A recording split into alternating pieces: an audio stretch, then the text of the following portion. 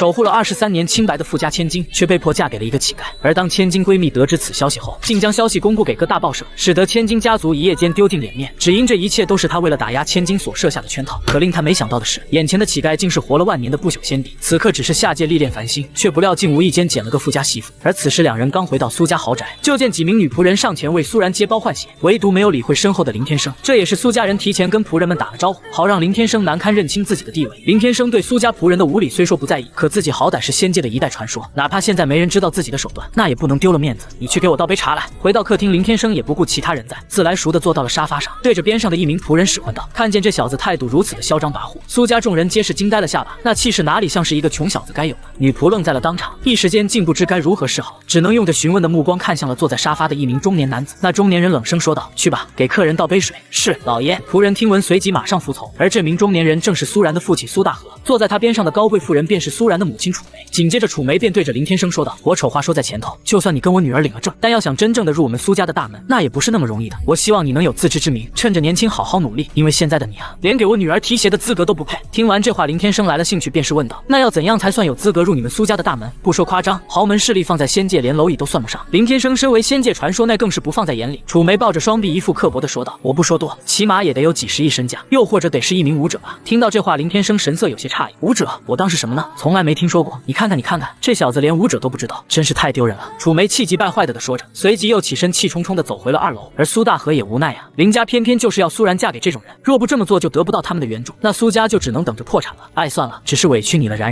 苏大和对大女儿抱歉的说道，能看得出来他心里满是愧疚。闻言，苏然说道：“我没有关系的，爸爸，至少我们还有机会，还有小妹不是吗？到时候让她跟秦家联姻，以秦家的势力，我们苏家在以后一定能扳倒林家。”听着父女俩的交谈，一副要吃了大亏的模样，一旁的林天生心里有些哭笑不得。他们要是知道眼前的穷小子是一个修仙界的大佬，不知又作何感想。可林天生并不打算跟这些人说自己的事情。紧接着，苏然又看向林天生，并真诚的说道：“林先生，虽然是我们苏家麻烦你在先，但我也希望你能清楚自己的位置。我们苏家在江南虽不是最顶尖，但实力还是排在前5。对外你确实是苏家的上门女婿，我苏然的丈夫，我们可以为你提供工作跟资源帮助，但对内我希望我们能够保持距离。”林天生听闻摇头苦笑，随之说道：“那我可以在外面随便找其他的女人吗？”听闻此言，苏大和立马拍而起，怒道：“不行，真是混账东西！你知不知道你现在名义上已经是我苏家的上门女婿？你要是敢在外面乱来，小心我打断你的腿！”苏大和怒气冲冲的说罢，便甩手离开。而现在整个客厅之内只有林天生跟苏然以及边上的几名女仆。林天生的脸色无比阴沉，打断自己的腿，这种话哪怕是其他界域也没人敢当他的面这么说。但在下一秒后，林天生又表现出了一副无所谓的模样，一些凡人而已，如何能影响到他的心境变化？反而是一旁的苏然跟几名女仆，在那一瞬间突然觉得心悸气顿，整个人都差点失去了意识。林天生并不知道他在刚才无意间流露出的一丝丝威压，差点让客厅内的所有人当场送命。苏然也没有察觉到刚才的压迫感来自于林天生，只是觉得在刚才的某个瞬间，自己好像在鬼门关走了一遭。他觉得兴许是最近太过于劳累所导致的。林先生，我们不是那个意思，我的意思是我们2个人没有任何的感情基础，往后的事情以后再说好吗？你算好人做到底，先在这里住下吧。我们苏家也是真心希望你往后能有出息。苏然心里觉得对林天生有愧疚，毕竟他是无辜的，无端端的被卷入了苏家跟林家的争端之中。闻言，林天生面不改色的说道：“你这个态度让我很满意。说实在的，要没你这2句肺腑之言，这个房子里的所有人没一个能活，那我就留下陪你们玩一玩。”听闻这话，苏然一脸的无语之色。这家伙刚给他点颜色就要开染房，说的跟真的一样。但早就掌握了林天生一切信息的苏然，自然不会相信他能有什么实力。接下来，苏然命人给林天生收拾出了一间客房，再如何还是先把他给安顿下来再说。第2天一早，林天生的房门才打开，就见到苏然正站在门口等着他。苏然板着个严峻的脸色道：“等会你跟我去公司，我给你安排一个工作。”听闻这话，林天生愣了一下，让他在仙界修行万年的林天生去工作，去斩妖除魔他在行，其他的他也不会啊。思考片刻后，林天生问道：“我什么都不会，你打算给我安排什么样的工作？”被林天生这么一问，苏然有些哑然，随后无奈的问道：“你以前做过什么？”除魔卫道。林天生几乎没有思考1秒钟，一本正经的回答：“除魔卫道。”听到这个回答，苏然满脸的诧异，整个人直接无语住了。呵呵，你的中二病果然不轻，就你还除魔卫道。缓了会后，苏然又是语气温和的说道：“好吧，我不管你之前是做什么的，但从今天开始你要听从我的安排，好吗？”林天生沉思了许久后点了点头：“行吧，不过要我感兴趣的才行，不然再高的工资我也不干。”听到这番话，苏然心里有些生气，可他又不知该如何对着林天生发火。随后，苏然带着林天生来到了自家的写字楼，经过一整天的挑选，整个集团上下居然没有一份工作是适合他林天生的。不是吧？就让你坐在办公室里批阅文件，这份工作轻松又自由，多少人梦寐以求都得不到，你居然不做？在办公室里，苏然对林天生表示出了极不理解，同时万般的无奈。这回他总算是明白了，这个林天生除了有点帅气之外，简直是一无是处。林天生摆了摆手说道：“不行不行，这个工作太枯燥乏味，我不喜欢。我倒是觉得做个保安之类的比较合适我。”你说什么？保安？这话不说出口还好，此言一出，苏然差点被气得从座位上蹦跶起来，真想给林天生狠狠的来上那么一拳。堂堂苏家的上门女女婿，居然只想去做一个保安。苏然被气得脸色通红，但他绝不会让林天生真的去做一个保安的，哪怕是把他养在家里，他苏然也绝对不能让林天生出去丢人现眼。现在离婚那是更加行不通，因为在当时林家还给苏家下了一个套，只要苏然跟林天生离婚，那么林天生将会分得苏家一半的产业，这对于苏家来说绝对会是一个致命的打击。你可真让人下头啊！算了，你先回去吧，我现在一刻都不想再看见你了。苏然看到林天生那一副无所谓的模样，心里就来气，但在短时间内拿林天生又毫无办法。回去是回我自己家。闻言，林天生以为苏然这是要把他给赶走了。苏然恶狠狠地白了他一眼，没好气的道：“当然是回苏家呀！”看见苏然气成了这样，林天生心里觉得这个女人真有意思，于是便说道：“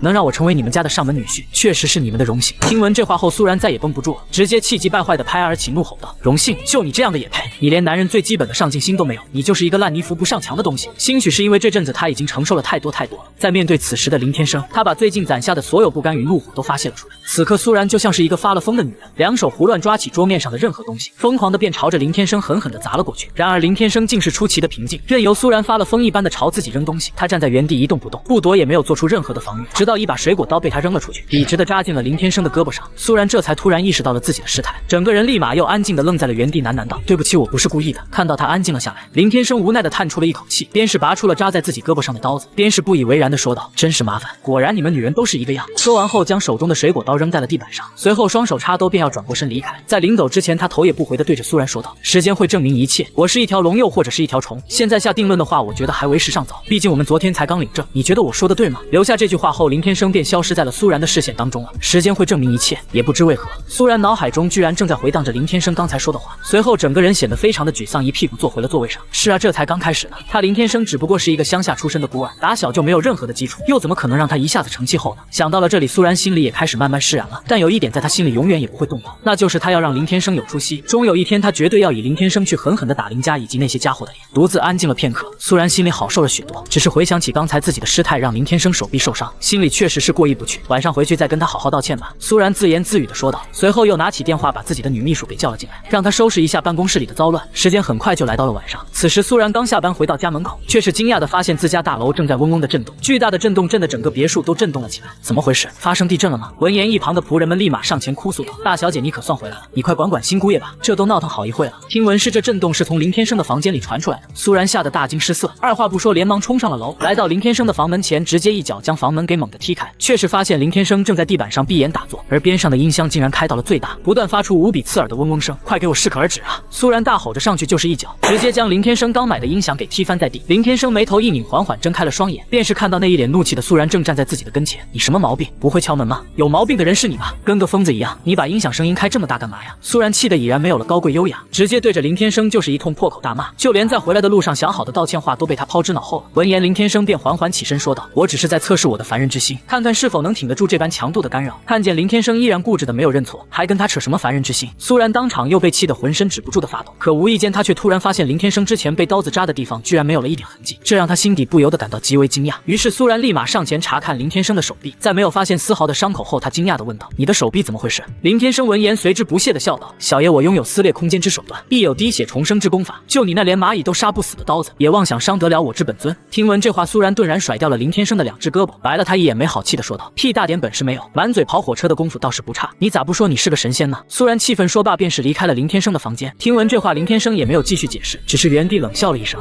无知的女人，这回还真被你说对了一半。”到了晚饭时间，苏大和此时正在和苏然交代集团的工作，因为他们夫妻两人准备明天出国旅游，所以这段时间集团就打算交给苏然打理。苏然闻言也是一脸开心的答应下来：“爸妈你们就放心吧，我自己可以处理好集团的事情。”苏大和点了点头，又是说道：“可新过2天也该放假了吧？到时候他会回来跟你们一起住，以及下个礼拜江南市各大势力的商业交流会，我们家已经提前收到了邀请函。对于这件事情，你需要提前做好心理准备，到时聚会上整个江南有头有脸的人物都会参加。如果你真的没有把握应付的话，那还就别去了吧，先把今年给稳住再说。”苏大和说完后，气氛变得沉重了许多。活了万年的林天生自然也清楚，由于自己成为苏家女婿这件事，或多或少的都会给苏然带来一些打击与压力。处理不当的话，苏家仅剩的最后一丝颜面将会荡然无存，以后在江南市苏家都会低人一等。反之，这也是苏然能反击林家的一个大好机会。当然，事情的变化全然还得看他林天生能不能争气了。而苏然此时却神色坚决道：“爸，我一定会去的，我们苏家不会输，也绝不能再输。”听闻这话，苏大和只得重重的叹出了一口气，随后又是对着站在身后的一名中年男子说：“阿七啊，我不在的这段时间，家里的事就多多劳烦你了。”阿七是苏家高薪聘请的管家，同时还是一整个苏家的最高战力，他是一名7阶武者，能拥有这等实力的武者，在整个江南市里也没有几个，这也是苏家的底牌之一。平时苏然跟家里的仆人都恭敬地称他为七叔。七叔语气沉稳地说道：“放心吧，老爷，我一定不会让大小姐跟二小姐出事的。”那沉重既又不失礼貌的语气，让人一听就觉得他这个人非常的可靠。可这时林天生却是突然插话道：“有我在此，你们大可放心的去。”听闻这话，七叔立马对林天生表现出了一副不屑：“就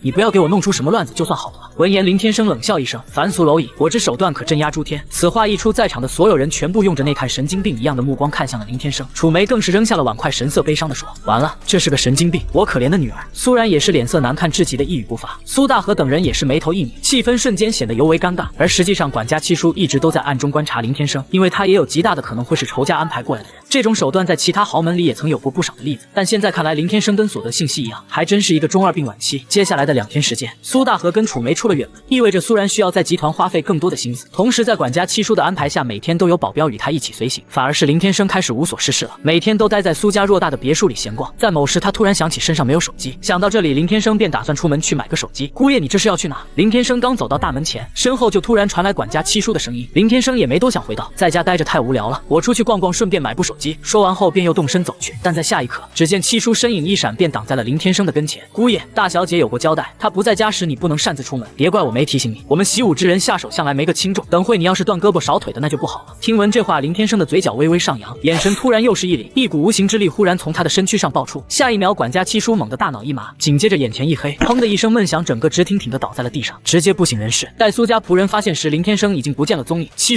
叔的身体一向硬朗，如今平白无故的倒地不醒，着实也是把仆人们给吓得不知所措。而此刻，林天生已经来到了一家手机店，在2名服务员的招待下，选了一部最便宜的智能手机。可正当林天生准备回苏家时，前方却突然出现了一阵骚乱。“大小姐，大小姐！”几名正装黑衣男女神色焦急地围着一名瘫倒在地上的女子，手足无措。林天生原本不想理会这些事情，可当他路过时，却发现那名倒地不起女子的身上竟然散发出一股无比阴暗的煞气。煞气通常是邪修的手段，普通人用肉眼看不到也摸不着，凡人一旦中招，基本只有死路一条。在其他界域，邪修是所有人的公敌，曾经也有几位邪仙死于林天生之手，真是没有想到这方天地竟然也会有邪修出现。“我没事，先回去吧。”那名女子在几名保镖的搀扶下慢慢起身，艰难开口。被煞气缠身，她的脸色苍白的如同一张白纸。林天生能看得出来，她是一名武者，并且实力境界为武者8阶。你这样回去可是会死的。就在这时，林天生突然对她开口说道。听闻声音，那名女子与她的几名随从皆是朝林天生投来了诧异的目光。“你是谁？”女子上下打量着跟前的林天生，她发现这小子20多岁的模样，长得倒是英气十足，气质非凡。以他武者8阶的境界，一时半会的竟没能看出他的深浅。林天生没有再说什么，神色从容地走进了女子的跟前，随之抬右手朝她伸了过去。“你想要对我们家大小姐做什么？”眼见如此，几名随从变得尤为警惕，便要上来制止。可在下一秒，他们全部被一股不知名的力量给定在了原地，无法动弹。那女子也是神色惊恐地看着林天生，但现在的她煞气攻心，刚一想动，口中立马狂喷出了一口黑血。只见林天生伸出2根手指头，在她的眉心处轻轻那么一点，那女子身上的煞气瞬间被驱散了个一干二净。怎么会？女子面色惊喜万分，她发现自身的力量正在迅速的恢复，体内的煞气居然就这么被清除了。眼前这名青年到底是何方神圣？煞气已除，下次再遇见这种邪修最好小心点。这次算你运气好遇上了我。在说话间，林天生解除了禁锢手段，女子的几名随从也便再次获得了自由。我等有眼不识泰山，还望高人不要怪罪。恢复自由后，女子的几名随从立马对着林天生跪拜了下来。几人都是武者，自然明白刚才林天生的手段有多么的强大。哼哼，我从不与蝼蚁一般见识。林天生不屑说道，随之转身离开。先生，请稍等一下。那恢复活力的女子跑到了林天生的跟前，随后激动地说道：“小女乃江南市叶家长女叶婷，多谢先生今日的救命之恩，大恩无以为报。不知先生能否愿意前往我叶家，容我叶家为先生接风洗尘，以示感谢。”这人只是略微出手，便能将存在自身体内已有2年之久的煞气给瞬间化解个干净，哪怕是他师父筑基境圆满的修为，都对此无能为力。所以叶婷心中断定，眼前的这名青年必定是一名实力强大的修士。如果能跟这样的修士攀上关系，他叶家从此就不用再惧怕任何势力。听到叶婷说完，林天生安静地看了他一眼。叶家站在身前的叶婷恭敬道：“是的，先生，您公参造化，但希望不要嫌弃小女的好意。”叶婷心里清楚，在这等实力的修士面前，即便他叶家在江南市的是龙头老大，亦是如同蝼蚁。他必须要把握好这次的机遇。林天生摆了摆手，漫不经心道：“算了，我得回去了，不然有人会跳脚。”听得如此，叶婷也不敢再强求，随之又是说道：“既然如此，不知先生可否能告知小女您的名号，好让小女日后亲自登门拜访道谢。”林天生不想再理会叶婷，边是走去边是说道：“无名林天生，今天的事情不过是举手之劳，你就当没有发生过。我对你们的道谢没有任何的兴趣。”林天生听到这个名字，叶婷几人当场怔在了原地。这个名字我好像在哪听到过呢？在叶婷几人疑惑间，林天生的身影已经消失在了人群之中。之中，其中一人面色一惊，随即恍然大悟道：“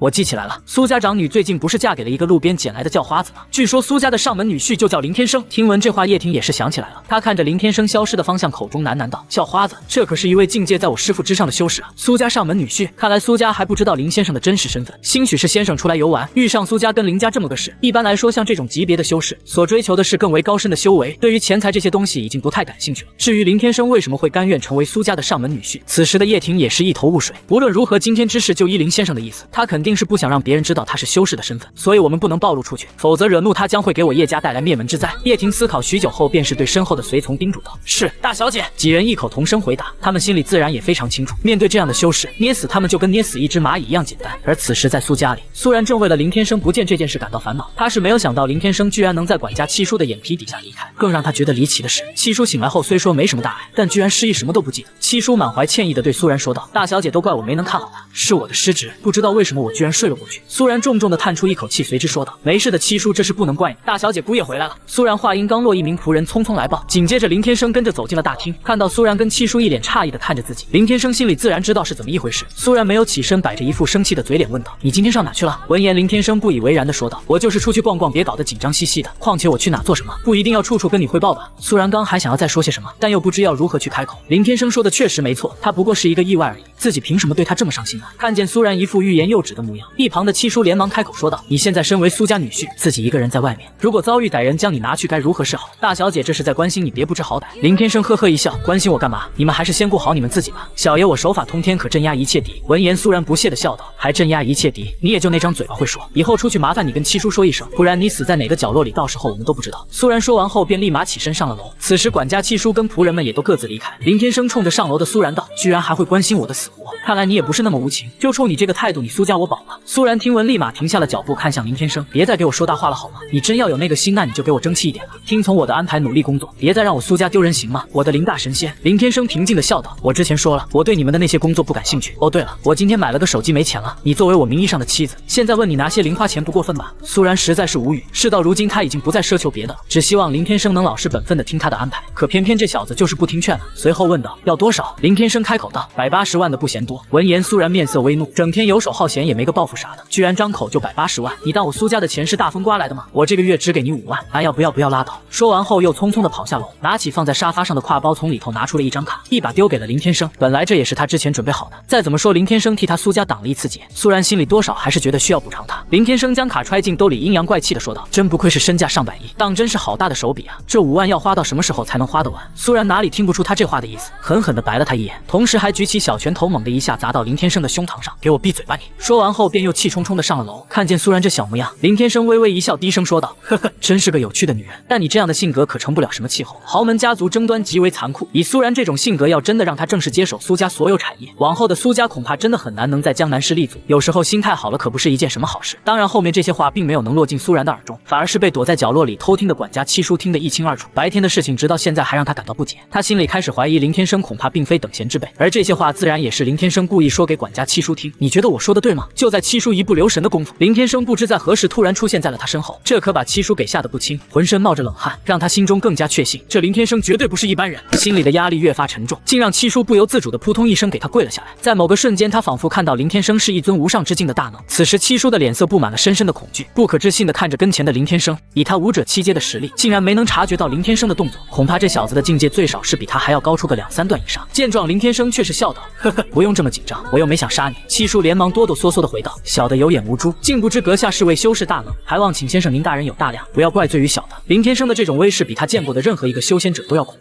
回想起自己先前对林天生的不敬，跪在地上的七叔被吓得冷汗直流，而这不过是林天生稍微泄露出的一丝威压罢了。行了，你起来吧，至于什么修仙大能，我早就不当了，我现在只是一个平凡人，你懂我的意思吗？林天生收起了威势，以普通人的姿态对七叔说道。听闻这话，七叔心中一惊，自然明白林天生是不想让别人知道他是一名修士的事情。我明白了，先生。七叔连忙从地上起身，但却不敢在林天生的跟前抬起头来。如果林天生想要杀他，不过是弹指一挥间的事情。你还是叫我姑爷吧。林天生说着便朝着2楼的房间走去。待到第2天清晨，苏然醒来来，却发现今天的早餐相比往日的更加丰盛，并且还摆着2份。他诧异地问着一旁的七叔：“七叔，可心不是下午才到吗？你让人做那么多的早餐，我一个人怎么吃得完？父母都不在家，如今只剩下他跟林天生，而林天生一般都得睡到中午才起来。”七叔恭敬的道：“大小姐，这是为姑爷跟你准备的，你们刚领了证，应该多补补身体，好早生贵子。”听见这话，苏然的眼睛瞪得跟铜铃般大，很是不可思议的看着七叔：“七叔，你疯了吗？谁要跟那个废物神经病早生贵子？”之前七叔对林天生可不是这种态度，虽说在明面上对他表现出了该有的礼节，但七叔心里一直都不认可林天生的。而七叔是父亲苏大河的至交，苏家的最强战力地位自然不会低，就算是苏大河都对七叔尤为尊敬。然而七叔此时只是在一旁陪笑，并没有说出昨晚他发现林天生不是普通人的事情。他想着若能攀上让林天生这样的修士，别说是江南市了，哪怕是那些大世家都可以不放在眼里。大小姐你先吃，我去叫姑爷。七叔没有再理会苏然，而是满脸笑嘿嘿的跑上了2楼，来到林天生的房门前，低头哈腰的轻轻敲了一敲房门。可是片刻后，林天生那慵懒的声音传了出来。七叔保持着无比谦卑的姿态道：“姑爷早餐做好了，你要起来吃吗？”见此一幕，楼下的苏然震惊的下巴都快掉到了地上，神色不悦的道：“七叔，你对他这么上心干嘛？他爱吃不吃不吃拉倒，哪能让你这样亲自去请他起来啊？”七叔今天的举动对于苏然来说真是太离谱了，即便是他苏然苏家的长女，从小到大七叔都从未对他这么客气过。此时林天生的声音再次响起：“你们自个先吃吧，这种事情以后不用叫我。”门外的七叔恭敬的道：“好的，姑爷。”随后又走下了客厅，对苏然说道：“那大小姐先自个用餐，我先去忙了，下午我去机场接2小姐回来。”说完后便匆匆的离开了。苏然一脸的懵逼，他觉得七叔的身上应该发生了什么自己不知道的事情，这跟他以前的性格简直是判若两人。独自懵逼片刻后，苏然也便不再去纠结这个事，因为今天公司的事情可不少，他必须要把精力花费到集团的事情上。随后来到公司的会议上，苏然扫了一眼会议上的董事会成员，发现有2人没来，而这2人其中有1人是苏大河的亲弟弟苏大飞，也就是苏然的叔叔。这次我二叔又没来吗？苏然假装镇定坐到了主位上，开口询问道：“你二叔说他最近身体不舒服，要调养几天。”听闻这话，苏然的脸色立马一沉。集团的几个项目需要大量资金，正好苏大飞又是负责集团的资金周转，如果他不出面跟银行或是其他家族请求合作，今年的这几个项目恐怕是搞不起来了。苏然心里明白，最近的上门女婿事件已经让家族里很多人都开始对自己另眼相待了。会议上，其中1人说道：“要不你找找林氏集团谈谈合作的事情，他们对这几个项目也有非常大的兴趣，尤其是青海区那片地的开发权。”闻言，苏然顿时愤声道：“我是绝对不会去找林家的，他们之前对我们的打压还不够吗？在他心中，林家早已是最大的敌人，就连从小一起长大的闺蜜林薇薇都那么对自己。性格要强的苏然，哪怕是死，也绝不会再向林家低头。可是其他集团跟我们生意上全是竞争对手，他们绝不会出手相助。是啊，既然林家让你娶了个废物，肯定不会在意以前的事情。相比我们苏家的利益，你的脸面又算得了什么？”几名董事会成员你一言我一句的说着，傻子都能看得出来，他们这是有意要为难苏然。闻言，苏然坚决的说道：“你们不用再说了，我是不可能去找林家，而且我再说一遍，我苏然的老公不是废物，再怎么说他也是我们苏家的上门女婿，还请各位叔父不要去长他人威风，灭了自家的志气。至于资金周转以及合作的事情，我会想想办法，就先这样吧。”苏然说完后起身离开。哼哼，想办法？我看你眼下还能想出什么办法来？这件事情如果解决不了的话，还是让大哥把集团交给我吧。苏然走后，几人的脸色变得无比阴沉。回到自己的办公室后，苏然无奈的背靠在自己的座椅上。如今的苏家当真是内忧外患。沉思许久后，苏然心中突然有了一个决定，他想试着联系一下叶家。叶家在江南市的底蕴深厚无比，稳坐龙头老大上百年之久。如果能获得他们的合作，那么苏家眼下的问题就能迎刃而解了。可叶家向来瞧不上他们这小小的苏家，对于其他家族的事情，一直以来更是保持着看戏的态度。为了苏家的未来，苏然还是想要抱着死马当做活马医的心态去试一试。回想起来，他跟叶家向来没有任何的联系，只是跟大小姐叶婷在聚会上有过几面之缘。叶婷比他大2岁，气质非凡，还是一名实力强大的武者。之前苏然倒是想多跟叶婷攀一下关系，可奈何人家叶婷根本就没有正眼瞧过他一回。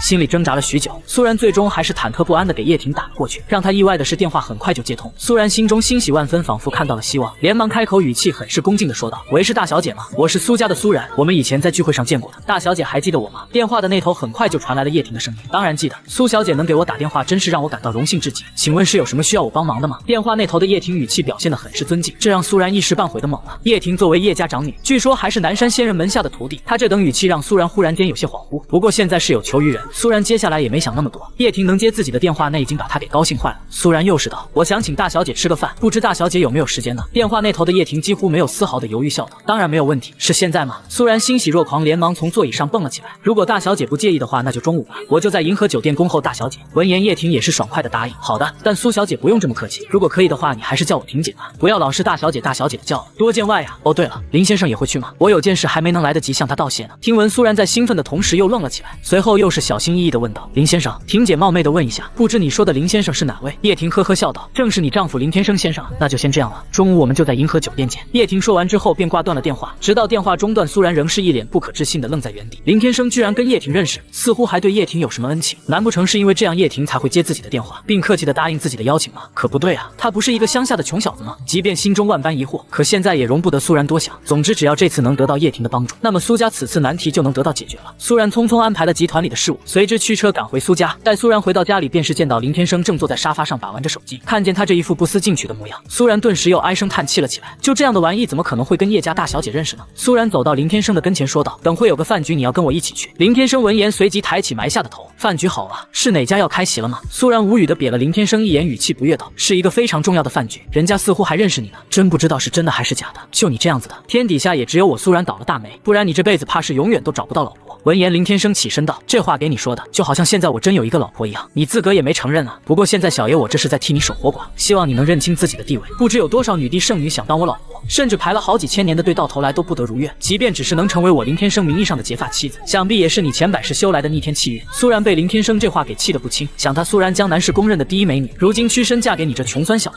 还什么女帝圣女，这种话也只有能从他的嘴巴里说出来。苏然心里固然有气，但现在也不好发难，只能忍气道：“行行，那你快去收拾一下，这个饭局对我来说极为重要，耽误不得半分，我在车里等你。”说完后便走了出去。林天生虽说起了玩心，但随后也没再跟苏然开玩笑，看他这焦急的模样，估计这个饭局对于他来说确实很重要。林天生随便打扮了一下就走了出去。“你怎么穿成这样子出来啊？我之前不是让人给你准备了好几套西装吗？”看到林天生穿得如此随便的就上了车，苏然很是气愤的转过头，生气的质问道。坐到后排的林天生抱着个双臂道：“少说废话，赶紧开车，不就是去吃个席吗？又不是去相亲。”苏然气得牙痒痒，他在心里不断的提醒自己要冷静，不能再因为这样的人而有失了自己的形象跟身份。随后发动车子前往与叶婷约好的酒店。与此同时，叶家大宅中，叶婷精心准备了一番后，便带着2名保镖以及1名青年出门。“姐，到底是什么重要的人物，竟然能让你推脱掉了所有应酬，还非得要带上我一起去啊？”在车上，叶婷的弟弟叶枫感到尤为不解，想他们叶家在江南市几乎可以用一手遮天来形容，这回居然让他姐弟俩一同前往应酬。要知道他叶枫那更是叶家的下一任家主啊。叶婷提醒道：“这可是一位比我师父还要厉害的大人物，我们叶家在他面前恐怕连蝼蚁都不如，等会见到人你得给我拿出12分的尊敬，知道没有？”叶枫听闻神色立马变得严肃了起来，他这位姐姐可从来没开过玩笑，况且还是南山仙人的弟子，他会这么说，叶枫自然不会有任何的怀疑，连连点头道：“好的姐，我明白了。”叶婷满意的微微点头，随即又是说道：“但他并不想让人知道他的身份，所以等会你别冲撞了人家，让他认识你就行了。”听闻这般，叶枫神色有些骇然的问道：“姐，难道你说的这位大人就是那位能化解你体内那个什么煞气的修士？要真是这样，那他叶枫确实不敢怠慢了呀。别说是他了，就是叶家现任家主叶无天去了，都得好声好气的侍候好才行啊。”叶婷说道：“没错，他就是苏家的上门女婿林天生。”“什么？居然是苏然前阵子嫁的那个乡下穷小子？这怎么可能呢？姐，你是不是搞错了什么呀？关于那小子的信息，我们家也让人查过了。”听到自家姐姐说的那位大人物竟然是苏然的废物丈夫后，叶枫震惊的蹦了起来。叶婷严肃道：“千真万确，我体内的煞气就是他帮我解的，否则你姐我都活不过2月。之前我们所有人都错了，林天生实际上是一位实力恐怖的修士大能。”看到叶婷不像是开玩笑，叶枫整个人都愣了起来。片刻后，喃喃的说道：“这么说来，林家要彻底的完蛋了。以苏然那个要强的性格，之前被林家如此欺压，现如今他得到这么厉害的丈夫，他不把整个林家给彻底抹除，那么他就不叫苏然了。”叶婷却是说：“但是这件事情苏然本人跟苏家并不知情，就目前而言，就我跟你知道而已。林先生不想让别人知道他修士的身份，所以我一定要去迎合他的意思，同时还得好好的跟他攀上关系才行，你明白了吗？”叶枫重重点头：“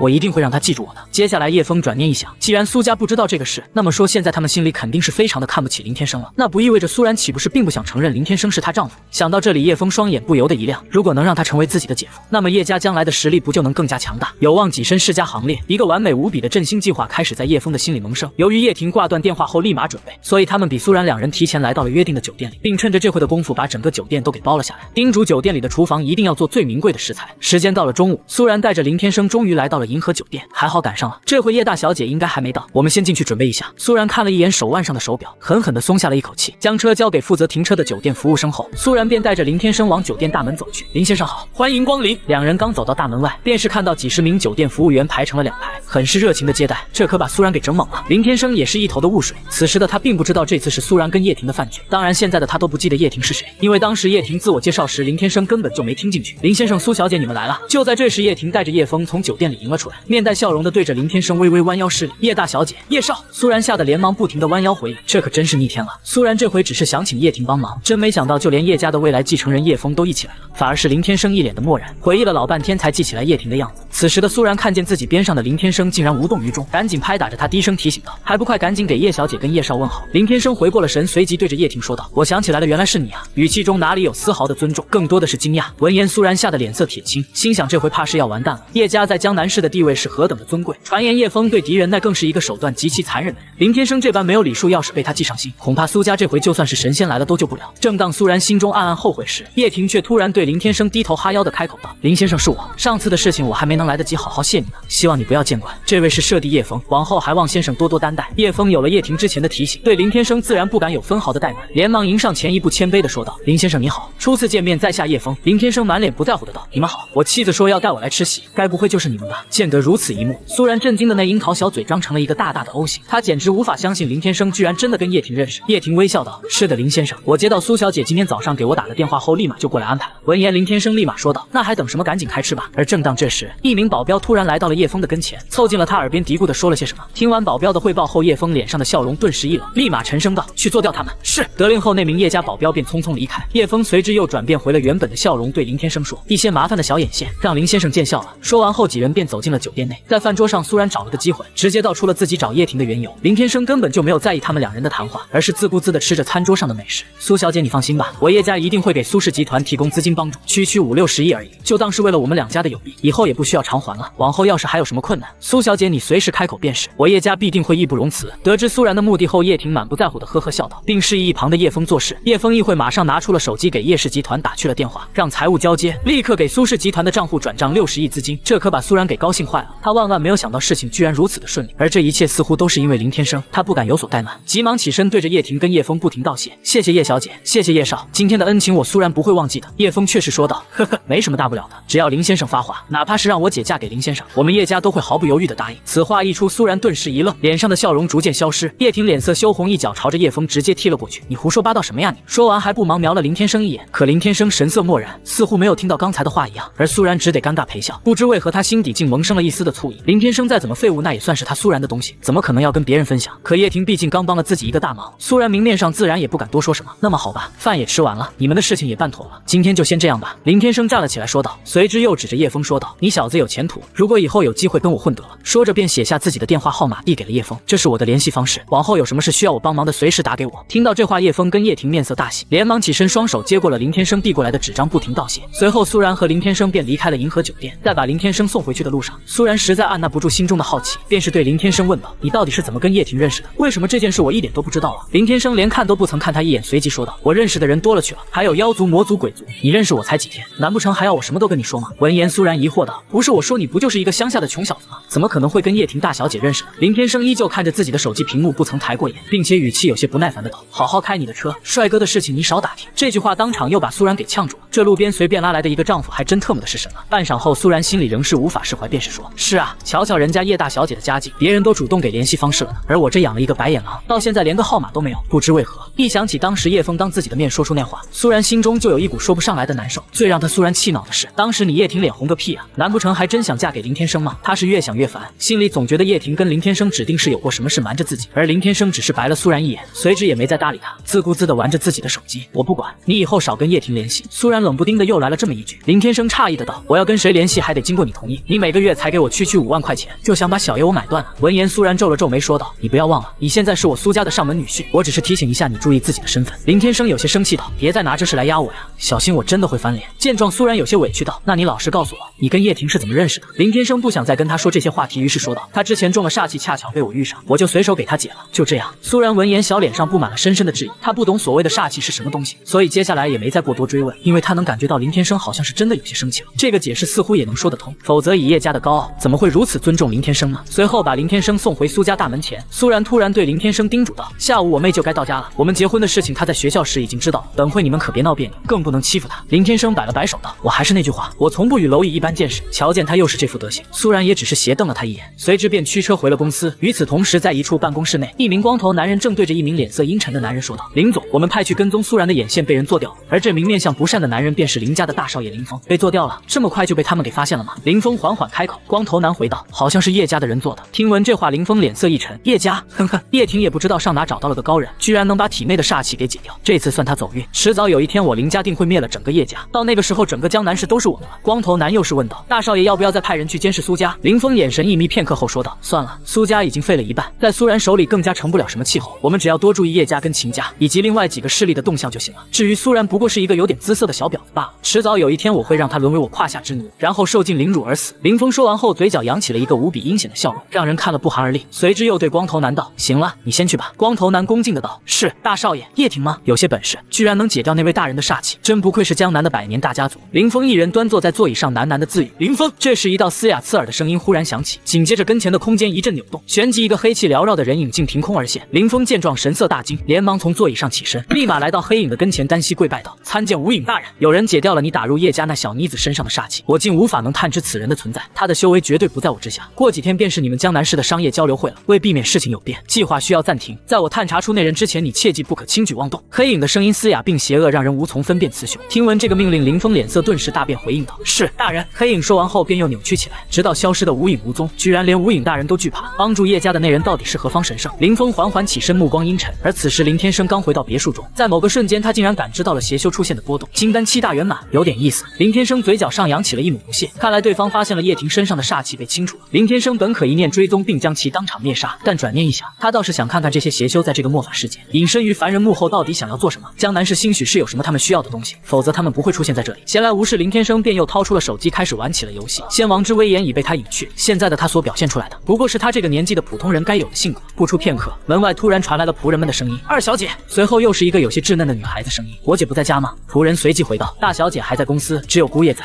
还姑爷呢？他长得帅吗？要是样貌平平无奇，我可不认。女孩的声音特意加大了几分，帮忙拿着行李的管家气叔道：“二小姐不得对姑爷无礼，他可是你亲姐夫。”随着话音落下，一行人走进了大厅。苏可欣两眼一扫，便是看到背靠在沙发上打着游戏的林天生。嘿，长得倒是帅气，我姐姐有福气啊！看到林天生的第一眼，苏可欣觉得这姐夫还不赖嘛，刚好长在她的审美观上。听闻声音，林天生抬起头来一看，便是看见一名水灵可爱的女孩正对着自己笑。姑爷，这是二小姐。七叔对着林天生介绍道：“苏然跟我说过了。”林天生说着便放下了手机，起身对苏可欣又是说道：“你好啊，小妮子，我是你姐夫林天生。”苏可欣愣了一下，随之走到林天生跟前，上下打量的转了一圈：“你好高啊，胸肌也不错。我听我妈说你是一个没本事的人了，不过我觉得只要能让姐姐开心就行。但作为苏家的女婿，你觉得你够资格吗？”苏可欣将目光放到了林天生的脸上，质问道。林天生阴沉一笑：“也许不够。”一旁的七叔嘴角不停抽搐，在回来的路上他已经想到了这一幕了。苏可欣的性格比较开朗直爽，他是有什么就说什么，但有一点是好的，他并不会因为自家的富裕而低看任何人，这或许是他还没有彻底长大的缘故。二小姐坐这么久的飞机也劳累了，要不先去洗澡休息吧。七叔上前提醒道。听闻七叔的声音，苏可欣这才将目光从林天生的脸上移开。是呢，真是累死我了，在机场还遇上一个下头男，说着便一蹦一跳的跑上了2楼。林天生也没在意，随之又坐回沙发上自个玩了起来。约莫1个时辰后，苏然下班回来，还没来得及脱下脚上的鞋，妹妹苏可欣便一把抱了过去，把苏然都给吓了一大跳。姐姐，两姐妹大概有半年没见了，足以见得两人感情很好。苏然很是温柔的笑道：“可惜你回来了，在学校还好吗？”苏可欣连连点头：“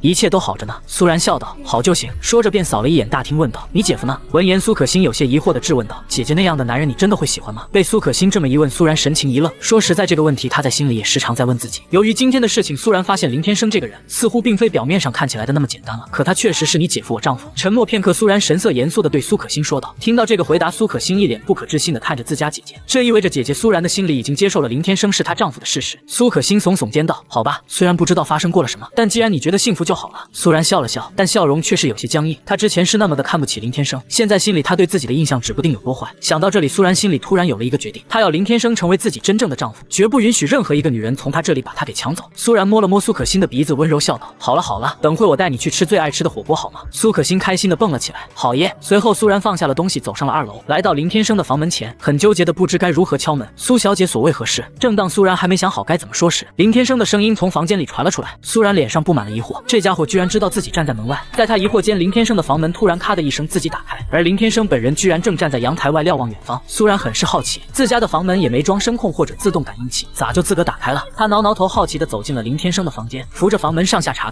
看了片刻，愣是没有任何的发现。苏然神色尤为疑惑，真是怪了。林天生转过身走回了房间，对苏然说道：“你还是先说说有什么事吧。”苏然随即道：“等会跟我们一起去吃火锅吧。”听闻如此，林天生神色一如既往的从容。火锅听起来不错，那就一起去。苏然欲言又止，微微低下头，小声的道：“那个对不起，之前对你的无礼是我的问题，谢谢你今天帮了我个大忙，否则苏氏集团的资金周转又要成为一个难题。”苏然的道歉话让林天生感到有些意外，这女人的脸色真是说变就变，但对于他林天生来说，他压根就没有在意过，于是满不在乎的道：“跟我说对不起做什么？如果真真有什么对不起我的地方，我也不会放在心上。他可不会因为这些凡人而真的影响到自己的心境。听到林天生这么说，苏然脸上顿时乐开了花。那就好，以后我会对你好的。林天生不以为然的道。行了，我的苏大小姐，我不需要你的好，我们还是先谈谈去吃火锅的事情吧。不过多时，三人便来到了一家火锅店，而下车后，苏然更是一反常态的搂起了林天生的胳膊，将他那柔软的娇躯紧紧的贴到了他的身上。林天生很是诧异的问道：“你这是受了什么刺激了吗？靠这么近做什么？”平时苏然对自己那可是百般的嫌弃，别说是搂胳膊贴在一起走了，那就是多看一眼都会爆炸的那种。今天居然主动这么贴近自己，就好似两人的关系真的到了这种地步一样。苏然随即说道：“你是我丈夫，这有什么不行？”把身后的苏可欣给看得一愣一愣的。他姐姐苏然那可是出了名的冰山美女，如今竟然对林天生毫不避讳的表现出如此一面，恐怕是真的沦陷了。随后三人选定了一个好位置，开始点起了菜单。哟，这不是林天生吗？我没看错，你是林天生吧？就在三人吃得正欢时，隔壁桌一个打扮的花枝招展的女人突然扭过头来，惊讶的对林天生问道。听闻这个声音，林天生跟苏然俩姐妹神色诧异的抬眼一望，那女人又是说道：“怎么了？这才多久没见就不认识我了？”紧接着又扫了一眼苏然俩姐妹问道：“这两位是你朋友吗？”苏然眉头一皱，对林天生问道：“他是谁啊？”林天生看着女人的脸，陷入了痛苦的回忆之中，片刻后方才记起来，这家伙不是当年自己的大学同学柳青青吗？林天生没回苏然的话，而是对柳青青说道：“原来是你啊，真是好久不见，你那妆容化的跟个鬼一样，我差点认不出来，真是没有想到万年归来。”这柳青青还是跟以前一样没多大的变化。此时林天生才猛然想起，他当年还曾追过柳青青来着，只不过柳青青嫌弃他太穷，玩弄他一段时间后便把他给甩了。这件事当时还让林天生伤心了好长一段时间。柳青青满脸嫌弃的道：“呵呵，这里可不是你能来的地方，别等会连买单都买不起。”柳青青说着又把目光放到了苏然的身上，看到这个女人，柳青青心中不由得升起一种顿挫感，神色上有些无地自容。苏然果真是美的不可方物，身材容貌气质简直无可挑剔，哪怕是那些明星跟她比起来都会黯然失色。亲爱的，这个人你认识吗？就在林天生不想搭理柳青青时，苏然突然开口问道。苏然这一声亲爱的让林天生有些猝不及防，离谱！苏然今晚太离谱了，这娘们可不像是一个好人啊。不过碍于柳青青跟苏可欣在一旁，林天生也没表现出如何，而是笑着回了一句：“呵呵，大学同学，原来是大学同学呀。”苏然淡淡的回了一句，随之也便没有再理会。柳青青突然感觉自己的面子有些挂不住，这穷小子林天生居然出现在这种高档的地方，并且还带着两个美如天仙的女人，那个女人居然还叫林天生亲爱的，而且一看苏然就像是个有钱人，两人的关系明显不一般。柳青青阴阳怪气的道：“有些本事啊，被我甩了之后居然勾搭上了富婆。”苏可欣不悦的道：“喂，我说这位大姐，这里的东西不合你胃口吗？我姐夫都不愿搭理你了，你那嘴巴还在叭叭个不停。”姐夫听到这话，柳青青震惊了起来，又是说道：“你林天生这穷的连一件像样的衣服都买不起，居然还能找着这么漂亮的老婆？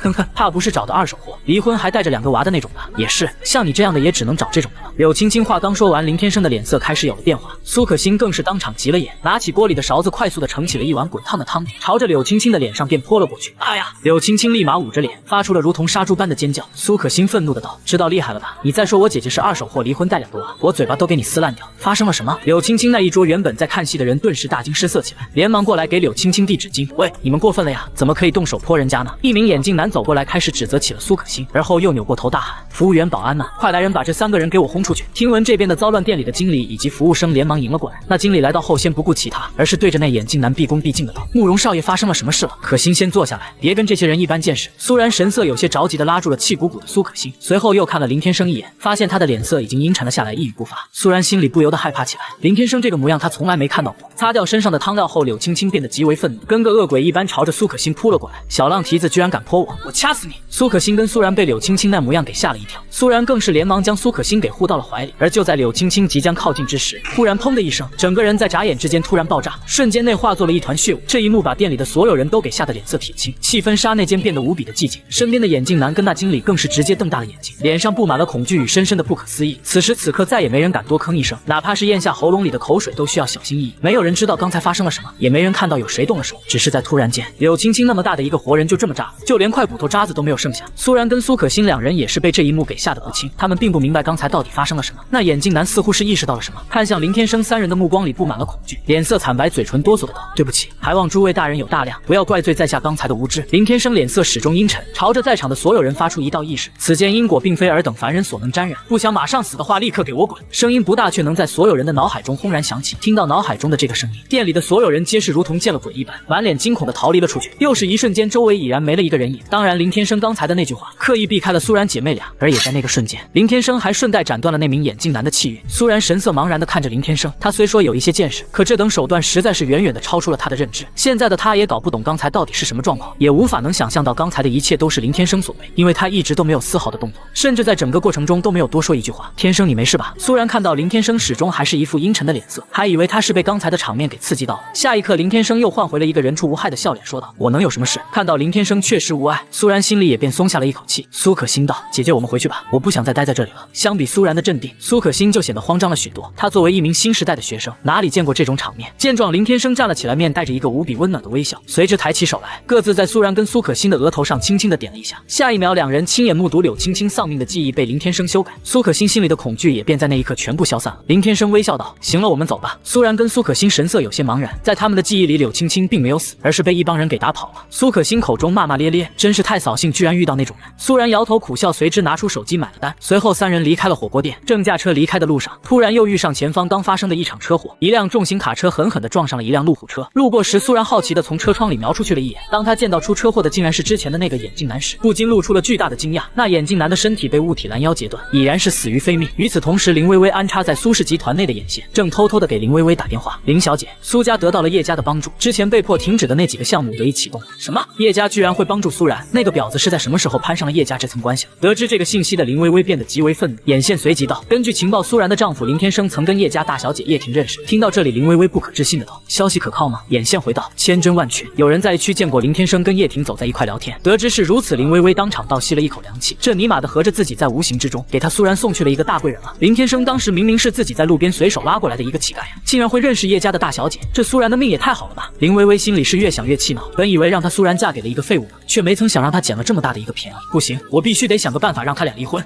林薇薇是越想越气恼，本以为让她苏然嫁给了一个废物呢，却没曾想让她捡了这么大的一个便宜。接下来，林薇薇动用了自己的关系，终于让她如愿以偿的找到了林天生的手机号码。既然在别的地方拿捏不了苏然，那么就从林天生这里下手吧。只要林天生跟他苏然闹离婚，我看你苏然到时候还怎么得意。于是，在第二天，准备充足的林薇薇立马给林天生打去了电话。林天生看着手机屏幕上显示的陌生来电，陷入了片刻犹豫，不过随后还是按下了接听。电话那头很快就传来了林薇薇那茶里茶气的声音：“喂，是林先生吗？”林天生声音冷漠的道：“你说。”林薇薇道：“现在有时间吗？我有件事想要跟你说，是有关于你妻子苏然的事情。”听到这话，林天生眼神半眯了下来，随即说道：“我对他的事情不感兴趣。”说着便准备挂掉电话。尼玛的，你当他林天生是傻子呢？活了1万年的老狐狸精了，管你真的假的，他确实都不感兴趣。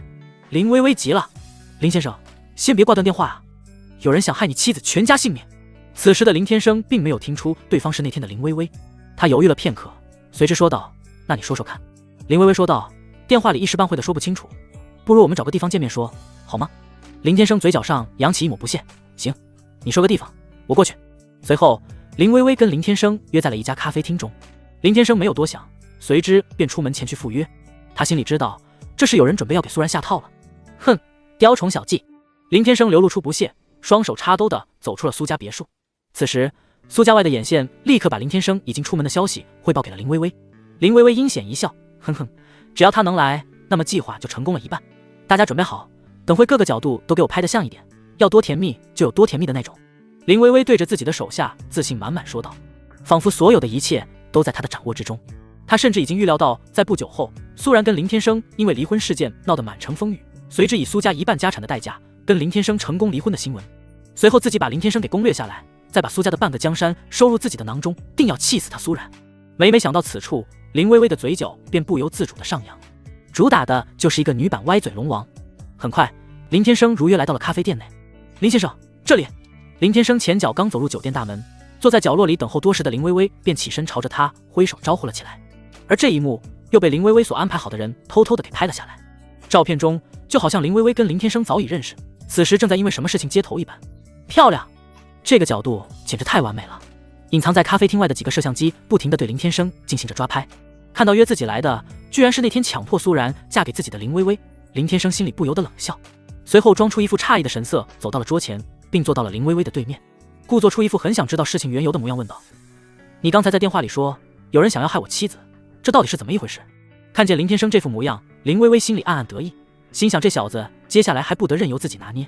林微微摆出一副无比温柔的样子，靠近林天生，并说道：“其实呀，我只是听到了一些风声而已。实际上，我在很久以前就注意到你了。那天在路边的事情，也是我故意试探你，没想到你还真的娶了苏然。哎，你都不知道我的心里有多痛，每天都睡不好吃不下，脑子里全都是你的影子。不然，你以为你真有那么好命？当时街道上那么多男人，为什么我偏偏就选中了你，而不是其他人呢？”林微微说的有模有样。说着说着，林微微又装模作样的偷偷的抹起了眼泪，在林天生跟前表现得非常伤心难过，心里得意一笑，自己的这招都不知道拿捏了多少男人了。只要是个正常的男人，都会在这个时候起怜香惜玉的心态。来吧，靠近点，快点说些什么吧。林微微心里无比得意的道。哪知林天生神色漠然，正以看傻子的目光看着林微微，他似乎也不想说什么话。片刻后，林微微自己都尴尬了，心里不停暗骂这个男人到底是怎么一回事。约莫过了半晌，林微微实在是忍不住了，便是问道：“林先生，我跟你说的这些事情，难道你知道后就不想要说些什么吗？”林天生神色漠然道：“那你想让我说什么？”林微微有些气恼的说道：“你还听不出来吗？真正喜欢你的人是我呀，不是那个苏然。他不就是胸前比我多几两肉，腿比我长一些，身材比我曼妙一丢丢，然后样貌比我好看一点点而已吗？我林家的家业可不比他苏家少，反正你们才领证没多久，况且只要你跟他离婚，还能分到苏家半个产业。只要有钱，想要怎么样的女人又没有呢？哪怕是我，到时候都可以是你的，总比吊死在苏然那里好多了吧？”林微微一口气说完后，两只期待的眼睛直勾勾地盯着林天生那从未有过变化的脸色。安静几秒钟后，林天生说道：“你说的确实有道理。”听闻这话，林微微神色一喜，又是兴奋的连忙抓住了林天生的右手，一脸诚恳地说道：“只要你能跟苏然离婚，我林微微肯定会嫁给你的。我自认为我林微微也不比他苏然差。”在说话间，还刻意地挤压着自己的跟前，尽量的把那条沟造得更深些。桌子底下还不忘脱下鞋来，用他那黑丝包裹的脚丫子不停蹭在林天生的小腿上。嘿嘿，成了！这一幕被好几个摄像机从好几个角度完美的抓拍了下来。这下子傻子都能从照片上看得出来，林天生跟林微微的关系绝对不一般。行，容我回去好好考虑考虑。林天生说着便甩开了林微微的手，临走之前还不忘抽起桌子上的纸巾，擦了擦刚才被林微微摸过的右手。这一幕把林微微给气得嘴角不停的抽搐，心想等自己的计划成功，绝对要这林天生生不如死。林天生离开后，林微微便查看了一眼照片，看到这些照片后，林微微很是满意的点了点头。这次就算不能让他们离婚，绝对也得把苏家给闹得鸡飞狗跳，不得安宁了。哈哈，哼哼，苏然，我看你还能得意多久？接下来，林微微马不停蹄地来到一家报社，并将一个装满照片的袋子一把给扔到了报社老板的桌子上。那报社老板连忙起身，不解地问道：“林小姐，这是？”林微微戴着一副墨镜，严肃地说道：“马上把这些照片给我发布出去，明天我要在各种娱乐软件、报纸以及网站上看到。”说着，便又从包里拿出了一沓厚厚的钞票，放到了桌子上。这是5万定金，事成后我会再给你转20万。报社老板听闻，连忙拿起了装满照片的袋子，将照片拉出来一看。当他看到了林天生跟林微微本人的内容后，立马明白了什么，随即说道：“放心吧，林小姐，这是包在我的身上，你就回去安心的等待明天的新闻吧。”林微微满意的点了点头，随即便起身离开。然而他的这些举动全然被已经回到苏家的林天生利用神识给探了个一清二楚。这小浪蹄子还真是阴险啊！既然你这么喜欢玩照片事件，那我就陪你玩玩吧。林天生说完后，随之略微抬手，一道肉眼不可见的灵气从他掌心飞出，径直迎向了那家刚跟林微微达成合作的报社而去。时间来到晚上，这2天晚上，林天生都是搂着苏然入睡，用自身的仙体替他罚精洗髓。相比之前的一开始，苏然身体中的杂质已经被排出了差不多了，但还是会出一身大汗。为了避免更换，到第3个晚上时，苏然竟然干脆直接的连睡衣都不穿了。这一整，2人都难受的不行。你他妈的就不能穿件衣服吗？你这样子哪个男人能挺得住啊？林天生直接破口大骂，好在他用修为将欲火给强行压制，否则以苏然目前的状况，必定会被林天生的仙体给当成炉鼎，给吸干气运与精气而亡不可。苏然没好气的道：“你要是个男人，你就给我进来啊！天天在外面这么蹭来蹭去的，你以为我有多好受？”林天生道：“想死也没你这样的，我要进去。你以为现在的你能挺得住吗？”说完后，便立马定下心神，让自己睡了过去。苏然被林天生从后面抱着，心里不免有些委屈，都这样了，林天生居然还以这种话当借口。可每当他生出想要霸王硬上弓时，自己竟又在不知不觉间睡死了过去。再然后就是梦，还是那个梦，还是那个一成不变的仙境。第2天早上，苏然没有意外的又出了一夜的汗，但相比之前那些难闻的气味，这次倒是一阵阵的清香。而每次他睁开眼时，林天生都不在他身边了。这小子平时得睡到中午才起来，可自从两人同房后，他起得比鬼都早。对于自己的变化，苏然也偷偷的去医院检查过，但医院给的答复却是他的身体健康的不能再健康了，压根没有丝毫的瑕疵，甚至比一般的武者还要强。这就让苏然心里不得不开始相信林天生的话了，不然那个梦境该怎么解释？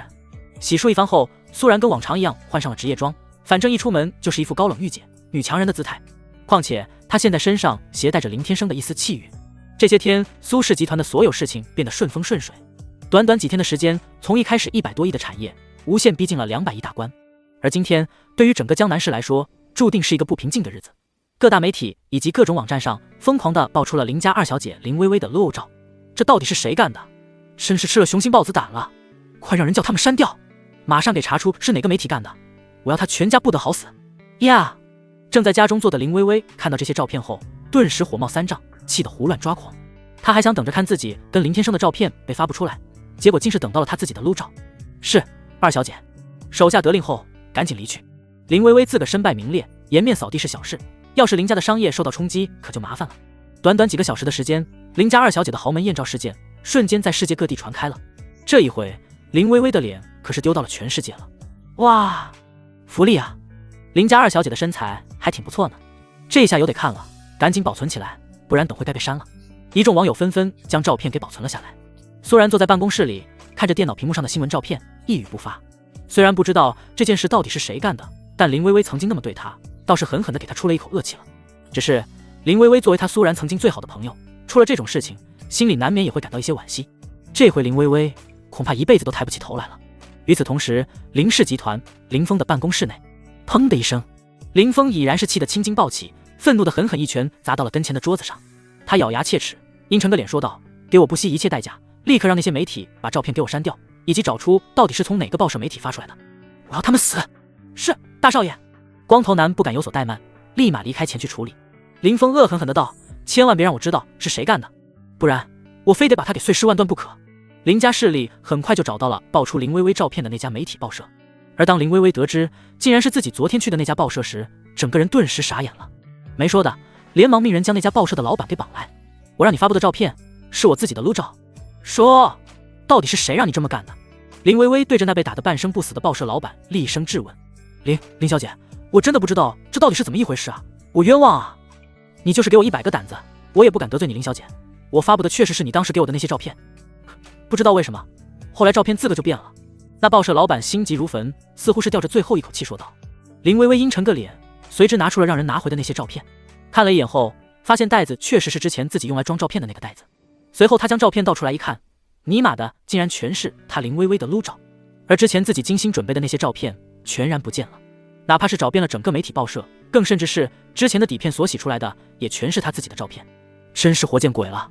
林薇薇手里拿着自己的照片，气得浑身止不住的发抖。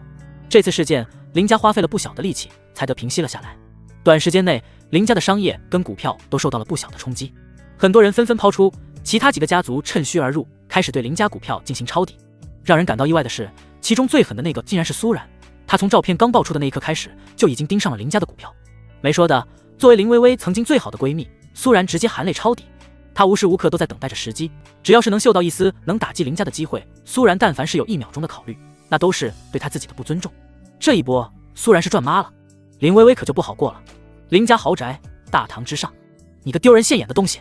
啪的一声清脆，林家老爷子林山水气得狠狠地扇了林薇薇一巴掌。林薇薇委屈道：“爷爷，那些照片不知道怎么的就被人偷了去，就跟有鬼一样，也不能怪我啊！你快给我住口！”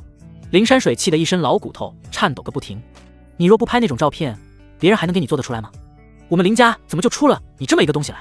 你爸的仇还没有得报，我就要先被你给气死了！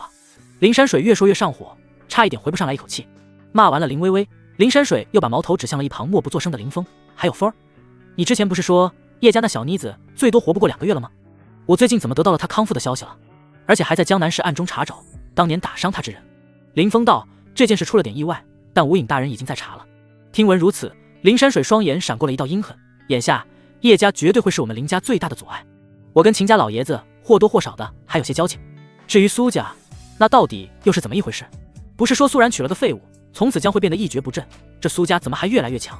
都他妈的快要跟我们林家肩并肩了。苏然那小女娃绝对不可能会有那么大的能量，就算是苏大河那小子也不可能会有这个能耐。林微微上前道：“是苏家攀上了叶家的关系，否则苏氏集团压根就不能翻身。”听闻这话，林山水诧异了起来：叶家怎么可能会帮苏家呢？曾经的苏家可是背叛过叶家的。对于这件事，林峰也是一头的雾水。林微微又是道：“是因为苏然的丈夫林天生跟叶婷认识，他俩的关系似乎还不一般。”什么？听到这个信息，林峰跟林山水都同时惊讶了起来。随后，林峰开始陷入了沉思当中。片刻后说道：“看来我们对林天生这个人的信息掌握的还不够全面。”林峰这时才突然想起，叶婷的煞气似乎也是他回到江南后才得以清除的。也就是说，叶婷身后的那个高人十有八九会跟林天生认识，否则以叶婷的身份，又怎么可能会跟林天生那样出身的人认识？林山水看出了林峰的心思，于是说道：“虽说我们林家好不容易能仰仗无影大人，可也绝不能意气用事。”林峰道：“我明白了，爷爷。”回到自己的房间后，林峰打开了一个密室，随之走了进去。密室不大，中央却赫然摆放着一口棺材。林峰来到后，恭敬地对着那棺材施礼：“无影大人，弟子有事求见。”话音落下，那棺材顶上立马开始凝聚出了一团黑影。黑影道：“所谓何事？”林峰道：“对于之前您说的那位高人，弟子似乎有了一些眉目了。”听闻这般，黑影目光一沉，说道：“本座近日一直都在用神识探查，对叶婷背后那高人却是毫无发现，反而是那叶婷随同几名正道修士正在暗中寻找我之踪影，现如今我也不好露面，倒是说说看，你有了什么发现？”林峰道：“苏家上门女婿林天生，此人跟叶婷认识，而叶婷又是在回江南市之后方才去除掉了体内的煞气，想必那小子会有高人的信息。”黑影得知是如此，随即诧异道：“林天生，也罢，我现在将部分修为赠予你，能让你在短时间内境界攀升至聚魂境中期。切记，不到万不得已之时，不要轻易使用，因为你只能维持最多1刻钟的时间。”说罢，便在林峰跟前凝聚出了一团黑影，紧接着又没入了林峰的眉心之中。林峰神色大喜，立马又是跪拜道：“弟子谢过无影大人，我一定会将江南市各大家族彻底扫除，去除那能阻碍您复苏的气运。要知道，拥有聚魂境实力，放在整个江南市，那可真的是能立于不败之地了。一些世家还不一定能有聚魂境的强者呢。即便只是能拥有1个小时的时间，那么对于他林峰来说，但那也已经足够了。这一回，除了金丹期之上的修士，他林峰再也无需惧怕。”黑影道：“3000年前，江南市曾是我鬼煞宗之宗旨，那些所谓的正道修士以我鬼煞宗是邪修为由，合力攻伐，最终又以自身后代气运，将我鬼煞宗弟子之神魂永世镇压在此。叶家、秦家、苏家，便是当年那些正道修士的后代。直至今日，他们的气运逐渐减弱，只差最后一步便能彻底消除。林峰，好好为本座效命，本座答应你之事，绝不食言。只要我鬼煞宗复苏，到时你便是最大的功臣，本座自然会把鬼煞宗传授于你，祝你成就金丹期境界，踏入永生9世之道。是，弟子断然不会让大人失望。”林峰面色激动非常，金丹期哪怕是放在整个世间，那也是凤毛麟角的存在，是何等的超然与强大。在这个世界，修士的境界为筑基、聚魂、金丹、元婴、渡劫，而普通人想要触摸筑基境，又必须要先经历武者9个小阶段。但凡能成为武者之人，都是非常厉害的角色了。如今这方天地灵气如此稀薄，能达到金丹期已然是无敌的存在。至于金丹期境界之上的修士大能，只活在传说与远古。中午，后天便是江南市1年1度的商业交流会，到时候你跟我一起去吧。苏然跟林天生坐在大厅的沙发上喝着茶。直至今日，林天生在苏然心里的地位不可谓不重。他也不是傻子，心里已经开始怀疑林天生是一名修士，因为只有这样，叶家才会对他如此上心。再加上跟他同房之后自身的变化，只有这个解释才能说得通。但至于有多强，境界有多高，就不得而知了。林天生慢条斯理地拿起茶杯小喝一口，说道：“我又不懂商业，我跟你去有什么用？去了帮不上你什么忙。”话他说的不假，这种烦人的生意聚会对于他来说端是枯燥。苏然挪动性感的小屁股，坐到了林天生的边上：“你是我丈夫，你不跟我一起去，那不让人看扁了我苏家，小看了我苏然。”听闻这话，林天生不屑一笑：“你苏家之脸面，对于我而言分文不值。”苏然听后神色有些羞愧了下来，他明白林天生这是还在意之前自己跟家里人对他的态度，这件事确实也是他苏家对林天生不对在先。可那时候谁能想到他是一名隐藏在凡尘中的修士呢？以苏然的见识，林天生的境界起码得是一位筑基境，甚至能比肩南山仙人，怪不得七叔对他的态度突然转变。苏然娇声道：“以前是我错了好吗？你大人有大量，就不要在意之前的事情了。”林天生从容淡定地说道：“我可没在乎过你们的态度，我的意思是去了也是无聊。”苏然道：“不会啊，到时候还有很多好玩的，比如宴会、舞会，还有古玩拍卖，你就陪我一起去嘛，你是我老公啊，这都不行吗？”说完还在他身上撒起了娇来。林天生实在拗不过苏然这模样，于是便是不耐烦道：“行行，去便是。不过我只对那个古玩拍卖有一些兴趣，你到时候得给我钱。”苏然见林天生答应了下来，开心的像个孩子，立马递上小嘴亲在了林天生的喉结上，嘿嘿笑道：“我的钱就是你的钱，到时候你尽管放心大胆的去玩。”一顿开心过后，苏然突然又想起林微微的事情。虽然苏然心里出了口恶气，但同为一个女人来说，做法确实有些过了，那可是直接毁了呀。扣心自问，苏然即便想报复林家，甚至是手刃林微微，可抱人家裸照这种事情，他是万万做不出来。苏然神色平静了下来，对林天生问道：“昨天的新闻你看到了吗？”林天生说：“你指的是林家二小姐的艳照事件？”苏然神情严肃地点了点头。林天生沉吟片刻，随即说道：“看到了，身材不错，不失为一件难得艺术。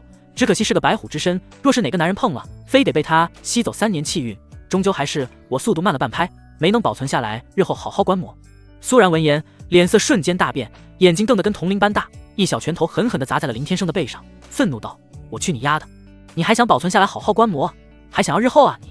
我让你身材不错，我让你艺术。”苏然那是又气又酸，在林天生身上那是又抓又掐，本姑奶差哪了？都没得你一句身材不错，亏我每天晚上还让你抓我2只兔兔睡，还用东西顶我，你居然当我面说出这种话来！林天生哈哈笑道：“行了行了，玩笑话罢了，你还当真了？”苏然听完这才作罢，但看得出来他还在气头上。随后又抱起双臂说道：“说正经的，这件事我自个都好奇是谁干的，这种做法当真是太缺德了，还不如让他去死呢。”林天生冷笑道：“他都那样对你了，你还同情他吗？”苏然沉默了起来，片刻深深地叹出一口气，倒也不是，我只是觉得这般做法太过于缺德了，这是对一个女人最大的侮辱。林天生说：“那不是他咎由自取，如果他足够洁身自好，自个不拍那种照片，怎会让人有机可乘？何况如果这次爆出的照片不是他的，又或者是关于你我，你又作何感想？对付敌人，应是不择手段，以其人之道还治其人之身。”听闻这话，苏然很是诧异地看向了林天生，有些不可思议地问道：“这事该不会是你做的吧？”林天生哼哼冷笑，随之再没说话，而是缓缓起身，双手插着都走了出去。苏然心中一惊，林天生他这是默认了，便是喊道：“喂，你要去哪呀？”林天生头也不回，语气略微慵懒说道：“出去走走。”苏然喊道：“那你得早点回来啊，不然我得去找你。”林天生声音传了回来：“知道了。”苏家豪宅背靠群山，附近还有一个旅游景区和一处公园，距离市区有一些距离。公园内有一小湖，岸边种着柳树，湖中种有荷花，确实是一个能让人静下心来散步的好地方。嘿，姐夫！林天生正在湖边散步时，突然听闻背后传来了小姨子苏可欣的声音，一回头便是瞧见苏可欣跟管家七叔几人正站在不远处的草坪上，正对着自己挥手招呼。林天生顿了一顿，于是便走了过去。姑爷。来到跟前后，七叔几人率先对林天生打起了招呼。苏可欣问道：“姐夫，你怎么自己一个人出来了？是又跟我姐姐吵架了吗？”林天生笑道：“没有，只是在家待着无聊，出来散散心。你们在这做什么呢？”七叔道：“我正在带二小姐训练。”苏可欣仰起头来，骄傲地说道：“没错，以后我定要成为一名实力强大的武者，保护苏家，保护姐姐。”听到这话，林天生诧异的道：“哦，原来是在习武吗？”七叔尴尬的笑道：“让姑爷见笑了。二小姐自小便有习武的天赋，可她并不喜欢武道一途，而大小姐自小体弱，小时候还生过一场大病，她这辈子是没有办法踏入武道一途了。所以老爷一直以来非常希望二小姐能成为武者，也不知道二小姐这几天怎么了，突然要我教她。”原来如此。林天生听的是如此，便是点了点头。原来苏然小时候还生过一场大病，怪不得体内的杂质如此之多。但说苏然无法再能踏入武道，只是他们这些人的见识不够深。武道算什么？哪怕是一只家禽，林天生也能让其入道，更甚至渡劫飞升。不过这少说得花费个上千年。可苏然终究不是家禽，而是一个人，如今更是有了林天生的亲自呵护，成就如何不敢说，但在往后成为一名修士不过是时间问题。哼，可别小看本小姐，我这2天已成为武者2阶，一般的小流氓我能打3个，而像姐夫你这样的小白脸，我打10个都绰绰有余。苏可欣双手叉着腰，趾高气昂地说道。七叔沉声道：“二小姐不得对姑爷无礼。”林天生没有介意，而动身走到苏可欣跟前，摸了摸她的头，并问道：“七叔不是说你之前不喜欢习武吗？这阵子怎么又突然想着要练武了？”苏可欣道：“我以前是没想开，但那天在火锅店里竟然会被那样的女人欺负，你保护不了我姐姐，那就只好依靠我自己了。”林天生并没有生气，而是哈哈大笑了起来。有意思，是为了保护姐姐吗？苏可欣眼神坚定，神色刚毅道：“没错，谁欺负苏家，我就揍谁。”此话一出，一旁的七叔脸上变得有些不自然了起来。林天生来了兴趣，便用神识探查了一下苏可欣的天赋，赫然发现这小妮子居然是先天道体，当真也是逆天。先天道体简而言之就是一个圣人境的模板，哪怕是放在诸天万界，那也是相当炸裂的存在。而这方小天地居然能出一个先天道体，只是可惜已然荒废了近20年。回想起来，苏家这两姐妹到底是咋回事？苏然因果缠身，气运逆天，苏可欣境又是一个先天道体，奈何这个世界灵气稀薄，再加上荒废了这么久，即便苏可欣是先天道体，想要冲击圣人境已然无望。但好在遇上了他林天生，苏可欣还是有得救。姑爷，你这是？七叔看到林天生全神贯注地盯着苏可欣，心里开始变得有些不安。不错。林天生将放在苏可欣头顶的手收了回来，随口道出了这么一句。听闻这话，七叔的脸色更是难看。他可是知道林天生是一名境界高深的修士啊，连他都认可苏可欣的话，那么苏可欣的天赋必定不是一般般。什么不错？苏可欣不明所以，脸色疑惑地看向了七叔。逆天福运啊，二小姐，你一定要好好修炼，将来说不定你的成就会超过我，能踏入长生久世之道啊。七叔转变了个兴奋的神色说道。苏可欣鼻子翘得老高，说道：那是自然，往后要保护的还多了一个人呢。姐夫，你放心吧，只要你不惹我姐姐生气，以后我不打你，还保护你呢。这话让林天生有些哭笑不得。就你还保护他？苏可欣是先天道体确实没错，可他任督二脉还有一脉未打通，想要真正的踏入修炼还早着呢。而这也正是林天生觉得奇怪的地方，苏可欣的督脉通了，可任脉还未通。可眼下林天生也没多去想。你不要笑，我是认真的。苏可欣看到林天生那一副看小孩的笑脸，心里顿时生气了起来。林天生道：话说得很漂亮，但你现在太弱了，想要保护我差了不止一个天。苏可欣气恼道：什么？我现在可是2阶武者了，信不信我先揍你一顿？林天生嘴角上扬，扬起一只手掌对苏可欣道：别说我不给你机会，我就站着不动，只用一根手指，若是你能打赢我的话，往后我可对你言听计从。见得如此，七叔连忙说道：姑爷，二小姐还小，她没什么见识。林天生立马打断说道：你放心，我这是在帮她。话已至此，七叔还想开口要说什么，可随后又乖乖地带着身旁的几人退去了好几米远。苏可欣神色不悦道：嘿，叫你一声姐夫，你还蹬鼻子上脸了？好，我今天就替我姐姐先教训教训一下你这个下头男。说着便握紧拳头，朝着林天生冲了过去。2阶武者的力道与速度确实不是一般人能比，但也仅此而已了。苏可欣任督二脉只通一脉，任脉未通，若不是先天道体，她根本无法能在短短2天时间，从一个手无缚鸡之力的女孩子一跃成为武者2阶。在苏可欣冲到跟前时，林天生只是轻轻地用一根手指头朝她的小腹一点，砰的一声，紧接着一股无比强横的气直接穿透苏可欣的背部。只见得苏可欣的动作戛然而止，瞳孔放大，止不住的颤抖，脸上布满了痛苦之色。下一秒，噗啊！苏可欣口中狂喷出了一口鲜血，然后整个人砰的一声倒在了林天生的跟前。二小姐，七叔几人见状，神色皆是惊恐万分，连忙冲到了跟前，扶起了倒在地上的苏可欣。没人看到刚才到底发生了什么，只是看见苏可欣冲到林天生的跟前，然后突然就停了下来，紧接着就倒地不起了。林天生出手轻的不能再轻了，所以苏可欣并没有失去意识。他捂着肚子，很是难受的说道：我的肚子好痛啊。七叔，林天生笑道：你的任督二脉已被我打通，想要打赢我，那以后你可得要努力了。话音落下，林天生便又双手插兜，跟个没事人一样离开了。姑爷慢走。再如何，七叔跟苏家的几名仆人依然对林天生表现出了恭敬。林天生大步走去，没有任何话语，只是头也不回的挥了手示意。先天道体真是有意思，如果有机会让你去往仙界，定能成大器。远离了苏可欣几人，林天生低声的自言自语了起来。哪怕他在仙界的宗门徒弟，几千年来都不曾出过一个先天道体。想到此处，林天生抬起目光，也不知道你们现在过得如何。走着走着，裤兜里的手机突然响了起来。林天生收回思绪，掏出了手机，发现打来的竟然是林微微。好家伙，这女人还真是不要脸啊！刚出这么个事，风头还没平下去呢，居然还有那个心情给自己打电话。林天生很是好奇，旋即按下了接听。喂，电话那头的林微微说：林先生，我们之前说的那个事，你考虑的如何了呀？林天生脸色顿时变得无语，但这样了，竟然还不死心。随后说：你的裸照都被我看完了，说实话，你的身材比我妻子差远了，而且你没有毛，所以我不会跟我妻子离婚的。我顺带提醒你一句，你最好是适可而止，否则死无葬身之地。最后一句话，林天生语气变得极为冰冷，就连电话那头的林微微都感受到了一股无限接近死亡的气息。可这话彻底把他给激怒了。既然如此，他也不装了，他干脆摊牌了。呵呵，小子，别不知好歹，以苏家的实力，想要跟我林家硬碰硬，那简直是天大的笑话。实话告诉你吧，我就是想让你们不好过，就是想要你们死。你真的以为我会喜欢你这穷鬼吗？老娘没毛又怎么了？我就算是给狗日了，都轮不到你。我现在再给你最后一次机会，马上跟苏然离婚，这样你还能有一条狗命离开江南。不然的话，你们一个都别想活。林微微的声音充满了怨恨，如果是当面的话，恐怕她都想要直接动手了。林天生明白，这是他的嫉妒心所导致的，而这样的人，如果继续放任不管的话，在将来指不定会出什么事。林天生语气阴沉：“你这是在自寻死路。”林微微笑了，哈哈，自寻死路？就凭你吗？啊，有种你就从手机里穿过来打我呀，蠢货！哼哼，林天生，我告诉你，你别……林微微话还没有说完，他那贴在耳边的手机忽然间砰的一声炸响，爆炸的威力当场将他的半个脑袋炸为了血沫。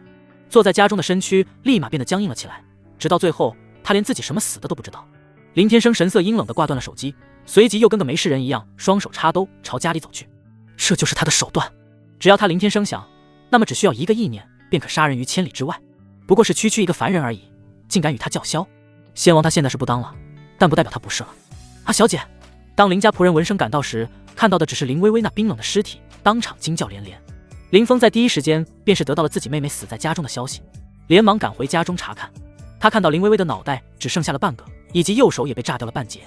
一名手下向他汇报道：“大少爷，初步判断，小姐她是被手机给炸死的。”得知如此，林峰表面上却是显得尤为平静。手机爆炸的威力真有这么大？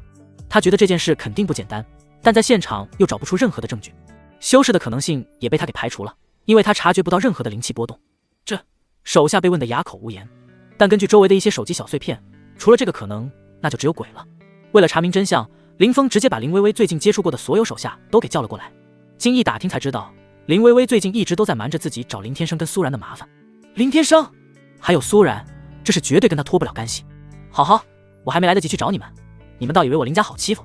知晓了来龙去脉后，林峰愤怒非常，他正想去搞一搞这个林天生跟苏然呢。范儿！就在林峰打算直接去苏家质问之时，林家老爷林山水杵着拐杖，身后带着几人来到。爷爷！林峰再怎么心狠手辣，但对于林山水多少还是有些惧怕的。一来他是自家老爷子，二来这老爷子还是名著激进的修士。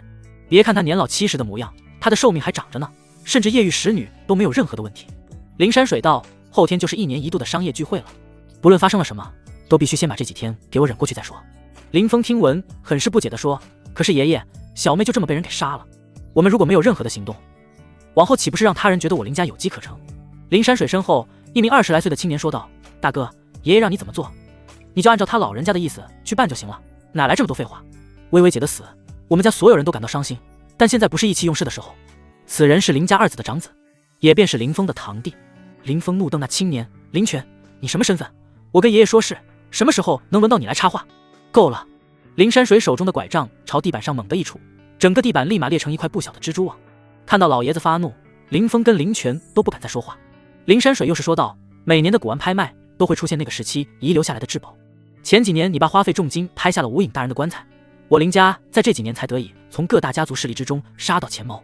我刚得到消息，今年会有至宝出现在拍卖会上，相比往年不同，此次前来参加的可不仅仅是其他家族势力，更是有一些世家前来，所以在这个节骨眼上，万万不能再生事端。”林峰听闻如此，安静了片刻，随即问道：“原来爷爷是得到了消息，不知爷爷所提到的至宝可是何物？”林山水顿了一顿，随即说：“根据情报，此次拍卖会有一把上古时期的灵器，名唤清风剑。传言清风剑曾是一名金丹期大能的兵器，他曾用那把剑斩过无数妖魔与其他修士。如果我们能得到那把清风剑，那么我们林家又能多加一层底蕴。”听到这里，林峰心里不由得一惊，金丹期大能的兵器，如果落入自己手中，再加上无影大人赠予的修为底蕴，那岂不是能有与真正的金丹期大能一战的资本了？微微的仇，我们不是不报，而不是时候。等我们拿到清风剑，定要江南各大家族血流成河，到那时，在江南市还有谁莫敢不从我林家？总之，记住我那句话，小忍则不乱大谋。林山水说完，便又带着人离开了。林微微在家中暴毙一事，很快就被外界所知。时间来到下午，林天生前脚刚步入大门，苏然手里拿着手机，神色着急地迎了过来：“你可算回来，我正要出去找你呢。”林天生疑惑地看了他一眼，随即说：“瞧你那慌慌张张的样，你可是一个集团的临时董事长啊！再说了，我就是到附近的公园散散心，你找我做什么？”苏然说：“林微微死了，家中暴毙。”林天生脸色平淡，不以为然地哦了一声。旋即走回了大厅之中，坐到茶几跟前，自顾自地开始泡起了茶。苏然看见他这种反应，心里对他的怀疑更甚了，连忙又来到了他跟前问：“你刚才真的是去公园散步，不是去林家？”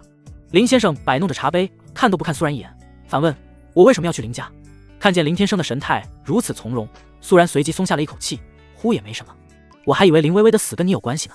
以前他苏然压根不会把这些事情联想到林天生的身上，可最近发生的这些事，他觉得如果林天生是一名修士的话，应该会做出这样的事情。因为他说过一句话，苏家他保了，而以苏家目前拥有的实力，要正面跟林家正是拼个你死我活，无疑是非常的不明智。可接下来林天生的话又让苏然惊出了一身冷汗。你说林微微吗？那确实是我杀的。什么？听到这话，苏然直接吓得呆若木鸡，那看着林天生的眼神之中全然是不可思议。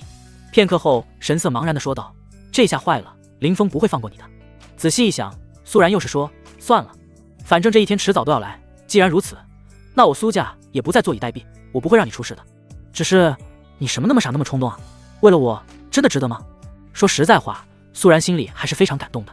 他林天生居然能为了自己去杀了自己的仇人林微微，如此深情的男人又如何让这没谈过恋爱的苏然不爱呢？林天生有些不耐烦地说：“区区一个林家，没你说的那么严重。”看见林天生一副不以为然、信心十足的模样，苏然心里随即又踏实了许多。对啊，自己的老公那可是修士，哪里还用怕这怕那的？随之也便不再纠结，立马起身拿起手机，开始给苏家的势力拨打电话，让他们戒备起来，时刻注意林家的动向。而在处理这些事情上，苏然表现得极为冷静，像极了一个大姐大，这倒是让林天生有些刮目相看了。想来也是，他作为苏家临时的家主，很多事情他必须要考虑到全面。这件事处理不当，恐怕真的会牵连到很多无辜的人。根据之前所得到的信息，林家手下拥有100多名5阶以下的武者，除了林峰一名7阶武者外，林家老爷子似乎已经踏入了修道之路，成就筑基境界了。反观苏家这边，最强战力竟然是管家七叔，然后是那刚出国旅游的苏大河，他是一名6阶武者。家族中另外几名实力不错的武者，大多也全都是七叔的徒弟。如此一来，苏家在武力方面似乎是仰仗着一个管家七叔。说句难听话，管家终究是一个管家而已，再怎么重情义，可到底还是一个外人。人心不古，世道交离，万一哪天他突然反水，这苏家不就只有等死的份了吗？但也好在苏可欣是个先天道体。等等，林天生突然想到了什么。之前他林天生压根就没去想过这些事，现在乍这么一捋，他发现了事情似乎并不简单。等等，又怎么了？站在一旁的苏然刚挂断电话，便是看到林天生表现出一副凝重的神色。林天生问：“你小时候生过一场大病？”听此一问，苏然有些不明所以。确实是，这事我没跟你说过。你听谁说的？林天生又问：“什么病？”苏然仔细的回忆了一下，随之说：“我也不知道，反正突然就到了，还是七叔到处给我寻医才好转的。”提起这件事，苏然心中对管家七叔的尊敬又加了几分。而林天生听完后，则是陷入了短暂的沉思。苏然心有不安地问：“到底怎么了？”林天生回过了神，笑道：“没什么。”随之倒了一杯茶，又在茶中放进了一缕肉眼不可见的仙气，提起茶杯递给了苏然：“来，先喝下这杯茶。”苏然心中尽管疑惑，但随之也没有任何的多想，接过茶杯后一饮而尽。瞬间，一股说不上来的清爽袭遍了他的全身。苏然很是意外，手里拿着茶杯，眼睛不禁瞄向了茶几上的茶叶，问道：“这是什么茶？”林天生会心一笑，反正没有毒。说着，又提一杯茶，慢条斯理地品了起来。放下了茶杯，林天生又突然问：“你对七叔这个人的评价如何？”苏然似乎是察觉到了林天生不对劲，听到这个问题，他犹豫了起来。可接下来还是说：“七叔对苏家忠心耿耿，对我跟可心视如己出，我不许你对他胡思乱想。七叔他绝对是一个好人，曾经为了救我爸，他唯一的一个儿子都死了，他儿子因你爸而死。”听到这里，林天生有些许诧异。苏然微微点头说：“但当年的事情如何，我自己也不清楚。我们家跟我爸以及七叔似乎都不愿提起这个事情。总之，你自己知道就好了，也别去问。”林天生没有再说话，他这人没有那么八卦，何况这种事情他只是略微好奇，并非真放在心上。“姐姐，我回来了。”此间，苏可欣一蹦一跳的回来了。当他看到林天生时，身躯又是不由得一怔。有了今天中午的事情，他心中对林天生生出了一丝敬畏。姐夫也在啊。林天生神色冷淡，自顾自地品着茶。苏然上前将苏可欣给拉到跟前，问道：“你最近这2天跟七叔习武，进展如何？累吗？”苏然自是知道苏可欣在武道一途拥有天赋，如果他真的能成为一名武者，又何尝不是苏家的一大幸事。苏可欣开心地说：“姐姐我不累，而且我现在已经是一名武者了。”说着又后退2米，啪啪的在苏然跟前乱打一通。虽说毫无章法，但拳风倒是强劲，且动作流畅。见得如此一幕，苏然脸上满是欣慰，想他苏家上上下下竟没有一个能拿得出手的武力，心中难免忧虑。如今这个世道，哪个豪门中又没有自家的高手，唯独他苏家。苏然觉得自己是没有办法踏入武道一途了。如果妹妹日后能成为苏家的武力巅峰，那么苏家这才是真正的复兴了。想到此处，苏然欣慰地摸了摸苏可欣的头，姐姐等会让人给你做好吃的，多补补身体。苏可欣乖巧的连连点头。紧接着他又看向了坐沙发上一语不发的林天生，犹豫片刻后开口道：姐夫，我有件事想跟你说。听闻这话，一旁的苏然神色有些诧异，也便扭过头看向了林天生，同时心中好奇妹妹到底是有什么事要跟林天生说道。林天生也没有矫情，放下手中茶杯，小妹有什么事尽管说，姐夫能帮的你的绝不推脱。苏可欣神色坚定地走到林天生的跟前，忽然间便又对他跪了下来。我想姐夫教我练武入道。他这一举动不仅让林天生感到惊讶，就连一旁的苏然都震惊了起来。可欣，你这是快步上前便要将他给扶起。苏可欣的性格很倔强，他推开了前来想要搀扶自己的姐姐，便又是说道：姐姐这事你不要管，我知道姐夫也是一名武者，他比七叔厉害，我要他教我，不然我苏可欣今天哪怕是跪死这里也不起来。听闻这话，苏然脸色顿时变得有些难看，这小妮子的性格他是清楚的。随后又用着恳求的目光看向了林天生。天生，你看小妹都跪下来求你了，要不你就……林天生脸色显得尤为平静，对跟前跪地不起的苏可欣问：你想要我教你什么？苏可欣说：姐夫你那么厉害，我不奢求你能把毕生的武道之法全部教给我，只想让姐夫你给我一半，让我1年之内能达到武者8阶的境界。一旁的苏然吃惊，不禁脱口而出：武者8阶。要知道武者8阶的实力在整个江南市都是凤毛麟角的存在，哪怕是七叔自小入武至今30多年头，也不过是才达到了武者7阶的地步。江南100年难得一见的练武奇才叶婷，由南山仙人指点，苦修10年才能达到武者8阶。苏可欣自小虽说有天赋，但已经荒废了近20年，可以说是没有基础。1年的时间，哪怕林天生是一名聚魂境大能，恐怕都无法做到。你说什么？1年？林天生有点不敢相信自己的耳朵，不说大话，他可瞬间能让这苏可欣立马踏入渡劫境界。先天道体，这可是一个无比逆天的资质啊！哪怕是他林天生最当初的时候都没能及苏可欣一丝一毫，而苏然有些显得无地自容，只能在边上尴尬的陪笑。苏可欣想要习武自然是一件好事，可妄想用1年时间就修炼到武者8阶，却是异想天开了。苏可欣以为林天生做不到，又是说那就2年、5年都可以，你就帮帮我吗，姐夫？你可是我的好姐夫啊！说着还撒娇的不断摇晃着林天生的一只大腿。林天生有些哭笑不得，明明之前还说要保护自己来着，结果这回就立马变脸了。这2姐妹真不愧是从一个娘胎出来的。只不过苏可欣这种能屈能伸的精神，林天生倒觉得还行。林天生推开了苏可欣的小手，示意她掀起来。苏可欣面色一喜：姐夫你这是答应了？林天生道：你掀起来说话，若是修道之人动不动就跪地，往后你知道心如何能稳固？听闻这话，苏可欣急忙起身，神色变得很是刚毅，说道：姐夫，我明白了。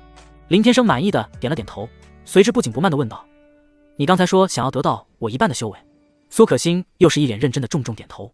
林天生哈哈笑道：修炼讲究的是一步一脚印，一进一世界，急于求成可成不了大器。但你说1年的时间修炼到武者8阶，未免也太小看你自己了。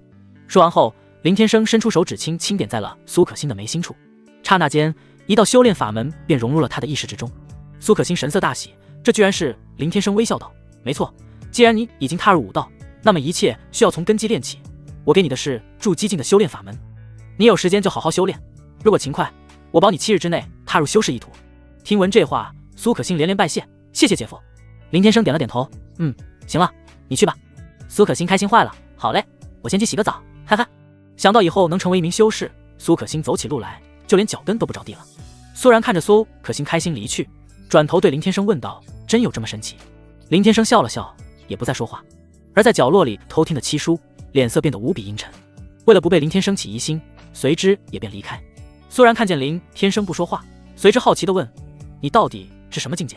林天生不以为然地说：我之前不都跟你说过了吗？苏然脸色无语，别说是什么不朽仙王、异界天道使了，哪怕林天生说他是金丹期的大能，他都不敢相信，更不相信什么世道轮回、永生之道。这个世界上根本就没有真仙一说，能成为筑基境，那都算是半个仙人了，无非是一些拥有超然力量的人罢了。林天生看见苏然那无语的眼神，又是说：行了，我知道你不相信，所以我也不跟你这妇人多计较。听闻这话，苏然抱着双臂不悦地切了一声：妇人？我倒是想成为妇人啊，可有些人啊，晚上只在门外晃荡，死活就是不进来呢。你说他不行吧，可每晚跟清晨都是坚如磐石。可你要说他行吧，他愣就是不让你如愿，就是磨着你。此话一说，林天生脸色也是显得不耐其烦，随之也便不想跟他扯这个话题，而是说道：你现在去厨房看看七叔在做什么，然后趁他离开的时候，从橱柜下的角落里把他刚放下的东西拿过来。虽然有些不明所以，七叔？为什么？林天生道：你去就是了。听闻如此，苏然眉头紧锁，随之半信半疑的缓缓起身，想了一想后，便扭着他那曼妙的身段离去。实际上，他心里也起了很大的好奇心，林天生到底在怀疑七叔什么呢？苏然怀揣着疑惑不解的心来到了厨房，刚是来到，便是恰好看到七叔正在把什么东西放进了橱柜里。七叔，苏然心中更是好奇了，连忙上前搭话。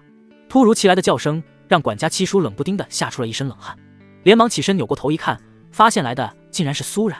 随后神色淡定了下来，微笑道：是大小姐啊，我正在给二小姐煲着汤药呢，喝了之后有助于她修炼。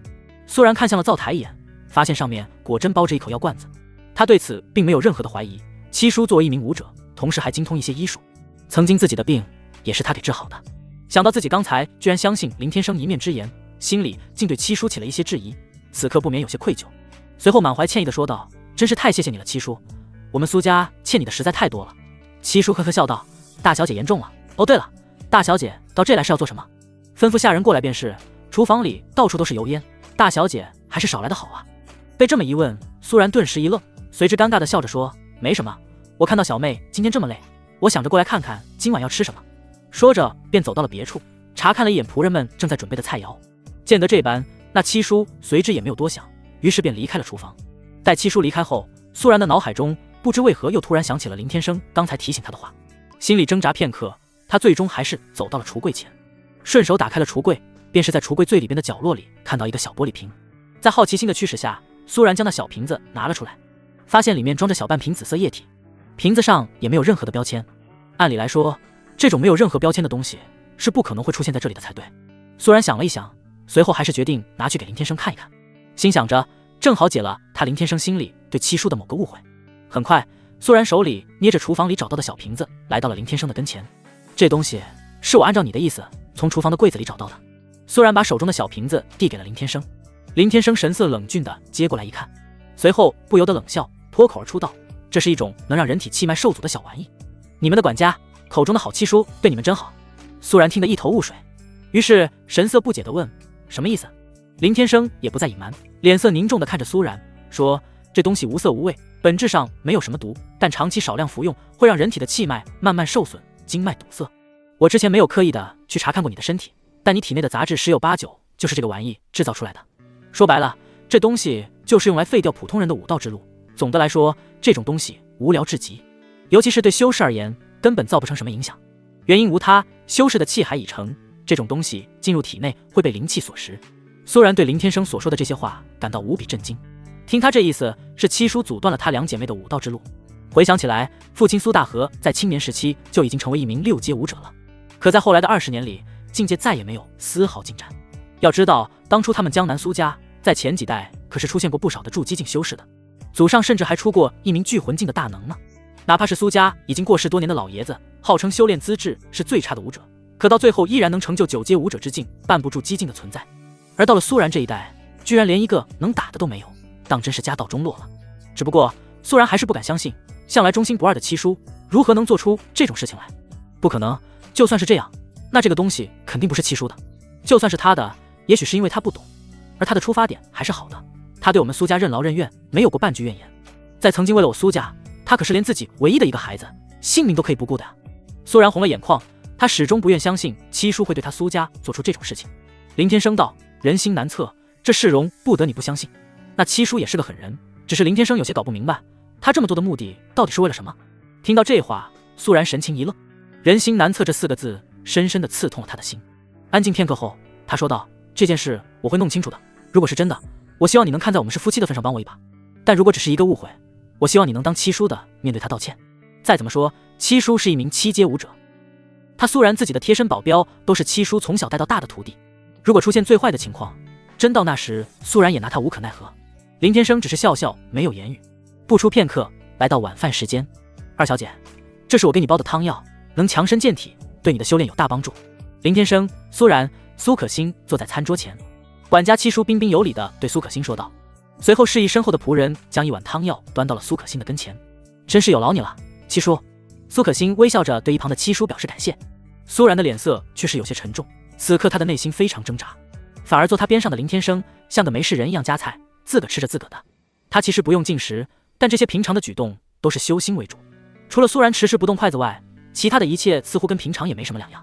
林天生只是将事情告知苏然，至于他要该怎么做，他心里并没有多大的兴趣。就在苏可欣将汤药端到嘴边，准备服下时，苏然突然起身制止，他神情焦急，语气急促道：“可欣，别喝。”“怎么了，姐姐？”突然而来的制止之声让苏可欣甚是茫然，用着极为不解的目光一愣一愣地看着苏然。看见苏然一副欲言又止的模样，苏可欣又将疑惑的目光看向了林天生，发现林天生表情平静，好像哪怕是发生天大的事情都与他无关一般。倒是身后的七叔神色开始逐渐慌张了起来。苏然将苏可欣的药碗一把夺过，随之把那个小瓶子拿了出来，对七叔质问道：“七叔，你能不能跟我解释一下，这到底是什么东西？”看见苏然拿出了自己的紫兰草，七叔神色诧异的同时，一时间内又有些不知所措。“大小姐，这……”而他的目光随后放到了林天生的身上，发现对方也正目不转睛地盯着自己。如果不是林天生在，哪怕苏然发现了事情的真相，那对他七叔来说也倒无所谓。可偏偏林天生又是一个境界高深莫测的修士，有这小子在，七叔实在是不敢轻易出手。此时的他心里开始犹豫不决了起来。“我问你话呢？”看见七叔紧张的模样，苏然心里非常难受，想他整个苏家上上下下20年来对眼前这个男人百般信任，如今竟然会做出损害他苏家的事情来。苏可欣懵逼了：“姐姐，七叔，这到底发生了什么呀？”但是气氛变得极为安静，苏然愤怒又伤心地看着七叔，一直在等待着他的答案。而七叔则是想着要该如何应付眼下的林天生。忽然，七叔猛地抓起了距离他最近的苏可欣，将他给挡在了身前，往后退去了好几米。突如其来的这一下让所有人神色大震，唯独林天生坐在原位不动，但脸色已经沉了下来。“七叔，你这是要做什么？”被七叔挟持起来的苏可欣感觉呼吸有些困难。现在的他虽说是一名2阶武者，但七叔可比他高出了5个小境界。七叔脸色变得阴沉，目光直勾勾地盯着那不曾有过话语的林天生。他心里明白，事情定是被林天生发现，随之告知了苏然，否则不要说苏然了，哪怕是苏大河到死都不可能发现得了。随之对着跟前的苏可欣说道：“对不住了，二小姐，只能先委屈一下你了。”说着便以苏可欣做挡箭牌，小心谨慎地退出了门外。苏然急了，连忙上前几步，哀求着说：“七叔，你不要做傻事，我只是想把事情问个明白，你先放开小妹好吗？”此时苏家的保镖们发现了动乱，连忙冲了过来。“师傅，你这是……”来到后见到如此一幕，苏然的保镖们立马呆若木鸡，一时半会的有些搞不清楚状况。七叔大喝道：“罗秀，我作为你的师傅，将你带入武道一途，教你们修炼之法，把你们培养成人。你们现在的所有一切都是我给的，如今你们是要弃师灭祖，还是要跟我一同离开苏家？自己的徒弟们要是能站在自己这边，那么今晚要在林天生手下脱身也不是不可能。”听闻这话，罗秀跟其他保镖的脸色陷入了犹豫。虽然搞不清到底发生了什么，但眼前的事情已经说明他们的师傅已然是跟苏然闹翻了。“师傅，您对我们恩重如山，这苏家我们不带也罢。”再三思量，七叔的徒弟们最终还是决定站在七叔这一边。俗话说，1日为师，终生为父。何况哪怕七叔要反苏家，那么没有任何高手的苏家又能如何？他们本家连一个能打的都没有，最厉害的苏大河不在家，其他人都是蝼蚁。当然他们并不知道林天生是修士的事情，心里却想着以七叔跟他们的实力，去哪又不能出人头地。只是他们心里嘀咕，直接走便是了，何必要以二小姐来作为人质呢？看到徒弟们纷纷表明要忠于自己，七叔立马流露出了一副阴险笑容。“很好，大家先跟我退出去，先不要轻举妄动。”说着便在徒弟们的重重掩护下，强行拖着苏可欣退出到了苏家庭院外。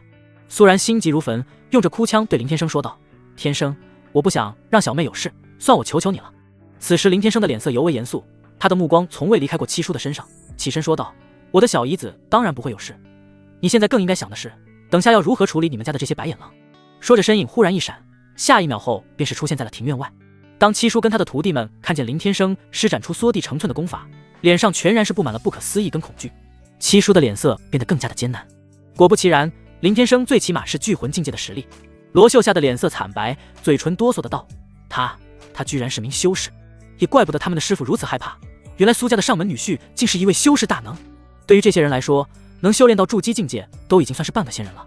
苏然跟着跑了出来，对七叔等人说道：“七叔，看在多年来我苏家对你们不薄的份上，只要你们放了可心，我可以让你们就此离开。但我不明白，你这么做到底是为了什么？我们家这么信任你，你为何要做出这种事情？”是啊，你们苏家待我当真是不薄，可我儿子的死呢？他苏大河又该当如何？苏然的话语非但没让那七叔心生愧疚，反而是情绪激动了起来。听到这话，苏然愣在了当场，脸色不可思议的低声道：“原来你一直以来都记恨在心吗？”七叔愤怒道：“不错，你们父亲苏大河确实曾救过我何妻一命，但我何妻早就还给他了，早就不欠他苏大河了。可他最后竟然夺我心头之爱，到最后就连我的妻子跟儿子都因他而死。从我儿子死的那一刻开始，我就在心里发誓，我定要你们苏家永远消失在这个世界上。反正事情已经到了这个地步，这些事情也该让世人评判，看看他苏大河到底是如何背信弃义、夺有之妻的。”何妻满脸的怨恨，似乎已看淡了生死。而听到这些话后，在场的所有人都惊讶了起来。原来七叔的真名叫何妻，跟苏家现任家主苏大河竟然还发生过了那么多的事情。苏然跟苏可心都懵了。苏然喃喃地说：“你在胡说八道什么呀？我爸怎么可能会是那种人？”在苏然两姐妹的印象中，他们的父亲苏大河跟母亲楚梅是青梅竹马，相爱几十年，又怎么会夺人之妻？何妻看见苏然那一副不敢相信的模样，随之又是冷笑道：“哼，没想到吧？我跟小梅才是真正的相爱，是你爸从中作梗拆散了我们。我自知家境贫寒，而小梅是云罗氏楚家的三小姐，但当年我们两人是真心相爱，是你爸以两家门当户对、两家生意来往为由，强行把她从我的身边给抢走了。”每每想起当年的事情，何妻便忍不住放声咆哮了起来。更可恶的还是，苏大河婚后第二天还跟他炫耀楚梅的身材有多迷人，让他一夜都无法自拔，忍不住打了几炮之类的话。反观他何妻，当年就连楚梅的小手都没能得摸过几次。看见苏然错愕当场，何妻继续说道：“没错，之前林家得到你们苏氏集团的商业把柄，也是我暗中泄露给林峰的，包括你们苏家老爷子的死，也是我一手策划。我这么多年，我一直都给你们服用紫兰草，就是要你们苏家上上下下一辈子都无法翻身。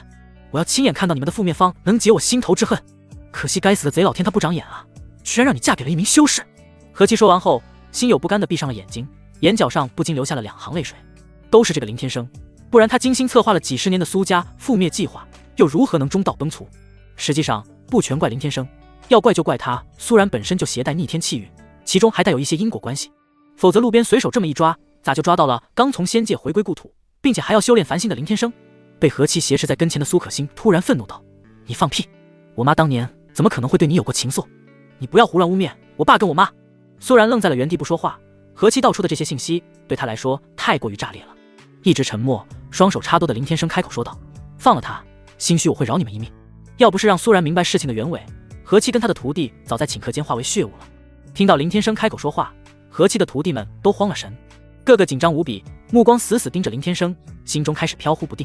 眼前这位，那可是一位修士啊，在真正的修道者面前，他们这些武者皆是蝼蚁。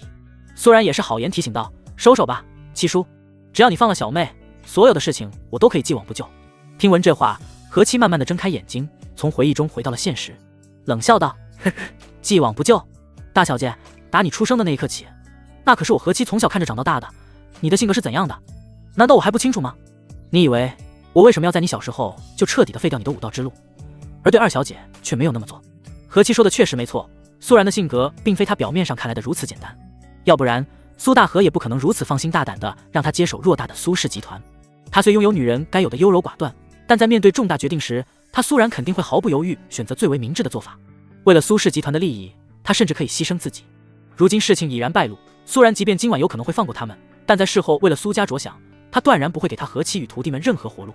更何况二小姐苏可心如今已踏入武道一途，以她的天赋，在不久的将来绝对会超过自己。到那个时候，自己又该如何应对？更别提还有一个上门女婿林天生。看见何妻一副死不悔改的模样，苏然的脸色慢慢变得阴沉了下来。七叔，我很感谢你这么多年来的照顾，但你的所作所为已经触碰了我们苏家人的底线。你先放了小妹，一切要求我都答应你。面对苏然的好言相劝，何妻却是怒道：“够了，你没有资格劝我，我现在怕的不是你，也不是你苏家。”他说完后，便又对着林天生说道：“哼哼，我知道你很厉害，但面对我们几十名武者以及我手中的二小姐，你又该如何应对？你只要敢动一下，我立马就掐死他。”何妻说着，那放在苏可心脖子上的手劲又多加了几分。姐姐，姐夫。苏可心呼吸困难，脸色惨白。苏然神色骇然：“别伤害他。”林天生道：“既然你这般不惜命，那我就成全你。话音落下，何七的脑袋忽然间啪的一声炸裂，脑浆夹杂着血液顿时飘洒天空。周围的保镖们见此一幕，顿时变得惶恐不安，看向林天生的目光就跟见了鬼一般。苏可欣趁着这个机会，连忙搬开了何七那已经僵硬的手，跑到了苏然的怀里。而何七那失去头颅的身躯砰的一声闷响倒地，痛苦地抽搐了几下后，便彻底的僵硬了起来。林天生不用修为，只需一个意念便可杀人于无形。何七死后，其他人纷纷倒吸了一口凉气。那罗秀脸上布满了不可置信，低声喃喃道：“师傅就这么死了？”修道者的手段是何其强大与超然，何七的一众徒弟们已然吓得双腿发软，再加上林天生带来的压迫感，那更是冷汗直流的大气不敢出。他们很多人的心里开始后悔，要是早得知苏家的姑爷是一名修士，哪怕给他们100个胆，也不敢跟何七一起反了苏家。大小姐饶命！我们都是被何七给迷惑了双眼，才会做出这种傻事。希望大小姐跟姑爷大人有大量，莫要怪罪于我们啊！一众反水的保镖再也承受不住来自于死亡的压迫感，连忙对着林天生跟苏然双脚跪地，不停的求饶。面对保镖们的苦苦哀求，苏然又变得有些心软了。再怎么说，曾经这些人都是用命保护过他，保护过苏家，于是便用着恳求的目光看向林天生。因为如果林天生起了杀念，他苏然也无话可说。察觉到了苏然投来的目光，林天生神色漠然，说道：“别用那种不争气的眼神看我，这是你的家事，该如何处理还是你说了算。毕竟他们跟我无冤无仇。”听到林天生这么说，那些保镖又连忙对着苏然跪拜磕头：“大小姐大人有大量，我们知道错了，我们知道错了。”说着还大力的一边扇着自己的耳光。苏可欣抬起目光看了犹豫中的苏然一眼：“姐姐。”片刻后，苏然重重的叹出了一口气，对他们说道：“这件事确实跟你们没有多大的关系，但在刚才，如果不是我丈夫，也许我们苏家2姐妹会死于你们之手。尤其是你罗秀，我平常对你不薄，在刚才你居然会毫不犹豫的选择追随你师父，真是太让我心寒了。”那罗秀哆嗦的道：“大小姐，对不起。”苏然说道：“既然你已经做出了对不起我的事情，那么对不起的话就不要再说了。你们走吧，我以后不想在江南看到你们。”听闻这话，几十名反水的保镖面色大喜：“谢谢大小姐，谢谢大小姐。”说完后立马起身，一刻都不想停留的跑了出去，就生怕等下苏然会反悔。看保镖们都跑光了，苏然神色悲伤的闭上了眼睛，对着一旁几名瑟瑟发抖的仆人说道：“把七叔的尸体处理掉吧。”是，大小姐。看见苏然那不对劲的脸色，几名仆人不敢怠慢，连忙行动了起来。在此时此刻，他苏然心中那是又恨又无能为力。恨的是他苏家竟然被一个何妻玩弄于股掌之间几十年，却无人知晓，居然连他爷爷的死都是何妻一手造成的。若是没有林天生，苏家到他这一代恐怕还真的是要彻底的绝了。而无能为力的是，到最后他连想要亲手杀掉那些反水保镖的能力都没有。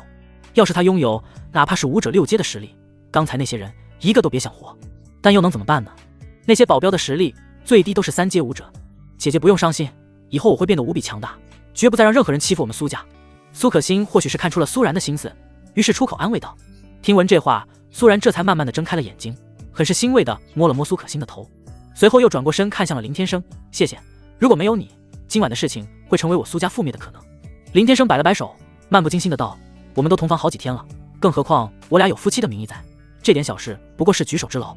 只是你的妇人之仁可不见得是一件好事。”林天生说罢便双手插兜，脚步从容不迫地走回了别墅内。待林天生离开后，苏可欣说道：“姐夫真是厉害，他刚才明明没有动作，到底是怎么做到的？要知道何七那可是一名7阶武者呀，在整个江南，退一句话来说，能在明面上打赢他的还真没几个。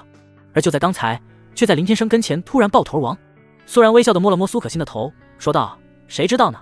总之你姐夫很厉害就是了，他确实是我们苏家的气宇。”苏可欣嘟起小嘴道：“姐姐，你能不能不要摸我的头了？我已经长大了，都快20岁了，你怎么还把我当成小孩子一样？”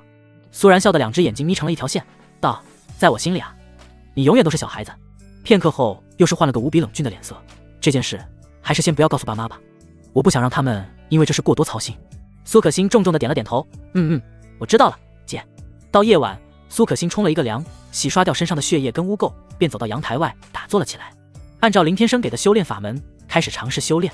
有了今晚这事，苏可欣心里更加的想要成为一名强者。与此同时，林天生手里拿着手机，安静的躺在床上刷着小视频。苏然洗完澡，换了一件单薄的黑色蕾丝睡衣裙，那无比完美的身形若隐若现。他吹干了头发，随即走到床前坐了下来，看了一眼林天生，发现这小子目光放在手机屏幕上，看着手机屏幕上的小视频，嘴角还扬起了一抹浅笑。“你刚才是怎么做到的？”想起刚才的事情，苏然便躺到了林天生的背后，仰起头来搂着他的腰问道。林天生目不转睛地说：“不就是那么一瞪一念间的事儿。那么一瞪。苏然听闻，神色显得尤为不可思议。你给我说说咋瞪的？林天生扭过头看向了苏然，咋的？你想学啊？苏然一脸认真的点了点头。林天生道，可以啊，只要你努力，练个千把年应该可以了。听闻如此，苏然以为林天生又在拿他开玩笑，气得一巴掌拍在了他的胳膊上，没好气的说道，人家说正经的。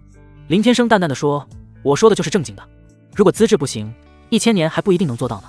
切！苏然无语的直接背过身去，又是语气不悦的说道，1000年，你咋不说你活了1万年呢？别说1000年了，100年之后我这身骨头还能不能保存在这世间都说不定。林天生却说，现在说这种话还为时尚早，兴许你也能活1万年呢。苏然道，借你吉言，但我要是能活1万年啊，那我就要跟你在一起1万年。听到这话，林天生的目光一顿，沉吟片刻，最终还是没有开口要说些什么。1万年吗？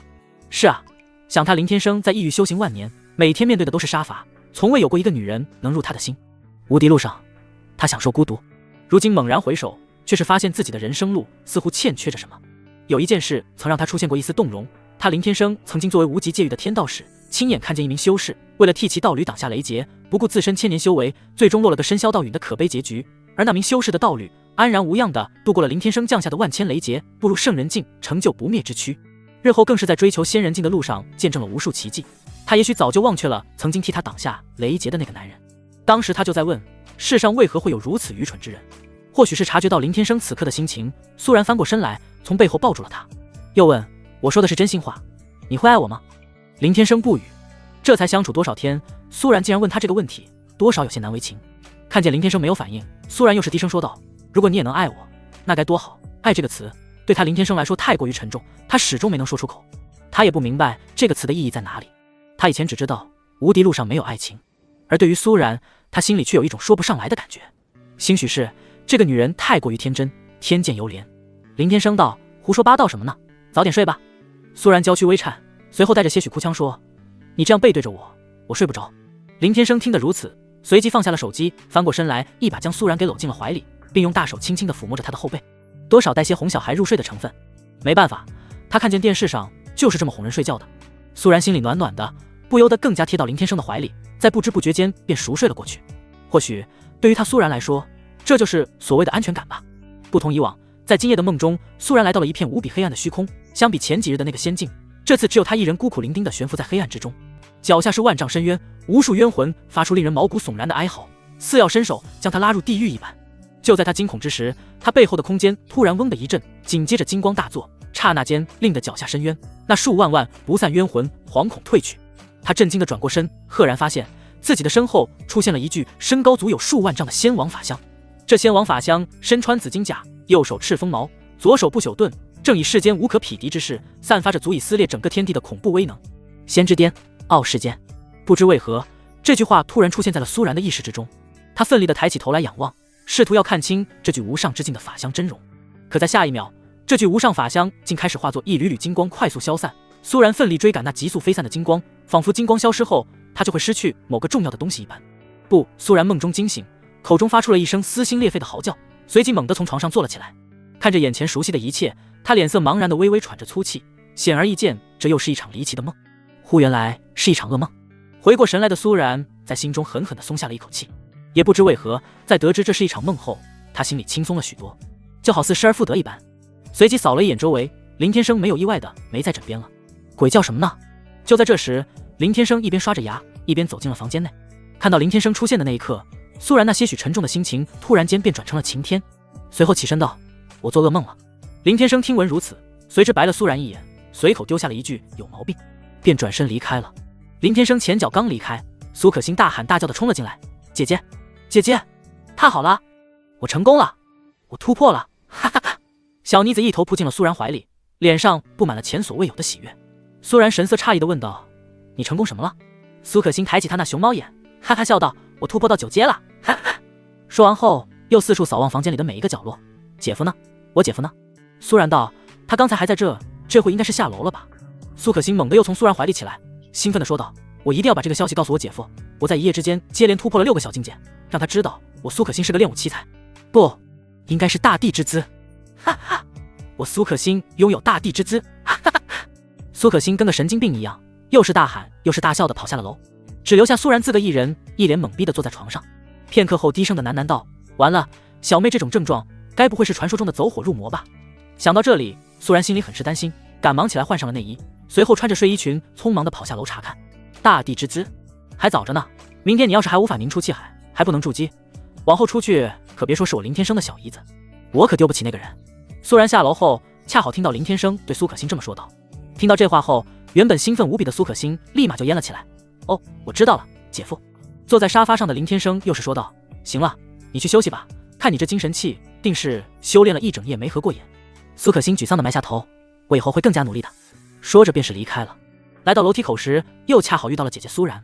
看到亲爱的妹妹如同遭受了巨大打击，苏然脸上不由得流露出了满满的心疼之色，开口安慰道：“小妹，你已经非常厉害了，不用这么沮丧。一夜之间竟然从一个武者2阶突破到了武者9阶，这个信息要是放出去，哪怕是这整个世间，那都得轰动一时。”苏可欣似乎并没有得到一丝的安慰，神色依然沮丧地说道：“谢谢姐姐，我先回房了。”说着便转过身走上了台阶。看见苏可欣这模样，苏然心里真是心疼坏了，连忙提醒道：“等会先吃点东西再睡啊。”“你咋这么说小妹呢？她这么努力，到你这里连一句鼓励话都没有，有些过分了。”苏然来到林天生边上坐了下来，语气有些不满地说道：“苏可欣能在一夜之间突破到武者9阶，能出这等武道奇才，那可是苏家的祖坟冒青烟了。不，哪怕说是冒浓烟了都不过分。可到他林天生这里，好像还不入流，完全就看不上。”林天生板着个脸道：“你懂个什么？你懂修仙吗？你懂什么是仙剑道体吗？”苏然被这么一问，顿时哑口无言。片刻后，又是吞吞吐吐地说：“那你也不能那么打击他的自信心啊！你作为他姐夫，他这么崇拜你，你应该给他足够多的鼓励才对。”说完后，又抱起双臂说道：“说我不懂修道，我可是亲眼见过一具神仙的无上法相呢。”此间回想起昨夜的那个梦境，现在的苏然依然是如同身临其境一般，他觉得那绝对就是一位真正的神仙没跑了。林天生听闻这话，立马把嘴角拉得老长，流露出一阵鄙夷说道：“就你还见过身外法相？可得了吧，你是从电视里看到的吧？那些都是假的，真的还能让你看见？身外法相，那可是步入了仙人境的修士方能领悟。苏然一个末法时代的凡人，怎么可能真见过真正的身外法相呢？再说了，若要是真的，以苏然这凡人之躯，在法相跟前都不够他死上1万回的。”苏然却是一脸认真地说道：“我骗你做什么？我在梦里就见着了。”林天生哈哈大笑道：“梦里？那算不得数。”苏然看见林天生这般取笑自己，随之眉头一皱，又是说：“如何不算？我到现在还能记得那具神仙法相的大抵模样。”林天生看见苏然一脸严肃，也便来了兴趣，便又道：“那你给我说说，那具法相到底长得怎么样？”苏然一副若有其事，神情肃穆道：“具体长怎么样，我没能看清，他太高大了。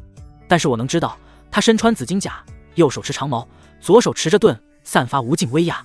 他出现在我身后，吓退深渊中的无数索命冤魂。”听到这里后，林天生脸上原本还洋溢的笑容立马戛然而止，整个人愣在了当场，脸色大变。他用着极为不可思议的目光看着跟前正在胡乱比划的苏然。看见林天生这模样，苏然疑惑地问道：“怎么了？我没骗你，都是真的。”林天生脸色有些不自然地说道：“没什么。”苏然起身道：“说了你还不信？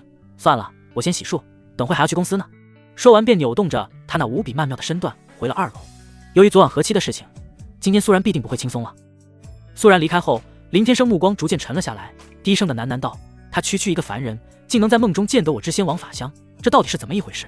林天生对此百思不得其解，而这件事也在他心中埋下了一颗不解的种子。时间来到中午，苏然正在因为昨晚的事情给搞得焦头烂额。他穿着一身包臀短裙职业装，正坐在自己的办公室里的椅子上闭眼思考。集团里的很多骨干人才跟昨晚被遣散的保镖有关系，虽然让他们闭嘴了，但他们都纷纷提交了辞职信，表示不愿替苏氏集团效力了。再加上怕家里的一些叔父闹腾，苏然并没有让他们知道何七的事情。要是让他们知道何七死了，家中那些对他心怀不满的人必定会在暗中开始搞起小动作，这才是让他眼下最为头疼的事情。片刻后，一名浑身正气的女人穿着尖头高跟鞋，迈着无比自信的步伐来到了苏然的办公室门前，随后抬起手来轻轻地敲了敲门，对着坐在椅子的苏然语气恭敬的道：“董事长，你找我。”苏然抬起头来打量了一眼跟前这比自己大上10来岁的女人，随即放下了之前冰冷的姿态，连忙起身笑脸相迎，说道：“小姑，在我面前不用这么客气的。”随之又抬起手来示意她坐下说。那女人面不改色，也没有矫情，便移步到了一旁的沙发上坐了下来。女人名唤苏小宁，年龄35，气质非凡，给人一种成熟沉稳的女强人形象，是苏大和同父异母的妹妹。虽说是私生女，但好歹是她苏然的姑姑。可自从苏家老爷子过世后，苏小宁在苏家的地位直线下降。要不是老爷子临死前对苏大河有过交代，恐怕苏小宁早已被家中的叔父们赶出家门了。苏大河遵从老爷子的遗言，把苏小宁给安排到了苏氏集团里，任职集团里的安全主管一职。说白了，这个位置就是给他苏小宁一口饭吃而已。向来呢，他跟苏家人也没过多的联系，尤其是苏然两姐妹，直到苏然接手集团的事务，两人这才堪堪见过2、3回。苏然对苏小宁开口说道：“小姑啊，有一件事情，我现在想征求一下你的意见。”听闻这话，苏小宁眉头一皱，心里想着，这苏然怕不是要把他给辞退。早上来上班时，他就听说了很多技术骨干突然被迫离辞，搞得整个集团上下人心惶惶的，也不知道他苏然这葫芦里卖的什么药。思索片刻，苏小宁开口道：“董事长尽管说不用在乎我的感受，你苏家能留我至今，已经算是仁至义尽了吧，我也不会有半句怨言。”苏然听闻这话，自然是知道他误会了，便是笑着解释道：“小姑，你怕是误会了，我这次叫你来，并不是要赶你走。”话到这里，苏然的脸色突然转变，很是严肃地说：“而是让你接替我二叔的职位。”听闻这话，苏小宁脸色大震，什么？连忙慌张起身：“董事长！”看到苏小宁这般激动，苏然又是抬手示意他先坐下：“小姑先不用慌张，我说的是真心话。”苏小宁哪里能镇定下来？苏大飞的职位在整个苏氏集团极为重要，主要负责整个集团的资金周转问题。毫不夸张地说，没了他苏大飞，那么整个苏氏集团几乎寸步难行。何况苏大飞向来看他苏小宁不顺眼，若不是碍于大哥苏大河的那半分薄面，整个苏家最想让他苏小宁消失在这个世界上的二哥苏大飞绝对是第一人。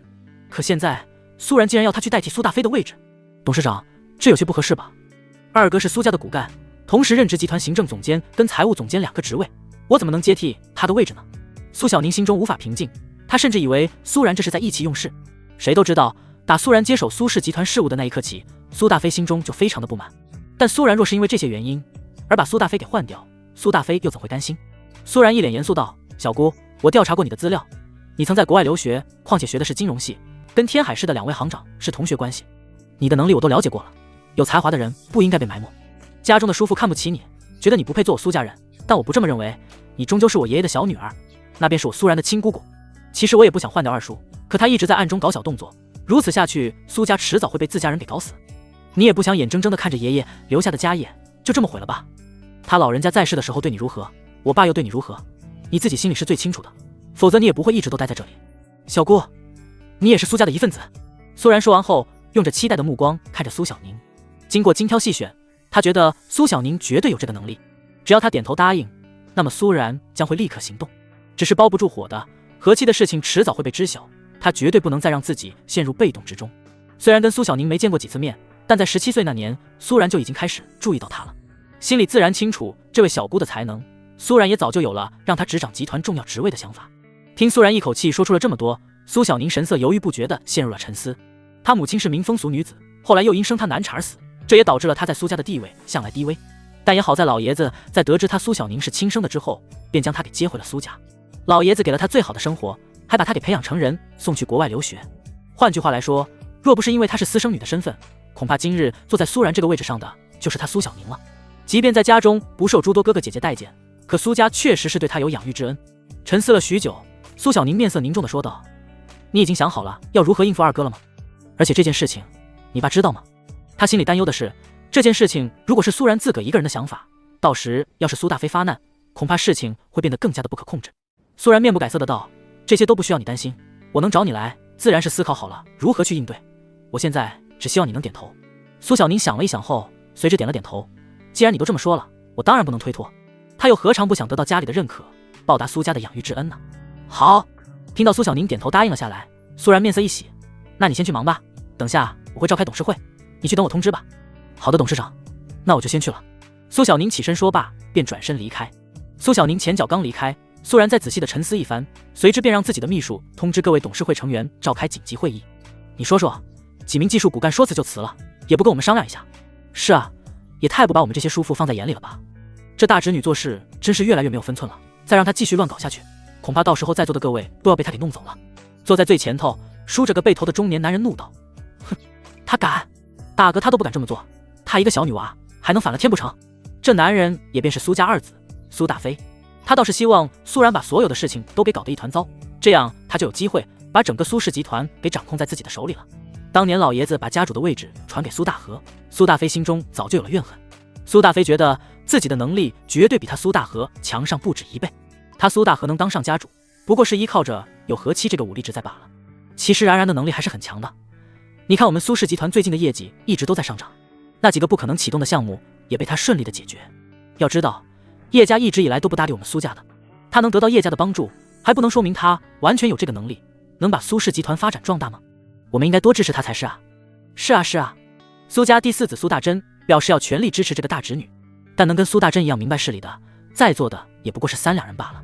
会议上，趁着苏然还没有出现，苏家众人七嘴八舌的议论纷纷。不出片刻，苏然带着秘书以及苏小宁推开了会议室的门，顿时整个会议室内变得鸦雀无声。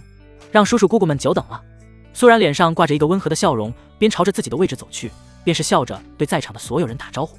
苏大飞看见苏小宁跟着苏然一同走了进来，并在苏然坐下后还站到了他的身后。苏大飞脸色立马不悦地说道：“苏小宁，这里是我苏家的董事会议，你一个小部门的主管来这里做什么？”说完后，看见苏小宁不搭理自己，苏大飞顿时怒火中烧，猛地一拍桌子，愤然起身，用手指着苏小宁的鼻子怒吼道：“你懂不懂规矩？马上给我滚出去！”坐在董事长位置上的苏然面不改色的道：“二叔，你先消消气，坐下来说，是我让小姑来的。”听到苏然开口说话，苏大飞冷哼一声，随之坐了下去，又是道：“小姑，叫的可真亲切。说吧，你这么着急召集我们来开会，到底是什么事情？如果不是什么重要的事情，那么我就先走了。”也不知道为什么，苏大飞总感觉这苏然身上的气势变了，变得更加的凌厉，而且精神气也要比以前的好上太多，有时竟能让他苏大飞心底里对他生出了敬畏。看到苏大飞的态度如此嚣张，苏然冷笑了一下，随之又是正色道：“那么好吧，我今天召集大家来开这个会，就是要宣布一件事情。从今天开始，集团的行政总监以及财务总监一职将由小姑苏小宁担任。”苏然说完后，立马又站起身，又是气势凌人的说道：“我话说完，谁赞成？谁反对？”听到苏然宣布的竟是这件事情，在场的所有人无一不是错愕在了当场，都还以为自己听错了。那苏大飞更是用着极为不可思议的眼神狠狠地盯着苏然：“你刚才说什么？”苏然神色冷峻道：“以后集团的行政总监跟财务总监2个职位将由苏小宁来担任。二叔，还用我再重复一遍吗？”听闻这话后，苏大飞2只眼睛冒出血丝，瞪得跟铜铃一般大。他怒不可遏地盯着那面不改色的苏然，质问道：“那我算什么？”苏然道：“如果二叔不介意，我可以让你去安全部门担任主管一职，毕竟现在那里空出了这么一个位置。当然，看在2位堂弟跟2婶的份上，除了集团每年的分红外，你现在的薪水是多少，以后还是多少。”看见苏然如此坚决，在场的所有人脸色都变得阴沉了下来，可都不敢多说一句话，生怕下一个轮到就是自己了。哈哈，真是天大的笑话！你凭什么罢免我的职位？论辈分，我可是你二叔；论业绩，在你还没出生的时候，我就已经替家族奔劳了。苏家能有今天，要不是没我苏大飞，就光靠你爸能走到今日吗？让当你了几天的临时董事长，你还以为自己能耐了，居然敢罢免我！苏大飞显然不服苏然这个决定，而且他也不准备服从，只要自己足够强硬，只凭他一句话可不行，哪怕是苏大河回来了都不行。要是换做以前，苏大飞或多或少的还会担心，以他苏然的姿色，以后必定会嫁给一个有权有势的人家。可现在他嫁给了一个废物小子，还能有什么底气可言？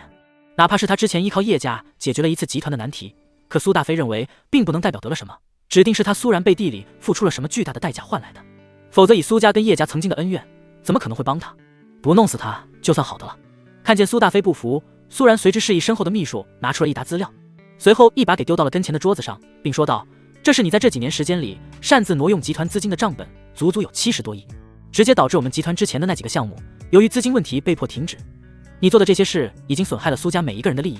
这件事我原本不想找你麻烦，可你把集团的商业机密卖给林家、赵家以及另外几个家族的那些事，我实在是忍无可忍了。”听闻苏然这些话，在场的所有人都惊呆了，连忙抓起桌子上的资料一一查看。看到上面的信息跟照片，确实如苏然所说的那样，苏家众人皆是变得愤怒了起来。二哥，你居然连我们的那份都给吞了！你竟然背着我们做出这种事情来！哪怕是之前对苏然不满的那些叔叔姑姑，都开始质问起了苏大飞。看见苏然证据确凿，苏大飞的神色变得很是慌张。他万万没有想到，苏然居然在背地里掌握了他那么多的把柄。当然，你以为他苏然每天来上班是来打卡的而已吗？别家的董事长周末双休，他苏然却是每天坚持10个小时。看到苏大飞哑口无言，苏然继续道：“如果你不是我二叔，你以为你现在还能站在这跟我说话？说白了，我会放过你，也算是看在2婶平日对我好的份上。我只是不想因为你而连累了2位堂弟跟2婶跟着你一起受苦。如果明白我的意思，现在就立刻给我出去。好，我们走着瞧。”苏大飞自知理亏，只能气愤地甩手离开。实际上，如果不是因为林天生，哪怕是和气还在，苏然也不敢轻易的去动苏大飞这个毒瘤。正是林天生给了他苏然足够的底气，他才无所畏惧。苏大飞离开后，苏然随即又对着在座的所有人道：谁敢损害苏家的利益，那么我苏然绝对不会放过他。今天的会议到此为止，散会吧。苏然说罢，便迈着2条黑丝长腿，踩着高跟鞋噔噔的离开。时间来到了晚上，苏然下班回家，看见林天生坐在沙发上玩着手机，想了一想后，便换上拖鞋来到他身边坐了下来，看了一眼那无视自己的林天生，随即开口说道：老公啊，我今天在公司做了一件事情，想跟你说说。林天生淡淡的道：说来听听。苏然神色有些茫然的说道：我把我二叔给炒了。听闻如此，林天生顿了一顿，随即问道：有何好处？苏然说：他损害苏家的利益，还勾结外人，如果再继续放任他不管，恐怕连我们都不安宁。闻言，林天生这才抬起头来看了苏然一眼，便是看见他的面色有些凝重，于是说道：那你做得很对，有什么可担忧的？你怕他会报复？苏然重重的点了点头。林天生冷笑了一声，起身正色道：天大地大我最大，你尽管放心大胆的去做，只要你一天是我林天生的妻子，任何魑魅魍魉阴谋诡计都伤不了你。说完后便拿着手机上了楼。你不吃饭了？苏然诧异的喊道。林天生道：容我先冲个澡再说。与此同时，苏可欣在阳台外闭目打坐，她神色无比的认真，用心去感受周围的所有灵气，准备冲击筑基境界。只见她的丹田处形成了一个小小的气流漩涡，第一步是要尝试着凝出气海。气海是修士用于储存灵气修炼的根本，只有凝成气海，方才是真正的步入修道一途。若不是这个世界的灵气太过于稀薄，以他先天道体跟林天生赠予的修炼法门，当天都可筑基了。片刻后，丹田处的气流漩涡融进体内，随之一股强横的气流从他的天灵盖猛地喷涌而出。苏可欣如愿以偿地踏入了筑基境初期。稍许片刻后，他缓缓睁开了双眼，随之起身查看了一下自身的变化，在感受到体内的灵气后，苏可欣兴奋地一蹦几米高，哈哈，筑基境强者，我终于成了！淬体筑基，以灵气洗涤身躯，跨越武者使用力量之门槛，以化气攻击，化气防御，达到了一个全新高度。寿命延长200年，若是能修炼到金丹境界，身体与容貌定格。当年林天生穿越到修仙世界，偶然习得是天功法，修炼速度比别人要快上100倍不止，不到短短几个月的时间，便从一个凡人踏入了金丹期。从那个时候开始，他便已容颜不衰，更是仙界年纪最小、实力最强的不朽仙王。别人用10万年都不一定能达到的高度，他林天生仅用1000多年便足矣。姐姐，姐夫，我突破到筑基境了！苏可欣高兴地从楼上冲了下来。正在大厅中看电视的苏然，听闻苏可欣的叫喊声，神色振奋地连忙起身。筑基境界，那不是半步仙人了吗？苏然开心地抱着苏可欣，直接红了眼眶。当真是老天开眼啊！历经100年，他苏家终于又出了一名修士了。林天生目光放在电视上不曾移开过，不以为然地说道：这才筑基，修道路途还遥远着呢。筑基、聚魂、金丹、元婴、渡劫，再往上，准圣、圣人、圣王、准帝、帝境、大帝、仙人、仙王、仙帝、不朽仙人、不朽仙王、不朽仙帝。每一个大境界又分为初期、中期、圆满3个小阶段，越是往上越是艰难。多少修士究极一生，刻苦修炼都无法能达到渡劫境。而实际上，不朽仙帝境往上还有一个天道至尊。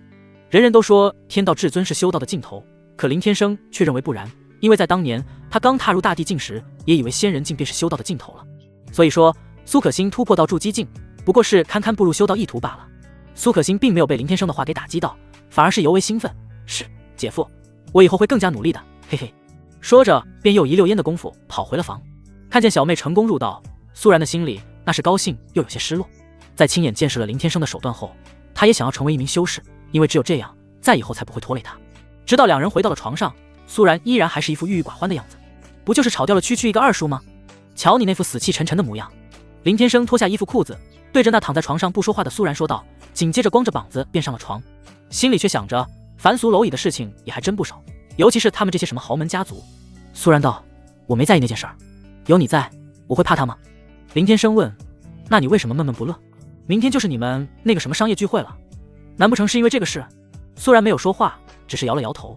林天生瞧见他这副模样，也便不再搭理，于是躺了下去。苏然突然翻过身，整个人直接趴了上来，又将小脸贴到了林天生的胸膛上，语气低落地说道：人家也想修仙。林天生看了他一眼，随即说道：你还真别说，恐怕你已经是一位仙了。但说的并不是修为，而是仙体。他这话并不是毫无根据，每回想起苏然说他能在梦境中看到自己的仙王法相，林天生心里就觉得好奇。如果不是仙人之躯，别说是想要靠近目睹自己的法相真容了，光是自己的神器赤峰矛所释放出来的威能，他苏然都不可能安然无恙，哪怕是在梦境之中。而一个凡人是不可能无端端的梦见自己的仙王法相的。只有一个可能，苏然能吸收自己身上所散发出来的灵气，而自己仙王体对他并没有任何的排斥。如此一来，他就算不是仙，那也算是了。苏然有些沮丧的道：“你就别开我玩笑了，我是真的想修仙，只有这样才不会拖累你，才能永远的跟你在一起。”林天生无语道：“能不能别这么肉麻，多尴尬。”苏然小嘴一撅：“我们是合法夫妻，有什么肉麻，哪里尴尬？”说着，一只小手还不老实，朝着林天生那里便是上下其手。这般举动让修行万年不曾碰过女人的林天生在此刻也不由得红了脸。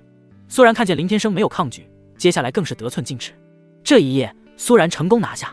第二天清晨，林天生看着床单上的那一抹红，陷入了片刻沉思，随之又看了那抱着自己的腰不放，睡得无比香甜的苏然一眼，深深地叹出了一口气，低声道：“无知清白就这么没了，没想到他也是第一次。”随后林天生小心谨慎地掰开了苏然的小手，顺手替他盖好了被子，小心翼翼地下了床，弯下腰拿起了昨夜被苏然给丢到地面的裤衩穿了起来，随之又捡起了他的以及那件单薄睡衣短裙给一起放到了枕边，而后穿上了长裤，又蹑手蹑脚地开门出了房间。不出片刻，苏然也醒了，他心满意足地在床上伸了一个懒腰。昨天晚上绝对是他近2年来睡得最香的一个晚上，没有仙境，没有噩梦，一觉美美地睡到了天亮。穿起了内衣裤，小嘴里哼着曲，一蹦一跳地来到衣柜，挑选着今天的衣服。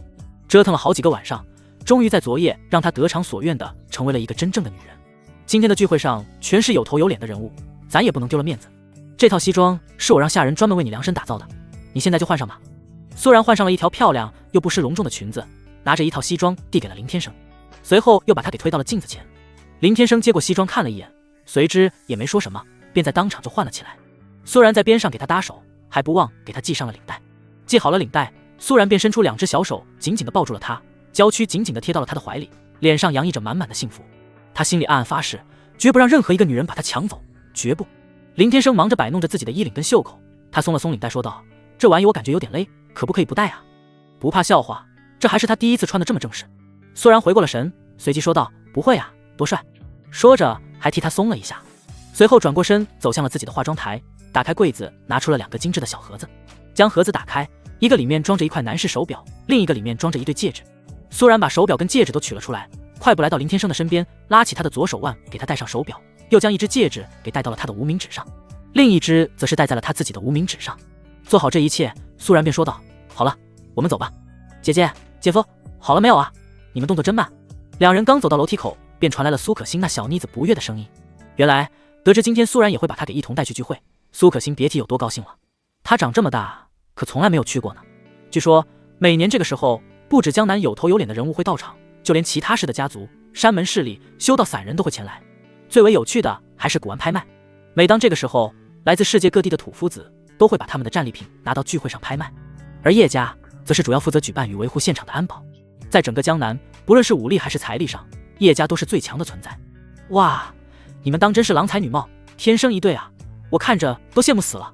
看到林天生跟苏然的第一眼，苏可欣不禁惊呼：“小丫头片子，嘴巴什么时候变得那么甜了？”苏然走到跟前，捏了捏苏可欣的鼻子。反观苏可欣自个的打扮，紧身牛仔裤，一件灰色 T 恤，高帮休闲鞋，扎着高马尾，也不知道是不是在学林天生。他这2天走路老是双手插着兜。嘿嘿，我都等不及了，我们快走吧。说着，3人便走出了家门。大小姐、姑爷、二小姐。一辆劳斯莱斯停在门外，一名恭候多时的中年司机对3人打起了招呼。这是苏嘉欣聘请的临时司机。司机为3人打开了车门，随后上车开往了聚会地点去。聚会的地点并非是在市中心，而是在一处郊外的豪华庄园内举行的。一路无话，车子约莫开了有1个小时的路程抵达。此时庄园外已然是热闹非凡，就连马路边都站着清一色的黑衣墨镜保镖。这些保镖的境界实力最低都是4阶武者，最高的也有6阶的存在。6阶武者对于一般的豪门来说，都算得上是一名高手了，而在叶家也不过是当个差罢了。光场外的保镖数量就安排了有100多名，还有江南市一支警队也会出现在这里。他们通常是处理普通人的冲突，毕竟在这个世界，普通人还是占绝大多数的。当然，上面也有专门负责处理武者跟修道者的部门，但能在这种部门任职的，无疑不是境界高深的修士。下车后，苏然挽着林天生的胳膊往会场大门走去，苏可欣双手插着都跟在他们后面，哪里还有一个豪门千金该有的样子。林先生、苏小姐，里面请。门外的招待彬彬有礼的招呼着3人进场。苏然很是客气的回了一句：“谢谢”，显得端庄大方又有礼貌。反观林天生，哪怕是穿上了价值几十万的西装跟皮鞋，手腕上戴着100多万的名牌手表，他的表情还是跟以前一样的冷淡，依然还是双手插着兜。可即便如此，他的英俊帅气仍是无比夺目，并隐隐散发着一股强大的自信。他的这种气质并非是刻意装出来的，而是修行1万年，久而久之就这样了。他自个都不知道，在这凡尘世间，只要他收了神通，稍微那么一打扮，哪怕是个男人看见了都得对他着迷。哎呀呀，苏总！刚进入会场，便是迎面走来了2个男人。走在前头的是一名中年男子，他们远远的就伸出手来，想要跟苏然握手。但来到跟前后，苏然只是对2人报以微笑，微微鞠躬示意。赵总看到苏然搂着这么一个大帅哥，不肯空出手与他们握手，那赵总随即尴尬的呵呵一笑。此人名为赵雷，赵家的现任家主，而跟在他身后的赵小天是他的大儿子。兴许是想要化解尴尬，赵雷随之又将目光放到了林天生的身上，礼貌的对他伸出了手。想必这位气质不凡、英气逼人的帅哥就是林先生了吧？真是久仰大名啊！俗话说伸手不打笑脸人，林天生神色虽然冷淡，但还是抽出了一只手来跟那赵雷握了握手。你好。看见林天生2夫妻对自己这般态度，那赵雷心里当真是气得不行，但是他的表情上并没有任何的变化，依然还是挂着一个笑容。说来也是，赵家老想着要干倒他苏家，苏然会对他客气才有鬼了。只是这些事林天生都不知道罢了。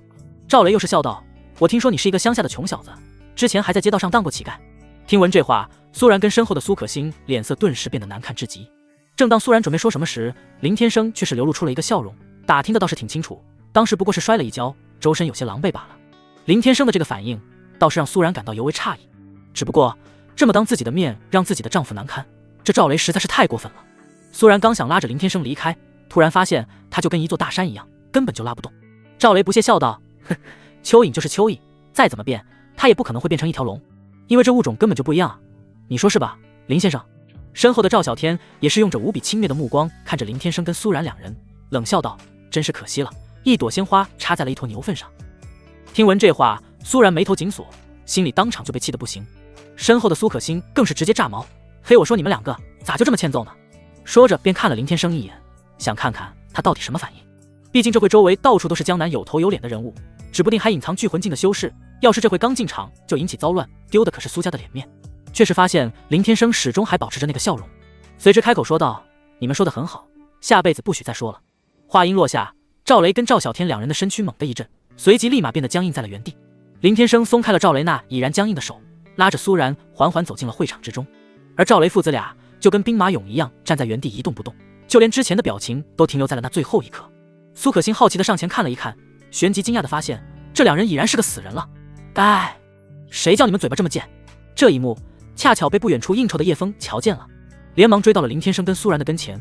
林先生，不好意思，刚才没看到你们过来，赵雷是不是在自找麻烦？我现在过去处理他们。叶枫说着便要马上过去。林天生淡然道，死人没什么好处理的。叶枫听得这话，心头顿时一惊，心想这赵雷父子站那不动，该不是死了吧？来到跟前后，叶枫伸出手刚触碰到赵雷的身躯，结果那赵雷宛如细沙一般，直接化为了粉末了。随后那赵小天也是一样，似如此一幕，不禁让叶枫倒吸了一口凉气。修士大能的手段果真是不一般。叶少爷，发生了什么？周围的人见状纷纷迎了过来问道。叶枫沉声道，赵雷父子该死，赵家当灭。此话一出，周围所有人大气都不敢出，心中皆是以为这赵雷是得罪了叶家了。随后在叶枫的安排下，叶家的势力直接杀向了赵家。这一幕刚好被那走进会场的林家人撞到。林峰停下脚步看了叶枫一眼，眼神之中尽是阴狠，随之也便没有过多停留，跟上了林山水的步伐。在叶枫的安排下，苏然带着林天生跟苏可欣坐到一处贵宾席上。片刻后，叶枫又过来说道，林先生，赵家被我处理了，您现在让下人过去接手一下吧。听闻叶枫这话，苏然震惊了起来。赵家在江南好歹也是名列前10，结果说灭就灭了。叶家的实力果真是逆天，若是他们要对付苏家，他苏家还真是不知道该如何应对。而且看他这意思，是想把赵家的所有资产通通都送给林天生啊。林天生笑了笑，好小子，挺上道啊。紧接着又对苏然说道，还愣着做什么，快打电话让人去啊，晚了兴许就被人接了去了。苏然连忙回过神，便从苏可欣手里接过了手机，连忙给苏小宁打去了电话。喂，小郭，你现在带人去赵氏集团，安排好了之后立马就挂断了电话。叶枫嘿嘿笑道，林先生过奖了。哦对了，我姐姐就在那边，我现在去叫她过来。说着也不给林天生跟苏然反应的机会，赶紧跑了出去。苏然不是傻子，自是明白叶枫的小心思，可他这回又不好说什么，只得神色凝重地坐在林天生的边上。林天生察觉到了他的心情，于是开口说道：“那叶婷都不及你半分，我都不知道你担心个什么劲。再说了，吾乃仙界不朽仙王，意欲天道使，区区一个凡俗女子，如何能入得我眼？”苏然的眉头依然不得舒展。对于你来说，我不也是凡俗女子吗？林天生无语道：“不一样，你毁了我之清白，有了因果。”听得这话，苏然心里这才变得开心。不出片刻，叶婷带着一名穿黄色道袍、身后背着一把剑的老道走了过来，来到跟前后，率先对他们打起了招呼：“林先生，苏小姐。”苏然报以微笑回应：“婷姐。”叶婷随之又向他们介绍道：“这位是我师父南山道人。”那南山道人双眼上下打量跟前的林天生，随之说：“想必你就是那位解了我徒儿体内煞气的林小友吧？老夫乃南山方士，敢问林小友师承何处，什么境界？”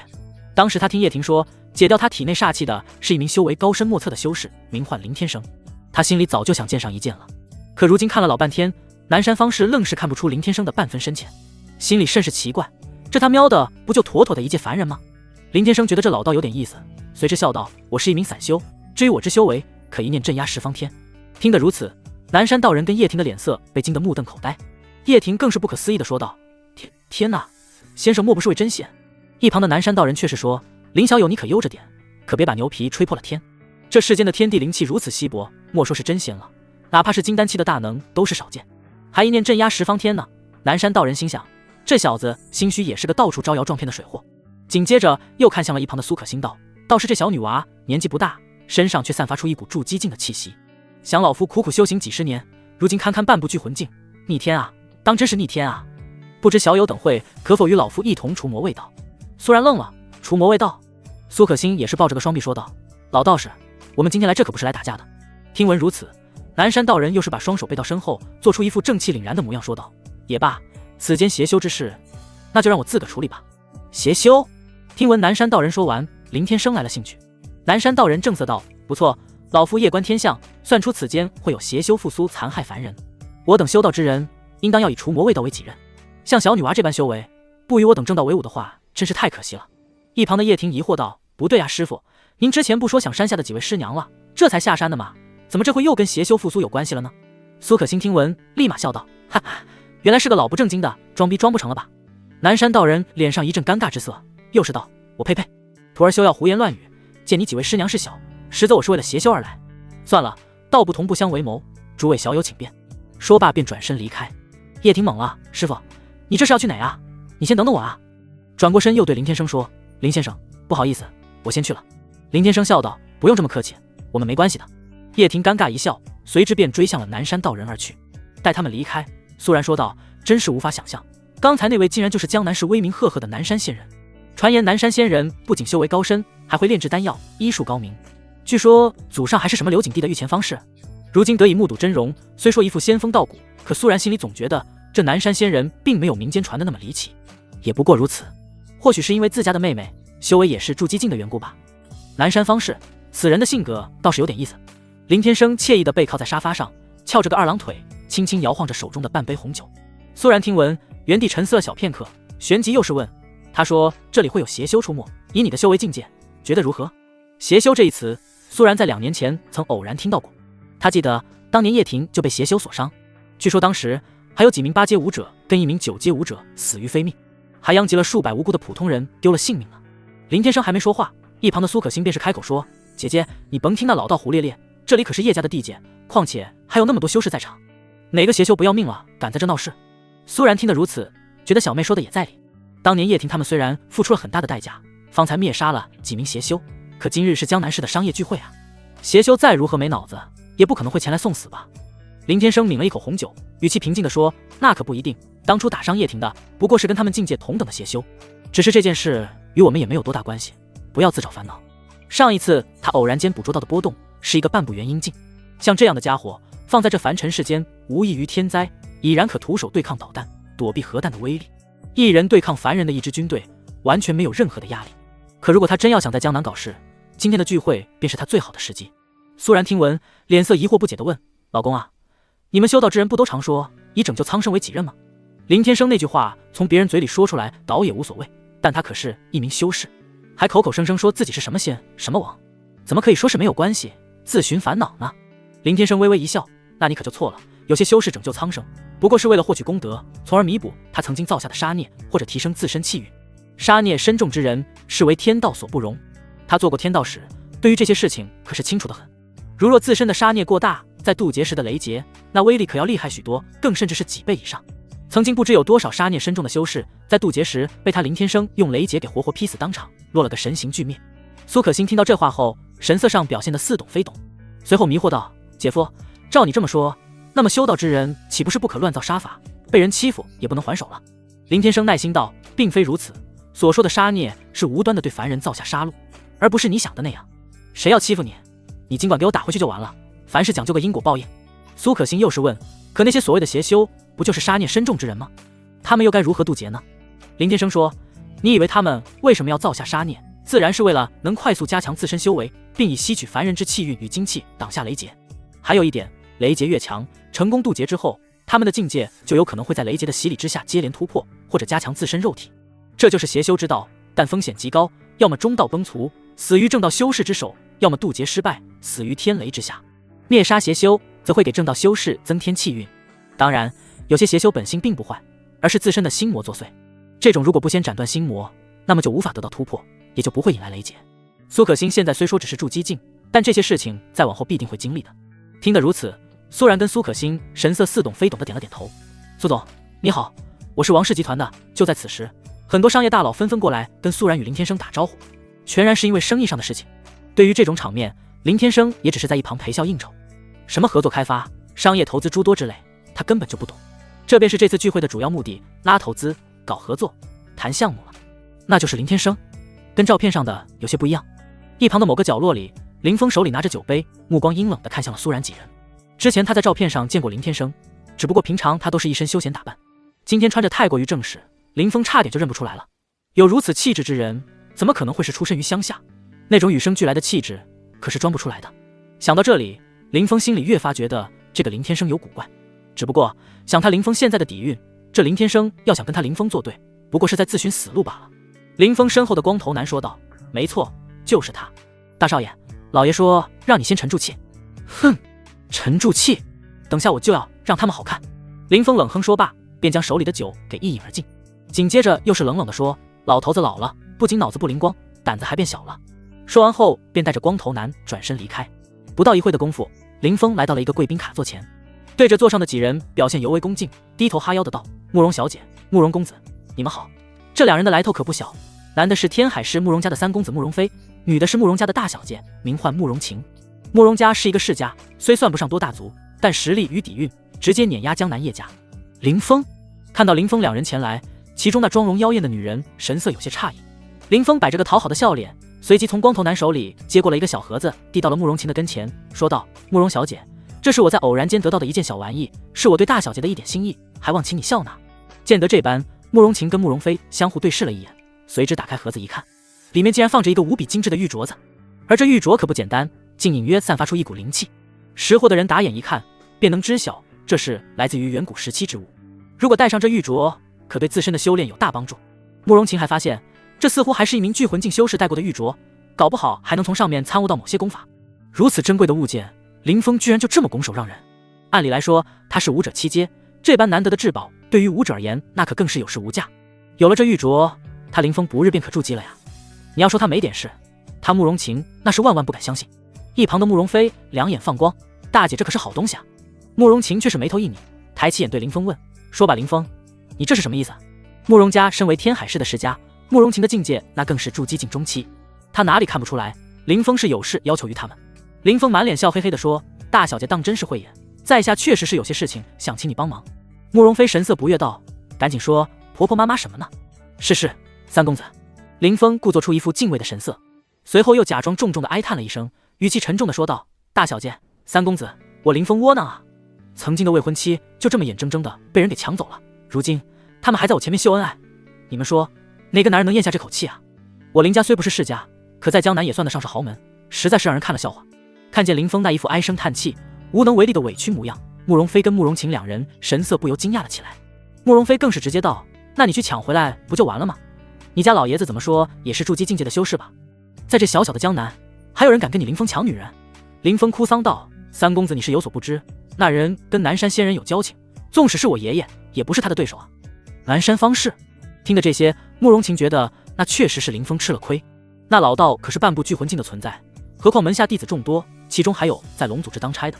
慕容飞冷哼一声，我当是谁？原来是那南山老道，不过是倚仗祖上留下的些许底蕴，四处作威作福，他也就这点欺负你们这些小家族的能耐了。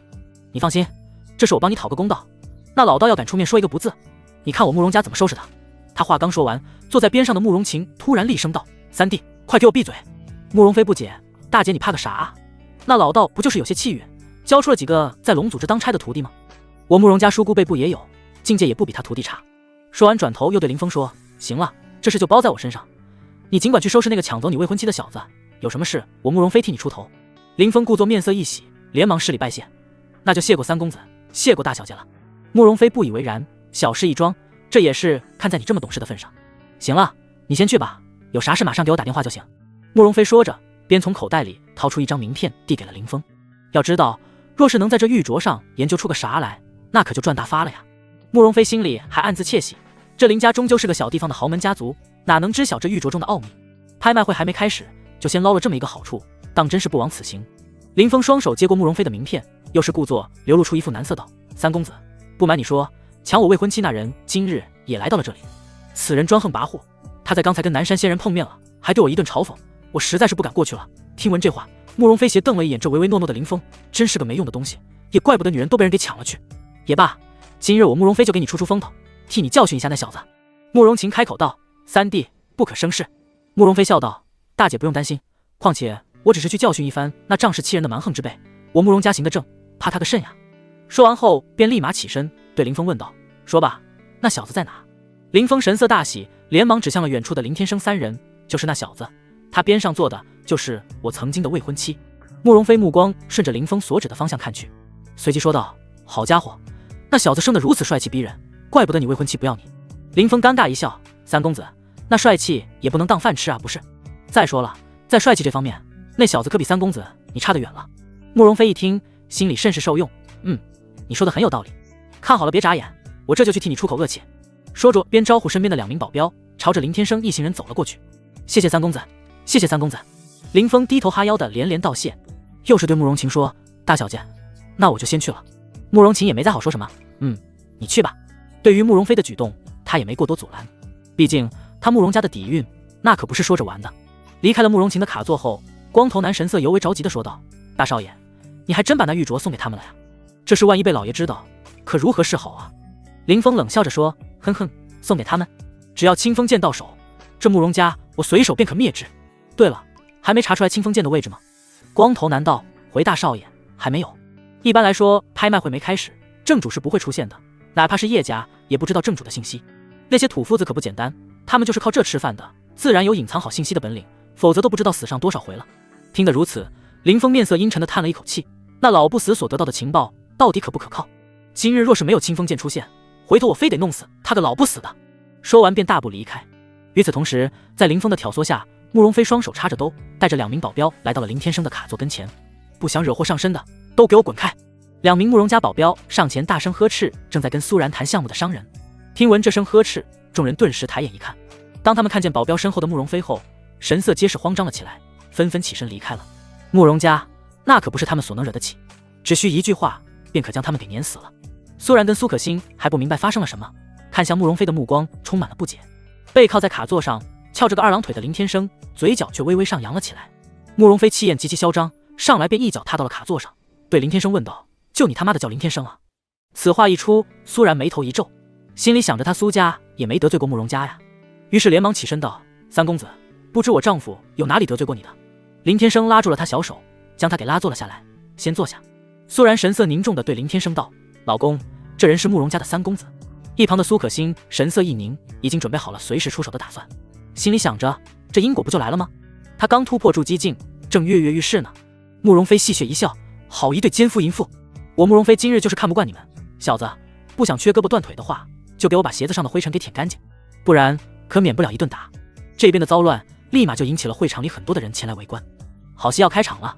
隐藏在人群外看戏的林峰嘴角不由得微微上扬，流露出了一个无比邪魅的笑容。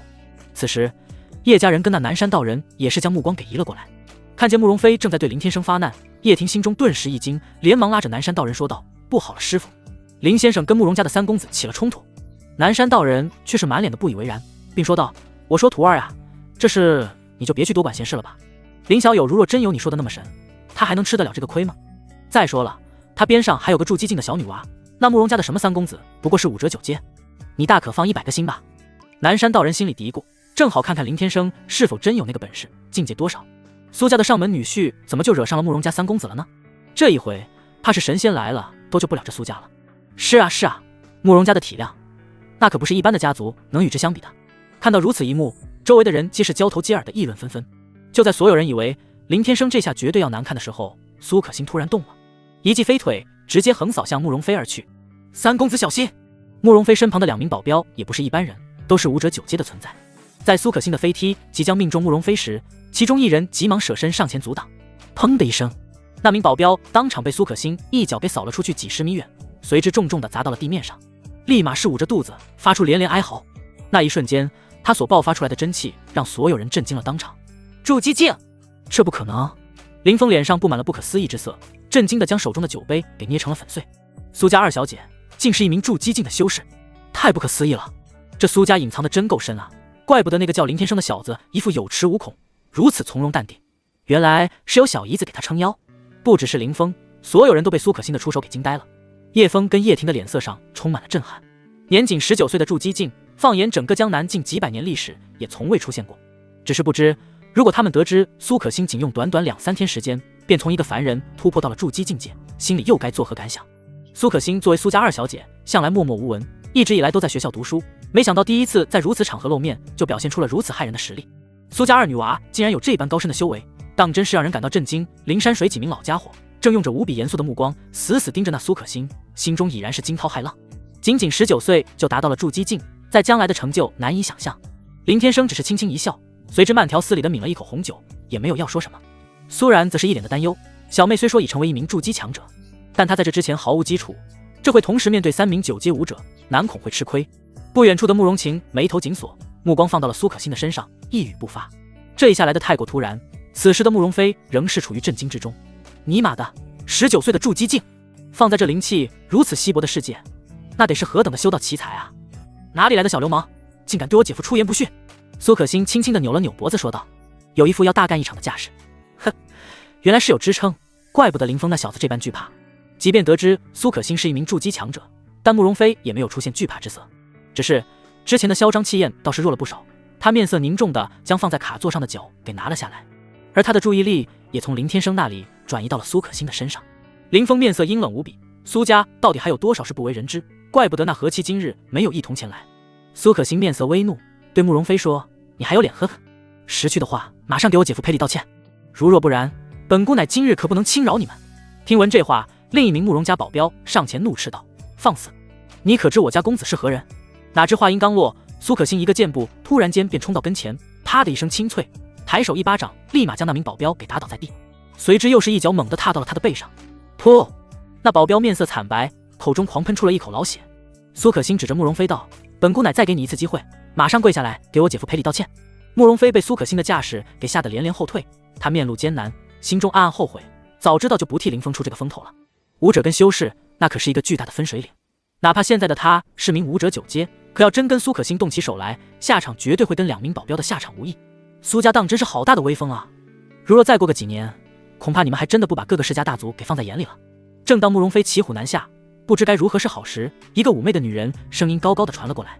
听闻这声音，慕容飞顿时面色一喜，大姐。随后在所有人的目光下，一名身材高挑、年纪约莫30来岁的女人缓步走来，是慕容家的大小姐。慕容晴的境界已然步入了筑基境中期，苏家这回要难看了。19岁的筑基确实难得，只可惜对方可是名列世家的慕容家啊！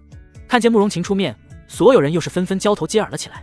苏可欣扭过头看去，哪怕是得知走来的女子比自己高出一个境界，她的脸色上也没有丝毫的惧色，便是说道，哪里来的老妖妇，你这是要来替这人出头吗？听闻这话，慕容晴当即青筋暴起，脸色大怒，狂妄！一声暴喝，身影立马朝着苏可欣直冲而来。就在双方即将大打出手之际，一道黄色身影忽然冲到了慕容晴的跟前，又出一掌将那气势汹汹的慕容晴给逼退了回去。打眼一看，竟是那南山道人。正好让捏了一把汗的苏然松下了一口气。南山方士看见出手阻拦自己的竟然是南山道人，慕容琴的脸色变得更加的难看。在暗处看戏的林峰此时的目光也沉了下来，看来信息不假，那林天生果然跟着南山仙人有些关系。南山道人呵呵笑道：“哼，慕容琴大小姐，林小友是我徒儿好友，今日之事怕是有什么误会吧？”慕容飞上前怒道：“跟你这老道有什么关系？难不成你想要跟我慕容家作对吗？”苏然也是急了，拉着林天生的胳膊说道：“要不让小妹算了吧，这慕容家是天海市的世家，体量可不是我们苏家能比的，他怕这事再牵扯下去，恐怕就连叶家跟南山门都不好过了。”林天生淡淡的说道：“这事正好让小妹试炼一番，你看着就行，不会有事的。”听到林天生这么说，苏然随之也不好再多说什么，只得担忧的看着正将一名慕容家保镖踩在脚下的苏可欣，同时心里也有些欣慰，这倒是让苏家扬眉吐气了一回。待此件事了，看谁还敢老想着要算计他苏家。你他喵的还给我横！苏可欣看见慕容飞还不打算认错，当即动用真气快速朝他飞身而去。慕容飞心中顿时一惊，连忙抬手接招，可没三拳两脚便被苏可欣反手一个擒拿给拿捏在了当场，并又出一脚踢到他的膝盖窝上，随着扑通一声沉闷，只见那慕容飞就这么被苏可欣强按着两腿跪倒在了林天生的跟前。司看见这一幕，所有人的脸色都变得极其难看。慕容世家的三公子竟然就这么跪在了林天生的跟前了。苏可欣怒喝道：“快给我姐夫道歉！”此时的慕容飞脸色难看至极，想他世家三公子年近30年纪，武者9阶的实力，如今竟然被一个19岁的女娃给按跪在了地上，而且跪的还是一个没有任何修为，据说还是乡下出身的林天生。这一回他天海市慕容家的脸面可谓是丢大发了，这下就连南山道人都面露凝重，不敢再出言劝和。他是万万没有想到苏家这二小姐竟是如此强硬，该死的小贱人，今日我非杀了你不可！慕容琴愤怒非常，连忙又是动身杀来。可正当他恰好飞到南山道人的身边时，林天生的右手掌轻轻一翻，随后听闻砰的一声，冲到半途的慕容琴突然间倒地，然后在众目睽睽之下七孔流血而死了。啊，这南山道人看着死在他脚下的慕容琴，一脸的懵逼。此时的他也不知道发生了什么，慕容琴就这么倒在他的跟前，已然是彻底没了气息。又是如此惊人的一幕，让所有人惊得目瞪口呆，当场炸裂。皆是认为在刚才是南山道人出了手，应该是趁着慕容琴将注意力放到了苏可欣身上时出手偷袭，这才将慕容琴给一击毙命了。只是这南山道人也太狠了吧，那可是慕容世家的大小姐啊！就连苏可欣跟苏然的神色都愕然了起来。苏可欣最多只是想让慕容飞给林天生道个歉，却是没想到这南山道人竟然能为了他们在众目睽睽之下将慕容琴给打杀当场了。静，死一般的静！此时此刻周围上千人竟没有人敢发出半点的声音。大姐看见自家大姐竟然在顷刻间惨死，慕容飞脸色上布满了不可思议与恐惧，所有人都将目光放到了南山道人的身上，眼神之中对他全是骇然之色。这一幕让叶婷更是万万不敢相信，整个人直接愣在了当场。师傅察觉到所有人那异样的目光，南山道人慌了：“诸位，这事跟老夫没关系，老夫可没有出手啊，我也不知发生了什么。”随即他便是看到端坐在卡座的林天生，嘴角上挂着一丝让人琢磨不透的笑容，心中顿时一惊，难不成是他？但能有如此手段，修为怕是金丹7大能了。大姐，慕容飞已然不顾其他，在苏可欣愣神片刻之际，连忙挣脱开束缚，连滚带爬的冲到了慕容琴的跟前，神色悲痛欲绝的将他给抱在了怀中，嚎啕大哭了起来。边上的南山道人失了分寸，手足无措的支支吾吾老半天，方才对慕容飞说道：“人死不能复生，慕容小友节哀顺变啊。”听闻这话，慕容飞恶狠狠地瞪了他一眼，咬牙切齿的道：“你个天杀的老东西，你不讲武德，竟然偷袭我大姐！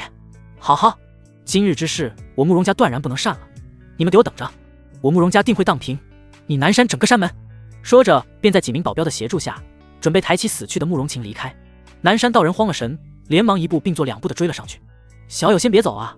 而在这一瞬间，林天生再次轻轻翻动手掌，噗！那刚走出去没几步的慕容飞忽然间口吐鲜血，整个人直挺挺的倒了下去。三公子！几名保镖神色顿时骇然，连忙上前查看，紧接着惊呼道：“啊，三公子也死了！”哇！一时间场面顿时又是一大片哗然，众人心中断定，定是这南山道人又出手了，他这是要杀人灭口。毕竟如若让他们回去，这事恐怕就麻烦了。此时南山道人头顶上全是问号，这他喵的跟他有半毛钱的关系啊！心里直呼真不是我干的呀！可他现在哪怕是跳进黄河也洗不清了。好！就在所有人用着惶恐的目光看向南山道人时，林天生面带笑容的突然起身鼓掌，口中接连说出了3个好字：“南山仙人手段通天，今日之情我林某人记下了。想来也是，不过是一个小小的世家，安敢在南山仙人跟前放肆？何况大家刚才也都看见了，并非是仙人无端将其打杀，而是这两人不惜命啊！在众人诧异的目光之下，林天生步伐从容，朝着死去的慕容琴走去。天生看见林天生走去，苏然面色不解的连忙起身，林天生却是语气严肃道：“坐好，等我。”听闻这话，苏然神色略微犹豫，不过随后还是乖乖听从。大少爷，那玉镯光头男有些急眼了。慕容飞倒地后，那林峰送出去的玉镯便从慕容琴的身上掉到了地面上。也好在众人全把目光放到林天生的身上，否则必定会被人给发现了呀。林峰心里比他还慌，玉镯是他从无影的棺材里拿出来的，林家老爷子曾对他有过告诫，别乱动棺材里的东西。如果被那南山道人发现，那可就麻烦了。听闻林天生刚才那话，南山道人心中不断暗骂：好小子，刚才我替你解围，这回就把锅给甩到我身上，当真是坑煞我也。原本是苏家跟慕容家的冲突，压根就不关他的事，结果这回好了，这小子三两句话全赖到他头上。不过转念一想，刚才暗中出手的十有八九会是他林天生，因为叶婷曾有过提醒，这小子似乎并不想对人公布他是修士的身份。至于原因为何，南山道人就不得而知了，毕竟这种隐藏修为游历于凡尘世间的修道之人可不少。但南山道人心里越想越是来气，林小友，你这话说的就不太地道了，你哪只眼睛看到是老夫出手了？这事跟我可没有任何关系。林天生笑道：哦，既然不是南山仙人，那就是在场的各位了。说着又扫了一眼人群，道：恕在下走眼，不知刚才是哪位高手出手相救，我林某人跟苏家定会铭记在心。听到林天生这话，所有人当场就懵了，不过很快就反应过来，这小子是要把锅给甩到他们的身上。虽然人群中也有不少的世家子弟，底蕴不比慕容家差，更甚至还要强，但谁都不想平白无故的去惹这些麻烦事，就连想过来靠近的叶婷也被叶家人给拦了回去。人群当即一哄而散，该吃吃该喝喝去了。看见人群散去，林天生随即把目光放到了几名害怕的不行的慕容家保镖身上，随后又对着一旁的南山道人说：道长，那地上有个至宝，你瞧见没有？听闻如此，南山道人便顺着林天生的目光看去，还真是看见了一只玉镯掉在了慕容琴的尸体旁。正当南山道人想要上前捡起之时，那玉镯已在悄然间吸收了慕容飞跟慕容琴的血液，旋即猛地飞到了半空中。结，悬浮到了半空的玉镯发出了一阵无比阴森的笑声，让人不由得毛骨悚然。苏可欣神色一惊，哪里来的结？是邪修的气息。而刚散开的众人听闻这个笑声，神色皆是惊恐了起来。对于所有修士而言，邪修是最大的敌人，人人得而诛之。那玉镯散发出浓浓的黑气，又是笑道：结，凡俗蝼蚁，尔等之精气归我了。话音落下，立马又朝着眼下那几名慕容家保镖吸出煞气。顷刻间，那几名武者保镖面露痛苦之色，显得狰狞至极，随后发出哀嚎，接连倒地，短短几秒钟，身躯全被吸成了干尸。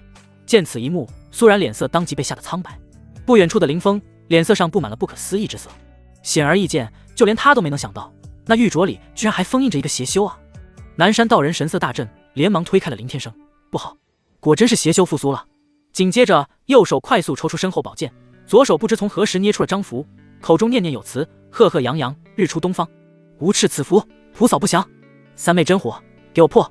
话音落下，手中符顿时自燃，紧接着朝那悬浮在半空的玉镯狠狠打去。砰的一声，竟能将玉镯周围的煞气给冲散了许多。啊！你这该死的方式！若非今日我只剩下一缕残魂，必定将汝千刀万剐。受了南山道人一击，玉镯中顿时发出惨痛哀嚎。哼，打的就是你这缕残魂，尔等妄想复苏，残害这世间生灵，老夫不答应！南山老道一副正气凛然，又是手持宝剑飞身杀去。可恶的老道，竟敢与我鬼煞宗作对！玉镯中的声音无比愤怒，随之更多的黑气涌出，迅速的又汇集成了一个黑影。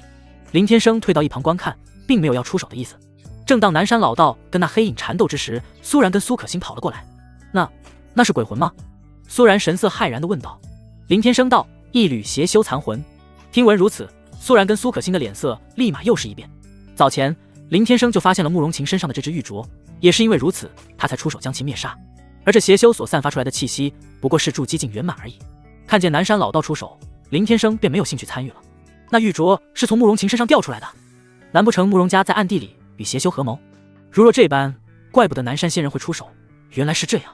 围观的人群开始议论，目光全放到了南山老道与黑影的打斗之上，却没有注意到此时的林峰跟林山水的脸色有多难看。林山水自然是一眼认出了那玉镯的来历，心中联想到定是林峰搞的鬼。可现在这么多人在场，他也不好出面说什么。要是被别人知道他林家跟邪修有勾结，那才是真的完蛋了。无缝天地翅，一剑开两门，急急如太乙救苦天尊律令。是。南山道人手持宝剑，凌空挥去一道真气，狠狠斩中那黑影。啊！可恶！他日我鬼煞宗复苏之时，定要你这老道死无葬身之地！黑影发出一声不甘，随之便被南山道人的真气给当场打散。南山道人冷哼道：“哼，有老夫再次保这一方平安，任何魑魅魍魉来了也是枉然。”邪修被灭，众人欢呼鼓掌，纷纷叫好。南山仙人真不愧是刘景帝御前方士传人，手法果然通天。南山老道收起了神通，将手中宝剑挂回了身后，笑着对众人说道：“诸位莫慌，邪修已被老夫灭杀，大可放心。”人群掌声不断，纷纷向南山老道笑脸迎去。今日若是没有仙人在此，恐怕我们这些人中不知有多少要丧命了。是啊，是啊，南山仙人，这是我的名片，日后若是有什么需要，可随时联系。我是天豪集团的 CEO 仙人，这是我的名片。在场的大多都是平凡人，很多人就连武者都不是。说实话，如果不是提前让人群散开，刚才不知有多少人被邪修吸去精气而亡。苏可欣目光无意间看到了掉到地面上的玉镯，于是动身走去，想捡起来探个究竟。苏然发现后，当即将他给拉了回来。小妹，别去碰那不祥的东西。苏可欣嘟着小嘴道：“我只是好奇，这小小的玉镯中如何能藏下一个邪修？”林天生说：“等你突破到聚魂境就知道了。”听闻如此，苏可欣沉思了起来。走吧，那东西也不是什么珍贵之物，对你来说用处不大。林天生说着，便带着苏然离开了。苏可欣哦了一声，也便跟了上去。他是先天道体，本身修炼的速度就要比其他人快。玉镯虽说有提升修炼速度的功能，但跟他自身的资质比起来，简直就是小巫见大巫了。而趁着没人注意时，林山水悄然来到了玉镯跟前，刚要弯下腰捡起来，突然伸过了一只脚，将玉镯给踩住。林道友，这可是邪物啊，碰不得。将玉镯踩住之人正是南山老道。林山水笑着说道：“南山道友，实不相瞒，这玉镯与我家丢失那只长得有些相似，我只是想拿起来瞧瞧。这东西虽然入不了林天生的眼，但对于其他人来说，那可是难得的宝物啊。更何况附在上面的邪修残魂已被除去，若是能得到，对修炼那可是有大帮助的。那不过是长得有些相似罢了。邪修已除，这物件自然就由老夫来保管，以免往后再生事端。”在说话间，南山老道已然将脚下的玉镯捡起，心里想着，这东西要是给自己的徒弟叶庭修炼，不出2-3年，他便可筑基了呀。林山水脸色一沉，随之趁着南山老道一不留神的功夫，一把将玉镯给夺了过来，又是说道：“错不了，这只是玉镯，便是我林家丢失的那只。南山道友莫要与我抢。”南山老道也是急了眼，连忙冲上去，又是一把给夺了过来。“拿来吧你说是你家的，便是你家的，如何？这上边刻有你的名字。邪修是老夫出去的，这玉镯自然归老夫了。”说着便将玉镯收回了囊中，心里美滋滋的大步离开。林山水心中固然有气，可也只得气愤地看着南山老道离去。打他打不过，说也说不过，只好认栽了。爷爷。正好这时，林峰带着几人来到跟前。林山水怒瞪他一眼，随即抬起手来，狠狠地扇了他一巴掌，怒道：“你个混账东西！我不是跟你说不要乱动那棺材里的东西，你偏是不听。你以为我看不出来？你是要想借慕容家之手，想让那苏家为难吗？我让你先沉住气，你为何就是不听？这回玉镯也没了不说，慕容家的大小姐跟三公子也死了。事后慕容家断然不会善罢甘休，如果这是给他林家带来麻烦，那到时候该如何是好？”林峰道：“爷爷莫慌，慕容家死了2人，到时肯定会来江南讨个说法。那南山老道跟苏家，包括叶家，到时都逃不了干系。”听得这话，林山水老脸阴沉，随之深深地叹出了一口气。只是可惜了那玉镯就这么拱手让人了。这件小插曲并没有让聚会结束。2个小时后，叶家现任家主叶无天走上了一处用于拍卖的讲台，对着跟前的麦克风说道：“诸位，今年的拍卖会马上就要开始了，如果有感兴趣的朋友，请准备好。拍卖是这次聚会的最后环节，同时也是大多人心中期待的。因为如果运气足够好，拍到一件远古时期的物件，上面若是隐藏着什么修炼之法，又或者是什么灵气之类的，那可就直接翻身了。”林天生听闻便走了过去，边上的苏然道：“等会你要是看上了什么，随便买，我给你付钱。”林天生点了点头，说了声好。实际上他只是单纯的对古玩感兴趣而已。随后拍卖开始了，一件又一件古玩被拿到台上开始了竞拍。当然也有很多人因为手头紧缺，从而拿出传家之宝拿到这里竞拍，毕竟能出现在这里的大多都是有钱人。拍卖如火如荼的进行着。林天生发现拍卖品居然有大多数都是修饰的东西，而且都是有些年头的，一看就是刚出土不久。加上之前的发现，他心里开始有些怀疑，这方天地莫不是个远古禁地。3亿，还有没有人出价？3亿第1次，3亿第2次，3亿第3次，成交！随着叶无天手中的小锤狠狠砸下，又是一件艺术品拍卖完成。天生，没有你喜欢的东西吗？看见林天生坐在位置都快要睡着的模样，苏然好奇地开口问道。林天生淡淡的道，都是一些不入眼的垃圾，就比如刚才远古时期的聚魂镜修士一条腰带竟然能拍到3亿之高，当真是让人感到有些匪夷所思。听闻如此，苏然无奈道，好吧，他本想着借这个机会好好弥补一下林天生的，可结果他竟然看不上那些东西。直到台上拿出了一把表面生锈严重的长剑，林天生的目光顿时惊讶了起来。叶无天道，各位，这把剑是我叶家在进行某个工程时从地底深处挖出来的，起拍价为50万。看到这把铁剑出现，所有人的面色上不由流露出讥讽之色。那玩意估计也就是个普通的铁剑而已，这叶家也好意思拿出来拍卖？是啊，我完全感受不到任何的灵运波动，如若是宝物，表面又怎会生锈得如此严重啊？叶家主，这东西不会有人要的，赶紧结束，轮到下一件吧，别浪费时间了。坐下的几名修士你一言我一句地说着。林峰诧异地询问边上的灵山水，爷爷，那把剑是清风剑，怕不是被人给忽悠了？灵山水神色却是从容淡定地说道，废话，当然不是了，沉住气等着就好，那清风剑最起码得是压轴出场。听闻这话，林峰也没再说什么，心里却是暗想，如果此次拍卖没有清风剑，让他的下一步计划胎死腹中，他非得把这老头子给弄死不可。而台上的叶无天也是满脸的尴尬，本身他对这把剑也是没有任何的底，主要是当时偶然挖出这把剑之时，竟然发生了诸多离奇的事情，当时场地上的所有人都昏死了过去，就连设备都在那一刻间全部瘫痪了。虽然没有足够的证据证明那些事情是这把生锈的铁剑带来的，可叶无天当时心里认为是自己的修为不够，看不出这把剑的奇特之处。接下来他花费大量的资金，拿着这把剑到处寻找修为高深的修士鉴定，结果得出的结果无一不是让他感到大失所望。就连聚魂镜中期的大能都说，这玩意就是一把一无是处的铁剑罢了。于是他想着干脆拿出来拍卖算了，万一有哪个不开眼的出高价拍了回去，最起码能弥补一下之前的损失。叶无天尴尬地咳嗽了几声，定了定神色后问道，嗨，各位，那么拍卖开始，有没有人出价？出价？在座的修士跟武者也不是傻子，一把平平无奇的铁剑居然想要卖50万，就算有钱也不能当那个冤大头啊。有人不耐烦地说道，行了，叶家主，还50万呢，500块钱估计都不会有人要，赶紧轮到下一件得了。其他人纷纷附和道，没错，都别浪费大家的时间了。而就在叶无天觉得也是准备结束轮到下一件时，林天生突然举起了牌子，语气淡淡的道，我出50万。什么？听到居然真有人出50万买那把袖剑，所有人皆是把目光给移到了林天生的身上。当他们看见是林天生时，心中又是不由一阵冷笑，还以为是哪位高人看出了这把剑的不同呢，原来是苏家的上门女婿，有钱也不是这么花的呀。哼哼，只有他这种普通人才以为那玩意是件宝物。此时叶无天也是猛的，他万万没有想到出价的竟然是林天生，可随后也没有多想，林天生救过叶婷一命，哪怕他真看出这把剑有什么不同，那也全当是送给他了吧。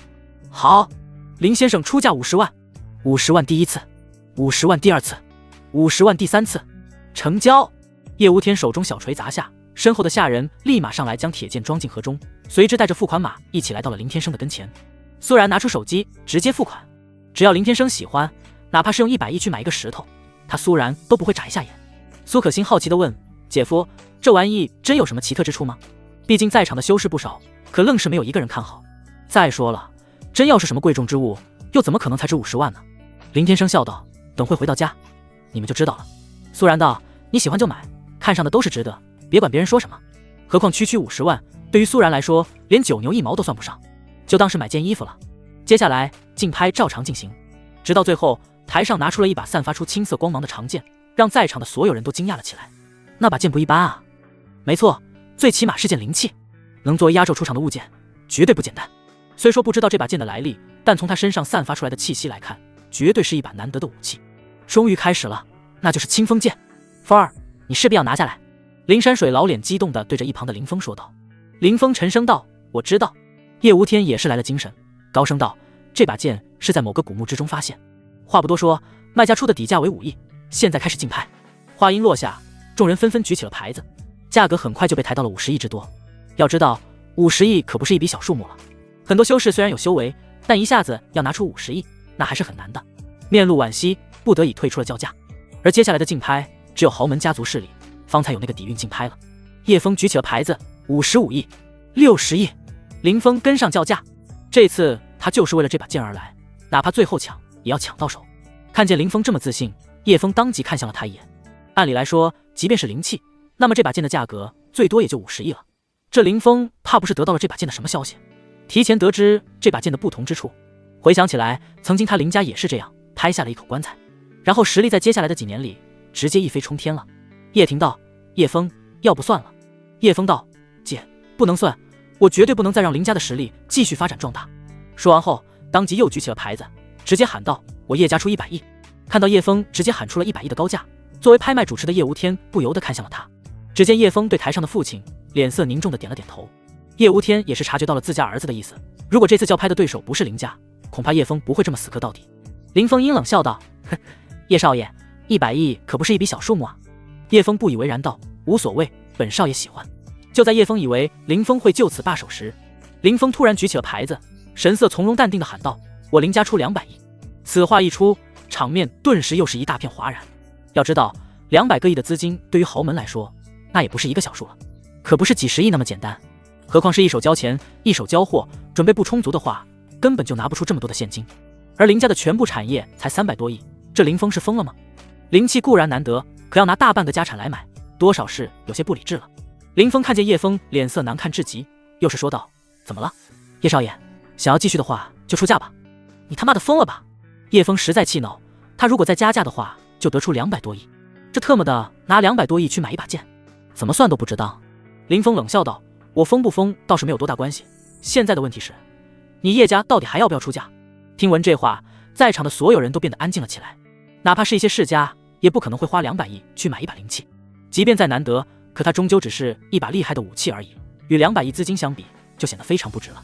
林峰心里却是得意一笑，对于其他人来说确实不值当，可对他来说，那可就值得不能再值了。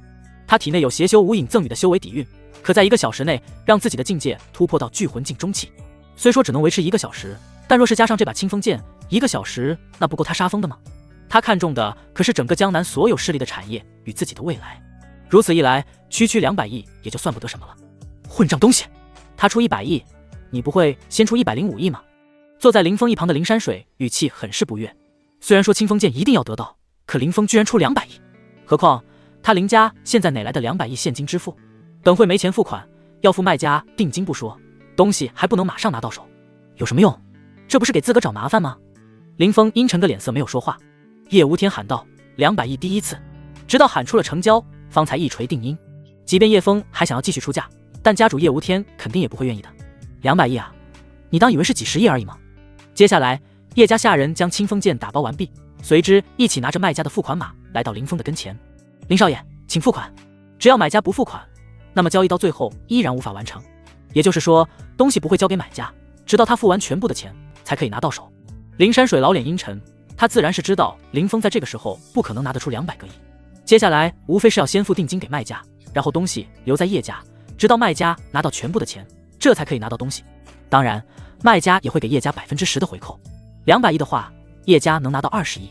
叶枫冷哼道：就算他林峰真拿得出200亿，那么林氏集团在接下来的几年里绝对会走下坡路。林峰神色从容的起身，就在所有人都放松警惕之时，林峰突然间出手，一记手刀狠狠劈在了手拿清风剑的叶家下人脑门上，紧接着一把将清风剑给夺了过来。大胆！见得如此一幕，在场的所有人都惊得目瞪口呆，就连林天生的目光都不由半眯了下来。他林峰这是要明着抢了！场外顿时涌入叶家的无数保镖，把林家人给团团的围住。叶无天脸色无比阴冷，大声呵斥道：林峰，你清不清楚你在干什么？林峰冷笑道：等会我会让你们知道的。林山水猛了，上前怒道：风儿，不可意气用事。先别说叶无天是一名筑基境中期的强者了，在场的修士哪一个又不比你这堪堪武者7阶的林峰厉害？居然敢明着抢，怕是脑子抽了吧？林峰从盒中拿出了清风剑，当即发出一阵阵狂笑道：哈哈哈，今天所有人都得死！说着又将剑指向了林天生，尤其是你林天生。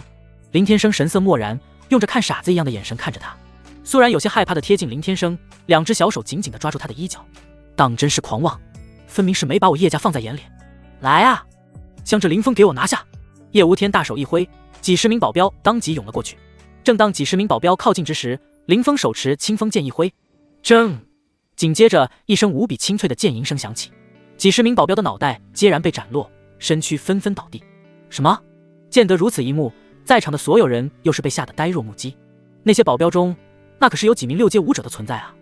清风剑果然名不虚传，哈哈哈！整个江南都是我林峰的了。哈哈，小事一件后，林峰的脸色变得更加的狂妄了。就凭你吗？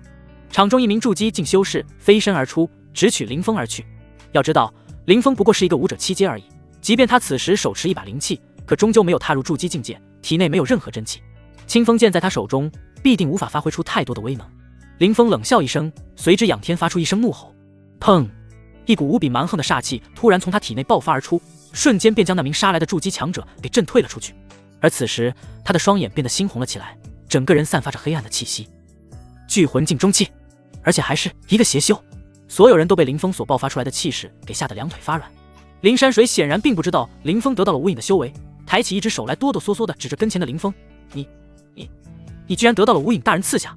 话音落下，林峰突然又挥出一剑，当场把自己的爷爷林山水给劈成了2半，并说道：“老东西，早就看你不顺眼了。”杀掉了自己的爷爷后，林峰随即猛地将目光给放到了林天生跟苏然的身上，又是怒道：“林天生，我问你，我妹林微微的死是不是跟你有关？”林天生语气平静道：“是我所杀。”得知如此，林峰当即暴怒如雷：“好，我今日便先斩了你，再把苏然这小贱人给慢慢的折磨致死。”说罢便要朝林天生杀去。而就在林天生准备出手之时，让人感到意外的事情又是发生了。怎么会？只见林峰目光突然骇然，整个人愣在了原地，并不是他不动，而是此时他的身躯已经不属于他的了。结！林峰，你终于上当了！随着这话音落下，林峰的身躯已然被无影给夺舍。3000年了，只要有清风剑在手，本座便可让我鬼煞宗复苏。此时的林峰已不再是林峰，他的声音嘶哑刺耳，普通人听到这声音皆是忍不住的捂起了耳朵。虽然拥有罡气护体，倒是没被影响。3000年，这邪修的修为竟是金丹气。面对金丹期的修士大能，南山老道双手握着剑挡在跟前，浑身止不住的打抖，就连说话都不利索了。此时此刻，没有人敢再轻举妄动。哼哼，没想到吧，林峰，当年之事也有你林家。无影成功占据了林峰的身躯，自顾自的喃喃自语。边上的光头男不明所以，声音哆嗦的道：“大少爷，你到底怎么了？”大少爷，无影把目光移到光头男的身上，随即又是呵呵笑道：“本座可不是你家的大少爷了，不过本座得感谢他，如果没有他，本座恐怕永远都无法重生。为了今天，本座一直以来都没敢让他知晓无知神魂即将消散的事实。林峰啊林峰，在利益的诱惑下，哪怕是再聪明的人都会成为傻子，你也不例外。”无影说着，随之又将剑抬到自己眼前，阴险的笑道：“清风剑，我的老朋友，3000年了，我们又可以一起并肩作战了。哈哈哈，这就是你最后的遗言吗？”就在无影沉浸在自己的回忆中时，一个声音突然响了起来。听闻这话，无影脸色顿时愤怒，随之望去，便是看到那林天生双手插兜，神色淡然地看着自己。相比其他人，这林天生表现得实在太淡定了。无影诧异地问：“你就是林峰口中的那林天生？”林天生嘴角上扬，说道：“是我。”听得如此，无影双眼在他身上上下打量，片刻后冷笑道：“我当是何变数，不过是个凡俗蝼蚁。”无影话音落下，身影瞬间一闪，见得如此一幕，众人神色皆是骇然。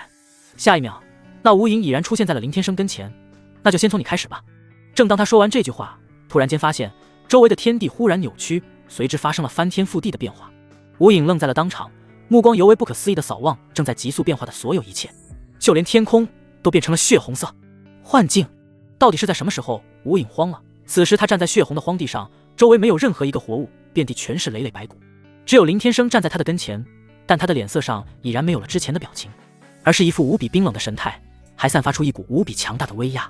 这股威压让无影差点就喘不上气，他被吓得不轻，想他半步元阴境的修为，居然会被眼前的这林天生给吓得心生退意。而他不知道的是，这只不过是林天生的一丝意念领域。你到底是谁？无影怕了，这是来自本能的害怕，就连手中的清风剑都不由得哐当一声丢到了地面上。他不敢相信，在这灵气如此稀薄的世界，竟然还有能让他感到恐惧而无法动弹的存在。林天生缓声道出：“下界蝼蚁，安敢放肆！跪下！”声音不大，但却能令整方天地都为之剧烈震动。砰！无影当场双膝跪地，神魂颤抖地对林天生道：“神上，小的有眼无珠，冲撞了神上，能死于你手，是我无影之荣幸。”无影感受到了林天生的气息，最起码是传说中的渡劫境大能，在这样的存在跟前，万物皆是蝼蚁。林天生懒得再说话，只是轻轻抬手，一道无比恐怖的真气宛若激光般瞬间朝着无影爆射而去，刚是触碰，便是让那无影彻底的灰飞烟灭。而在现实中，众人神色诧异的看着那愣在林天生跟前的无影，也不明白到底发生了什么。他刚才还气势汹汹的，可刚到林天生的跟前，怎么突然间就愣在了原地一动不动了呢？就连手中的剑也掉到了地上。那原本猩红的双目已经消散，取而代之的是无神与空洞。咦，这家伙刚才的气息怎么没有了？苏可欣来到跟前，很是好奇的打量。林天生淡然说道：“死人能有什么气息？行了，我们回去吧。”说着便带着苏然离开了拍卖场。苏可欣见状，连忙小跑着跟了上去。林天生离开后，场内的所有修士依然不敢靠近，因为在刚才被无影夺射的林峰身上所爆发出来的威压，那可是金丹期的境界。金丹期对于在场所有人来说，那可是神一样的存在。南山老道紧张地咽了咽喉咙里的口水，随之定了定心神，双手持剑挡在跟前，小心翼翼地朝那一动不动的林峰走去。来到跟前，南山老道拿剑轻轻一戳，结果那林峰的身躯居然在瞬间就化成灰了。死了！如此一幕让所有人又是错愕在了当场。叶枫跑了过来说道：“这一定是林先生的手段。”南山老道脸上布满了不可置信，喃喃地说：“也没看见他动手啊，在刚才到底发生了什么？”叶无天神色骇然道：“如果刚才的林峰真是被林先生杀死的话，那么他的境界修为到底有多高深啊？”没人知道在刚才发生了什么，只能靠着自己的看法去猜测。当然，光靠猜那绝对是想象不出来的。这就是不朽仙王的手段，半步元婴境对于他来说不过是大只一点的蝼蚁，动用一丝意念都多余了。在回去的路上已是下午。姐夫，刚才到底发生了什么啊？那个林峰真的死了吗？苏可欣心里仍是不解，毕竟刚才那个家伙所展示出来的境界，就连他都不禁心惊胆战。苏然也是满脸好奇，用着询问的目光看向了林天生。毕竟像林峰这样的人不死的话，往后必定是个大祸害。林先生目光一直都放在那把生锈的铁剑上，说道：“没错，死了，不留痕迹，已然神形俱灭，连轮回的机会都没有了。”听到这话，苏可欣跟苏然神色震惊了起来。见识过林天生的手段后，他们对林天生的这番话自然没有感到丝毫的怀疑，只是这回可真是有惊无险啊。片刻后，苏然突然想起了什么来，又是问道：“对了，天生，林峰手中的那把剑不是难得的宝物吗？在刚才你为何不一并带回啊？”他有些想不通，这把袖剑看起来跟那把清风剑差远了。林天生却是说：“清风剑，那玩意连我枝头发丝都斩不断，拿回来有什么用？”苏然说：“不是吧？那你手里这把剑都生锈了，你为何喜欢？”林天生面露出狡黠，随之问：“你可曾听闻过诛仙剑？”诛仙剑？苏然跟苏可欣的神色皆是同时惊讶了起来，目光瞪得大大的盯着林天生手中的长剑。在他们的认知中，诛仙剑只存在于虚拟世界，莫非林天生手里拿着这把生锈严重的长剑便是那传说中可诛仙的诛仙剑？林天生嘴角微微上扬，浅笑道：“没错，但这把并不是。”听得这般，苏然跟苏可欣立马又是满脸的无语。他们还以为林天生会说这把剑是诛仙剑来着，结果竟然不是。想来也是，诛仙剑哪怕是在小说或者影视作品中，那是何等强大的仙气啊！怎么可能会生锈成这模样？更不可能存在的吧？苏可欣更是瘪了瘪嘴道：“姐夫，这个玩笑一点都不好笑，我还以为你会说这是诛仙剑呢。”苏然心里莫名的有些失落，在刚才他心里竟然会小小的期待。林天生又是说道：“你们先别急着失望，诛仙剑不过是诛仙4剑中的其中一把，我手中的这把是4剑中的戮仙剑。”听完林天生说完，苏然跟苏可欣又是震惊起来。戮仙剑，那不是跟诛仙剑同级别的吗？什么吗？传言中的戮仙剑不是说可是仙的吗？远古4大凶器之一，怎么会是这模样？苏可欣还是有点不敢相信，生锈成这样，恐怕威力都没一把菜刀厉害吧？难不成是因为被埋在地底下太久的缘故吗？苏然心里同样有这个疑惑，就算是戮仙剑，可都生锈成这样了，还能用吗？林天生笑道：“之所以会变成这样，那是因为受伤了，陷入了沉睡。何况哪怕是生锈成这样，威力同样不可小视。这一剑下去，照样能砍伤仙帝之躯，即便是我，如果不认真的话，都会被其所伤。诛仙4剑可不是闹着玩的。”林天生说完后，目光放在戮仙剑上，心中百感交集。苏可欣惊讶道：“真有这么厉害？”林天生回过神，笑而不语。回到苏家时已是傍晚，姐姐，我先去洗个澡。刚进家门，苏可欣便一蹦一跳的上了楼。苏然道：“好。”说完后，跟着林天生坐到客厅的茶几跟前，拿起茶壶鼓捣了起来。林天生坐在沙发上，手里拿着戮仙剑。实际上，此刻他的心中甚是不解，这戮仙剑居然会出现在这方天地之中，当真也是离奇事件了。试试吧，看看是否能将你唤醒。林天生说着，便给手中的戮仙剑注入了自己的仙气。在吸收了林天生的仙气后，那戮仙剑果然有了反应。砰的一声，剑身猛地一震，把一旁的苏然都给吓了一大跳。怎么回事？当他看见林天生手中的戮仙剑已然焕然一新后，不由得大跌眼镜，连忙来到林天生跟前坐下，目光中充满了惊奇道：“这是刚才的戮仙剑？”林天生神色凝重的点了点头。此时的陆仙剑似乎正在极力的抗拒林天生一般，不断发出一阵阵嗡鸣，引得整个空间都震动了起来。林天生连忙一挥手，释放出了一个防御阵法，将整个苏家都给笼罩了起来，方才将这震动压下。一旁的苏然都给吓懵了。天生，这不会有事吧？林天生邪魅一笑，沉声道：没事，只是都过去这么多年了，这家伙果然还记得我。听到这话，苏然随即又是诧异了起来，记得他？难不成以前他见过这把剑？同时暗自惊讶，能杀死仙的武器果然就是不一般，居然还有记忆能识的人。林天生突然呵斥道：还不快给我现形！话音落下，陆仙剑立马从林天生手中挣脱开，悬浮到了半空，随后又在苏然目瞪口呆的神色下疯狂地旋转了起来，又是一阵白光大作，照得苏然睁不开眼。下一刻，待光芒散去，那陆仙剑居然变化成了一名仙气飘飘的10来岁小女孩。小女孩一袭白裙，光着脚丫，眉心处刻有一丝仙印，肌肤白里透红，美若天仙。此刻满脸愤怒的死死盯着林天生，两人似乎有什么深仇大恨一般。看到这小女孩出现，苏然震惊的惊掉了下巴。如果不是亲眼所见，他根本无法相信这小女孩便是由那陆仙剑变化而来的。看见这小女孩出现，林天生却是轻蔑一笑，这一笑让陆小仙的脸色变得更加的愤怒。是天，拿命来！回想起当年之事，陆小仙悲愤欲绝，抬起手携撕裂天地之威压，便朝着林天生杀来。天生，他杀来了！这又把苏然给吓得神色大变，不由得一屁股坐到了沙发上。要不是林天生提前展开领域，恐怕这方圆百里的所有一切早已被陆小仙此刻所释放出来的威压碾成粉末。就在陆小仙刚靠近林天生1、2米的距离时，只见林天生神色漠然地抬起一巴掌，反手便是甩了过去。随后啪的一声清脆，那陆小仙当场便被扇倒在地。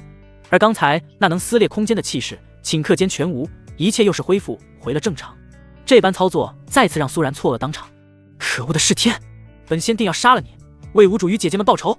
刚挨了一巴掌的陆小仙从地上起身，完全不顾那半边肿起来的脸，再次握起小拳冲来。啪！没有意外，他根本无法近身，再次被林天生抬手又是一巴掌。这一巴掌将他给打懵，头都歪到了另一边。不服是吧？林天生说着，又是接连扇了陆小仙好几个耳光，而且一次比一次响亮，完全不留余力。见得陆小仙被打成了猪头，苏然心里有些不忍，毕竟这看起来只是一个15、16岁的小女孩。看见林天生依然没有要停手的意思，苏然连忙上前拉住了他，求情道：天生，算了。呜！陆小仙被打得没了脾气，直接一屁股坐到地上，嚎啕大哭了起来。那小模样，苏然看着都心疼，心想这朵水灵可爱的女孩啊，林天生居然下得去手。林天生微怒道：你不用心疼这玩意，曾经死在他手里的仙王不计其数。听闻这话，苏然目光惊讶地看着坐在地上掩面痛哭的陆小仙，完全无法将他跟一个能杀死仙的家伙想到一块。苏然又是半信半疑地说道：不会吧，他看起来这么小。林天生道：小，他最起码存在天地间10万多年了，比我都大。说完后便坐回了沙发上。苏然此刻也不知该说什么是好，只能跟着林天生坐回了沙发上。如果真如林天生说的那般，那这看起来可爱的小女孩可就是一个老妖怪了。是天，你可恶至极，竟然从仙谷战场追杀至此，无主已然丧命你手，我与3位姐姐皆被你打散，当真要不死不休，赶尽杀绝吗？陆小仙哭得更加的伤心，这都逃到了天尽头了，他万万没有想到林天生居然会出现，怕是要难逃一劫了。面对林天生，即便是他鼎盛时期与其他3剑合并都不是他的对手，何况是伤势尚未恢复。林天生抱起双臂，翘起2郎腿，语气极其不悦道：少给我装模作样，站起来说话。哦。陆小仙连忙停止了哭声，2只小手边擦着眼泪边站了起来。他低下头来，像个做错事的小孩，不敢与林天生对视。虽然心里莫名的对陆小仙有些心疼。林天生问道：说你为什么会出现在这方天地？其他3剑呢？听此一问，陆小仙惊讶的抬起头：你不是来追杀我的吗？林天生淡淡道：先回答我的问题。陆小仙小声的嘀咕道：当年仙谷战场一战，我们4姐妹不是被你用不朽盾给打散的吗？你还好意思问我？若不是邪剑仙帝舍命挡下你，恐怕在那时候我们诛仙4姐妹都被你用赤锋矛给戳死了吧。回想起当年的场景，陆小仙仍是心有余悸。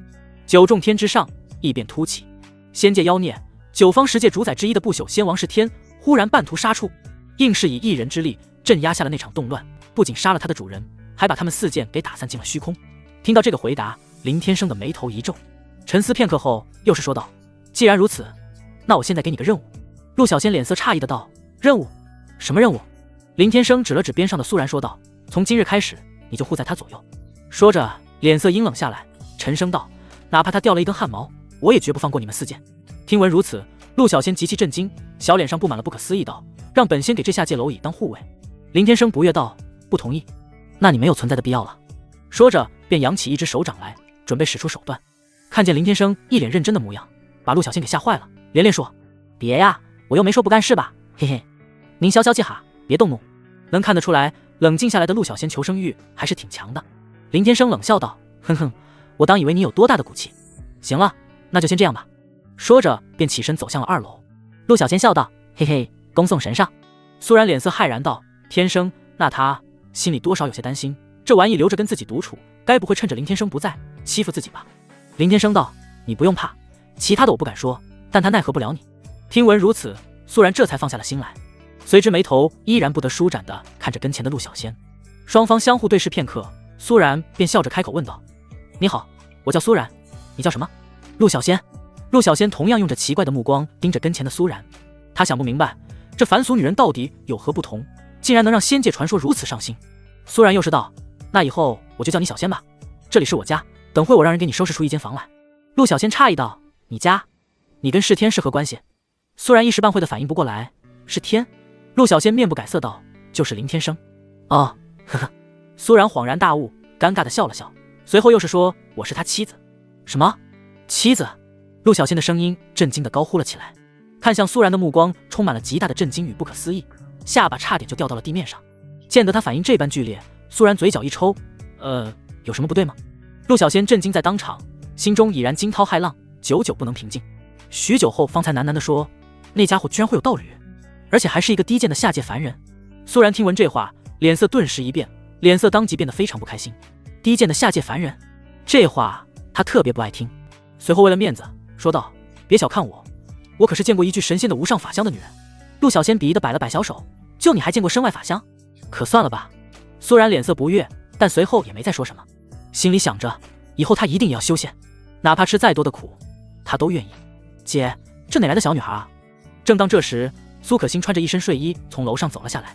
当他看到陆小仙时，神色表现得尤为惊讶，而且能从她的身上感受到了一股不凡的气息。苏然说道：她叫陆小仙，你姐夫的。说到这里时，苏然顿了一下，他本来想说是敌人来着，可转念一想也不对，随之实话实说的道：他就是你姐夫花了50万买回来的那把陆仙剑。听到这话，苏可欣当即愣在了当场，用着不可思议的目光上下打量着跟前的陆小仙。你是陆仙剑？而陆小仙刚看到苏可欣的第一眼时，脸色同样是流露出了惊讶之色，不由脱口而出：先天道体。真是逆天了，这方灵气如此稀薄的天尽头，居然会出现一个先天道体。陆小仙震惊道：当真是穷尽了天道至尊的祝福啊。随后又将目光放到了苏然身上，陆小仙脸色顿时又是微微一变，之前还没注意到，这回打眼一看，发现这女人身上似乎带着某些因果，难不成是跟林天生有关联？如果真是这样，那么这一切就解释得通了。而且他一个凡人之躯，身上居然有林天生的罡气护体，还有他身上的气运，都他喵的快要突破天际了。难怪那个家伙会出现在这里。陆小仙小手摸着自己的下巴，神色若有所思的喃喃自语：你真的是陆仙剑？苏可欣还是有些不敢相信，自己才上楼冲了个澡，在刚才到底都发生了什么？苏然抱着双臂，神色自若地说道：千真万确，我亲眼看见他从一把剑变成这模样的。对于苏然而言，真是太离奇了。你说凡人能修仙也就算了，这一把剑也能变化成人形，而且似乎还是一位真仙。可话又说回来，既然一把剑都能成仙，他苏然为何不能？只有成为仙，才能跟他在一起1万年。他心里默默想到。也是在这时，他瞬间觉得自己的几百亿身家就一点都不香了。哇！可是，那他刚才不是生锈的厉害吗？变成人形后，怎么还变得如此漂亮可爱啊？这皮肤比我的都好。咦，额头上居然还纹了一个天眼吗？该不会是精神小妹吧？苏可欣快步来到陆小仙跟前，很是惊奇的连连说道：真是无法想象，一把剑也能变成人。陆小仙不耐烦地对苏可欣道：去，本仙乃诛仙4剑之一，什么精神小妹，都什么乱七八糟的。苏可欣尴尬地挠了挠头，脾气还挺暴躁呢。话说你真有那么厉害吗？你真的能杀死真仙？在苏可欣的认知中，真仙那是何等的超然与缥缈，一念可镇压一方天地，超脱了大道束缚的存在，已然是不死不灭，永世不朽。再者说，他一直以为仙人都是那种一副仙风道骨，留着长长白胡须，仙气缭绕的老头子，却没曾想这水灵可爱模样的女孩也是一位真仙修为，而且本体还是一把剑。听到苏可欣这么一问，陆小仙立马神色骄傲了起来，他抱起2只小手，满满得意的道：真仙算得了什么？诸天万界，除了那些踏入不朽境的妖孽与老妖怪，其他的呀，那都不够本仙砍的。哪怕本仙现在伤势尚未恢复，修为依然是仙王，区区仙人之境，皆是插标卖首尔。苏可欣听闻，立马是满脸的崇拜之色，随之又是疑惑问道：“既然你这么厉害，那为什么会受伤啊？能伤得你之人到底是谁呢？”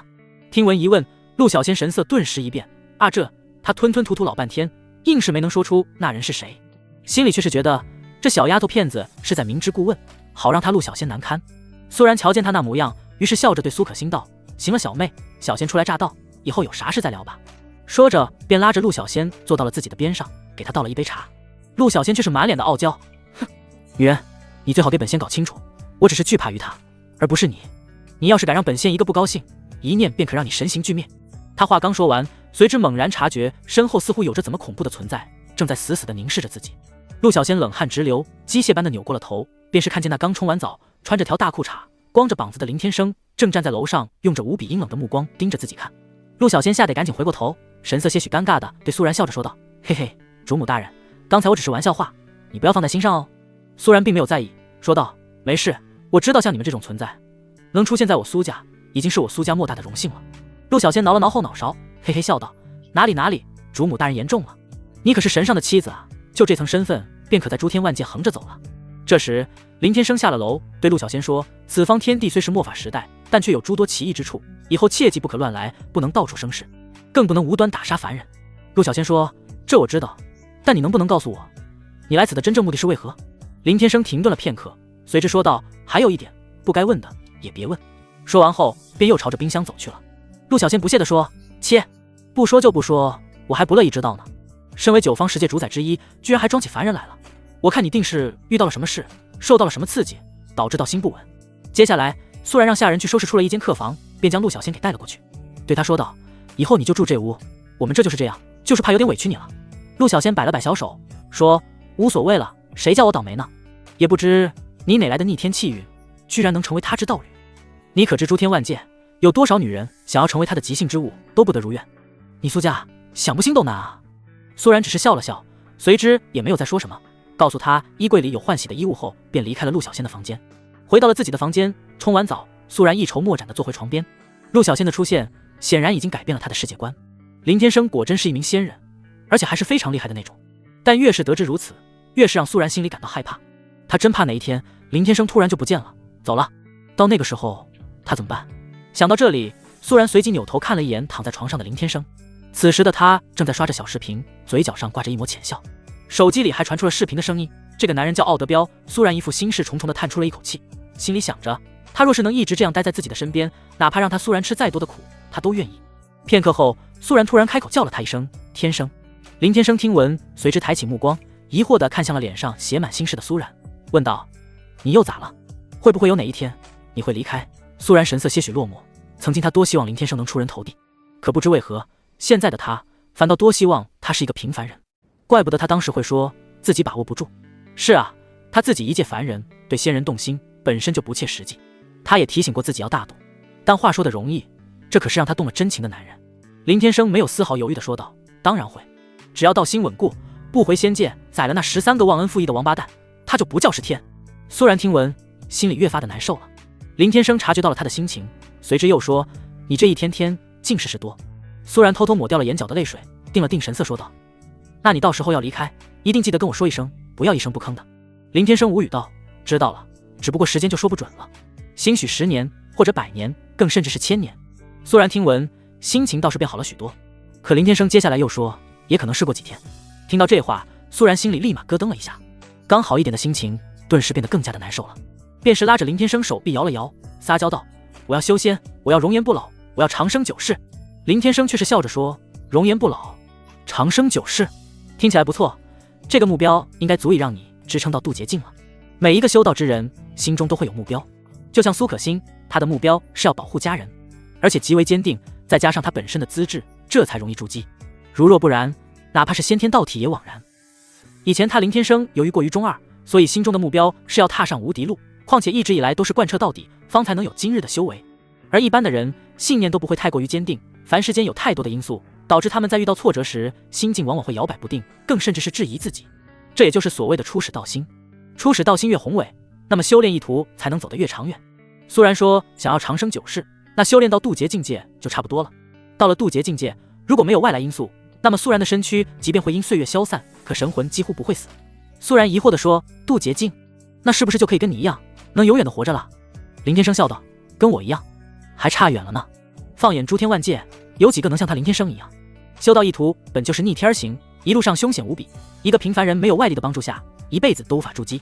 而能筑基的，想要聚魂也不是一件易事，越是往上，越是艰难，何况还是天地灵气稀薄的末法时代。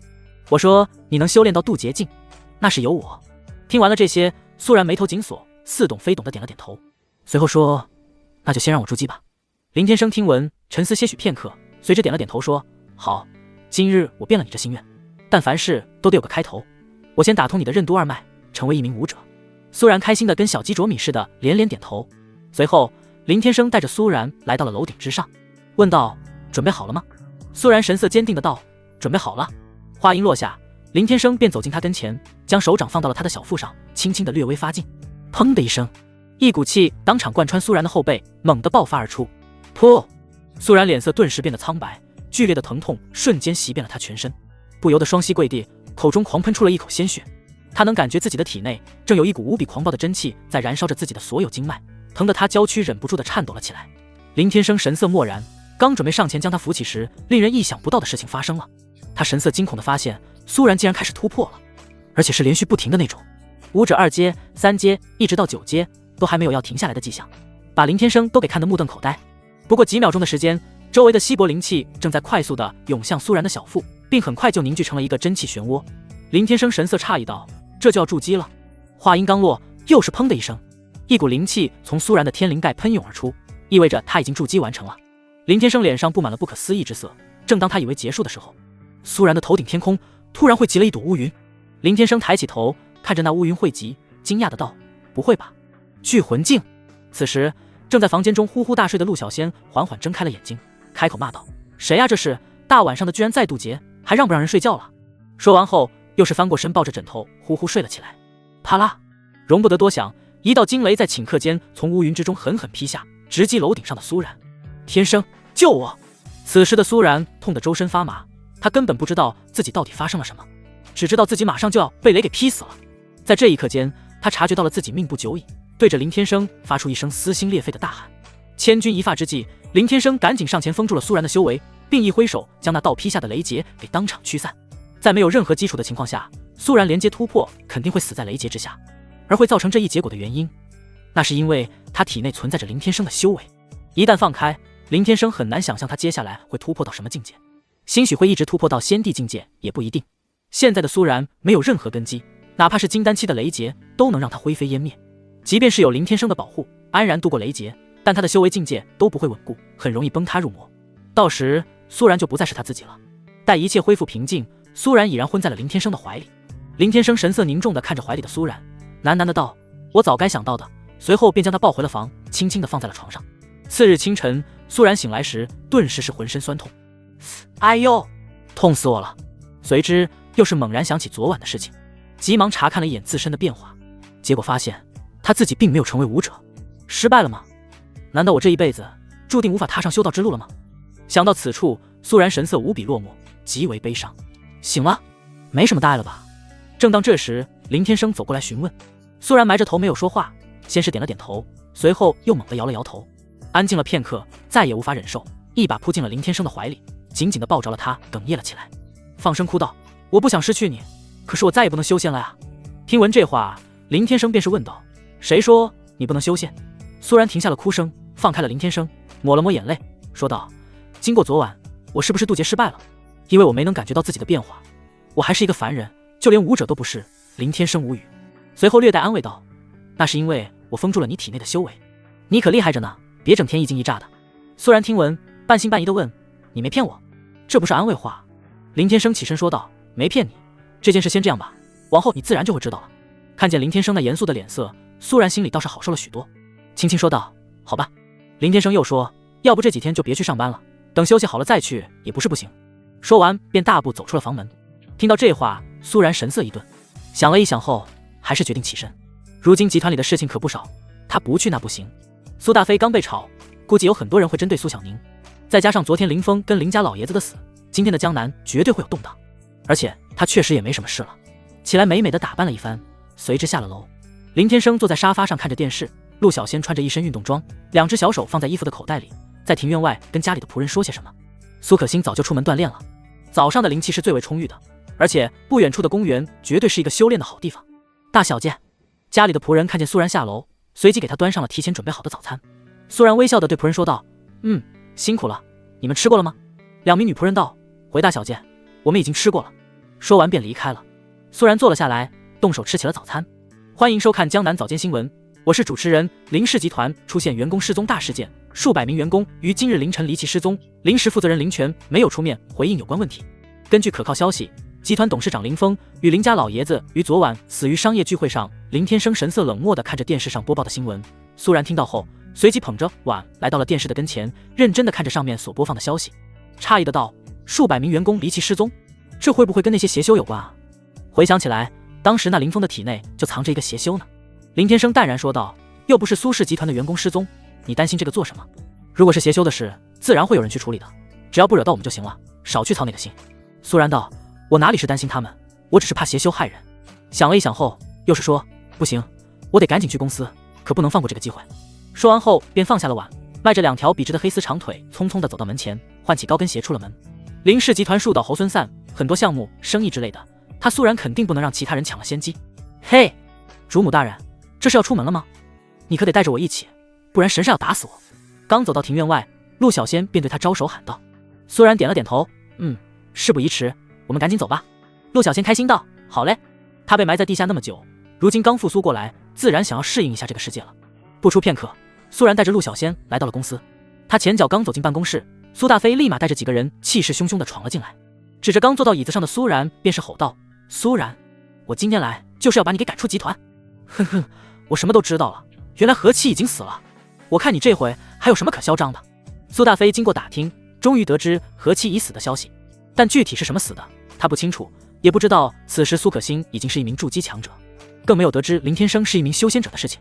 趁着林家大乱之际，苏大飞觉得赶紧把苏然给轰出去，不然等他接了林氏集团的生意跟项目，到时候要赶他走更加难了。喂，下界蝼蚁，嚷嚷什么呢？苏然还没来得及开口，坐在办公室沙发上的陆小仙便是语气不悦地说道。听闻这话，苏大飞与他带来的几名武者当即把目光从苏然的身上转移了过去。苏大飞发现刚才说话的竟然是一个15、16岁的小女孩时，眉头顿时又是一拧，呵斥道：“哪里来的小孩子，把他给我轰出去！”苏然见状，当即拍案而起，怒道：“二叔，你够了！”苏大飞冷笑道：“够了，就凭你也想要跟我对抗？今天我就是要来硬的，我看你还拿什么跟我厉害？”苏然神色阴冷道：“我是在救你的命，不然等会发生什么，我可不管。”听闻这话，苏大飞当即哈哈大笑了起来：“救我的命？何七死了，谁替你撑腰？”他话刚说完，耳边忽然响起铮的一声，随后便是几名武者人头落地的沉重声音。苏大飞心头一惊，惊恐地转身看去，便是看到自己带来的几名武者居然就这么身首异处了。这到底发生了什么？苏大飞声音哆嗦了起来，已然是慌了神。这里除了苏然，就剩下那小女孩。难不成刚才是这小女孩动的手？可这等悄无声息的杀人手段，除了修士，一般的武者根本就做不到。陆小仙阴冷笑道：“区区下界凡人，也敢在本仙跟前放肆？别杀我！”苏大飞扑通一声跪下，他的脸上全是恐惧之色。这不知从哪里冒出来的小女孩，竟然如此可怕！区下界蝼蚁，胆敢冲撞本仙，你刚才的气势哪里去了？陆小仙走到苏大飞跟前，甩出一脚将他给踢到了苏然跟前。苏大飞只是手无缚鸡之力的凡人，连个武者都不是，况且他刚才听到苏然喊他二叔，兴许是他们的家事，还是让苏然自个处理吧。然，我知道错了，我这次真的是知道错了，我再也不敢了。你千万别让他杀我，我可是你二叔啊！苏大飞吓得止不住的打抖，跪在地上连连对苏然求饶。苏然坐回了椅子上，没有说话。而就在这时，一个电话打了过来。苏然拿起手机一看，发现竟然是家中的四叔苏大真打过来的。犹豫片刻，苏然随后还是按下了接听。电话刚是接通，那边便传来苏大真无比惶恐的声音：“然，你二婶苏妍还有苏丽死了。”你说什么？苏然听到这个消息后，脸色立马正了起来。苏大真继续说：“家里的下人说你二叔昨晚跟你二婶吵了一架，今天一早你二叔匆匆出门，下人看见他们没起来，便过去叫门，结果看到他们全倒在了血泊中，是你二叔。”说到这里时，苏大真便不敢再继续说下去了。苏然脸色变得极为冰冷可怕，片刻说道：“我知道了。”说完立马挂断了电话，随之愤怒地盯着跟前害怕的不行的苏大飞，质问道：“你杀了你老婆孩子？”听此一问，苏大飞当即又打了一个冷战，哆哆嗦嗦的道：“他。”看到他那模样，苏然随即深深的吸了一口气，慢慢的闭上了眼睛，随后又对陆小仙说道：“小仙，劳烦你帮个忙，我不想再看见这个人了。”苏大飞听闻，立马被吓得神色大变，痛哭流涕的喊道：“冉冉，你听我说，我知道错了，我真知道错了，别杀我，别杀我啊！”此时收到消息的苏小宁带着几名新保镖冲了进来。董事长看见地上躺着几具尸体，以及对苏然苦苦哀求的苏大飞时，苏小宁等人随即愣在了原地。陆小仙边朝着苏大飞走去，边是不悦道：“真是麻烦。”说着便抬起一只小手，向苏大飞射出了一道剑光。砰的一声，那苏大飞当即化为了血雾。见得这一幕，苏小宁等人脸色顿时骇然，心中暗惊：这小女孩到底是何方神圣，手段竟如此可怕。苏然对苏小宁几人说道：“把这里处理一下，然后安排人联系林氏集团的供应商跟投资商，跟他们说，要么跟我们苏氏集团合作，要么就在江南消失。”苏小宁神色一惊，连忙点头道：“是，我这就去办。”在接下来的2天里，苏氏集团以威逼利诱的手段，迅速地拿下了林氏集团的大部分项目与生意。苏小宁以高待遇拉拢了林氏集团里的各方面人才，在苏然强硬的手段下，原本处于动荡的苏氏集团逐渐稳定，实力一飞冲天。第3日清晨，苏然吃完早餐，对林天生打声招呼：“老公，我去上班喽。”便带着陆小仙出了门。而由于最近发生的事情已经突破到筑基境中期的苏可欣，已回到苏家老宅掌控局面。林天生在庭院中摆弄着他刚买回来的钓具，今天正准备出去试一试，兜里的手机突然响了起来。他下意识地摸出手机，发现是一个陌生号码，脸色不悦地接听，也不管对方是谁，直接开口道：“你最好是有事。”电话那头传来了叶枫的声音：“先生，我是叶枫，救命啊！”林天生诧异的道：“救命？发生了什么？”叶枫声音惶恐，语无伦次的道：“有人要灭了我叶家，求先生您帮我叶家吧。”听到这里，林天生随即放下了手里的东西，不慌不忙地说：“我知道了。”挂断电话，便化作一道光影，朝着叶家飞了过去。叶家再怎么说也帮过他林天生，而他也曾对叶枫说过，有什么困难可以随时找他。如今别人真找上了自己，林天生当然没有任何的拒绝。与此同时，叶家刚刚发生了一场骚乱，无数名武者倒在地上惨死，可谓是血流成河，惨不忍睹。一个小小的江南叶家，居然敢杀我叔父一家，真当我赵家无人？叶家大堂中，一名满脸横肉的壮汉修士带着几名修士，正将叶家几人给往大堂中逼退。家主叶无天已然身负重伤，生死未卜。叶枫跟叶婷两姐弟身上狼狈至极，目光惊恐地看着那壮汉正朝着他们慢慢走来。此人的修为竟然是一名聚魂境初期的修士，而他带来的那几名修士，最低的也是筑基境中期。江南叶家威仪，休要伤我之爱徒！南山老道人谓道：“升仙智。”壮汉几人神色疑惑地往身后一看，便是看见那南山道人的身影落到了庭院之中。师父，救我！见得南山道人来到，叶婷几人脸色变得无比振奋。壮汉冷笑道：“哼，我当是谁？原来是你这南山方士，快滚吧！今日这因果可不是你所能沾染的。”南山老道没有理会，只是扫了一眼周围的狼藉，随后便是怒声质问：“阁下是何人？为何要如此杀我徒儿一家？”壮汉道：“坐不更名，行不改姓，本大爷我名唤赵龙。”听闻这个名字，南山道人神色顿时惊变：“你是赵龙，云罗真人的大弟子？”赵龙脸笑若不笑地说道：“既然得知我知根脚语之称，那还愣在这里做什么？”得知对方来历后，南山道人怔在了原地，脸色变得极其难看。那云罗真人可是半步金丹期的存在，就连龙组织的高层都要给他3分薄面，是他南山门万万惹不起的呀。见得南山道人吓在了当场，赵龙当即对着自己的几名手下道：“杀了他们！我要这小小的叶家从此消失，就连蚂蚁都别给我放过，哪怕是一颗鸡蛋也要给我捣碎！”话音落下，身后几名修士身影暴动，直取叶家几人而去。眼见自己的徒弟马上丧命，南山道人最终还是决定出手，一手拔剑，一手起伏迎杀而去。但刚冲到半途，赵龙也随之而动，一掌将南山道人给打飞了出去。噗呲！南山道人中了一掌，口中喷涌出一口鲜血，倒地后脸色逐渐变得苍白起来。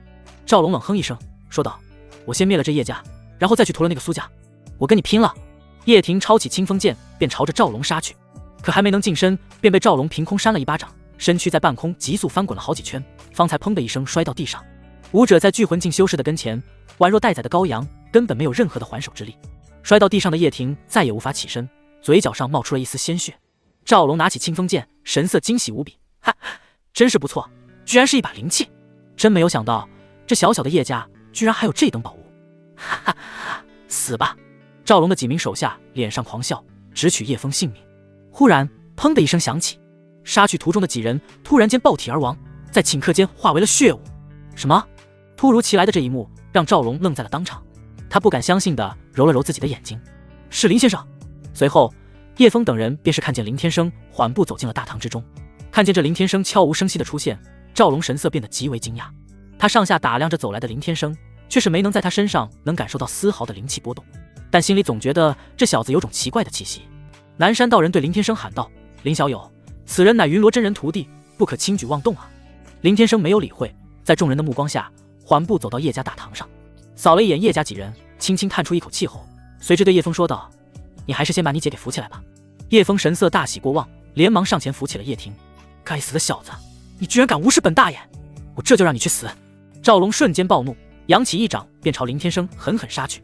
林天生神色冷淡道：“蝼蚁尚且贪生，而你却是这般不惜命。”说罢便略微抬手，随即砰的一声，那赵龙连同那清风剑瞬间化为了粉末，就连他之神魂都在顷刻之间湮灭。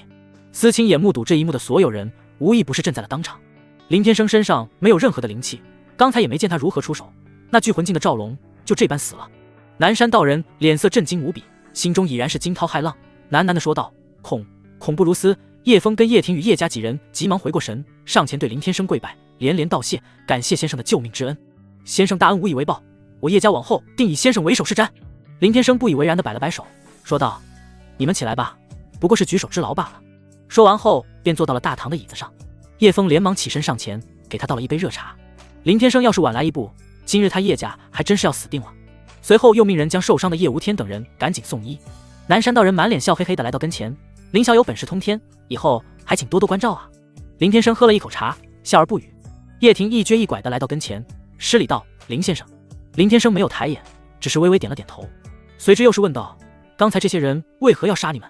叶婷道：“此人是为了赵家之事而来。”叶枫接话道：“真是没有想到，小小的赵家身后居然还有这般底蕴。当时那赵雷父子被林天生所杀，后面为了表现出追随，叶枫又命人前去灭了赵家。赵氏集团的所有资产已然落入了苏然的囊中，却是没有想到他赵家身后居然还有如此厉害的修士撑腰。赵家。”听闻如此，林天生这才想起前2天的事情来，看来有因必有果这句话并不只是说说而已。没错，只是叶枫说着又流露出了难色。林天生问：“只是怎么？”叶枫道：“只是刚才先生所杀那人，据说是云罗真人的弟子。那云罗真人是名修为高深的修士，境界已然是达到了恐怖的聚魂境圆满了。他得知自己的大弟子死于非命，兴许不会善罢甘休。”听闻如此，林天生笑了笑，说道：“皆是蝼蚁罢了。”南山道人又是上前一步，问道：“林小友，你之修为可是金丹期境界的大能？”林天生顿了一顿，随之漫不经心地说：“你说是，那便是吧。”听闻这话，南山道人脸色上立马流露出了原来如此之色，心中暗惊，难怪他能隐藏自己的境界，最起码也得是一名金丹中期的大能才可做到了。再加上之前的聚会上，那名金丹期邪修也是被他所杀，结合这2点，南山道人心中更加断定林天生的修为必定是金丹中期以上，能与这样的修士攀上关系，那可真是逆天福运啊！想到这里，南山道人连忙走到了林天生的身后，讨好的帮他捶了一捶肩膀。林天生也没有拒绝，心里想着这小老头还真是有趣。南山道人笑着说道：“先生辛苦了，你也别怪老朽眼拙，之前没能看出先生的深浅，往后若是有用得着我这把老骨头的地方，您尽管吩咐。”嘿嘿。林天生满意的点了点头，好说。叶枫走至跟前，对林天生跪了下来：“先生，恳请您能收我为徒。”叶枫的这般举动让林天生有些诧异，不过也是，谁不想得到强大的修为呢？不管在哪方世界，实力才能说明一切，哪怕是这末法时代也不例外。林天生对他说道：“你先起来说话。”叶枫道：“先生这是答应吗？”林天生不语，只是微微点头。见得如此，叶枫当即大喜过望：“谢师尊！”而正当这时，有一匹人马再次闯进了叶家。只听得为首的那人怒道：“叶家没人了吗？胆敢杀我慕容家之人，还不快滚出来跪着受死！”随着话音落下，只见一名中年男子身后带着一行人，凶神恶煞地步入了叶家大门。慕容家。得知来人身份，南山老道与叶枫几人神色顿时惊变，这才刚松下一口气，这天海市的慕容家又找上门，当真是一波未平一波又起。为首的那中年男人境界是聚魂境中期，虽说有林天生在此，南山老道与叶家几人心中有底气，可是这人的身份也不一般，名唤慕容超，龙组织成员，主要负责江南修士动乱与调查邪修复苏一事。大人，误会啊！见慕容超走了进来，南山老道不敢怠慢，赶紧迎了上去。这慕容家的底蕴可不比那云罗真人差，如果能化解矛盾，那是最好不过。林天生神色冷淡，目光看了刚步入叶家大堂的几人一眼，一旁的叶家皆是神色凝重，一语不发地站到了林天生的边上。慕容超厉声质问道：“误会，我大侄女与我侄儿之死，敢说跟你这老道没有半丁关系？”这叶家当真也是好大的胆子，明知我慕容家的底蕴，竟然还能让我侄女侄儿死在这里。今日我慕容家便要屠了江南几个家族与你这南山门，以儆效尤。话音刚是落下，慕容超便是使出一掌，把站在跟前的南山老道给轰飞，旋即砰的一声，重重地砸到了林天生的跟前。叶家众人脸色变得更加难看。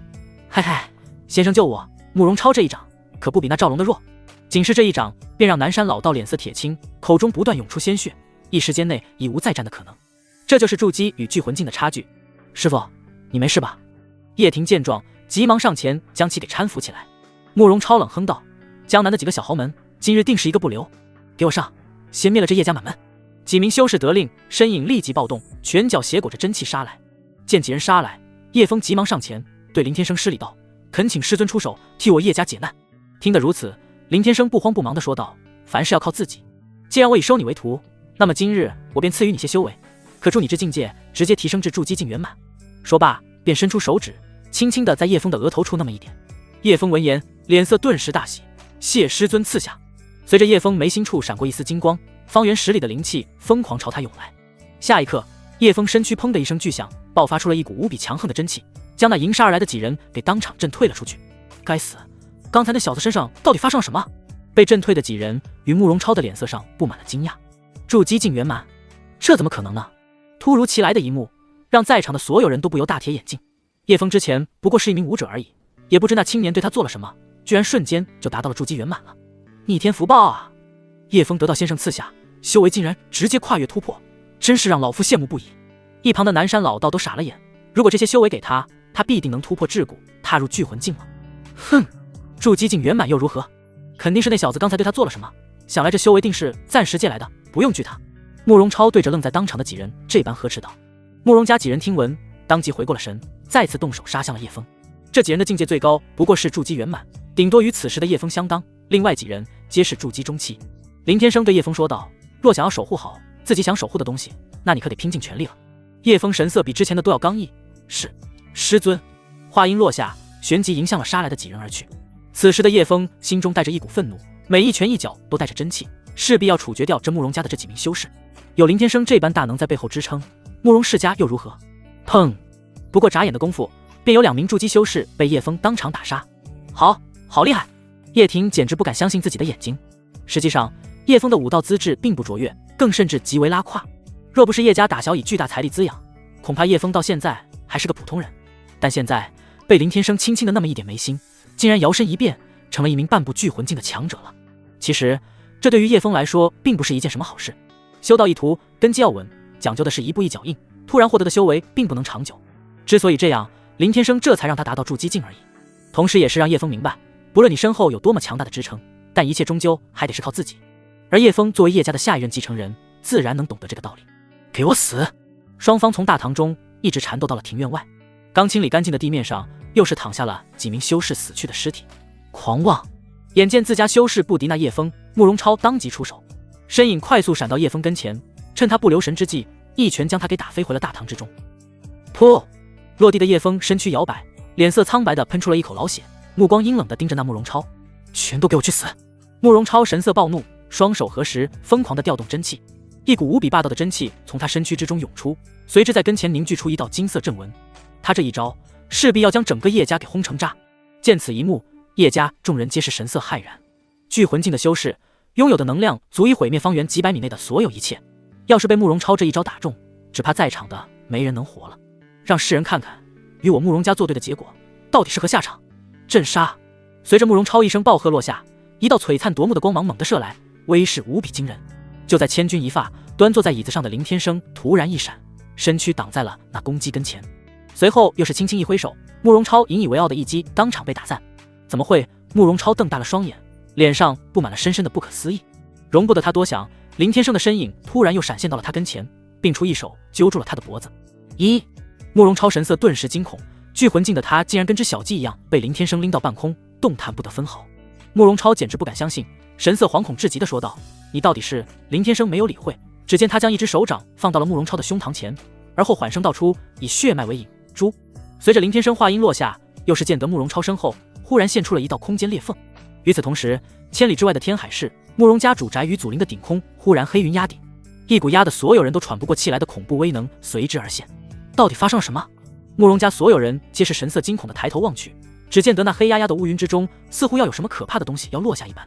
此时，一名慕容家之人匆匆来报：家主，家主，大事不好了！看守祖灵的下人刚刚来电，他们说老祖们的棺材板马上就要压不住了。听闻这个消息，慕容家所有人神色顿时惊变，看来必定是有什么大事发生，否则慕容家的老祖们怎么可能会被惊醒？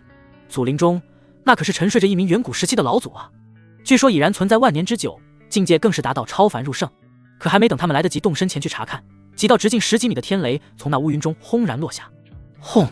天雷炸响，令得整个天海市都为之震动，久久不能平息。在最后一刻，慕容家祖灵传出一声极为不甘的声音：啊！呜呼哀哉！天道复苏，我慕容家亡矣！沉睡中的一位远古准圣就这般湮灭于天雷之下。待黑云散去，天海市再次晴空万里。人们惊恐地发现，慕容家与他们的祖灵全然化为了一片焦土，哪怕是在外的慕容家之人，全然逃不过这次的劫难，已无一人生还。这便是九方十地的主宰技能，以血脉为引，诛杀全族。若是没有浑厚的底蕴与护族大阵支撑，基本是凉凉了。此时，远在江南市的叶家中，那慕容超的身躯在林天生手中化为了粉末，刚才的那一道空间裂缝也随之消散。南山老道与叶家众人愣在了当场，皆是满脸的惊讶之色。这林天生身上没有任何的灵气波动，居然又徒手捏死了一名巨魂境强者，手段当真是恐怖如斯。然而他们并不知道的是，在那一刻间，慕容世家已然从这世间彻底的消失了。林天生神色上有些凝重，因为在刚才他察觉到了那名准圣的存在。他心里惊讶的是，这末法世界中居然沉睡着如此修为的修士，越发让他觉得这方天地恐怕还真的是不简单。要知道，哪怕是放在诸天万界，准圣那也是凤毛麟角的存在。谢师尊。是了，叶枫不顾伤势，一步并作两步的赶紧来到林天生跟前跪拜了下来。林天生收回思绪，对他说道：起来吧。叶枫连忙起身，是。紧接着林天生又是说道：好好修行，我现在也没什么可以送你的，等你的境界步入渡劫期再说。说完后，林天生的身影便化作一道璀璨光影，朝着天海市飞射了过去。恭送师尊，恭送先生。叶枫等人对着林天生离开的方向恭敬的施礼道：渡劫境，是我听错了吗？待林天生彻底离开了，叶枫神色茫然的挠了挠头，但由于眼下的事情众多，叶枫随即也没把这话给放在心上。下一刻，林天生的身影落到了慕容家的祖灵之中。然而此时这里已经是一片焦土，剩下的只有还在燃烧中的火苗，这便是他林天生的手段之一。既然慕容家找上了门，那么只有彻底的了结去这个因果，方能免去后面不必要的麻烦。林天生顿了一顿后，随之动身来到了一处位置，这个位置便是当时那名准圣在最后一刻发出来气息的地方。可如今在天雷之下，已然是化为了乌有。唉，真惨，这慕容家也不知做了什么伤天害理的事情来，居然遭来了如此恐怖的雷劫，真是令人吃惊啊。是啊是啊，好在我们当时还没来得及下墓，否则我们也得跟着一起遭殃。而他们不知道的是，这个世界的灵气相比于其他界域来说稀薄太多，如若不然，天雷的威力比这还要大10几倍以上，最起码整个天海市都不能安然无恙。几人说话的声音传进了林天生的耳朵里，林天生抬眼一看，便是看见3个男人正站在焦土上叹息。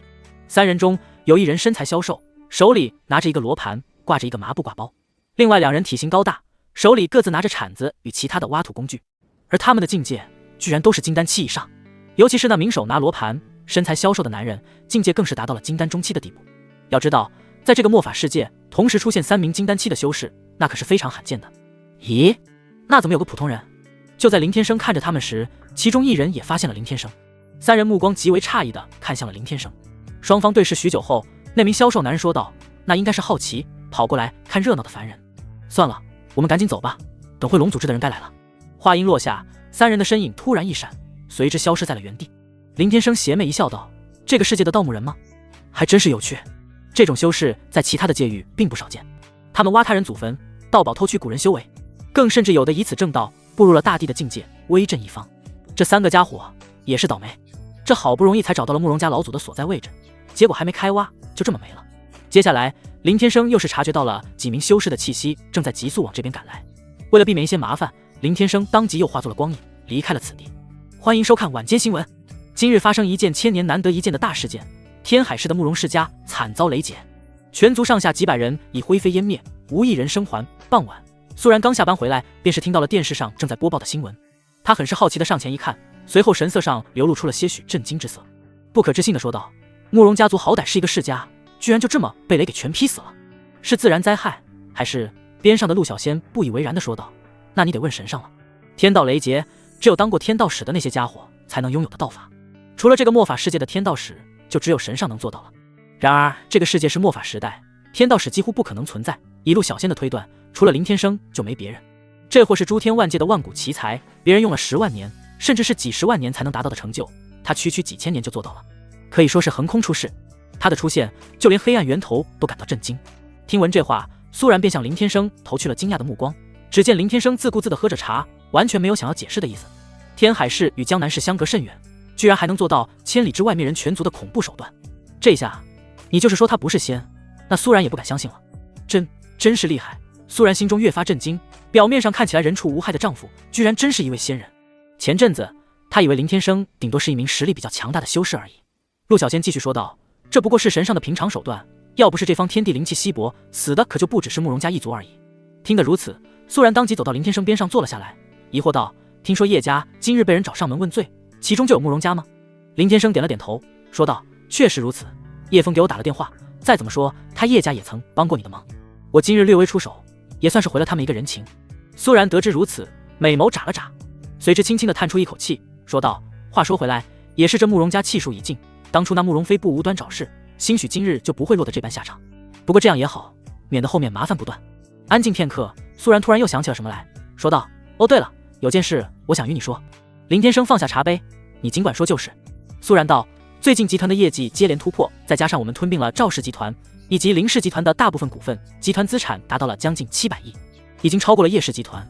我们苏家正式成为了江南的龙头了。”林天生听闻如此，神色并没有任何的变化，安静片刻后说道：“那挺不错的呀，反正我也不懂这些，但有我，你就大胆去做了就行。只不过零花钱得加一点吧。”苏然噗呲一笑，一小拳头砸到了林天生的胳膊上：“苏家能有今天，那还不都是你的功劳？再说了，我的人都是你的，还提什么零花钱？我想跟你说的是我想创办另一个集团的事。这件事我跟我爸妈说了，现在他们已经知道你的事情，在电话中对你表达了非常诚恳的歉意，而且他们已经提前结束了旅游的行程，这几天就会回来了。我希望你到时候不要怪罪我爸妈当时的无知，毕竟在当时我们实在没有想到你的真正身份。”苏然在说话时，目光盯着林天生的脸色看，像他这种拥有如此恐怖实力的人，通常眼中都容不得半点沙子。林天生很是不在乎地说：“你不用想太多，再如何，他们在名义上也是我的岳父岳母。至于你说要创办另一个集团的事情，这种事情你没必要跟我说，因为我也不懂商业。”见林天生并没有把之前的事情放在心上，苏然心中倒是轻松了不少，随之说道：“我想再以你的名义，在你家那边开一个林氏集团，我初步规划，注册资金是500亿。”听闻这话，林天生神色诧异了起来：“在我家乡开一个集团，而且注册资金还是500个亿？”苏然认真的点了点头，并没有像是开玩笑，说道：“你不仅是我苏家上门女婿，我苏然的丈夫，同时还是我苏家的大恩人。这事就这么定了吧？到时候我们抽空回你家那边看看嘛，我也想去祭拜一下咱爸妈。”听苏然这般说到了这些，林天生愣神了片刻，此刻又让他回想起了他在这个世界的养父母，1万多年了呀。林天生沉思许久，随之点了点头道：“看见林天生答应，苏然开心的在他脸上亲了一下，随之起身说：“太好了，那我先去洗澡。”说罢，便迈着他那2条黑丝包裹的笔直长腿，扭着曼妙的身段上了楼。这把一旁的陆小仙看得目瞪口呆，随后神色不可置信地对林天生说道：“我真是不敢相信，像你这样的家伙，如何能让一个女人这般靠近？而且你似乎还真是认可她了，这事哪怕是放在诸天万界，那是相当的炸裂。”林天生笑而不语。与此同时，江南市郊区外的一座山脉中，终于找到了，没错，就是这里。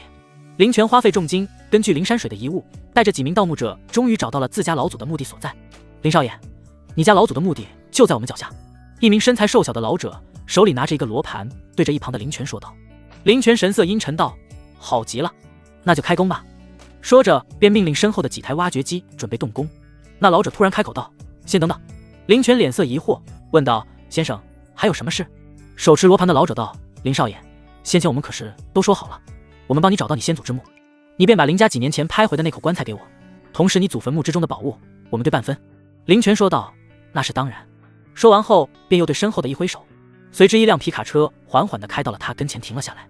林泉大步走到了后车厢，一手将上面的一块黑布给扯开，底下赫然摆放着一口棺材。刚是看见那口古老的棺材，那老者的双眼之中顿时放光，连忙迎了上去。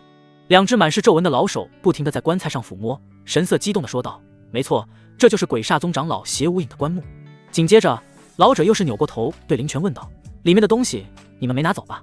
林泉说：“除了之前林峰拿走了一只玉镯外，里面的物件一样没少。”行了，我答应你的，不会食言。林泉说着，便又将黑布给盖到了棺木上。老者回过神，信心满满的说道：“林少爷果真一言九鼎，你放心，这墓地老夫今晚绝对能给你开出来。”说着，老脸又是一沉，前提是让你准备的东西，你都准备好了吗？林泉没有说话，而又是对着身后一挥手，随着几个大车拉着几百个被绑的活人开了上来。这些人全部都是林氏集团之前失踪的那些员工，林泉以集团聚会的名义将他们全部绑了过来，还把他们的嘴给堵得死死的。老者一步上前看了一眼后，老脸上流露出了一抹邪笑，很是满意的点了点头：“林少爷做事果然可靠，比你那个堂哥厉害多了。”林泉冷笑道：“哼哼，要不是他比我早出生几年，林氏集团早就是我的了。哪里能轮到他林峰？他死了也是活该。”老者笑道：“既然一切准备齐全，那么就开始吧。”随后，几台挖掘机的引擎启动，开始嗡嗡地朝着一个方位挖了起来。刚挖没多久，奇怪的事情发生了，一股真气突然爆发而出，当场震翻了2台正在作业中的挖掘机。如此一幕让林泉心头不由一紧。边上的老者说道：“根据你家祖上留下来的信息来看，这便是你家老祖遗留下来的第一道阵法。林少爷，是时候开始用活人之血破掉阵法了，否则想要开启你林家老祖之墓，根本不可能。”这名老者名唤黄老邪，是附近有名的盗墓者，同时还是一名修士。关于他的修为境界却无人知晓，只是知道他一生都在追求邪修之道，并被龙组织通缉了整整300多年。林泉也是费了好大的功夫，方才联系上了他。林泉听闻，脸色阴沉，对边上的几名武者说道：“动手吧。”“是，少爷。”几名武者异口同声的回应，随之大步朝着几个大车走去。黄老邪继续说道：“第一道阵法只需10个活人之鲜血便可，切记一定要是活的。”林泉没有说话，只是目光阴沉地看着武者们从车上拉下来了10个人。被拉去的10人被堵住了嘴巴，身上被麻绳捆绑，只得拼命的挣扎，发出了哀求的呜呜声。林泉脸色阴冷，为了整个林家，他已经彻底的失去了理智。那10人被拉到第一道阵法跟前，被活生生的割断颈部，鲜血随即涌流而出。随后又是一道红光乍现，墓地的第一道阵法已破。黄老邪神色兴奋的道：“非常好，继续挖。”而就在这时，几名修士的身影突然从黑暗中杀出，直取黄老邪而去。随后又是一声暴喝响来：“黄老邪，此事果真与你有关！”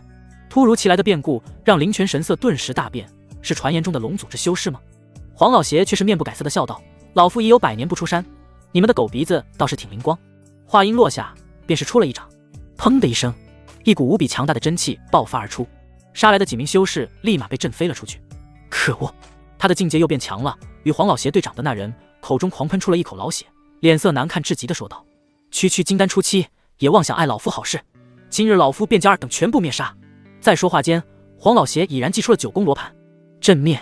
紧接着，一道真气便从罗盘中朝着几人射去。砰的一声巨响，爆炸的威力并不亚于几10公斤的炸药包，将其中2名聚魂境的修士给当场炸死。那名金丹期的修士直接瞪大了双眼，神色不可置信的说道：“半步元阴境，快撤！”话音落下，便带着剩下的2名修士仓皇而逃。林泉神色顿时惊变，赶紧上前说道：“别让他们给跑了呀，不然这里的事情就被发现了。”黄老邪却是不屑笑道：“无妨，方圆几百公里内老夫无敌，眼下是要尽快的挖掘。”第2天清晨，天还未亮，苏然正美美的搂着林天生睡得正香，手机铃声突然呜呜震动，随之响了起来。他不耐烦地扭动着娇躯，脸色不悦地拿起手机按下了接听，声音慵懒的道：“电话那头传来了一个成熟男人的声音：‘是苏总吗？我是江南市警所长贺阳，我们有件事想请你先生帮忙。’”听到来电之人居然是江南的警所长，苏然当即清醒了过来，语气惊讶地问道：“你们找我先生到底有什么事？”贺阳说道：“这件事需要跟林先生当面说比较好，我们就在你家门口。”听闻如此，苏然看了一眼还在熟睡中的林天生，随之又说：“我先生还没起，如果不是特别重要的事情，我建议你们中午再过来。”哪知贺阳语气沉重地说道：“非常重要，人命关天，关乎到了整个江南人民的安全。”苏然听得如此，脸色顿时微变，便让他们等一等，随之挂断了电话。放下手机后，苏然并没有马上叫醒林天生，而是赶紧起身换上了衣服，走到阳台外，让下人先将贺阳等人给请到客厅之中。贺阳是一名身材高大的中年男人，他带着一男一女走进了苏家别墅中。苏然神色凝重的在卧室的阳台外看着他们3人走了进来，随之又小跑回了卧室内，刚回来便是看到林天生刚好起来，全身赤裸的挠着头，正在找着自己的裤衩。林天生语气不悦道：“以后你把我裤衩扒了，能不能别到处扔？”苏然嘟起小嘴：“我给你拿件新的嘛。”说着便从衣柜拿出了一条新的，递给了林天生。又是说景所长要找你呢，都来家里来了，说是有什么事情想请你帮忙。林天生脸色漠然地说：“我知道了。”苏然诧异的道：“你知道了？”说着便又拿了一件白色衬衫给林天生穿了起来，并给他扣上了扣子。林天生没有再说话，穿好了长裤，系好了皮带后便开门下了楼。三位先稍等。苏家下人给贺阳三人上茶，随之退了下去。贺阳礼貌地对下人道：“有劳了。”与他一同前来的两人，男的身形高大，脸上还戴着一副面具，看不清其模样；女的年过30多的模样，韵味十足。贺阳放下茶杯看了两人一眼，随之神色凝重地对那面具男问道：“苏家姑爷的修为境界还尚未可知，两位大人，此事找他帮忙，真的能行吗？”面具男声音有些苍老嘶哑，说道：“他能轻而易举地杀掉慕容超，说明他的境界不低于聚魂境中期，只希望他不要推脱才是。”这两人是龙组织之人，此次出现在江南，原本是一路追踪黄老邪而来。在昨日，他让慕容超先前去叶家探查邪修复苏一事，却是没曾想慕容超那个家伙竟然不听命令，直接想要灭了叶家，为自己的侄儿侄女报仇。后来才得知慕容超被苏家的上门女婿所杀，由于当时发现黄老邪之动向，与慕容家在当天遭遇离奇雷劫，本想会议会林天生的想法，便被他们给延后了。而这一次他们低估了黄老邪的实力，那老不死的黄老邪修为又增进了不少，导致他们几人判断失误，几人差些覆灭于昨夜。眼下上面一时半会的调不来修为高深的修士，他们只能试着召集那些隐藏在江南市附近的修士相助。如若不然，林家老祖墓地被黄老邪打开，后果不堪设想。女人神色骇然接话道：“根据信息，江南林家的第一位老祖可追溯到3000多年前的上古时期，据说是一名元婴境中期的大能，由于天地灵气的稀薄而陷入了沉睡。若是黄老邪获取他之修为，恐怕天下会大乱。”回想起昨夜的短暂交锋，此刻仍是能让这女人心悸不已。那黄老邪居然已经步入了金丹7圆满，要不是两人果断跑路，恐怕这会已然是一具冰冷的尸体了。在三人说话间，林天生缓步从楼梯上走了下来，见正主出现，三人立马起身。也在同时，面具男与那女人目光下上打量着林天生，心里极为好奇，这林天生身上居然没有显露出分毫的灵气波动。不论他们怎么看，林天生都不像是一个能杀掉慕容超之人，但在容貌气质这一块却是极为罕见。面具男与女人，你看看我，我看看你，心里皆是充满了疑惑。这真的是一名修士？不过他们修行几百年，自然是知晓人不可貌相的道理。何况大多实力强大的修士一般都会隐藏自己的修为，以免不必要的麻烦。林先生你好，我是贺阳，这两位是龙组织的大人。贺阳脸上微笑地对林天生介绍了起来。林天生只是看了三人一眼，便是得知了三人的境界实力。这贺阳是一名3阶武者，平平无奇，而那面具男的修为已然步入了金丹期，那女人修为略低，是一名聚魂境中期的修士。林天生走到茶几跟前坐了下来，语气倒是客气地说道：“你们好，我刚才听我妻子说你们找我有事。”面具男开口道：“林小友，能否告知你之修为境界？”林天生微微一笑，反问道：“你们一大早的来吵醒我，难道只是为了得知我的修为？”一旁的贺阳尴尬地笑了一笑，随之说道：“林先生误会了，其实两位大人并没有其他意思，只是这次的事情非常棘手，如果修为不够，难恐出事。”林天生一边给自己泡起了一杯茶，边是说道：“我没问你，我问他们。再者说，有求于人，是不是应该先报上自己的名号？”此话一出，那贺阳的脸色顿时愣住，他本还想要再开口说些什么，可最后终究还是没能说出口。面具男道：“老夫姓李名卫。”女人道：“在下雷燕。”随之李卫又是继续说道：“江南市即将面临巨大灾难，我等是龙组织之人，到此是为了召集有能力的道友，与我们一起共同对抗作乱的修士。”林天生听闻如此，神色上并没有任何的变化，只是自顾自地拿起茶杯，慢条斯理地品了一口。片刻后方才开口问道：“慕容超，你们可认识？”听见林天生有此一问，贺阳跟雷燕的眉头一皱。李卫脸上虽然戴个面具，可他此时的脸色跟两人无异。沉思几秒，李卫便是开口说道：“是我等同僚，只不过他昨天的行事与我等并没有关系。”林天生呵呵笑道：“没有关系？那你们龙组织到底是为了什么而存在？”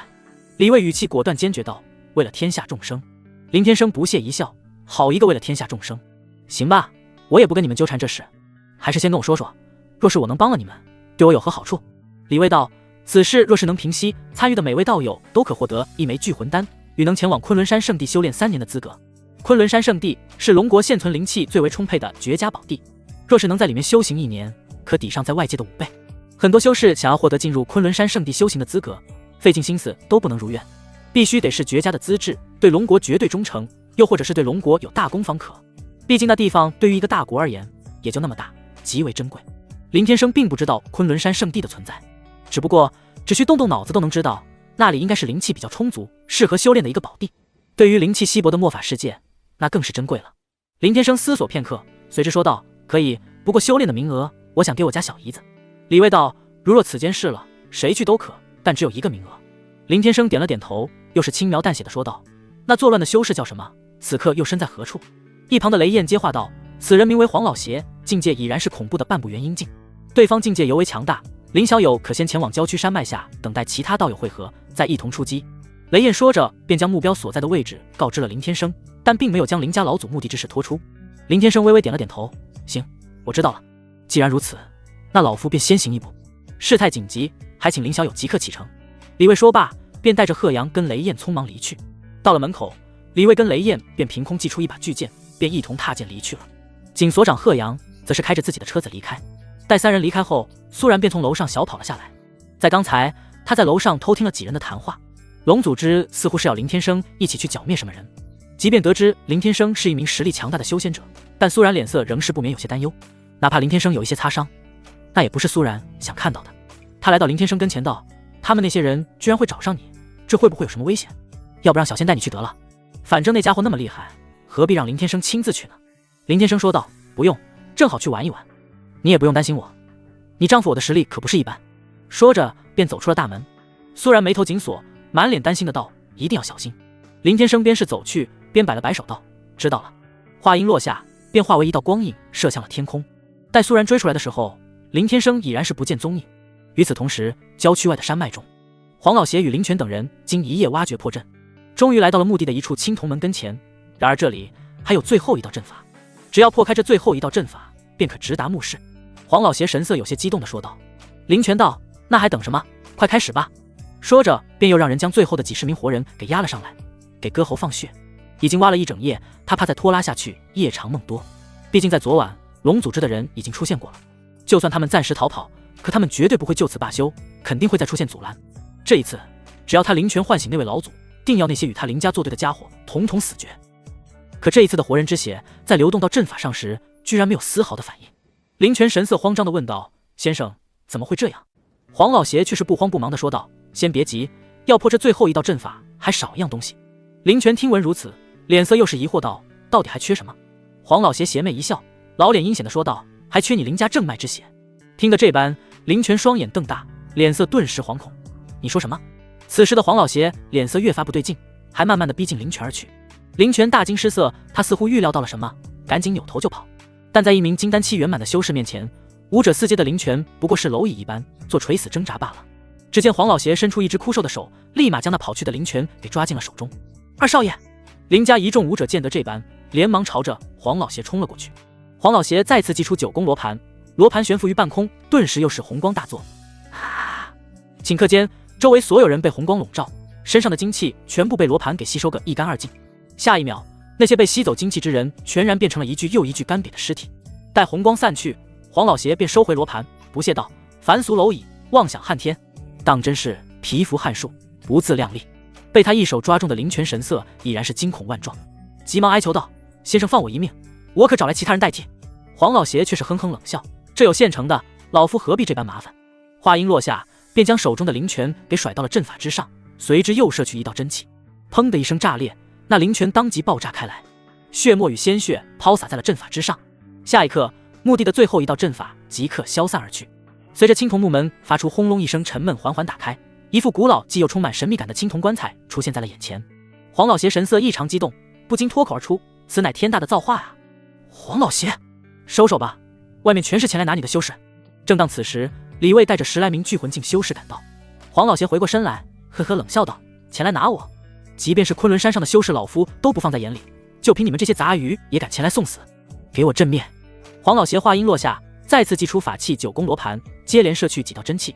真气阵法护体。这一回得知了黄老邪的境界，李卫几人不敢大意，当即联合10来名修士开启了一个防御阵法，挡在了跟前。砰砰砰，双方真气碰撞，爆出璀璨光芒，令得整个墓道都震动了起来。此时林天生身影落到了墓道跟前，扫了一眼地面上的无数凡人尸体，神色漠然。这种场面对于他来说根本就不足为奇。不论在哪方世界，普通人在修士面前根本就没有生存的资格。正当他准备进入墓道时，雷燕带着几名修士也便匆忙赶到。他们刚是落地，便是看见林天生站在墓道前。哪里来的凡夫俗子，还不快快离开！还没等雷燕开口，其中一名年过6甲的道人便是对林天生放声呵斥。一旁的雷燕连忙解释道：“云罗真人，林小友是李大人请来的道友，不是凡人。”什么？听闻这话，几名修士神色皆是惊讶不已，目光直勾勾地盯着跟前的林天生。可不论他们如何打量，愣是没能在林天生身上察觉到丝毫的灵气波动。那云罗真人对林天生摆手道：“这分明就是一介凡人，去，此间因果可不是你这等凡人所能沾染的，赶紧离开这里，如若不然，当心小命不保。”说罢，便跟着另外几名修士冲进了墓道之中。雷燕心里其实也不相信林天生有那个能耐，但在这紧急关头，他也不好再说什么，毕竟现在李卫一行人正在墓中跟黄老邪缠斗。随之顾不得林天生的反应，身影跟上了云罗真人而去。林天生顿了一顿，身影随之也迎了进去。此时墓道之中，双方正打得不可开交。面对一名金丹期与10多名聚魂境修士，再加上在墓道中不好展开全部实力，黄老邪在灭杀掉3名聚魂境修士后，便转身飞进了墓室之中。李卫神色惊变，别让他靠近那具青铜棺。随着李卫一声呵斥，冲来的20多名修士齐齐发功，手段尽出。黄老邪那枯瘦的身影落到铜棺跟前，转过身，猛地双手合十，怒喝道：“方圆千里之内，老夫已无敌。既然尔等悍术皮肤这般不惜命，那老夫这就送你们上路，冥魂索命！”话音落下，一股黑气从他那枯瘦的身躯之中不断涌出，并汇集于顶。紧接着，无数翠绿骷髅头发出阵阵哀嚎声，从那黑气之中疯狂杀向李卫等人而去。顷刻间，整个墓室之中充斥着冤魂悲嚎，黑气缭绕。此时他黄老邪最强杀招，一旦祭出，哪怕是同境界的修士都难以招架。李卫等人神色惊变，不好！众人刚是生出退意，却是为时已晚。被翠绿骷髅头砰的一声命中，体内真气顿时消散，血肉被黑气蚕食，很快就化为了一副森森白骨。啊！李大人救我！仅是片刻之间，李卫所召集而来的20名修士全死于黄老邪这招之下，唯独雷燕依靠着身上的法宝勉强还能支撑。不过此时的雷燕也是命不久矣，被那黑气笼罩，肤色暗紫，活不过几息了。但在这招之下，李卫自身难保，又如何能去救他？哈哈，不自量力的家伙，当真以为老夫之修为没有半丁长进吗？林家老祖之修为归我了！黄老邪狂笑一声，而后反手一掌打在了铜棺之上，砰的一声，那铜棺之上当即爆发出璀璨真气，荡向四周。不，见得这一幕，李卫跟雷燕的目光之中充满了骇然之色，只怕这一回整个天下都要生灵涂炭。放肆！正当这时，铜棺之中异变突起，一股恐怖威压忽然爆出，令人心神不宁。紧接着，一只真气化形的大手猛地飞出，在眨眼间便将黄老邪给抓到了半空之中。突如其来的这一幕，再次把李卫跟雷燕给吓得目瞪口呆。怎么会？你竟然没死！真气化形的大手牢牢将半空中的黄老邪给禁锢当场，他那满是皱纹的老脸上竟是满满的不可思议，眼神之中惊骇不已。按理来说，这家伙应该已经死了才对，这到底是怎么一回事？正当这时，林天生双手插着兜，脚步不紧不慢地走进了墓室之中。由于他身上并没有任何的灵气波动，那铜棺中之人与黄老邪并没有注意到他。林先生，快走！雷燕发现了走到他身旁的林天生，可他话刚说完，手中的法宝随之破碎，整个人直挺挺地倒了下去，昏死了过去。林天生神色自若地看了雷燕一眼，随之略微抬手，便是将他体内的黑气驱散。随后他又走到了李卫身后，将右手轻轻地拍到他肩膀上，顿时李卫周围的黑气立马消散。林小友，李卫神色惊讶地扭过头，便是看到林天生那淡定的神色，随之又马上回过神来，焦急道：“我们快走，此地不宜久留。”林天生却是轻轻说道：“先别急，看看再说。”说完便将目光放到了铜棺处，像是看戏一般的淡然。见得这般，李卫神色再次惊讶了起来。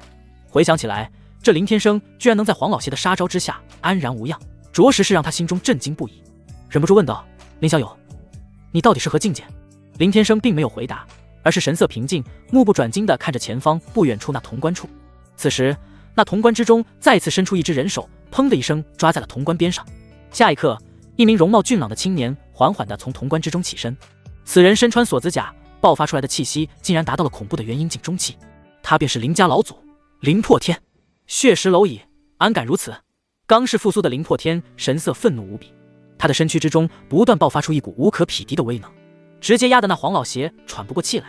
这便是金丹期与元婴期的差距，境界越高，跨度越大，这方天地的灵气越发稀薄。像他这种存在于上古时期的修仙者，一旦苏醒，那么修为不仅没有任何长进不说，还有可能会大退步。只有不断吸取他人的真气，方可保存当前修为。但如此一来，必定会成为人人得而诛之的邪修。你说，换作是谁能不生气？黄老邪神色惊恐道：“前辈饶命啊！”林破天满脸的愤怒，负手而立于潼关之上，随之目光一凛，抬起一手，便是见得黄老邪体内的真气正在被他疯狂的吸食。不，老夫不甘心啊！黄老邪脸色狰狞到了扭曲，立马是惨叫连连，不出片刻，便是成为了一具尸体。林破天只是略微发力，那真气演化而成的大手当场将其血肉给捏成了粉末。如此一幕，把眼下的李卫给看得目瞪口呆，处在原地一动不动，心中已然是惊涛骇浪。就连他自己也没有想到，这林家老祖居然在此沉睡几千年之久，依然是不死不灭，不由脱口而出：“就是上古时期的元婴境大能吗？捏死一名金丹期圆满的修士，竟是这般轻松。”刺死黄老邪后，林破天随之又将目光放到了李卫跟林天生的身上。当他看到林天生时，目光之中不由得流露出了些许惊讶：现世凡人如何能到此？见到本座，为何不跪？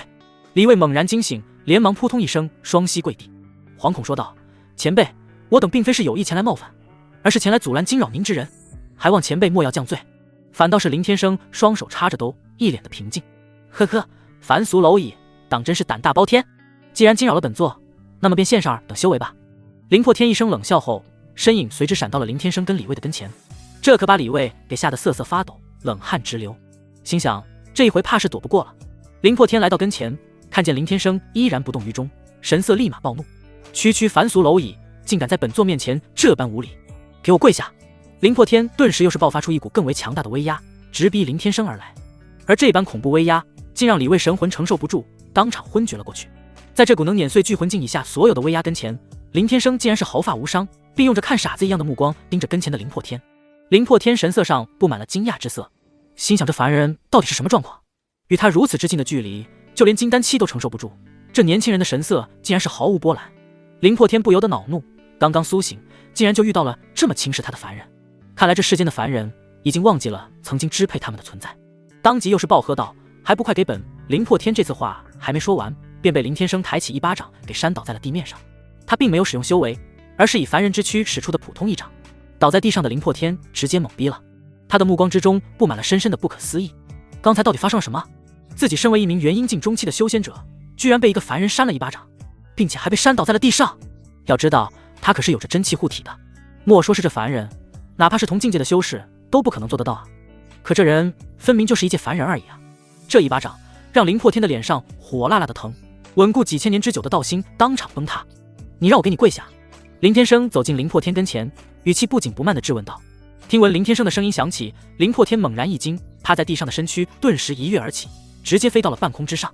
他手捂着那肿起来的半边脸，目光惊恐地死死盯着眼下的林天生，口中喃喃自语的道：“这不可能，这绝对不可能。”林天生神色冷漠，口中缓缓道出：“跪下。”声音不大，却是能引起空间震荡，让那林破天神魂恍惚，差点就失去了意识。在这股威压之下，林破天不由自主砰的一声从半空中直接跪到了林天生的跟前，噗呲一声，口中当即又是狂喷出了一口老血，脸色白得跟一张白纸。敢问阁下是何方神圣？此时的林破天哪怕是再傻，也察觉到了林天生的不对劲，能这般轻松拿捏他之人，恐怕得是一名渡劫境中期的大能了。在渡劫大能面前，哪怕是让他林破天跪着让他杀，那么他林破天也只能认命。下界蝼蚁怎敢询问无知名号？林天生的脸色从始至终都是一副漠然，别说是元婴境，不朽仙王境之下，在他面前亦是如此。下界，你莫非是？听闻这话，林破天脸上不断变化，看向林天生的眼瞳已然是恐惧到了极点。仙这个词是每一位修仙者的信仰，而在这个世上，仙是看不见摸不着的古老传言。林破天神色惊恐地愣在原地许久，沉吟片刻之后，神色突然又是变得癫狂了起来。哈哈，这世上果真有仙的存在吗？如是这般，我林破天修仙万年，临死之际得以目睹真仙尊容，已是死得其所，轮回路上无遗憾啊！林破天疯狂大笑，随着话音落下，便是要引爆自身修为，神识自灭。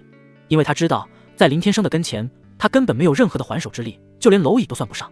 林天生只是轻轻一挥手，便让林破天的自爆压缩到了一颗小鞭炮爆炸的程度。随着啪的一声响亮，林破天当场化为了粉末，已然是身死道消。这就是修仙之路的残酷。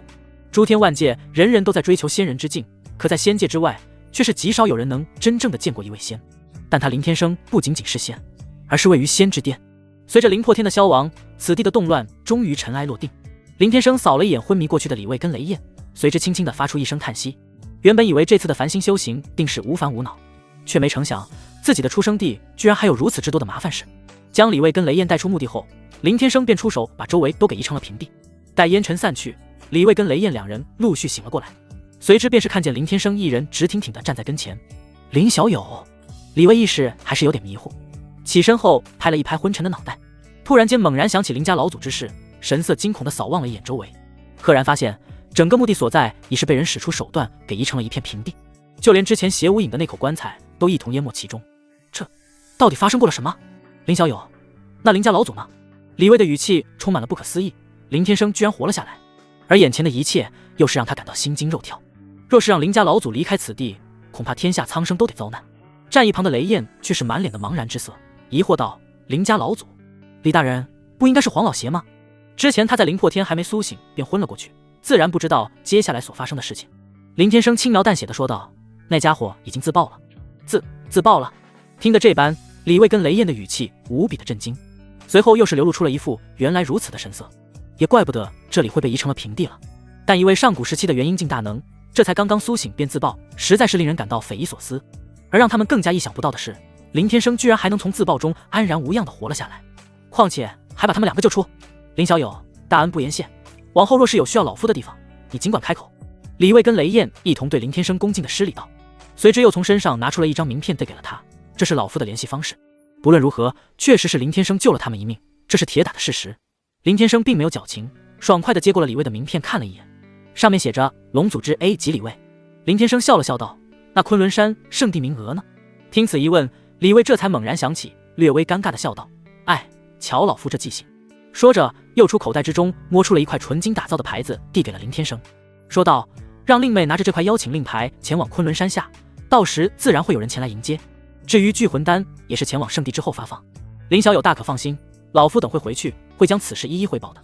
与李卫两人辞别，待回到苏家时已经是下午的时间。这一整天苏然都没有去集团，林天生不回来的话，他心里总是忐忑不安。事情都处理好了吗？见林天生回来，苏然心里顿时轻松了不少。林天生道：不过是玩一玩而已，也算不上是什么事情。说着便坐到了沙发上，又是说道：明天你把小妹给叫回来，我有事与她说。苏然很是好奇，接着问道：到底是什么事情啊？林天生掏出了昆仑山邀请令牌，一把丢给了苏然。苏然接到这块黄金令牌后，神色不解地拿起来打量了一眼，便是发现令牌上面竖刻着一行字体，苏然不由脱口而出：日比伦山圣地专属。林天生闻言无语地白了他一眼，随即吐槽说道：是昆仑山圣地？什么日比伦山？都什么乱七八糟的？反应过来的苏然小脸顿时羞红，紧接着又是说道：昆仑山圣地？我只听说过昆仑山，这怎地还有个圣地呢？实际上昆仑山圣地对外是严格保密的，大部分人对这个圣地的存在并不知情，更别提是苏然了，连听都没听说过。林天生一副满不在乎的说道：我也是第一次听说，不过应该是一个非常适合修炼的地方。有了这块令牌，那么小妹就可以前往昆仑山修炼3年的时间，这是龙祖之那些家伙送给我的。对于苏可欣而言，先天道体的她，眼下最重要的便是需要一个灵气充裕的宝地修炼。灵气太过于稀薄，像普通人密集的地方，那更是直接没有任何的天地灵气存在。想要修为快速长进，此时前往昆仑山无疑是个不错的选择。苏然听闻如此，神色随即恍然大悟，说道：原来是龙祖之的人。很多普通人也曾有过听闻，龙国一直以来都存在着一个修炼宝地，只是民间众说纷纭，有人说神农架中有远古时期的仙人，又有人说昆仑山上驻守着龙国最强大的修士，总之都是传言。苏然想到此处，又是轻轻的点了点头。那等会我给他打电话，让他明天回来吧。正当他拿起手机时，手机刚好响了起来。当他看到来电的居然是国外留学的另一个闺蜜时，神色不由惊喜，紧接着按下了接听，语气兴奋的道：喂，兰兰。来电的是苏然的另一个发小秦岚，江南秦家4000金。电话那头很快就传来了一个女孩的温柔笑声：哟，我的苏大美女，我还以为你不记得我了呢。最近你跟微微都不给我发消息，你俩在国内可真是大忙人呢。听到对方提起了林微微，苏然的脸色顿时正了起来，一时半会的不知该如何跟秦岚说。秦岚在国外进修了3年，对于最近发生的事情毫不知情，而在这些事情还没有发生之前，3人的关系真的是情同姐妹，好的不能再好了。苏然语气变得有些沉重，最近确实是忙，而且还发生了很多事情。秦岚在电话那头说道：行了，我就在机场，我回国的事情我连我家里人都不知道呢，就先给你打电话了。怎么样，够意思吧？只是我刚才给微微打电话，那个家伙的手机居然关机，好家伙，等会见到他，我非得狠狠地骂他一顿不可。苏然惊讶的道：你真回国了？秦岚道：那是当然，我还带回来了几位朋友，你先来机场接我。话刚说完，也不等苏然的反应，便挂断了电话。喂，兰兰。苏然本还想给他说些什么，可这秦岚根本就没有给他机会。放下了手机，苏然神色上显得有些无奈，因为他还没想好该怎么跟秦岚说林微微的事情。一旁的林天生问道：怎么了？苏然神色些许凝重的道：我另一个闺蜜回国了，要我现在去接她。林天生听闻如此，神色平静的道：闺蜜？那你就去啊，怎么摆出这一副一筹莫展的小脸色？苏然眉头紧锁，思索片刻后说道：你跟我一起去呗。林天生有些诧异的道：接个人而已，让陆小仙跟你去就行了。林天生想着，接个人而已，怎么能让她也跟着一起去？苏然却是说道：她是我的闺蜜，也是林微微的闺蜜，但林微微已经死掉的事情以及江南最近发生的一切，她一点都不知道。而且我怕……说到这里时，苏然突然停了下来，一副欲言又止的模样。林天生轻轻地叹出了一口气，随之说道：行吧。听到林天生答应，苏然顿时开心了许多，于是准备出门。楼上的陆小仙穿着一件翠绿青蛙款式睡衣，手里拿着一个游戏机跑了出来喊道：喂，神上，你们这是要去哪啊？可别丢下我呀！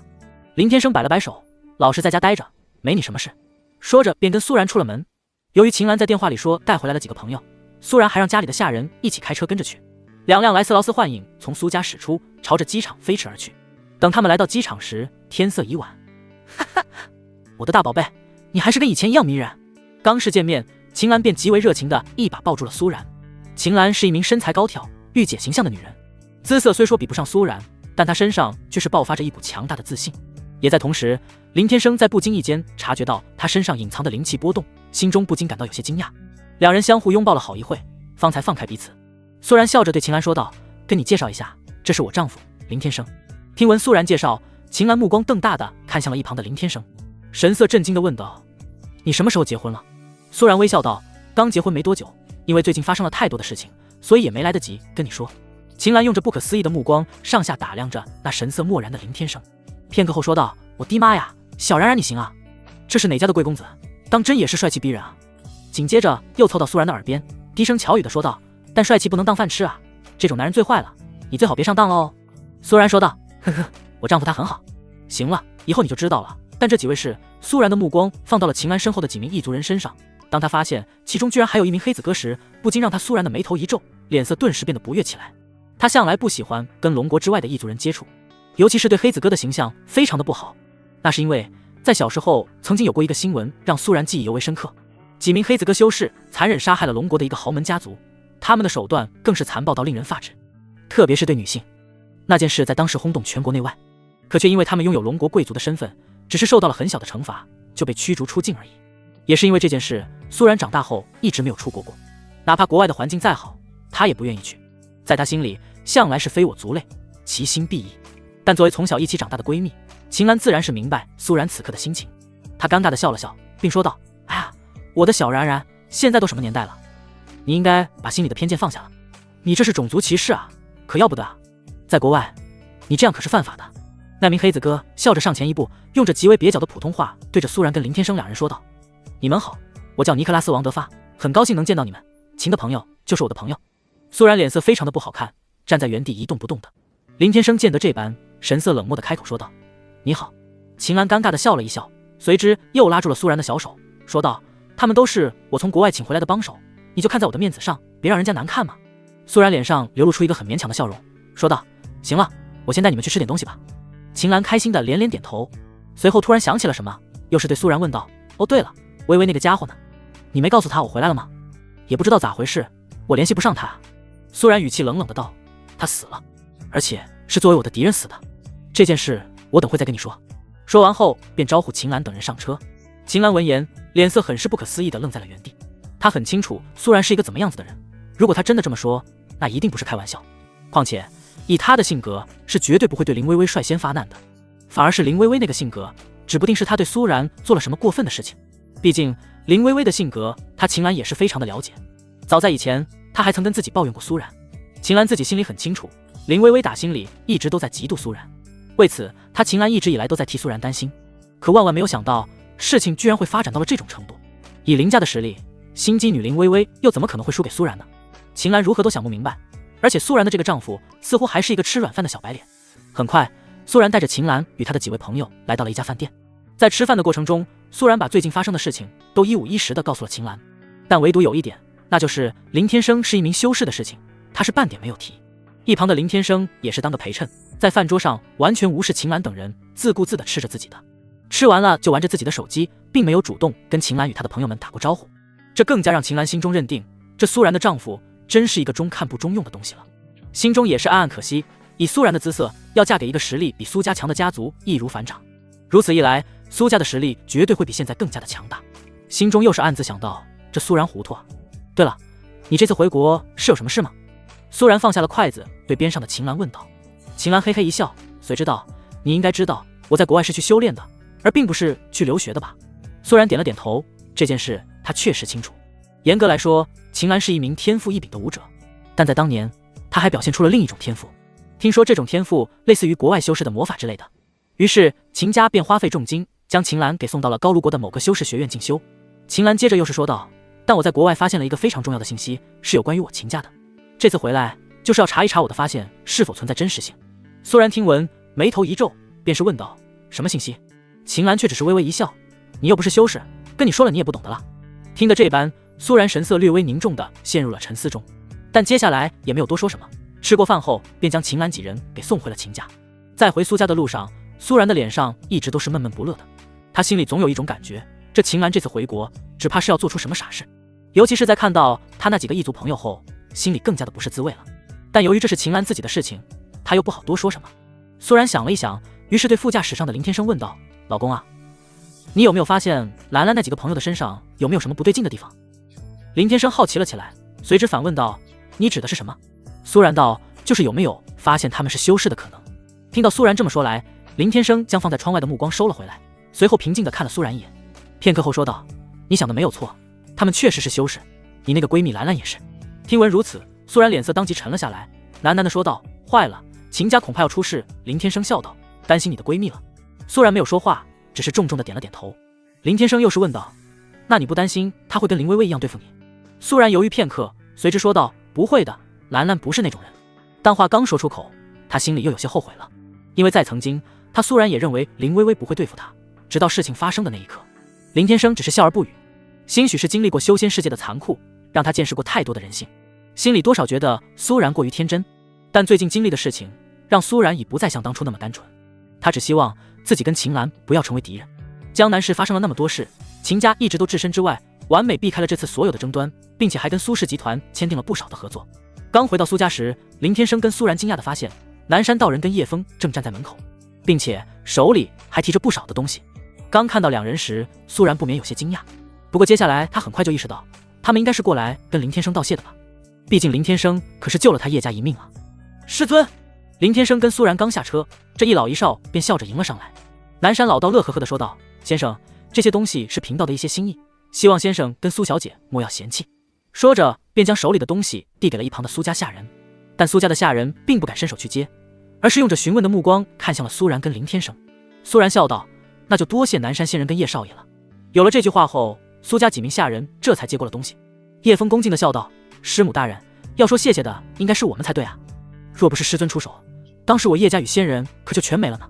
苏然闻言，小脸色有些吃惊，便是开口问道：你叫我师母大人，莫非你已拜我丈夫为师了？要知道叶枫的年纪跟苏然不相上下，尤其是在以前，苏然见到叶枫都得毕恭毕敬的，他还爱搭不理的，现在这态度转变的也太快了，让他一时半会的还真反应不过来。叶枫点了点头笑道：是的，师母大人。林天生面不改色道：行了，先进去说吧，别站在外面了。说着便先行一步走进了苏家大门。苏然见此连忙跟了上去。回到苏家大厅，几人围坐在茶几跟前。林天生对叶枫问道：修炼可有遇到瓶颈？叶枫道：回师尊，目前还没有出现修炼上的难题，只是……说到这里，叶枫脸色有些尴尬，欲言又止了起来。林天生自然是察觉到了他的意思，说来也是，这货现在光有筑基圆满的修为，可却没有任何的功法呀，而且他这修为还是林天生给他的。叶枫并不像苏可欣那么有天赋，资质更是别说了，两人直接差了好几个天都不止。这是我偶然得到的修炼功法，只要依靠我给你的心法去修炼，日后必定不会差。林天生说着便是一番手掌，一小团夹杂着雷电缭绕的金色光芒，当即融进了叶枫的眉心处。多谢师尊赐下。叶枫神色大喜过望，连忙从沙发上起身，随后又对着林天生接连跪拜。林天生神色平静道：“起来吧。”他给叶枫的是一道天阶高级功法，名为万千雷动。这是他以前在无极界当天道使之时，从渡劫失败的修士身上得到的。这种东西他有的是，对于他来说并不是什么稀罕货，但对于一般的修士而言，这就是一门攻击力无比强大的功法了。不说大话，即便是修炼到小成，那么叶枫完全可以与比自身高出1-2个境界的对手一战。看到叶枫再次得到了林天生的赏赐，把一旁的南山老道给羡慕的不行，当即厚着脸皮问道：“敢问先生还缺徒弟否？您看贫道的资质如何？”心里想着，哪怕是每天待在林天生的身边，参悟他的一举一动，那也都算是天大的福运了呀。林天生听闻，笑着摆了摆手道：“你年纪太大，何况我也不缺徒弟了。”叶枫当时算是帮过他林天生，这才勉为其难的收其为徒。如若不然，哪里有那么简单？可南山老道听闻如此，却没有丝毫的气馁，又是笑着说道：“无妨，以后贫道跟在先生左右便可。”在这灵气稀薄的世界，像林天生如此强大的修士，南山老道自认为，即便只是给他端茶倒水，那也是何等的璀璨与荣耀。林天生笑而不语，只是提起茶杯端到嘴边品了一口。南山老道又是说道：“实不相瞒，这次贫道前来还有一事相求。先生您功参造化，还望请先生能帮贫道这一个小小的忙。”林天生说道：“说来听听。”南山老道笑着说：“如今邪修复苏，天下即将面临动荡，我等身为修道之人，应以除魔卫道，拯救苍生为己任。可奈何贫道实在愚笨，修为卡在筑基圆满多年，没有丝毫进展。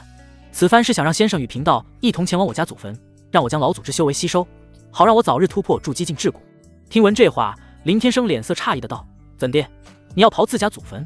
心想着这南山老道可以啊，也太孝顺了吧。别人都生怕惊扰了自家祖上，可他倒好，跟那灵泉一样，反而是盯上自家老祖了。就连一旁的叶枫也不由得流露出惊讶之色：“道长，你来真的？”林天生再次问道：“你真的只是想突破境界而已？”说实在话，如果这南山老道若只是想突破境界，对于他林天生来说，不过是弹手一挥间便可做到的事情。但这老家伙要挖自家祖坟，恐怕不仅仅是单单为了突破吧。南山老道察觉到林天生发现了自己的小心思，便是尴尬的挠了挠后脑勺，嘿嘿笑道：“果然瞒不过先生法眼。据说我家老祖之前是战死的，与我道家失传已久的一本道法一同埋入地下。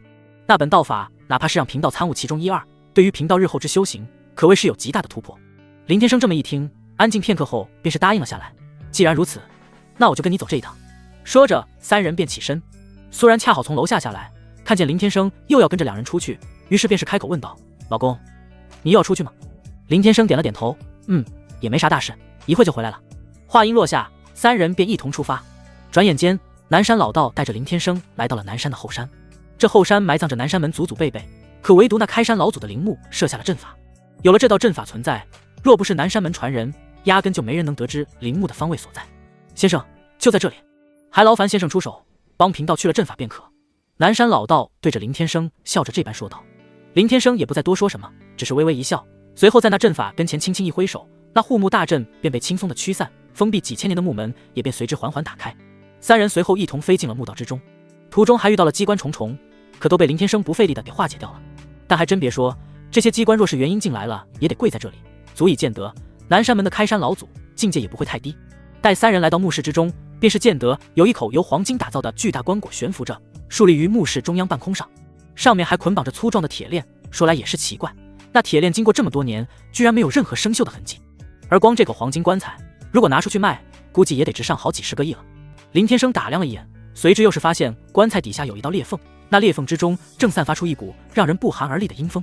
叶枫吃惊道：“好家伙，你家老祖的棺材居然是竖立悬浮于半空，看起来这么笨重的棺材，到底是如何能这般漂浮起来的？”如此一幕，倒是让叶枫跟南山老道感到极为震惊。通常来说，棺材都是平着放的，可这南山老祖的棺材却是要竖立起来，当真也是让他们长了见识了。除此以外，周围倒是没有任何的异常。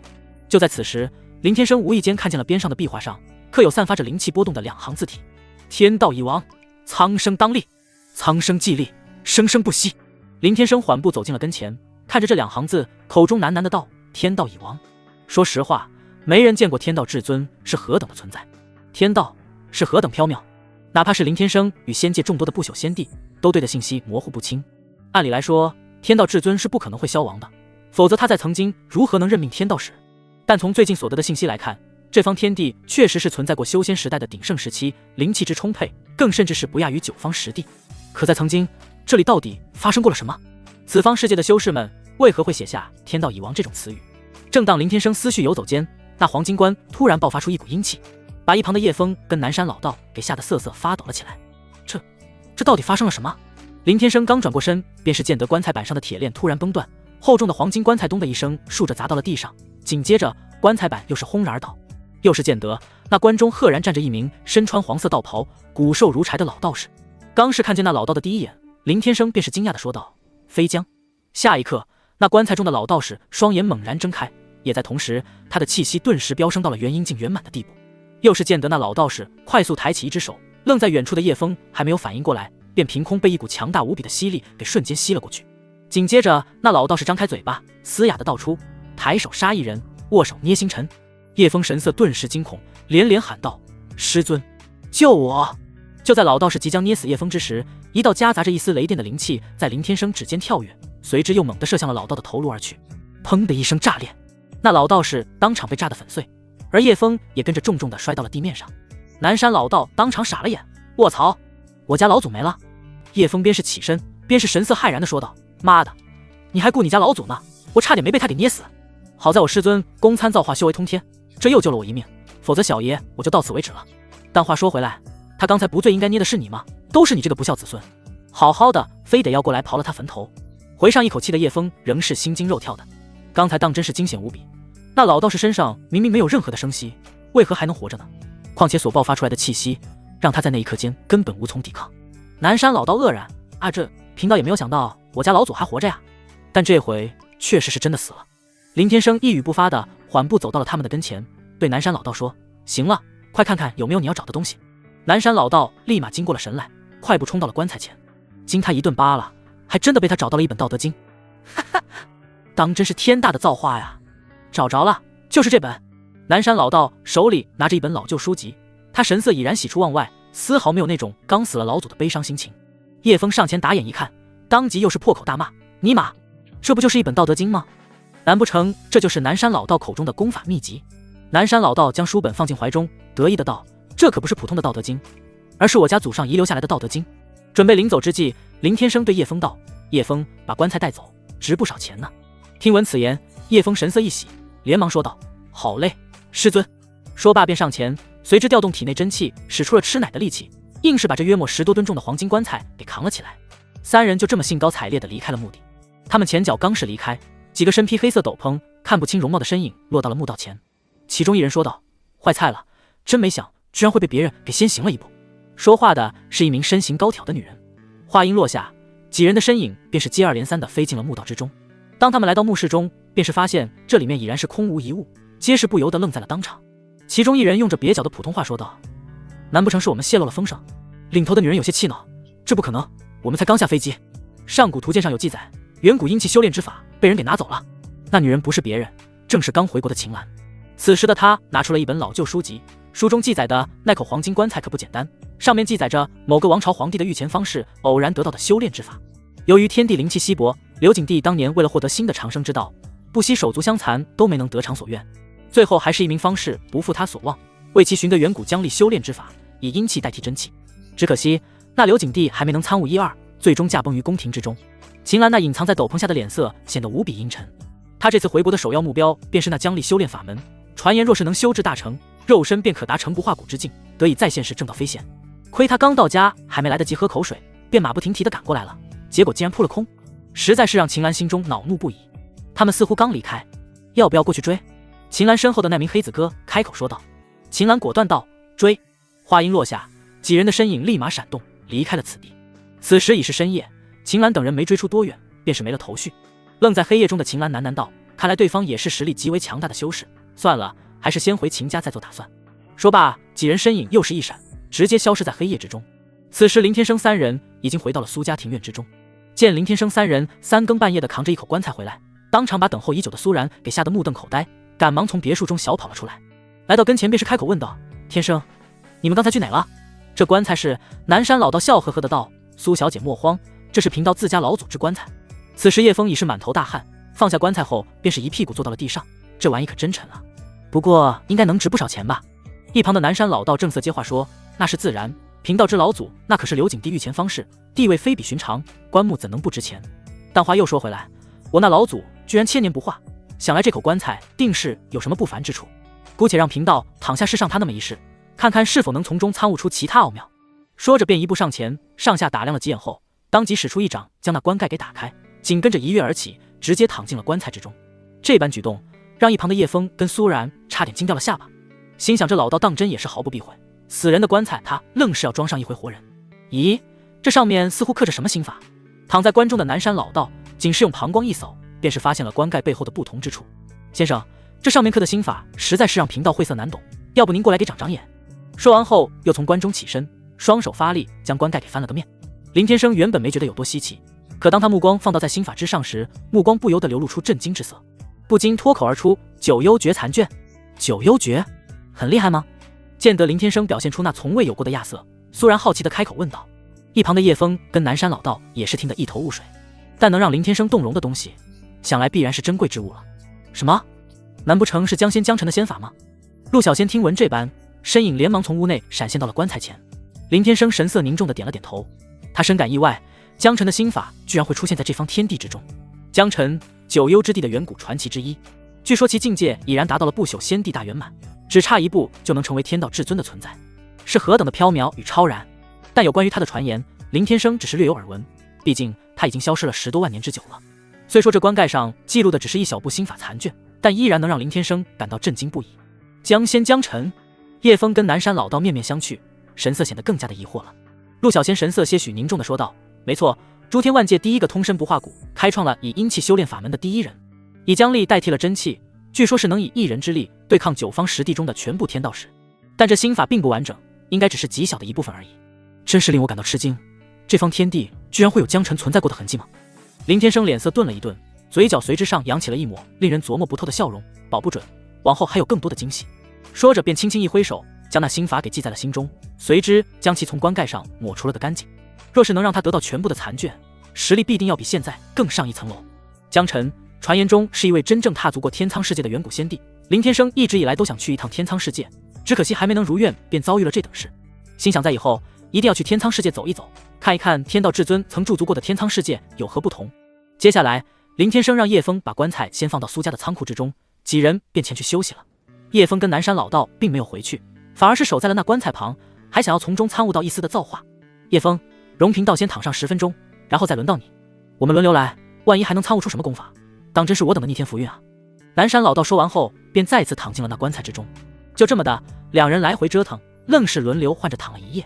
次日清晨，苏可欣从苏家老宅回来，前脚刚踏入大门，便是看见叶枫跟南山老道两人那深深的熊猫眼，满脸憔悴地站在庭院中，模样简直是虚到了不行。不知道的还以为两人的腰子已然不翼而飞了。苏可欣不由惊呼道：天啊，叶家大少爷还有色老道，你们这是怎么了？叶枫神色掩饰，吞吞吐吐地说道：没什么，要是让别人知道他们俩人在昨夜忙着轮流躺棺材，到最后还是一无所获，那岂不是让人笑掉了大牙？苏可欣看着两人的目光犹未不解，但最后也没再跟他们多说什么，而是走回了大厅之中。苏可欣离开后，南山老道随之开口说：逆天，这也太逆天了，这苏家小女娃前阵子方才是筑基境初期，才几日没见，境界居然比肩老夫了，已然是踏入半步聚魂境，绝对是难得一见的千古修道奇才。南山老道简直无法相信自己的眼睛，苏可欣在短短时间内居然突破到了筑基境大圆满了。要知道这个世界可是灵气稀薄的末法时代，多少筑基境修士究极一生都无法突破至古，这其中便有他南山老道了。叶枫却是不以为然地说道：他可是师尊的小姨子，想来是得到了师尊赐下。话到此处，两人望着苏可欣走去的背影，目光之中全然是羡慕不已，心想着往后只要跟在林天生身边，他俩也绝对会出人头地的。与此同时，苏然在房间中一边帮林天生扣衣扣，便是说道：我爸妈下午就到了，我爸得知了和气的事情后，心中很是悔恨，所以他们下午会直接回苏家老宅，准备过2天祭祖，以慰问我爷爷的在天之灵，到时候我们俩也得一起回去。林天生闻言随即点了点说道：好，我知道了。两人下楼后便是看见苏可欣已经回来，正坐在沙发上跟陆小仙各自拿着手机打起了游戏，小嘴还不停嚷嚷着打团，来打团啊，小仙姐姐。看见林天生下来后，苏可欣便放下了手机，起身问道：姐夫，你叫我回来到底是为了啥事啊？林天生边走向茶几而去，边是看了他一眼，随之说道：还不错，要不了几天，应该就能达到聚魂境了。苏可欣嘿嘿一笑，得意的道：“我厉害吧？全仰仗我们苏家老宅后山的灵气，那里的灵气可比这附近的要充裕的多了。”听闻如此，刚走餐桌前的苏然神色愣了一下，便是不悦的训斥道：“你去后山干嘛？爷爷以前说过，不要自己一个人往山上跑，你都忘记了吗？”苏可欣说道：“爷爷都死了那么多年了，何况那里又没有什么危险。就算有啊，本姑奶现在也能轻松应付，任何魑魅魍魉我都不惧。”林天生泡起了茶，随之说道：“如果有一个绝佳的修炼宝地，让你修炼3年，你要不要去？”苏可欣闻言，神色顿时一喜，连忙小跑上前：“姐夫，你说的可是真的？”苏可欣已经沉迷于修炼当中，听到林天生说有这么一个宝地，心里当真是开心到了不行。别说是3年，要没什么事，他苏可欣能待上100年都没有任何的问题。林天生没有过多的废话，直接从身上掏出了昆仑山圣地的邀请令牌，丢给了苏可欣。昆仑山圣地？苏可欣接过了令牌后，脸色上顿时布满了惊喜之色。他在学校的时候，偶然间听闻他的舍友提起过，说他的未婚夫好像就是在什么昆仑山上修行。要不了多久，他未婚夫到时便是高手下山，定是能一路无敌。把昆仑山说的要多神奇就有多神奇。而现在林天生居然给了他一块邀请令牌，心里别提有多激动了。林天生说：“没错，你可愿意前往？”苏可欣兴奋的连连点头：“姐夫我愿意去。”听到这个回答，林天生很是满意的点了点头，随之又抬起一掌。下一刻，一株散发金色光芒的小柳树出现在了他的掌心之中。这是我在仙界之时偶然得到的一门功法，属于木属性，现在给你修炼吧。说完后，便将掌心中的小柳树给融进了苏可欣的眉心之中。苏可欣神色兴奋的连连道谢：“谢谢姐夫，我现在马上去收拾东西，然后去昆仑山。”林天生道：“去吧。”得到林天生的允许后，苏可欣立马蹦蹦跳跳的跑回了房，就连过几天要祭祖的事都给忘了个一干二净。陆小仙凑到跟前，神色些许震惊的问道：“神上，你刚才给那小妮子的功法，莫非是那位远古仙帝柳神的功法？”林天生嘴角微微上扬，不愧是诛仙4剑，果然是有些见识。得到了确认后，陆小仙的小嘴惊讶的变成了一个 O 型，不可思议的说道：“你丫的哪里来的这么多万古功法？就连那位骚话连篇的远古不朽王的不朽盾也是。我在仙界整整几万余年，当初咋就没有这么好的运气呢？”林天生却是满脸不屑的冷笑道：“哼哼，就你们这些货色，气运如何能与无知比肩？”此话一出，陆小仙当即白了他一眼，切。接下来苏然吃完了早餐，便带着陆小仙去了公司。林天生这回终于空了下来，便带着之前买好的钓具出去钓鱼。钓鱼也是他修炼繁星中的一部分。很快，林天生便带着叶枫跟南山老道来到了公园的小湖前。之前林天生出来散步的时候发现，这小湖每天都会有几名钓鱼爱好者前来，于是他也便来了兴趣。选了个好位置后，林天生便开始安静地钓起了鱼，而叶枫跟南山老道则是直接倒在他边上的草坪上呼呼大睡了起来。正当林天生耐心地等待鱼儿上钩之时，突然感知到了来自湖对面的一个气息。他好奇地抬眼一看，便是惊讶地发现自己的正对面正坐着一名元婴境。这人穿披蓑衣，头戴斗笠，压低着头，一副古人打扮，就连手里的鱼竿都是一条纤细竹子，跟周围的钓鱼人显得相当格格不入。尽管这个家伙已经刻意地隐藏自己的修为，但依然没能逃过林天生的法眼。他只是看了一眼，随之也便没有理会。这样的家伙对于他来说就好像是一只蚂蚁在自己的正对面一般，压根就不放在心上。可在接下来，那元婴境跟前的水面突然冒起了滚滚气泡，似乎马上有什么可怕的东西从湖底之中冲出来一般。原本平静的湖面开始不断翻涌，不出片刻，立马又是变得波涛滚滚。也在此刻间，顶空乌云压顶，一股妖气从湖底直接冲破了天际。快看，哇，到底发生了什么啊？湖水怎地跟火山喷发一样？普通人哪里见过这般场面，皆是不怕死的一路小跑，从四面八方涌来围观，更是拿出了手机，将这离奇一幕给录了下来。这般动静自然惊醒了睡梦中的南山老道跟叶枫，两人神色惊恐地盯着那滚滚而开的湖面，一时间显得有些不知所措。顿时，又是一股更为蛮横的妖气从那湖底之中冲天起。好强大的妖气！南山老道脸色煞白，连忙一手持剑，一手起伏，如临大敌当前。反观那林天生，神色从始至终都是一副漠然，相比波涛滚滚的湖水，他的双眸中却是没有丝毫波澜。砰！下一刻，一条身长几十米、足有水缸般粗壮的巨蟒从湖底猛地飞出。好大一条蟒蛇啊！快跑啊！围观的人群见状，纷纷惊恐地撒腿就跑。奇怪的是，那巨蟒现身后并没有前去攻击凡人，而是仰起头对准了那名元婴境修士，不停地吐着信子。一旁的叶枫当场吓傻了眼，我滴个乖乖，如此大的巨蟒，恐怕10口锅都炖不下。南山老道哆嗦地问道：先生，我们该怎么办？要知道，像这种级别的妖兽，修为境界起码得是元婴境的修为了，况且体型这么大，在同等境界之内，恐怕是能立于不败之地。林天生脸色波澜不惊，漫不经心地说道：“连条蚯蚓都算不上，别大惊小怪的。”正当这时，那巨蟒对着那元婴境的修士口吐人言，质问道：“你我千年未见，卧龙阁下今日为何要前来惊扰于我？”如今这天地灵气越发稀薄，这巨蟒自然也是跟很多古代时期的修士一样，为了保下自身修为，找个隐蔽之处进入沉睡，静静地等待灵气复苏。却万万没有想到，时隔千年之久，昔日的好友竟然会在今日前来唤醒自己。听闻这话，林天生对面的那修士便缓缓地抬起了头来，只见这人天生异象，居然是一对严重的斗鸡眼。他名为卧龙，约莫是50-60岁的容貌，留着一撇山羊胡，看起来有些精气不足，面容消瘦。说来这卧龙也是一个倒霉悲催的家伙，他原本在天海市外的某个大山中好好的沉睡，哪知在不久前，天道竟无端降下巨大天雷劫，动静之大，令得许多沉睡中的修士都被吓醒了过来。所以这卧龙与天海市的众多修士一样，既然是被天雷给吓醒过来的。原本以为这次是天地灵气即将迎来复苏，可万万没有想到，相比以前的越发稀薄了，当真是坑死了不少的修士。上古时期的修士在这灵气稀薄的现实苏醒，给他们带来的后果可想而知。卧龙顿了一顿后说道：“我刚苏醒，修为不稳，此番前来是想跟你借一样东西。”听闻这话，那巨蟒数眼一沉，心里自然是明白此话中的含义，便又是问道：“你当真不念往日的情分吗？”那卧龙说道：“人不为己，天诛地灭。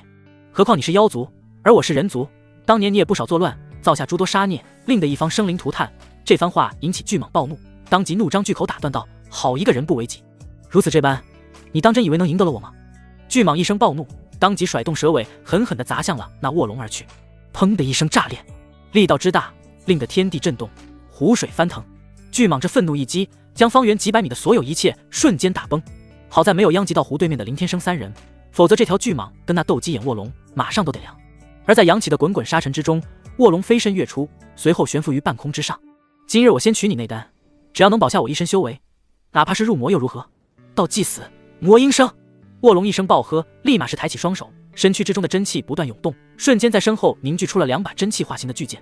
真气巨剑一出，一股肃杀之气当即疯狂弥漫。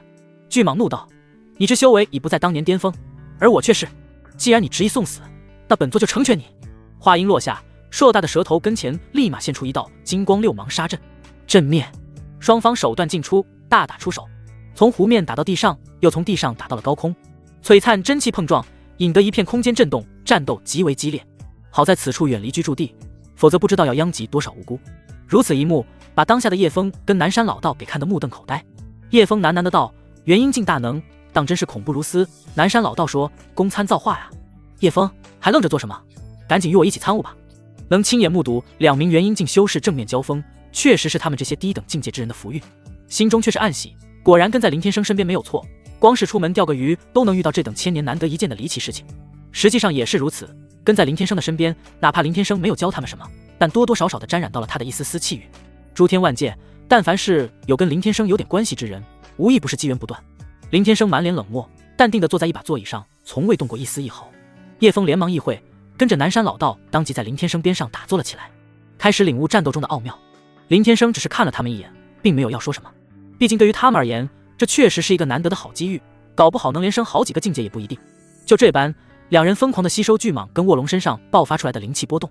片刻之后，叶枫突然兴奋地开口说道：“师尊，我的境界马上就要突破了。”南山老道也是喜出望外地说：“俺也一样。”林天生此时也察觉到了高空上的乌云有所不同，微微点头说道：“不错，运用真气护体便可，小雷劫而已。”叶枫道：“是，师尊。”话音落下，2人便开始调动体内真气，准备迎接雷劫。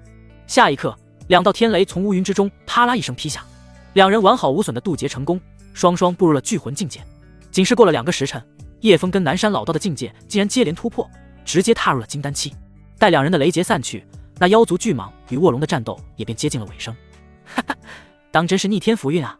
真是没有想到，有朝一日贫道也能踏入了金丹期。南山老道与叶枫2人开心不已，想他辛苦修炼好几十载，竟是不如这短短的3-2个时辰。随后只见得嗖的一声，一个身影从高空之上被打飞到了林天生3人的跟前，并将地面给砸出了一个不小的深坑。叶枫跟南山老道连忙上前打眼一看，发现这被打下来的竟然是那卧龙。叶枫不由说道：“好家伙，你这也太拉了吧！明明是你过来找事的，怎的也得坚持个几天不是？居然就这么败了！”之前他还在窃喜，要是能让他再参悟个几天时间，自己的境界起码可以突破到金丹中期。那倒地不起的卧龙脸色惨白，周身极为狼狈，他手捂着胸膛，已然是睁不开眼，随后噗呲一声，从口中喷出了一口老血，眼看便要命不久矣了。他几乎是用着半口气对林天生三人说道：“快走，此间因果并非是尔等所能沾染的。”话刚说完，口鼻中便又是喷出了一口老血，上气不接下气的叹息道：“无命亡矣。”见着卧龙有些悲壮，叶枫跟南山老道的脸色上不由得替他感到惋惜。显而易见，那湖中的巨蟒修为更为高深，但能修炼到元阴境之人，最起码得是在修道一途行走1000年之久。可如今竟是要这般身消道陨了。果然修仙一途强者居之啊！也在这时，那妖族巨蟒从天而降，身躯盘旋于林天生跟前半空。瞧他那模样，应该是快要成交了。见得巨蟒近身，叶枫跟南山老道立马被吓得两腿发软，止不住的打抖了起来，连话都说不出口了。即便他们突破到了金丹期，已在这末法时代成为一名少见的强者，可在这元阴境的巨蟒跟前，依然是与一般蝼蚁无异。血石蝼蚁竟敢在本座跟前驻足，如此这般，那便跟着卧龙一同陨灭吧。巨蟒说罢，便张开血盆大口，朝着眼下的林天生几人冲杀而来。正当巨蟒杀到跟前时，林天生神色漠然地使出一根手指头，砰的一声巨响，舌头爆炸，当场就化为了血雾。那迎来的蛇身轰隆一声，重重地砸落到三人跟前。司看见那巨蟒竟然这般死了，叶枫跟南山老道神色皆是震惊了起来，就连还没断气的卧龙都不禁倒吸了一口凉气，那对斗鸡眼不由得瞪大到了极限，脸上都布满了极大的不可思议之色。林天生仅出一根手指，便轻而易举地将元阴境界的妖蟒给打死了。这种事哪怕是放在鼎盛时期，那也是相当的炸裂。卧龙用着恐惧到极点的斗鸡眼看着那林天生，哆嗦地开口问道：“阁下莫非是渡劫境强者？”卧龙心中已然是惊涛骇浪，他根本无法能在林天生的身上感受到哪怕是一丝一毫的真气波动，而且他的气息稳定的令人感到惊讶，恐怕是苏醒过来很久了。这样的家伙，如果放在那个鼎盛时期，修为起码得是一名准圣。只是身处在灵气稀薄的现世，修为被压低了下来。林天生并没有说话，只是缓缓起身收起了鱼竿。卧龙猛然惊过神来，顾不得身上的伤势，连忙起身对着林天生跪拜，说道：“先生公参造化，还望请先生出手救我一命，往后我必定以先生为首是瞻。”林天生转过身看了他一眼，不紧不慢地问道：“你是何人？”卧龙神色紧张的道：“小的卧龙曾在天海欧阳世家当差，后因欧阳世家全族隐世，小的便陷入了沉睡。”听得如此，叶枫与南山老道皆是同时惊讶的道：“卧龙？”看见两人这般反应，卧龙诧异的问道：“两位识得在下名号？”叶枫问：“难不成你还有个兄弟叫凤雏？”听得如此一问，卧龙再次惊讶了，神色不可思议的问道：“你们听说过我俩的故事？”叶枫闻言，随之跟南山老道面面相觑，哈哈大笑了起来，搞得那卧龙一脸的不解，心想若不是有这位渡劫大能在此，他非得让这两个小辈好看。林天生神色平静的说道：“你的脸上长满了故事，压根不用听说。”说完后，便一步走到了那巨蟒的身躯前，轻轻一抬手便取出了内丹，而后又对卧龙问道：“我这缺个看门的，你可愿意？”卧龙闻言，神色兴奋的上前一步，又是跪拜了下来：“先生如若不弃，卧龙必定誓死追随左右，恭候差遣。”林天生尤为满意的点了点头，随之便将那巨蟒内丹一把丢给了他。卧龙接过内丹，满脸的受宠若惊：“谢先生赐下，只要吃下这颗内丹，不仅伤势得以恢复，就连修为境界都可稳固好几百年了。”无需多言，卧龙连忙一口吞下了内丹，身上的伤势便以肉眼可见的速度迅速恢复如苏，顿时满面红光。经这么一折腾，整个公园里的一切已然是毁于一旦。林天生接下来也没了钓鱼的兴趣，随后对三人说道：“将这巨蟒之精肉取下，拿回去。”虽然他并不屑这等妖兽的精华，但对于元阴境以下之人，那可是极为难得宝贵的，尤其是对普通人而言。他想着拿回去给苏然炖个蛇羹，跟做些烧烤美食也是非常的不错。好嘞！听得如此，三人连忙兴奋的齐齐上阵，将那巨蟒给剥皮割肉，剩下的骨头跟一些残肉全然被他们给抛入了湖中。很快，身长几十米的巨蟒尸体便被三人给处理了个一干二净。这张蟒蛇皮不错，待贫道拿回去制作成防具。叶枫跟南山老道将蟒皮卷了起来，扛到了肩膀，随后跟着林天生高高兴兴地往苏家走了回去。与此同时，秦岚带着几名帮手站在林破天的陵墓所在位置前，一脸的懵逼，惊讶地说：“不会吧，林家老祖之墓也被人给毁了？好家伙，这还是我所认识的江南吗？”接连扑了2个空，让秦岚直接傻了眼。根据他所得信息，林家老祖跟南山老祖那都是古代的元婴境界大能，他们的陵墓必定会设有阵法。不说是江南市了，即便是整个龙国境内，能在短时间内开启这2座大能陵墓的，恐怕也没几个人。一座被人捷足先登可以理解，可现如今2个重要目标都被人先手拿了去，而且还是不留痕迹，就连对方的气息都无法追踪。秦岚心里当真是懊恼不已。其中一名身材高挑的异族美女开口道：“秦，不用太气馁，江南不是有5个元阴境的陵墓吗？我们可以转移目标。这名高卢国女人的境界已然是达到了聚魂境大圆满，然而却是几人中修为最低的。秦岚神色阴冷，站在原地陷入了沉思。片刻后说道：“不，在那件事情没有得到验证之前，还是先观察一段时间为妙。”虽然江南在最近发生了很多的变化，但却让秦岚万万没有想到，居然会严重影响到了自己的计划。林赵两家的覆灭，苏家的崛起，叶家的臣服，那苏家绝对有大问题。摆在面前的事情已是一目了然，但苏然一个弱女子，如何能做到这种地步？她连武者都算不上。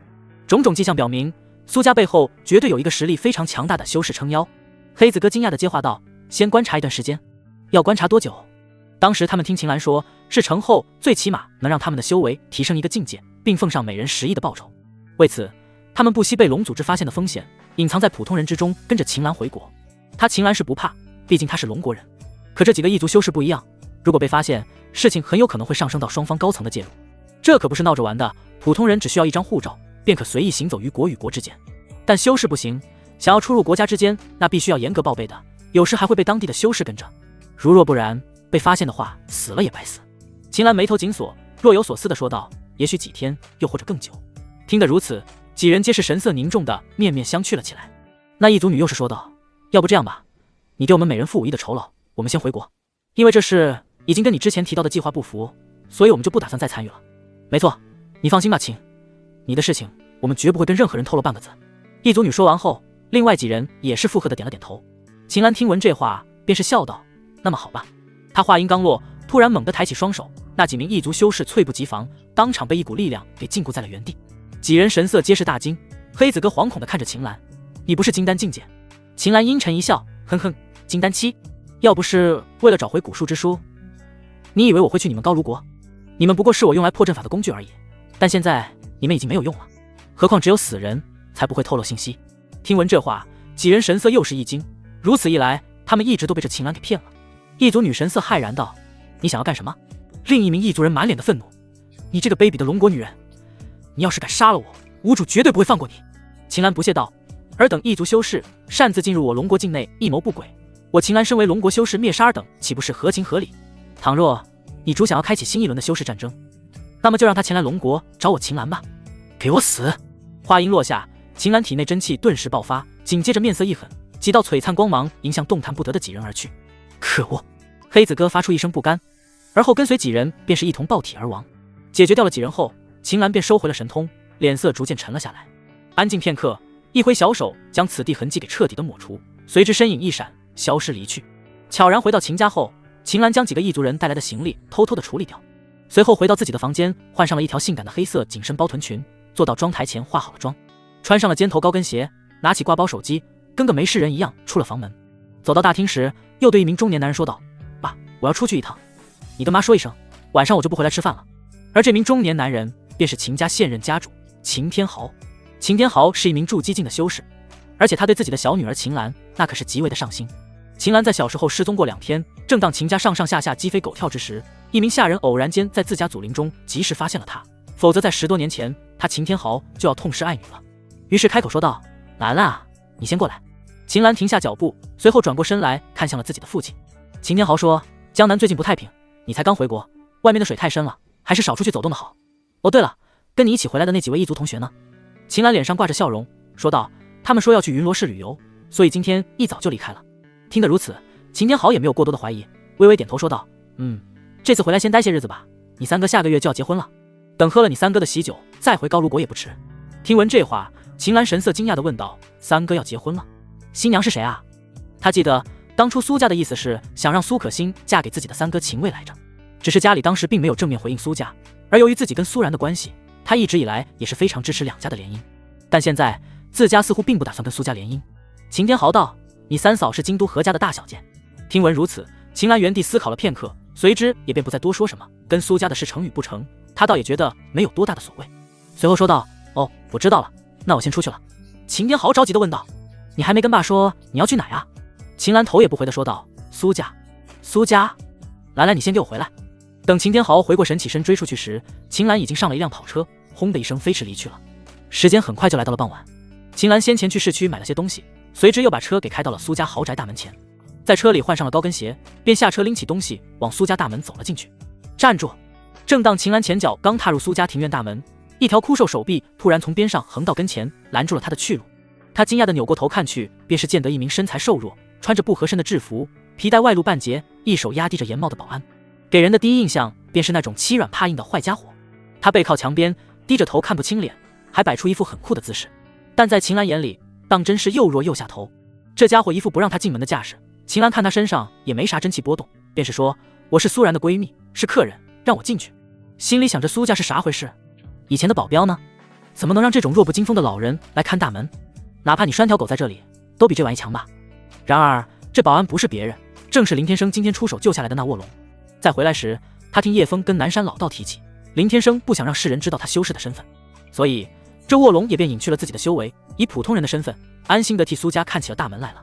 有他卧龙在此，哪怕是条路过的狗，那都得挨上2巴掌才能走。听得如此，卧龙抬起了脸庞，用斗鸡眼死死盯着跟前的秦岚，质问道：“闺蜜？闺蜜是什么？我不管你是闺蜜还是蜂蜜，先让我搜搜身再说。”见得卧龙那张充满故事的脸庞凑近，哪怕是他秦岚也不禁吓了一跳，脚跟连连后退了2步，心想着这家伙长成这样，还真是不顾他人的死活啊！岚岚，这里，快进来！就在这时，苏然在庭院中对秦岚招起了手。秦岚没好气地对卧龙说道：“看到没有，我都说了，我是你们家老板的闺蜜了。”说完后，便大步走向了苏然而去。卧龙挠了挠头，不明所以的喃喃道：“闺蜜。”今晚苏然穿的清凉，仅是一件连衣短裙，搭配着一条黑丝，起身笑脸相迎：“来就来嘛，带这么多东西。”秦岚将东西递给了边上的苏家下人，笑着说：“瞧你那样，你见我哪次有空手的习惯？”苏然又是道：“你来的可真是时候，我们正在做烤串呢。来，坐下来一起吃。”说着便让下人给秦岚搬来了一张椅子。秦岚扫了一眼，便是看到林天生跟一名15、16岁的小女孩正在翻着烤炉上的肉串。林天生他倒是见过，只是这穿着单薄白裙的小女孩，他秦岚还真是没有任何的印象。不过能隐约察觉到，这小女娃似乎不是一般人。她的肌肤出奇的光滑白嫩，吹弹可破，一汪明亮的青眸，眉心处还有一丝血红的印子。此时肉串在炭火上正滋滋的冒着油，一股令人神往的香味顿时扑鼻而来。只是闻了一下这股肉香，便能让他秦岚体内的真气变得更加的充实。秦岚惊讶地问道：“你们烤的是啥肉啊？”而让他感到更加奇怪的是，这炭火之中竟然没有一缕油烟。苏然笑着说道：“我老公今天出门钓鱼，他鱼没钓着，倒是打死了一条路过的大水蛇。”秦岚有些不可置信的道：“大水蛇？这他喵的怎么看都是妖兽的肉吧？而且修为还不是低级的那种。”苏然笑着点了点头，随之从边上拿起一瓶饮料递给了秦岚。秦岚看着烤架上的肉串，神色震惊地接过了苏然递过来的饮料。陆小仙说道：“嗨，这玩意比我以前吃的龙肉可差远了。”他话刚说完，边上的林天生反手就是1巴掌打了过去，顿时啪的一声清脆响起。只不过这次他并没有动用修为。林天生语气中带着提醒道：“别乱逼逼。”陆小仙被打了1巴掌，粉嫩的小脸上却是没啥事，只是调皮地对着林天生吐起了舌头，略略。这一幕把秦岚给看得目瞪口呆。苏然脸色些许尴尬地笑了笑：“这是我老公的学生陆小仙。”秦岚也是尴尬地笑了一下，随之对陆小仙礼貌地问候：“陆小姐你好。”陆小仙神色漫不经心，语气些许慵懒地说道：“你好，这位美女，来，请你吃烤串。”说着拿起一串烤好的肉串递给了秦岚。秦岚笑着接过肉串，道了声谢谢。陆小仙接着又拿一串递给了苏然：“当然还有我们家小主母大人的。”苏然接过烤串，随即递到嘴边，轻轻地咬了一口，吃得非常的香。秦岚刚是咬住一口，一股灵气顿时涌进了他体内，让他不禁流露出了无比震惊的神色，心中顿时是骇然不已，竟然是元婴境的妖兽精肉。妖兽的精肉对于一般的修士而言，那是何等的珍贵之物啊，更别提是一只元婴境的妖兽精肉了。随后他看了一眼苏然，发现他在吃下这蛇肉后并没有表现出任何的异样。秦岚心里再次惊了，按理来说苏然一个凡人之躯吃下这等珍贵的精肉，压根无法承受，绝对是要爆体而亡的。苏然察觉到了秦岚那震惊的脸色，便是好奇地问道：“兰兰，你怎么了？难道这东西不合你胃口吗？”“没事的，我老公还说让我多吃呢，你也别客气，快吃吧。”说完便又津津有味地吃了起来。秦岚手里拿着串，咽了咽喉咙里的口水，神色呆若木鸡地看着苏然，心中已然是惊涛骇浪。不可能，这绝对不可能！在这个世道，别说是元婴修为的妖兽，就连金丹期的妖兽都极为罕见，怎么可能会被林天生给打死了呢？况且这苏然到底咋回事？吃下了这般大补的妖兽精肉，神色居然没有丝毫的变化，莫非他也是一名修士？可不对啊，在12岁那年，秦岚自个曾亲自查看过他的体质，别说是修仙了，他苏然就连武者之路都无法踏足。秦岚回过了神，便对林天生问道：“林先生，冒昧的问一下，这条蛇真是被你亲手打死的？”林天生听此一问，并没有即刻回答，而是将烤好的肉串放到苏然跟前的盘子里。秦岚惊讶地发现，其中竟然还有那巨蟒的心脏，只不过已经被林天生给切成了小片。他差点就绷不住了，心中连连惊呼：“天啊，元阴境妖兽的心脏啊！其珍贵程度可不亚于一颗妖兽内丹。吃下后不仅能增进修为，还能作为修复伤势的药材，哪怕是用来炼制丹药，也是极为绝佳。这要是拿出去售卖，绝对会引来远古世家的哄抢。可就是如此珍贵之物，这林天生居然拿来喂苏然，当真是暴殄天物。”林天生拿起了一瓶冰啤酒，坐到了椅子上，随即又被铐了下去。提起酒瓶灌了一口后，嘴角上扬起一抹邪笑，对秦岚说道：“我向来对那些不开眼的东西没留过手，这条孽畜想要攻击我身边之人，我自然会让他成为盘中餐。秦小姐，你觉得如何？”秦岚听闻这话，嘴角顿时一抽，看来自己的修为已经被他给发现了。原本以为这次自己回国能无敌，却没能料到小小的江南市竟然出现了这等修仙强者，也怪自己真是看走了眼。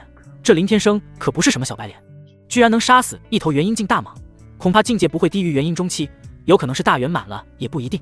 难怪苏家能在短短时间里便让江南的所有势力低头臣服，有这种远古修士做支撑，他苏家想不兴都难啊。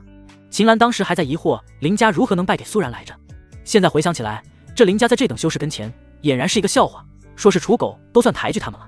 念及此，秦岚又是暗道：“苏然啊苏然，你这到底是什么逆天福运啊？”只是他林天生刚才那番话是在刻意提醒自己。秦岚不失礼貌地笑道：“林先生说的是。”见秦岚脸色变得有些不自然，林天生脸色平静了下来，随之也便没再言语，提起酒瓶自顾自地又灌了一口。苏然是越吃越香，还不吝啬地拿起一串巨蟒心脏递给了秦岚，说道：“我记得在3年前你已经是明武者6阶了，这东西吃了兴许会对你有好处的。”秦岚笑着接过了苏然递过来的烤串，心中已然是激动不已，真是托了苏然的福，自己有朝一日也能品到元阴境妖兽的心脏。如此一来，自身的修为将变得更加稳固，接下来想要突破到元阴境中期，也不是说没有任何希望啊。只是让他不解的是，身为凡人之躯的苏然吃了这么多，居然一点事都没有，自己这闺蜜恐怕也不是个凡人了。吃完烤串，秦岚心满意足地被靠到了椅子上，心里直呼舒服。原本他只是想过来跟苏然聚聚旧，却没能想还给他遇上了这等造化。要知道，境界一旦到了元阴境，在这个灵气稀薄的世道，即便是想要增进，哪怕是那么一丢丢修为，都极为艰难。更何况他的修为还是继承了自家老祖的。这么一来，这次回国也不是说要白跑一趟了。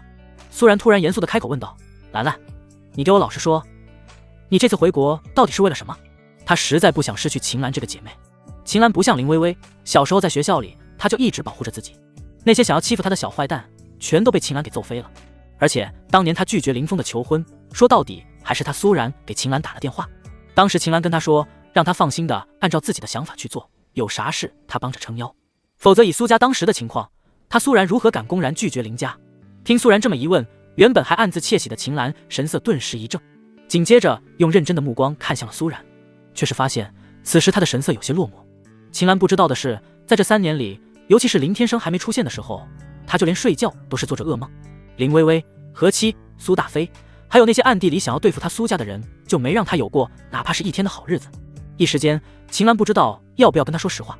他特意瞄向了林天生一眼，发现这家伙居然玩起了手机。秦岚又眉头紧锁地扭过头看着苏然，脸色凝重，坦然说道：“然然，其实我不是一名武者，而是一名修仙者，从小到大我都是。”苏然闻言，随之深深地吸上了一口气。他没有想到秦岚竟然会自己跟他坦白。秦岚又是说：“我去高卢国的真正目的是为了找回一本被高卢国修士当年偷走的远古书籍，那本书籍上记录着极为重要的信息，兴许能让我有所突破。”苏然听闻如此，随即便是一副原来如此的模样，随后说道：“可是修道一途惊险无比，你又常年身在国外，一定要保护好自己啊，千万不要做傻事，以免万劫不复。”听闻这话，秦岚安静地看着苏然片刻，随之又突然哈哈大笑了起来。这一笑，就连林天生跟陆小仙都不禁抬起眼来看向了他。秦岚接着又是一脸色冷峻地说道：“我生来本是高山，而并非溪流，欲与群仙之巅俯瞰着平庸的凡尘。我本就是人杰，而非草芥，往后定要站在大道之间，藐视卑微的懦夫。即便坠入轮回，万劫不复，我秦岚也绝不动摇。”此话一出，让苏然震惊当场，就连那陆小仙的脸色不禁微微一变，而林天生看向他的目光也不由得半眯了起来。类似的话，他林天生以前倒是听过不少，可到头来那些家伙都死了。但不知为何，秦岚说出这话后，竟能让他的心底起了一些波澜。看来此女绝非池中物，若是入魔，则生灵涂炭；若是正道，定能威震一方。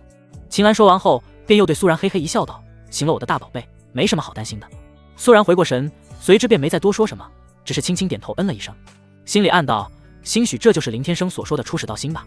若是以后自己也能跟上他们的脚步，那该多好。苏然放下心来，跟秦岚开始拉起了家常。不过多时，叶枫跟南山老道从外面回来了。咦，这不是秦家千金秦岚吗？我没看错吧？叶枫看到秦岚也在时，心里多少觉得有些诧异，毕竟秦岚已经出国3年了。秦岚抬眼一看，也是好奇地说道：“叶枫。”当他察觉到了两人的境界，神色上又是不由得浮现出了惊讶之色。真是好家伙，这叶枫3年没见，居然踏入金丹初期。当年他在出国之前，这小子也才踏入武者没多久呢，3年没见，竟摇身一变成为了一位金丹期。江南果真是要变天了呀！不过他并不打算在别人跟前暴露出自己的境界，这对于他而言并没有任何的好处。天下之大，处处皆有可能，林天生就是一个例子。之前苏然跟他说叶家有帮过他的忙，可没有提起过叶枫已经是一名修士的事情啊。秦岚顿了一顿，便好奇地问道：“你怎么来了？”叶枫道：“我来找我师尊，那你呢？”秦岚闻言，这才明白了过来，感情叶枫是拜了林天生为师，也难怪会有此造化了。随之呵呵笑道：“你这不是废话吗？当然是来找我家冉冉聚旧啊。”说完后，便又把目光看向了一旁的南山老道。那这位是？南山老道背着个手，正色说道：“贫道乃南山方士，现如今跟随在先生左右。”得知如此，秦岚这才点了点头。南山老道目光瞄向了一旁的烤串，旋即又说：“供餐造化呀，好在回来的及时，巨蟒精肉还有一些。先生，苏小姐，贫道就不客气了。”说完便跟叶枫一起移步上前，拿起了盘中的烤串，大快朵颐了起来。就在这时，几名修士突然在苏家上空现身。结，没错了，妖兽精肉的气味源头就在这里。让人意外的是，这几名修士的境界全部都是金丹期，并且还是刚从天海市那边过来的。他们偶然路过此地上空，便立马被这里的妖兽精肉气味给吸引过来了。他们同时往下打眼一看，便是见得苏家庭院下方的林天生几人。其中一人说道：“2名金丹期，看来也不过如此。此番造化，怎能让他俩独享？”说罢，几人的身影顿时迎了下去。可还没着地，一根细如发丝的鱼线突然袭来，一下便将其中一人给勾了下去。突如其来的变故，当场下的几人连忙在半空上刹住了车。又是听闻下方传来一道声音：“哪里来的宵小之辈，竟敢前来惊扰我家先生？”几人目光震惊地望了过去，便是见得对他们呵斥的居然是一名保安，而那名被他勾下去的修士已然是四脚朝天的倒在地上，两眼翻白的口吐白沫。其余几人当场就惊了：“我尼玛，好歹也是一名金丹期，那保安到底是何境界？”几人上下打量着眼下的卧龙，瞧了老半天，愣是没能探查出他的深浅。但此间造化，他们实在不想错过。其中一人提胆问道：“推，那斗鸡眼敢不敢报上名号？”此时庭院中的几人也听闻了动静。南山老道满嘴油的愣在原地片刻，随之对着林天生说道：“先生，几个不长眼的宵小罢了，怎能劳你尊驾？容贫道跟叶枫前去慰招。”说话音落下，两人身影便是一闪，直接消失在了原地。苏然神色有些担忧：“天生会不会有事啊？”林天生笑道：“没事，让他们练练手也好。”听闻如此，苏然这才放下了心来。陆小仙满脸无语的道：“引来了一群苍蝇，我去看看。”秦岚有些坐不住，心里想着会不会是之前到了南山老祖陵墓的那伙人，说着便起身踩着高跟鞋走了出去。此时卧龙正与那几人叫嚣。说实在话，其中有2人是金丹期圆满，半步元阴境的家伙，如果他们身上带着什么至宝，真要同时动起手来，卧龙一人恐怕还真的讨不到好处。卧龙大声喝道：“说出无名，吓入一跳！吾乃先生座下第一打手卧龙是也。”半空几人听闻，神色一惊：“你看看我，我看看你。”稍许片刻后，领头的那人问道：“莫非阁下是那远古欧阳世家的卧龙凤雏的卧龙？”卧龙道：“有些见识，既然得知老夫之威名，那还不快下来跪着？”话音刚落，叶枫跟南山老道已然是飞身前来。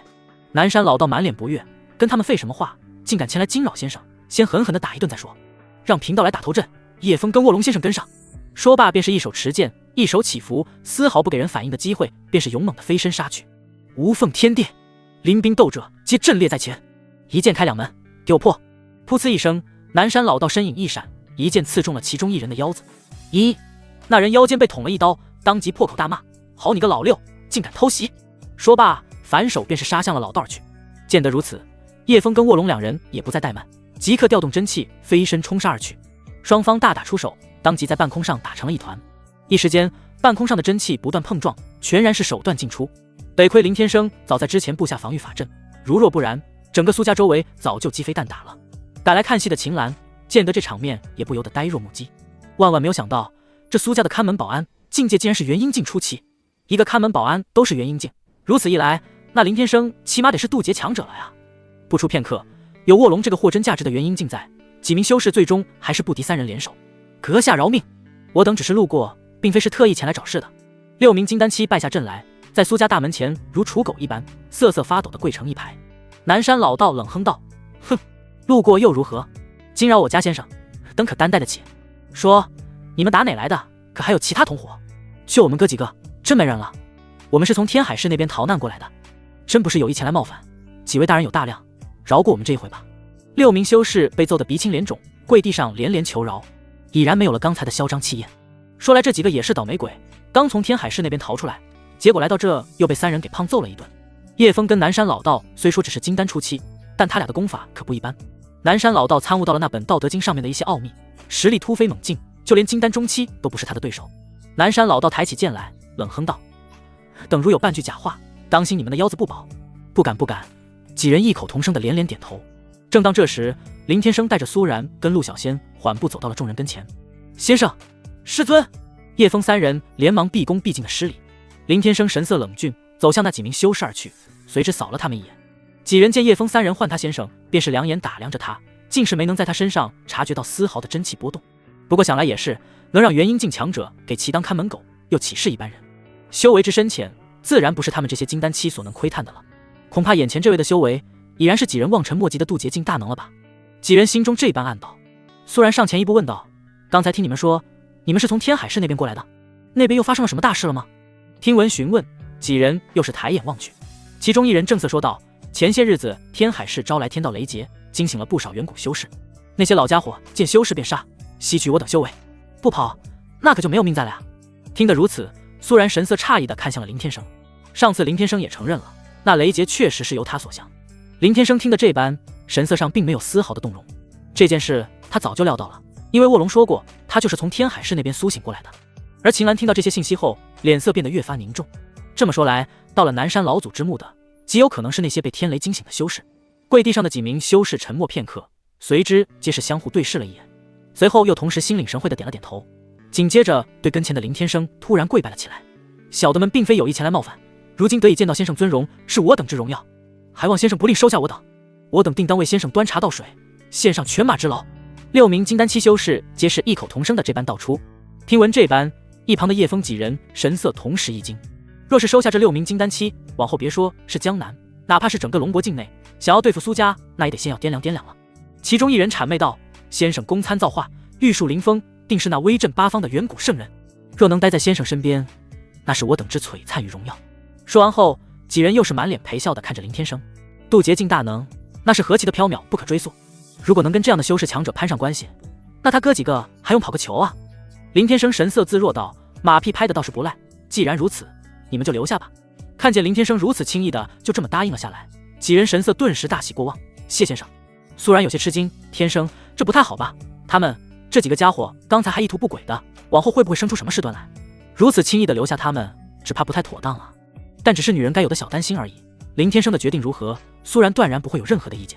林天生知道苏然在担心什么，随即说道：“无妨。”接着又对几人说道：“往后你们就跟卧龙一起当个门卫吧。”听闻如此，几人又是赶忙跪拜谢恩：“谢先生收留，我等定当看好大门，哪怕是一只苍蝇，也别妄想逃过我们的法眼。”几人神色大喜过望，起身又对卧龙、叶枫等3人说道：“嘿嘿，卧龙先生，刚才多有冒犯，还望您3位莫要放在心上。往后啊，我们就是自家兄弟了。”卧龙倒是不以为然，好说：“钟玉先生、羡煞儿等犬马之劳，那可是你们的逆天福运。”是是是，几人连连称是。一场小闹剧就这么结束了。而苏家也意外地获得了6名金丹期的保安，主要由卧龙跟南山老道以及叶枫3人带领。在一旁的秦岚看呆了眼，一下就得到6名金丹期修士，这实力简直可以比肩那些远古世家了都。随后，林天生让刚加入的6人一同享受妖兽精肉大宴。几人吃下了精肉后，竟然立马打坐了起来，开始在原地稳固起了修为。虽然留给他们的只是苏然几人吃剩下的那些，但对于他们来说，简直是不要太走运。几人连连说道：“居然是元婴境的妖兽精肉，当真是逆天福运啊！”没错，日后我等一定要誓死追随先生，捍卫着苏家。先生公参造化，那些苏醒的修士敢前来作乱，断然是死路一条。天色已晚，美好的宴会随之结束。苏然对卧龙说道：卧龙先生，将这几位带去住所，到时我会让下人给他们送去衣物。卧龙态度极为恭敬地对苏然道：是，夫人。接着便招呼几人跟上了自己。对于他们来说，林天生目前是苏家的上门女婿，苏然又是林天生的妻子，哪怕他苏然是一介凡人，卧龙几人对苏然的态度也跟对林天生的一样，更甚至是敬畏。那我先回去了。秦岚觉得也是该要离开了。在这之前，他原本还担心苏然来着，结果倒好，竟然还能托了他福，品上了元婴巨蟒的心脏。苏然点了点头道：好，路上小心。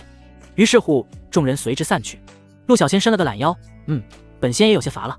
神圣，主母大人，我先回房休息了。说完便一蹦一跳的回了别墅。苏然叮嘱下人将庭院打扫，随之便先行一步回房。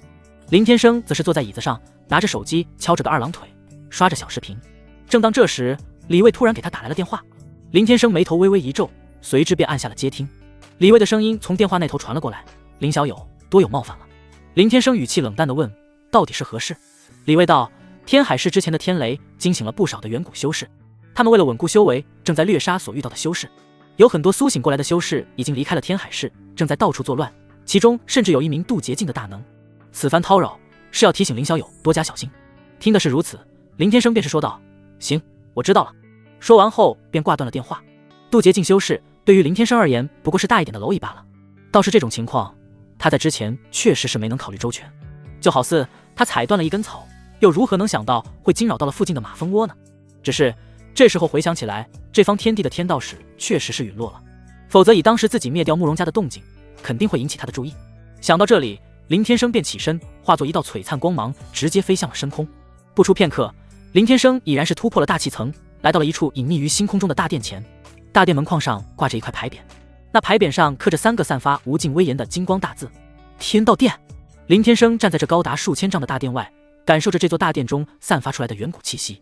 遗憾的是，他没能查到有人存在的迹象。神色顿了一顿后，便走进了这天道殿中。每一方世界都会有一名天道使存在，而天道使的实力则是会跟随着自方管辖的世界进行调整。当然，能成为天道使的家伙，已然领悟到了天道意志法则，无疑不是某一方世界的最顶端，实力最差劲的都达到了仙王境界。之前他原本不想惊动这方天地的天道使，但自从发现了江辰的九幽诀残卷后，林天生越发觉得自己的出生地并不简单了。不出意外，当林天生刚踏入大殿中央，便是有一股远古的悲凉气息扑面而来。让他感到震惊的是，这座天道殿存在的岁月似乎比仙界的众仙殿还要远古，哪怕残破不堪，仍是残留着无数道不可追溯的气息。加上周围的骚乱表明，这里曾发生过极为激烈的战斗。用于探测整方天地的天道之眼与连接各方界域的星空古路被人摧毁，整个大殿之中只有小部分大道法则残留，也就意味着此方天地的仙路已断，蓝星上的修士最多只能达到渡劫境，因为根本没有准圣的雷劫降下，更别提是成就仙人境了。而这里的天道使已然是身陨道消。林天生神色凝重地转了一圈，没有任何的发现后，便决定离开，身影迎向了蓝星而去。他现在道心不稳，不想再沾染上天道因果，以免招来仙界那13个家伙与亘古10大禁区主宰以及黑暗源头势力。此行不过是短短10来分钟的时间。林天生回到苏家，冲了个冷水澡，便跟往常一样走回了房间。苏然正坐在化妆台前，小手涂抹着护肤水，噼里啪啦的打着自己的小脸。林天生没有理会，随之上床躺了下去，玩起了手机。片刻后，苏然的声音突然在耳边响起：亲爱的，你看看我。林天生惊讶的抬起头，便是发现苏然居然换上了长筒黑丝，他那2条笔直的美腿让林天生感觉比他的命都还要长。苏然趴到林天生身上，上下其手，娇声道：你以为我穿成这样是为了取悦你吗？你猜对了，亲爱的。林天生嘴角一抽，你还真是个磨人的小妖精，之前我怎么没看出来？接下来无需多言，苏然为了能把林天生彻底留在自己的身边，他已经是豁出去了，每晚他都会换着花样来。2个时辰后，老公就这样放着，苏然紧紧抓着林天生的手，语气低颤，有些哀求地说：这样怀上的几率兴许大些。林天生神色一顿，随后感到有些无语，不过最后还是听了苏然的话。苏然面色红润，2只纤长小手与林天生的食指紧紧扣在一起，他的脸上洋溢着幸福，就这么满足地睡了过去。次日清晨，苏家大门前，那刚加入的6名金丹期尤为敬业，他们3人一组，愣是要白天黑夜的轮流站起了岗。有了这6个家伙在，那卧龙倒是没有那么孤独了，而且他也放下元婴境实力的架子，学起了林天生，当起了凡人，跟苏家下人有说有笑的，甚至还会主动上前帮忙。如此一幕，好不温馨。苏然醒来后，心情大好，穿起睡衣，从楼上一路哼着小曲来到餐桌前，拿起筷子，每样都夹了一口，还摸了摸陆小仙的睡衣，青蛙头。陆小仙手里捧着个碗，当场就傻了眼，用着很是诧异的目光看向了苏然，心想这女人在昨晚都干了啥，怎地如此开心？吃过了早餐，苏然再次换上了黑色职业装，带着陆小仙去了公司。中午，林天生再次打包好了钓具，随之大步走出了苏家大门。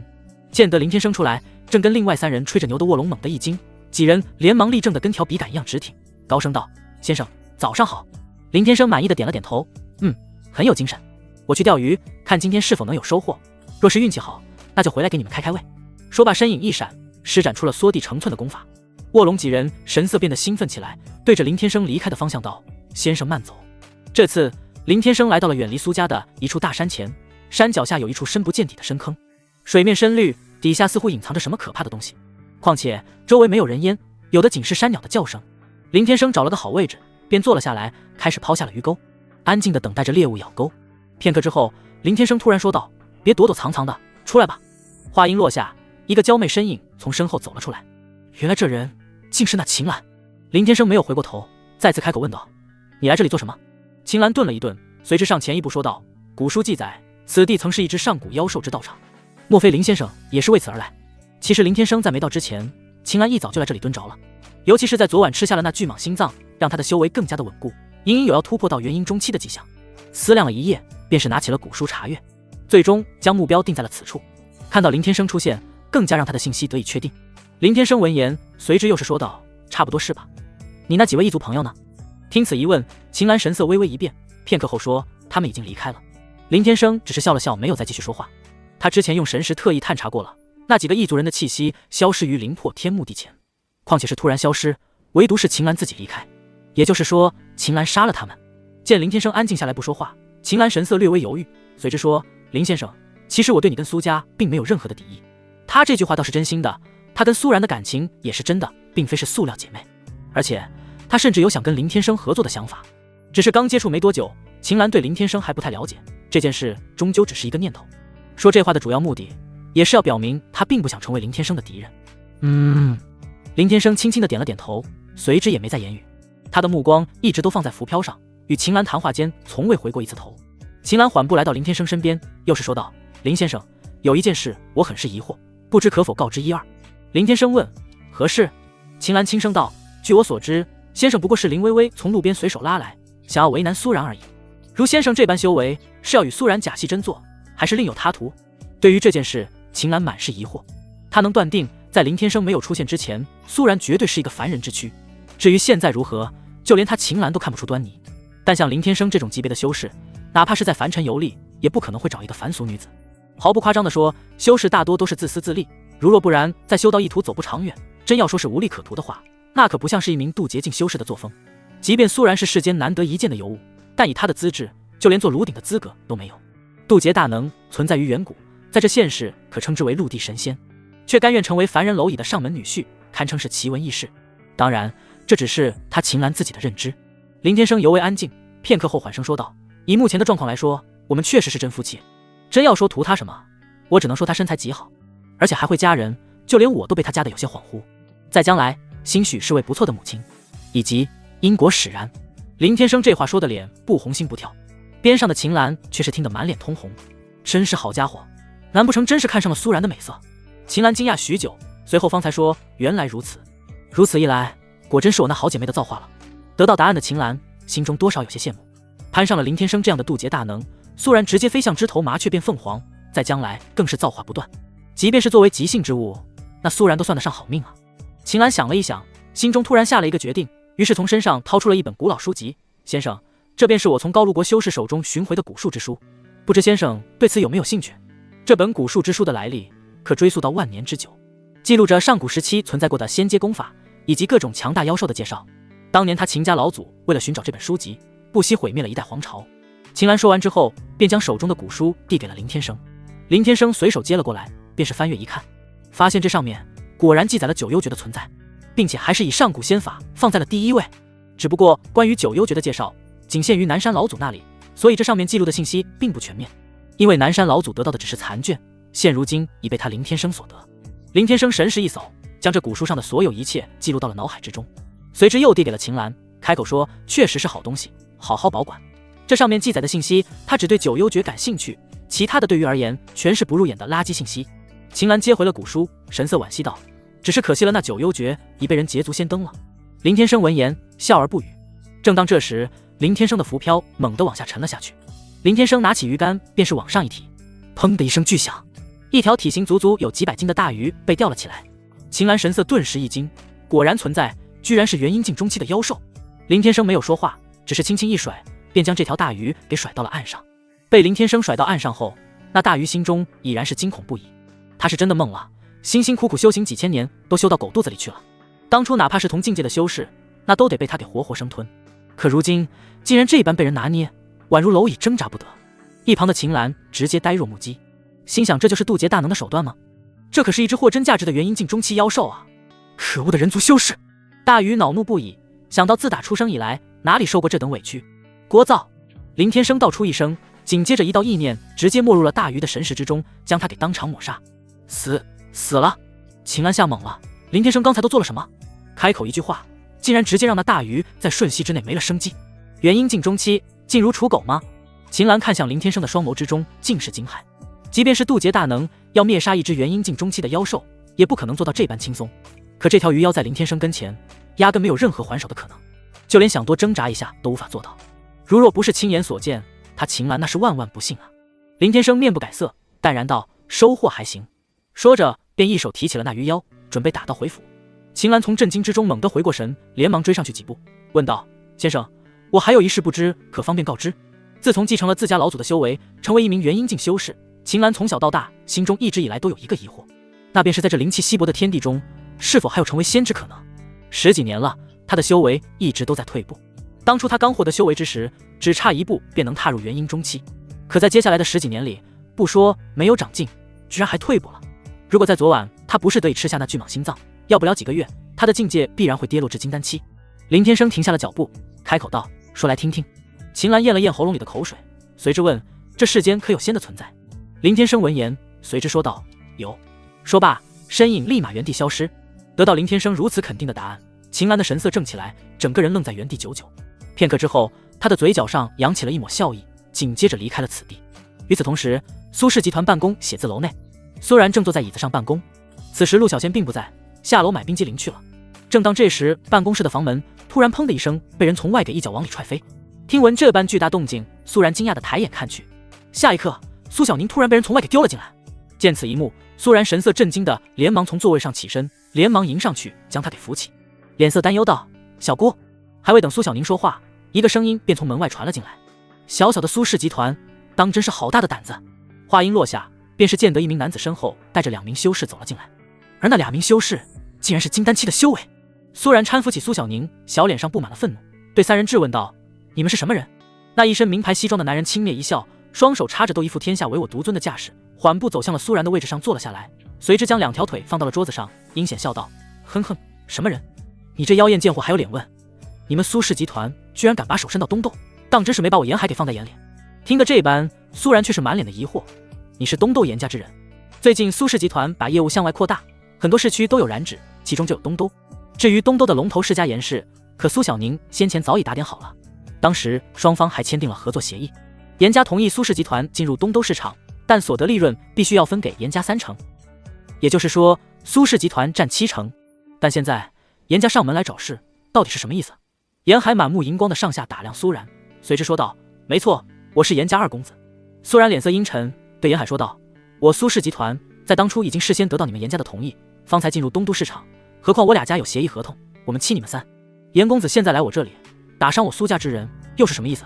听此一问，那严海嘴角一歪，流露出龙傲天的邪魅笑容，说道：“之前的协议不算数，我们需要重新拟定合同。”苏然脸色微怒：“重新拟定合同？”严海看着苏然满脸淫笑，对苏然说道：“没错，实不相瞒，我严家已今非昔比，苍天有眼，我严氏有幸得到一位元婴境界的仙人庇护，这2位便是仙人的弟子，2位大人的修为可是罕见的金丹期，可懂得金丹期大能之通天手段。你苏家若是不想被灭，就乖乖的臣服于我严家。别说我严家以大欺小，看你有些姿色，现在给你个机会，成为我的即兴之物。如果让小爷高兴了，兴许你苏家还能留下几口人。”说着，便又一脸淫笑的将手伸向自己的裤头拉链。正当严海准备打开拉链之时，一道剑芒从门外飞射而来，没有丝毫的反应机会，眨眼间便将严海之命根给当场去除。那严海立马悲嚎不断，两只手捂着飙血的裆部，神色惊恐的从椅子上倒到了地上。与他一同前来的那2名金丹期修士神色顿时一惊，在刚才的一瞬间，他们居然没能有任何的察觉，神色当即如临大敌，望向了门外，吆喝道：“来者何人？”话音刚是落下，又是2道剑芒射来，还没等他们反应，身躯即刻爆炸，当场化为了2团血雾。2人的神识已从这世间被彻底抹除，就连轮回的资格都没有了。见得这一幕，那严海神色已然是惊恐万状。2位大人就这么死了？严海心中骇然不已，出手的到底是谁？那可是2位金丹期的修士啊，居然就这般化成了血雾。本仙不过是下楼买个冰激凌，居然被你们这几个蝼蚁闯进来。要是主母大人掉了根毛发，惹怒神上，那可该如何是好？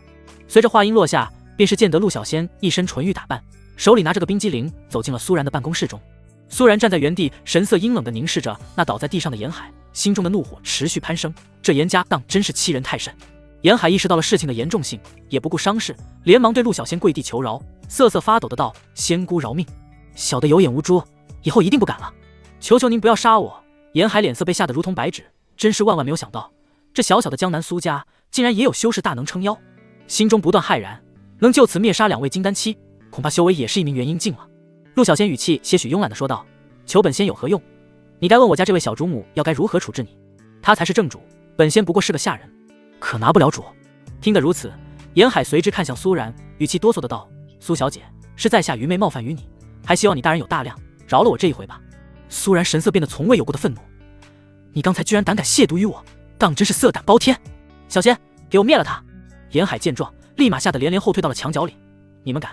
我严家如今可是有一名元婴境的仙人庇护，只要杀了我，你们苏家也绝不会好过的。”陆小仙笑道：“好厉害的元婴境，说的本仙都快要害怕了。”说完后便轻轻抬手，那严海来不及发出哀嚎，便砰的一声，立马化为了血雾。就这时，卧龙等人收到消息，匆忙赶到，大吼的冲了进来：“何方宵小胆敢前来造次？”7人手中各自拿着砖头、棍棒、板凳之类的家伙，一副凶神恶煞。当他们看到这里居然被处理掉时，7人的脸色上不由得又是震惊在了原地。由于刚来苏家没多久，他们并不能得知陆小仙的真实身份，一直认为她只是一名跟随在主母大人身边的凡人女娃。要说他们会收到消息的主要原因，那自然是卧龙作为苏家保安大队长之一，可不只是负责苏家别墅的周边安全而已，而是负责整个苏家上上下下。苏家别墅大门前设有一保安亭，里面有一部电话连通着苏家老宅以及苏氏集团保安部的通讯，算是一个总部。只要发现不对劲，保安们立马向苏家别墅的保安亭打去电话。这一手主要还是叶枫特意安排，因为他深知豪门争端，为了能及时的支援，这一步非常必要。陆小仙对卧龙7人说道：“你们来晚了，靠你们啊，主母大人早就出事了。”听闻这话，卧龙等人神色顿时一惊，心中不免有些愧疚。他们刚追随林天生，自然都想着表现出自身的价值。师母，你没事吧？收到消息的第一时间，叶枫跟南山老道也是一路从叶家赶来，心想要是苏然哪怕是掉了根汗毛，如何跟林天生交差啊？苏然对他们点了点头，我没事。南山老道神色怒道：“苏小姐，快将那前来找事之人的底细道出，居然敢前来冒犯，惹下这等因果，让我等前去灭了他们，以示先生之威严。如若不然，我等在先生面前当真是无地自容了。”卧龙也是接话道：“没错，夫人，先生公参造化，不吝收留我等，此刻正是我等表忠心的时候了。”9人说的无比认真，心中皆是同为一心，那就是要表现忠心与价值。苏然是个聪明的女人，自然明白他们的心思，同时她也想让那严家见血。什么都好，但严海敢冒犯她苏然如何都不能忍，因为她心里觉得她只属于林天生的，谁要是敢对她动一丝歪心思，那她苏然必定要她全家谢剑接头。于是便是说道：“东都严家，那就有劳诸位了。”南山老道听得如此，便是笑着对苏然说道：“苏小姐言重了，保护你是我等之责任所在。”说完又立马换了一张冷峻脸色，对叶枫几人说道：“叶枫以及诸位，你们可听清楚了？东都严家。”卧龙无比严肃道：“他们算是活到头了。”几人皆是流露出一股肃杀之气，不约而同的点了点头，紧接着身影急速闪去。与此同时，东都严家老宅半空之上突然嗖嗖的接连闪现出了9个身影，这带着无尽杀气而来的9人不是别人，正是叶枫与南山老道等人。叶枫神色阴冷说道：“就是这里，弟兄们开干吧，一个活口也别留。”此时卧龙察觉到了这严家之中有几个修士的气息，其中有1人已然是步入了元婴境，但他卧龙依然没有任何的动摇，正色道：“胆敢冒犯先生之威严，哪怕是天上仙，我卧龙也要撼他一撼。说罢，几人便是同时动身杀了下去。这严家是东都世家大族，相对而言实力非比寻常，哪怕是看大门的，那也都是筑基境修士。尔等是何人？严家2名门卫察觉到了恐怖气息，便是斗胆质问。叶枫暴喝一声：“是你大舅老爷！”接着调动真气在掌中化雷，一道真气演化的雷电瞬间朝2人射了过去。啪啦一声雷声响起，那2名筑基境修士当场化为了焦炭。这般动静引得严家上上下下惶恐不安。而在大堂之中，一名仙风道骨的老者端坐在主位上，慢条斯理地品着手中的茶。这老者的修为可不一般，已然是一名元婴境初期的大修士。这等修为境界，在这一方已是无敌手。而坐在他下方的则是严家几人。家主，大事不妙了，有修士杀上门来了。就在这时，严家一名武者神色恐慌至极地前来汇报。他话音刚是落下，一道真气便是从他身后爆射而来，当场将他给打成了碎片。见此一幕，严家众人神色顿时一惊，连忙起身欲要出去查看。可当他们还没迈出几步，9个身影连接闪现到了庭院之中，9人负手悬浮于半空，皆是带着肃杀之气。严家几人打眼一看，竟是发现有7人身上穿着保安制服，另外2人，其中有1名青年以及1名身穿道袍的老道。当察觉到9人身上的修为气息后，家主严于震立马被吓得脸色苍白了起来，哆嗦地问道：“诸位仙人，不知我严家有什么得罪过你们的地方？为何如此这般上门对我严家进行打杀？”9人却是不由分说，身影同时暴动，直接动手朝着眼下的严家众人杀去。砰！一道磅礴真气突然从严家大堂中爆发而出，直接将9人的攻击抵消。叶枫9人神色一凝，目光皆是同时射向了严家大堂。便是见得一名元婴境初期的老者背着个手走了出来。诸位有事好商量，到底所为何事这般动怒？今日在此，还望请诸位能给老夫半分薄面，下来说道如何？这老者神色自若地打量着几人，若不是发现9人中有一名同境界的卧龙，他哪里会这般客气？此前他带着几名弟子从天海市那边来到东都，恰巧与这严家结缘，便打算在此驻足。可没曾想屁股还没坐热，这严家竟招来了这么大的麻烦。1名元婴，2名金丹大圆满，剩下的6人皆是金丹期。这等阵仗，即便他带着自己的几名弟子，那也得掂量掂量。卧龙说道：“如今天地灵气接近枯竭，念在修行不易，我奉劝你一句，此间因果可不是尔等所能沾染的，如不惜命，可尽管留下。”听闻这般，严于震连忙上前一步说道：“诸位仙长，就算是死，也得死个明白吧？为何如此啊？”严于震是想破脑袋都想不明白，他严家向来行事小心，这好端端怎么就惹来这么大的因果了呢？看9人神色如此坚决，今日幸好有一位元婴境大能坐镇，否则他严家还真的是没有任何的余地了。叶枫道：“为何如此？你们自己做的事情还用问吗？江南苏家之事，你严家今日断然不能活。”听个这般，严于震心头不由一紧，他是没料到这9人居然是为了那苏家而来。二子严海确实是带着2名修士前往苏家了，本以为苏家最多只有金丹期修士撑腰，却是没能想到也有1名元婴大能啊。严于震脑子快速飞转，又是笑着说道：“误会，这是绝对是误会啊！”南山老道怒道：“误会？尔等差点害我几人于不忠，今日不灭了你们东都严家满门，我家先生若是怪罪下来，岂是我等能担待得起的？”话音落下，9人再次齐齐发功，眼看没有任何余地，那老者便是冷哼道：“有老夫在此，我看尔等今日能如何？”说罢，便带着几名金丹弟子迎战9人而去。顿时，璀璨真气剧烈碰撞，令得天地为之震动。严家上下哀嚎声不断，房屋瞬间崩塌，刹那间被夷为了平地。神仙打架，凡人遭殃。严家众人根本来不及逃走，便是死于双方的打斗之中。卧龙对阵那老者，一时间内竟是难分伯仲。而叶枫跟南山老道几人却是轻松拿下了老者的几名弟子。见得自己之弟子全部惨死当下，那老者顿时暴怒，双目之中充满了血丝。啊！欺人太甚，老夫今日断然不能放你们离开！怒喝落下后，立马祭出一柄灵气宝剑，紧握手中，磅礴真气不断涌动，一副要与9人同归于尽的架势。无缝天地翅，老别探头！正当那老者即将发招之际，南山老道手持宝剑，直接从身后偷袭，携裹着真气的一剑，直挺挺地刺入老者肛门之中。咦！那老者顿时菊花一紧，脸色痛苦到了扭曲，刚才好不容易积攒的磅礴气息，立马就淹了下来。真是太大意了！想他堂堂一名元婴大修士，走到哪又不是被人毕恭毕敬的对待，却没成想今日临死之时，居然还要晚节不保，便是怒道：“等卑鄙小人，竟使出这等下三滥！你们可知老夫是何人？今日惹下这等因果，尔等断然不能活！”南山老道冷哼道：“管你是何人，黄泉路上后悔去吧！”话音落下，便随同叶枫与卧龙几人齐齐发功，打向了这元婴老者。啊！师姐，定要为我报仇啊！老者临死之际，倾尽所有发出了一道意念，随后便被无数道真气轰杀，落了个身消道陨的下场。是了，9人将周围能用的至宝给搜刮了个干净，便是扬长离去。9人刚是离开，便又有2个身影落到了他们先前所立足之地。其中一人神色堪忧，说道：“坏了，我们来晚了。那位大能的师弟竟是这般惨死，若是将其惹怒，恐怕这下不好收场了呀。”另一人接话道：“赶紧联系江南李卫，让他不要参与这件事。这一回，那苏家只怕难保了。”与此同时，一处大山之巅，一名容貌精致、身穿甲胄的女子正在面向夕阳闭目打坐。她的边上赫然竖立一柄2米之高的巨剑，剑身上刻有一道清晰可见的血红古纹。突然间，一道意念传入了她的脑海之间：“师姐，定要为我报仇啊！”意念之声充满了怨恨与不甘，在她脑海之中连连悲吼。女子猛地睁开双目，双眸中顿时燃起了一团怒火：“谁人杀我师弟？我定当要他举足陪葬！”这道声音宛若惊雷般，携带无尽威压，荡漾四周。方圆100里之内的所有修士，皆是被吓得不由面向着声音源头，俯首跪地，瑟瑟发抖。渡劫修士大能之怒，令得万物胆颤心惊。女子愤然而起，单手拔起一旁巨剑，身影瞬间朝东都爆射而去。时间来到晚上，林天生将调回来的鱼妖清理，随之做了一个大烤架，在苏家庭院之中做起了烤鱼。他一手翻滚火上的鱼妖，边是神色淡然自若地听着苏然几人一个接着一个滔滔不绝地与他讲述今天所发生的事情。那严家竟敢欺负主母大人，触犯先生之威严，无需劳烦先生尊驾，已被我几人联手灭之。卧龙几人一脸谄媚地说着，看向烤鱼时已然是流了一地的口水。当真是天大的造化呀！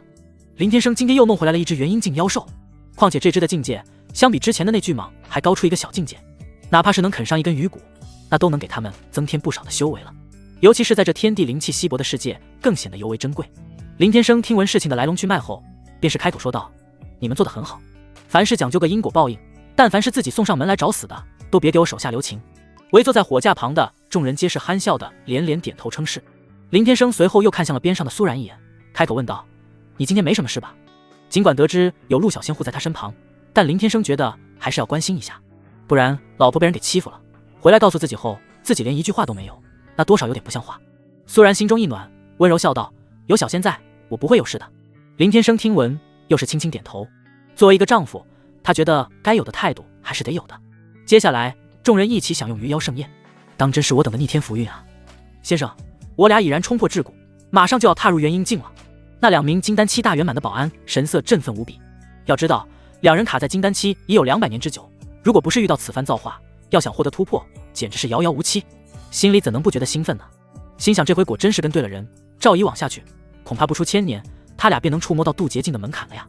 林天生淡然说道：“非常不错。”说完后便轻轻抬手，给2人各自灌输了一丝微不可见的仙气，又是说道：“大可安心前去迎接雷劫，我保你们平安。”得到林天生赐下后，2人神色顿时大喜，哪怕只是一丝丝不可触摸的仙气，也能让2人察觉到了极大的不同。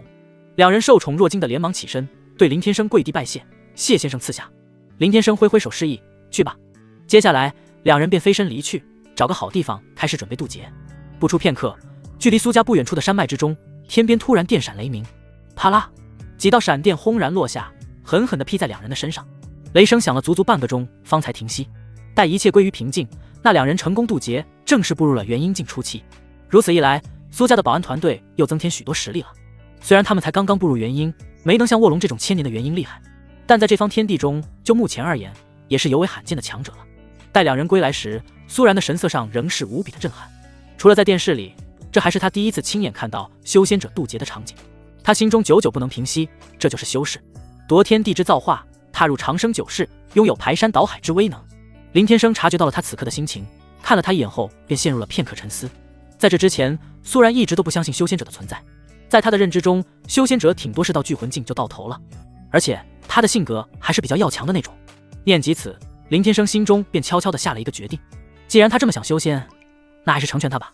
宴会结束，众人散去后，林天生跟苏然2人都回了房。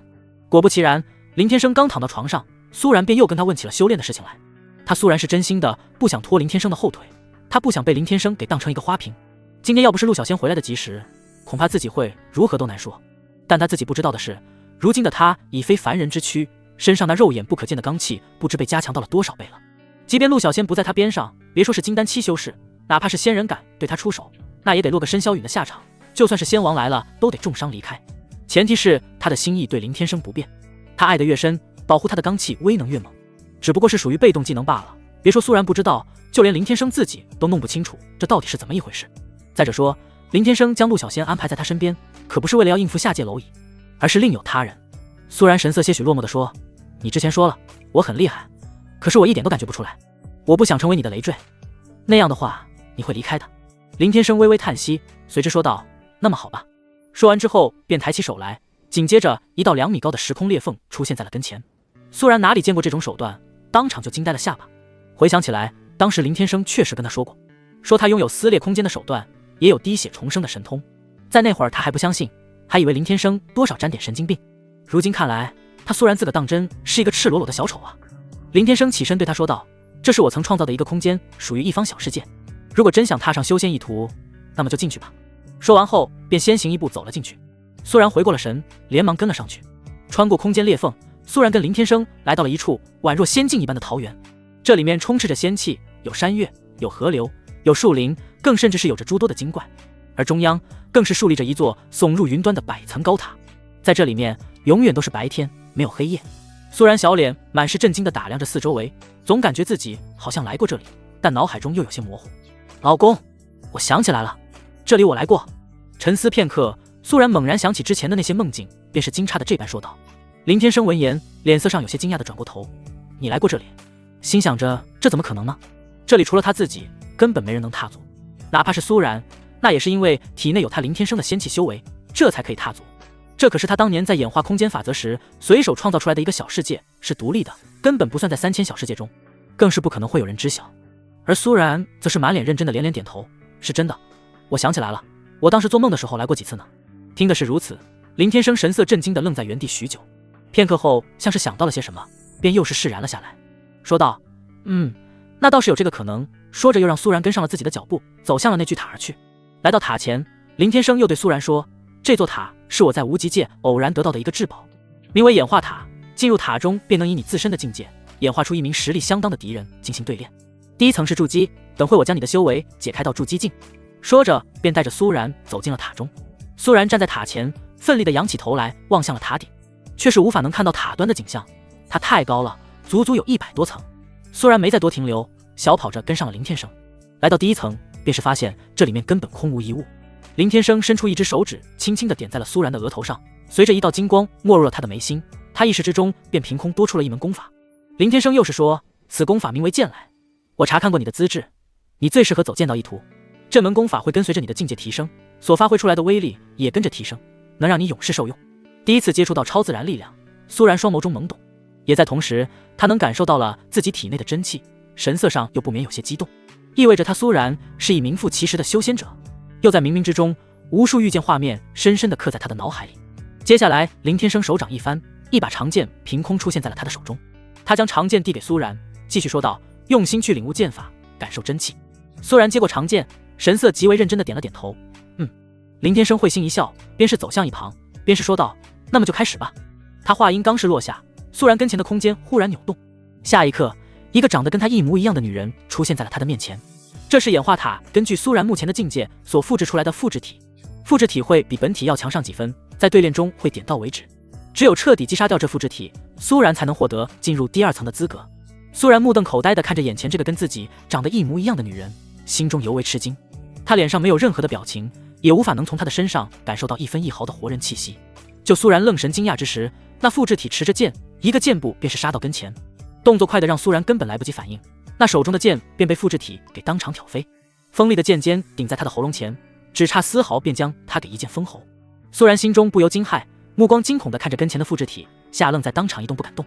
复制体点到为止，随后收剑一个后跳，与苏然拉开了距离。显而易见，只有苏然准备好了，复制体才会进攻。林天生说道：“如果是真正的敌人，你在刚才就已经被人给抹掉脖子了。”苏然回过了神，神色坚定了起来：“老公，我一定会成为一名实力强大的修仙者，因为只有成为修仙者，才能跟林天生天长地久。”说着便又将地上的长剑捡了起来，微微合闭双目，感悟着脑海中的剑法。苏然很快就学会了调动体内真气，再次睁开双眼时，一股真气顿时从他的身躯上爆发而出，紧接着持剑一个箭步冲杀向复制体，一时间竟然能与复制体对上了几个回合。可还没能坚持1分钟，再次被演化出来的复制体击退出好几米，手中的长剑也便掉落到了不远处。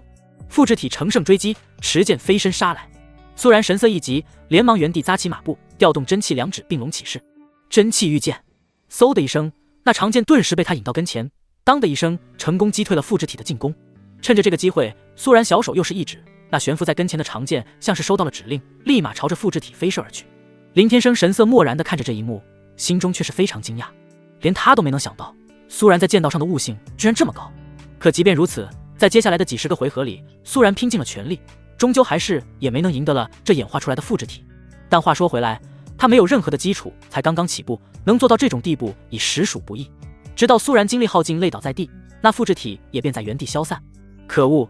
眼见复制体消散，趴在地上的苏然心有不甘。林天生走到苏然跟前，随之将他给扶了起来，又给背到了背上。在林天生背上，苏然神色疲惫地说道：“我好弱。”林天生顿了一顿，随之说：“你不弱，今天就先这样吧，以后有的是时间。”说完后，便背着他走出了演化塔。苏然趴在林天生背上，搂着他的脖子，感受着周围吹来的微风，心中满满的暖意。在不知不觉间，竟在他背上睡了过去。林天生前脚刚是踏出，身后的空间裂缝随之消失得无影无踪，将苏然给轻轻地放回了床上，给他搁上了被单。林天生神色漠然地看着熟睡中的苏然许久，而后轻轻叹息一声，躺到了他的边上睡了下去。他刚是躺下，那苏然便翻过娇躯，紧紧地依偎到了他的怀里。林天生轻轻地搂着进入梦乡的苏然，神色上却是显得有些凝重。一夜无话。第二天清晨，苏然睡了一觉醒来后，精力又恢复如初，只是他惊讶地发现自己体内的真气又没有了。如果不是剑来功法深刻在脑海中，他甚至都会怀疑昨晚上的试炼是一个梦。扫了一眼没看见林天生，便匆忙起身，起来洗漱了一番，穿上丝袜，换上职位制服，简单的化了个妆，随之下了楼。见林天生正坐在茶几前喝着茶，苏然便走上前坐到了他边上，开口问道：“老公啊，我体内的真气什么没有了？”林天生淡然说：“被我封起来了。”听闻如此，苏然随后只是哦了一声。虽然他也很想知道是为什么，但他觉得林天生这么做一定是有他的道理，接下来也不再询问缘由。吃过了早餐，便带着陆小仙一起去了公司。昨天严家已被灭，苏然断然不会放过接手严氏集团资产的机会。林天生刚放下茶杯，手机铃声突然响了起来，瞄了一眼，发现来电的又是龙组织的李卫。林天生没有多想，便是按下了接听。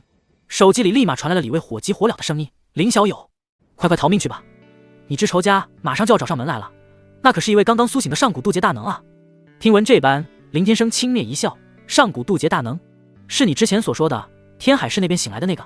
李卫道：“没错，昨日你让叶枫等人灭了东都严家，其中有名元婴强者被他们灭杀，那元婴强者便是那渡劫大能的师弟，如今他正要过来找你们寻仇呢。”他根据最近所得的情报，认为林天生的修为应该是元婴中期，又或者大圆满的境界。如此强大的修仙强者，在现世可是极为罕见的，所以龙组织高层决定要慢慢的笼络林天生。可没成想，他居然跟那刚苏醒的渡劫大能惹下了因果。那上古渡劫大能，就连昆仑山上的那几位都对他感到尤为忌惮。在上古时期，他更是踏足过准圣境界的存在。林天生轻蔑笑道：“无妨，让他来。”林天生话说完，刚放下了手机，一名身穿甲胄女人，一手提着一柄巨剑，凭空闪现到了苏家别墅上空。下方蝼蚁，速速出来，跪着受死！此女刚是出现，当即朝着下方的苏家释放出无尽威压。渡劫大圆满的威能，顷刻间荡漾四周，他的神识只在瞬息之内便笼罩向了整个江南市，整个江南都为之震动。驻足在江南的无数修士纷纷逃离，生怕与他染上这因果，到最后落个神形俱灭的下场。身在秦家的秦岚，在同一时间内感受到了这股强大的威压，连忙一路小跑出门，飞身到了顶楼之上，目光骇然地望向苏家位置，口中骇然地喃喃道：“居然是一位渡劫大能！然，在这准圣不出、渡劫至强的时代，谁人能与其争锋？”秦岚心中非常担心苏然，可他又不敢前往苏家查看。在这种渡劫大能面前，他秦岚就跟蝼蚁一般，随手便可被其捏死。远处的山峰上，3个戴着不同面具的修士目光放到了苏家的方向。那小友居然会惹上这等因果，这回谁都救不了他，当真是可惜。本想将他拉拢，可如今在那位大人的面前，谁又敢前去说情？眼下千万别让他知道苏可心与苏家有关系，那可是一个千年难得一见的好苗子。几人连连说道，心中皆是对林天生感到惋惜。3人说完后，身影立马闪现着离开。即便是他们也不敢再多做停留，万一等会那渡劫大能杀心大起，他们死了也是白死。此时叶枫跟卧龙几人被吓得冷汗直流，身躯哆嗦的动弹不得丝毫。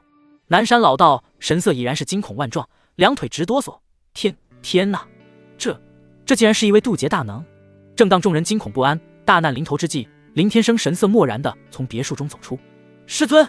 见林天生出来，叶枫几人的神色顿时一喜。不知道为何，刚见林天生，他们心中的恐惧顿时烟消云散了。回过神的南山老道说：“有先生在此，即使是渡劫大能，也得掂量掂量。诸位大可放心。”随着南山老道话音落下，卧龙几人皆是神色无比坚定地点了点头。想来先生也是一名渡劫大能啊，有什么好怕的？而当那渡劫大能见得下方的林天生出现后，神色不由得一凝。他没能在林天生身上察觉到丝毫的真气波动，却能让他心底里生出了一股说不清道不明的不安。想来也是，下方3名元婴境竟然只是个看门的。要知道，这种事情哪怕是放在那个天地灵气充裕的时期，那也是相当的炸裂啊！即便是他当初宗门的看门弟子，也不过是堪聚魂境界。看来自己那师弟还真是惹了一个不得了的存在。如果下方那人修为在自己之上，岂不是要完犊子？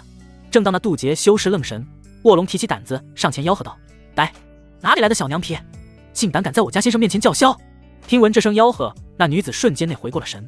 如今她刚刚苏醒，降了一个境界不说，修为还极为不稳，加上下方那林天生给她一种莫名的危机感，修行将近万年的她自然是懂得小心阴沟里翻船的道理。想着先小小试探一番，再动手也不迟。如果修为是在自己之上的那些家伙，那么威名定是大震一方的存在才是。念及此，便是抬起大剑指向当下的众人，怒声道：“你家先生是何人？”卧龙几人听闻，随着你看看我，我看看你，然后又一同哈哈大笑了起来。想来这渡劫大能也对他们家先生感到忌惮，否则为何这般迟迟不动手？想到此处，几人更加的不惧了。南山老道一马当先，飞身上前一步说道：“修仙不知林天生，纵使修到尽头也枉然。今日我家先生在此，容不得你这小娘皮放肆。”一旁的林天生听得满脸无语，这南山老道还真是能说会道啊。不过林天生是从仙界回来的，这方天地中的修士认识他才有鬼了。此话一出，当即引起了那女子恼怒。她当以为是谁？林天生这个名字她连听都没听说过，想来也是个没什么本事的小人物罢了。真是沉睡太久，就连胆色都退步了不少。血石蝼蚁当真狂妄，我当是哪位人物？原来不过是个名不见经传的皮肤。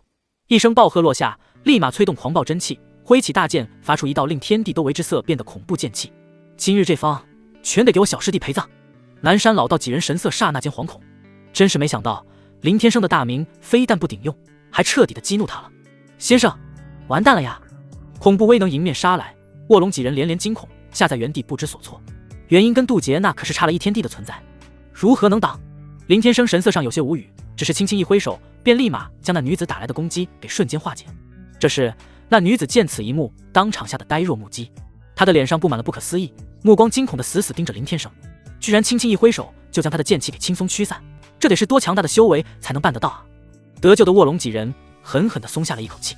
要知道，刚才那记攻击若是打下来，方圆百里的所有一切都得化为灰烬。林天生轻声道出，下来跪着说话。话音刚落，那女子的身躯便被一股无法抗拒的力量笼罩，当场扑通一声跪到了林天生的跟前。他刚才释放出来的恐怖威压与笼罩整个江南的神识也在那一刻间消失。这到底是？女子懵了，也吓傻了。即便是在鼎盛时期，也没人能有这般手段。就算是一名圣王要杀他，那也得有个出手的动作。林天生只是缓步走到他跟前，便把他给吓得止不住的打抖，心中不断骇然，能如此轻松拿捏他之人，恐怕此人修为已然是一名准帝了。林天生淡然问道：“你是何人？”女子心头一紧，紧接着哆哆嗦嗦的道：“小女薛元诺。”此时薛元诺心里害怕极了，像这种活得越久修为越高的修士，对死亡那是尤为的恐惧，心中骇然的同时又是极为不解。如今这世间竟然会有圣王以上的大能存在。据轩辕古书记载，远古那一战，天道已亡，法则尽失，无数大帝被镇压，死的死，伤的伤，以及被封印的被封印，侥幸活下来的那也是避世不出。据说当年还有几位仙被人镇杀在神农架中。从那之后，天地灵气一年不如一年，后面修炼上来的修士再没人能突破到准圣境界，剩下的修士要么陷入沉睡，要么眼睁睁地看着自己辛辛苦苦修来的境界持续跌落。这方天地恐怕再过个几千年，修仙者的时代已一去不复返，彻底沦为一方不起眼的小世界。林天生听闻，随之又是开口说：“你的师弟是他自己不惜命，看来你也是一样。”轩辕诺心头一惊，急忙骇然说道：“先生，是小女有眼无珠，冒犯了先生。天道已亡，修行不易，还望先生留小女一命啊。”林天生邪魅一笑：“天道已亡，罢了。既然如此，你就留下。我妻子正好去了端茶倒水的下人。”听得这般，轩辕诺神色大喜过望，连忙不停拜谢：“谢先生不杀之恩。”小女定当会好好服侍主母大人。林天生满意的点了点头，随之对他说道：“起来吧。”说着便双手插着兜，从容地走回了苏家别墅中。回到庭院中，又让卧龙将这轩辕诺带去住所，让下人给了他几套女仆装。轩辕诺把他那巨剑放进储物戒指中，两手捧着下人刚给的几套女仆装，神色上尽是难受之色。想他轩辕诺那可是轩辕古族的天之娇女，曾是踏入准圣的存在，如今竟要沦为这凡尘世间的下人女仆，想到往后要给人端茶倒水，心中更加的委屈了。以后这里就是落脚的地方。你虽贵为渡劫强者，但在先生这里，我们人人平等。先生游历凡尘，并不想让世人得知他的身份，这一点你要记住。走在跟前带路的卧龙对身后的轩辕诺提醒道。轩辕诺问道：“先生是何修为？刚才林天生那种力量，哪怕是他轩辕诺也从未见过。也是，像他这种还没有踏入仙界的修仙者，如何能知晓什么是言出法随？”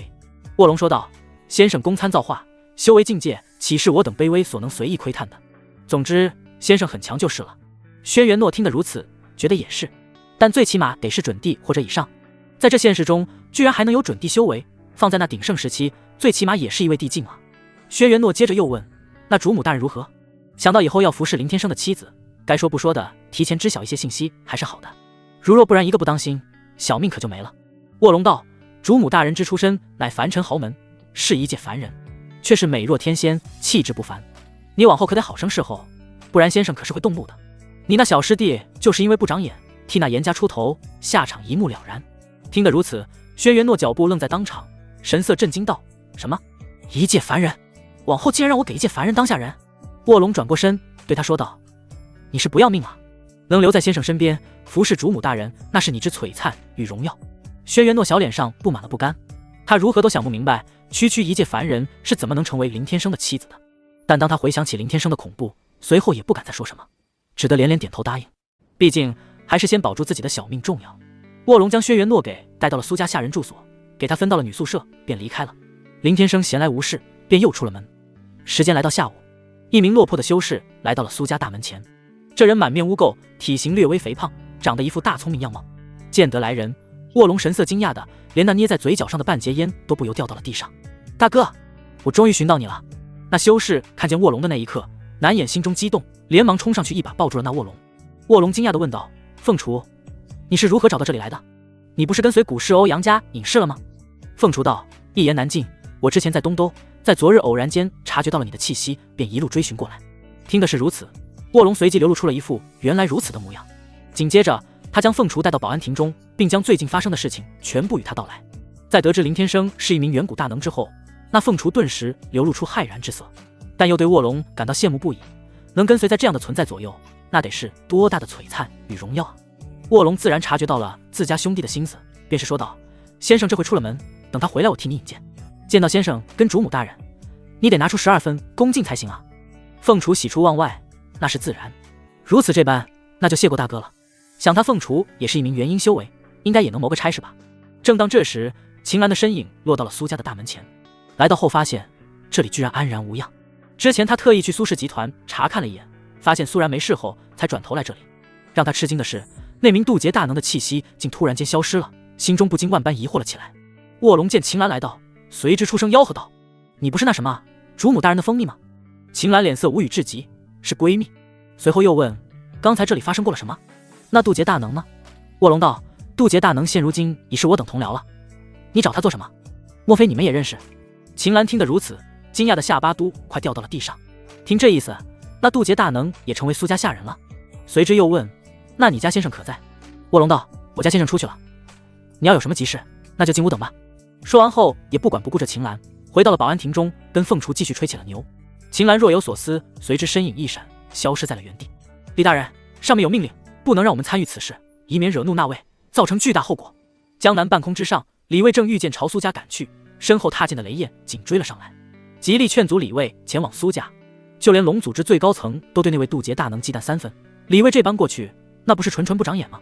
即便他的气息已经消失，可这因果实在是太大，可不是他们区区聚魂境界与金丹期修士所能染指丝毫。李卫说道：“林小友曾救老夫一命，再如何也得过去看看。”说着语气又变沉重许多，那位的气息已经消失，想来事情已经结束了。听得如此，雷燕神色也是变得尤为凝重。林天生确实是对他跟李卫有救命之恩，但这事以他们的修为根本无能为力。若是因果加深，搞不好他们身后的家族都得跟着一起完蛋。正当两人忧心忡忡地飞去，前方突然迎来一个身影。李卫神色刚是一惊，前方的人不由分说，直接朝他们射来一道恐怖真气。啊！真气在江南半空上爆炸，李卫两人接连发出一声惨叫，随之双双砸落到了地面下。随后又是扑哧一声，口中喷出一口鲜血，躺在坑中已然是动弹不得。竟然是元婴强者的气息。察觉到对方的气息后，李卫跟雷燕两人心中惊骇不已，脸色变得更加的苍白。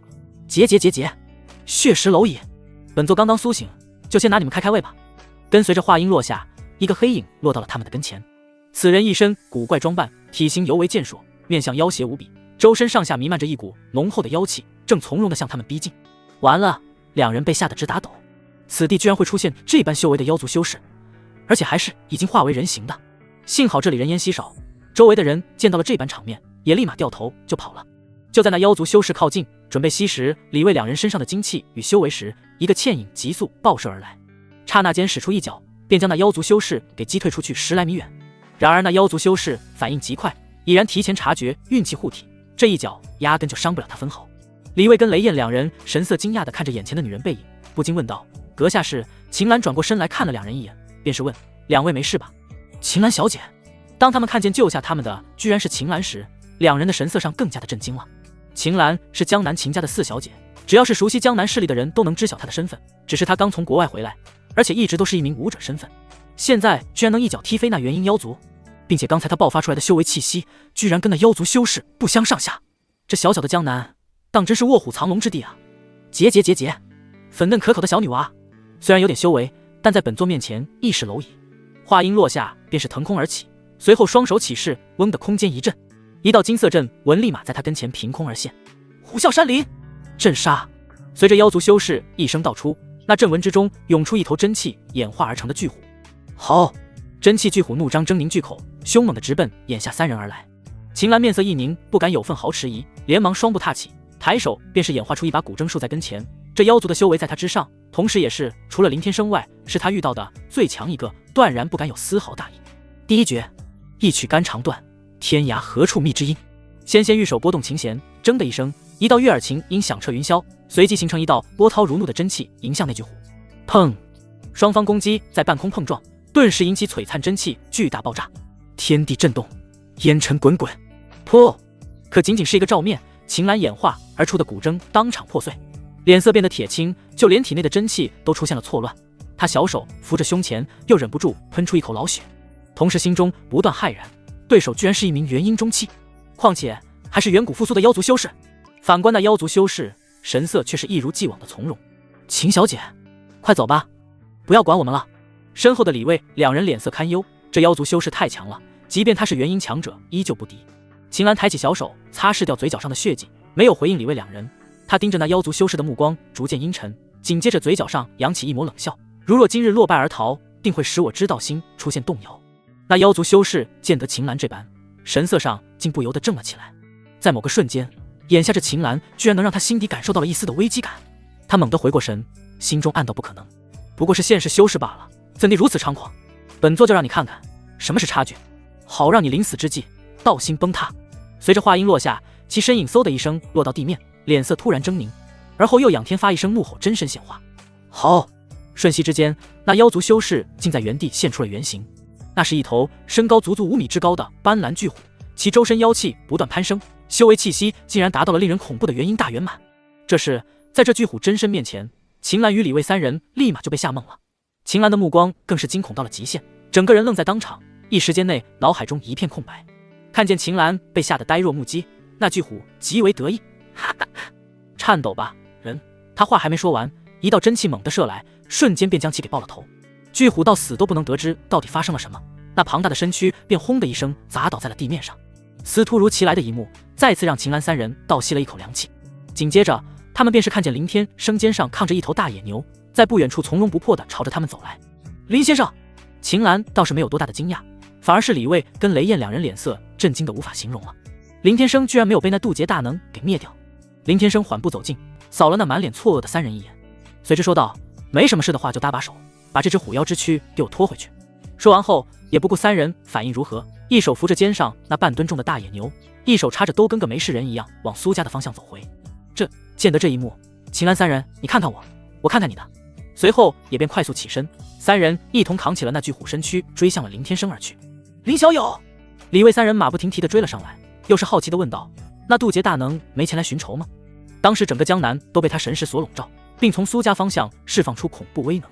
林天生居然还能安然无恙地出现在这里，况且肩上还扛着一只金丹中期修为的野牛妖，这到底都发生了什么？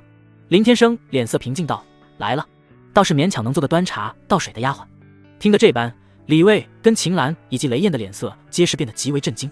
之前秦岚就听卧龙说那渡劫大能成了他之同僚，现在亲口听到林天生这般道出，心中仍是不能平静啊。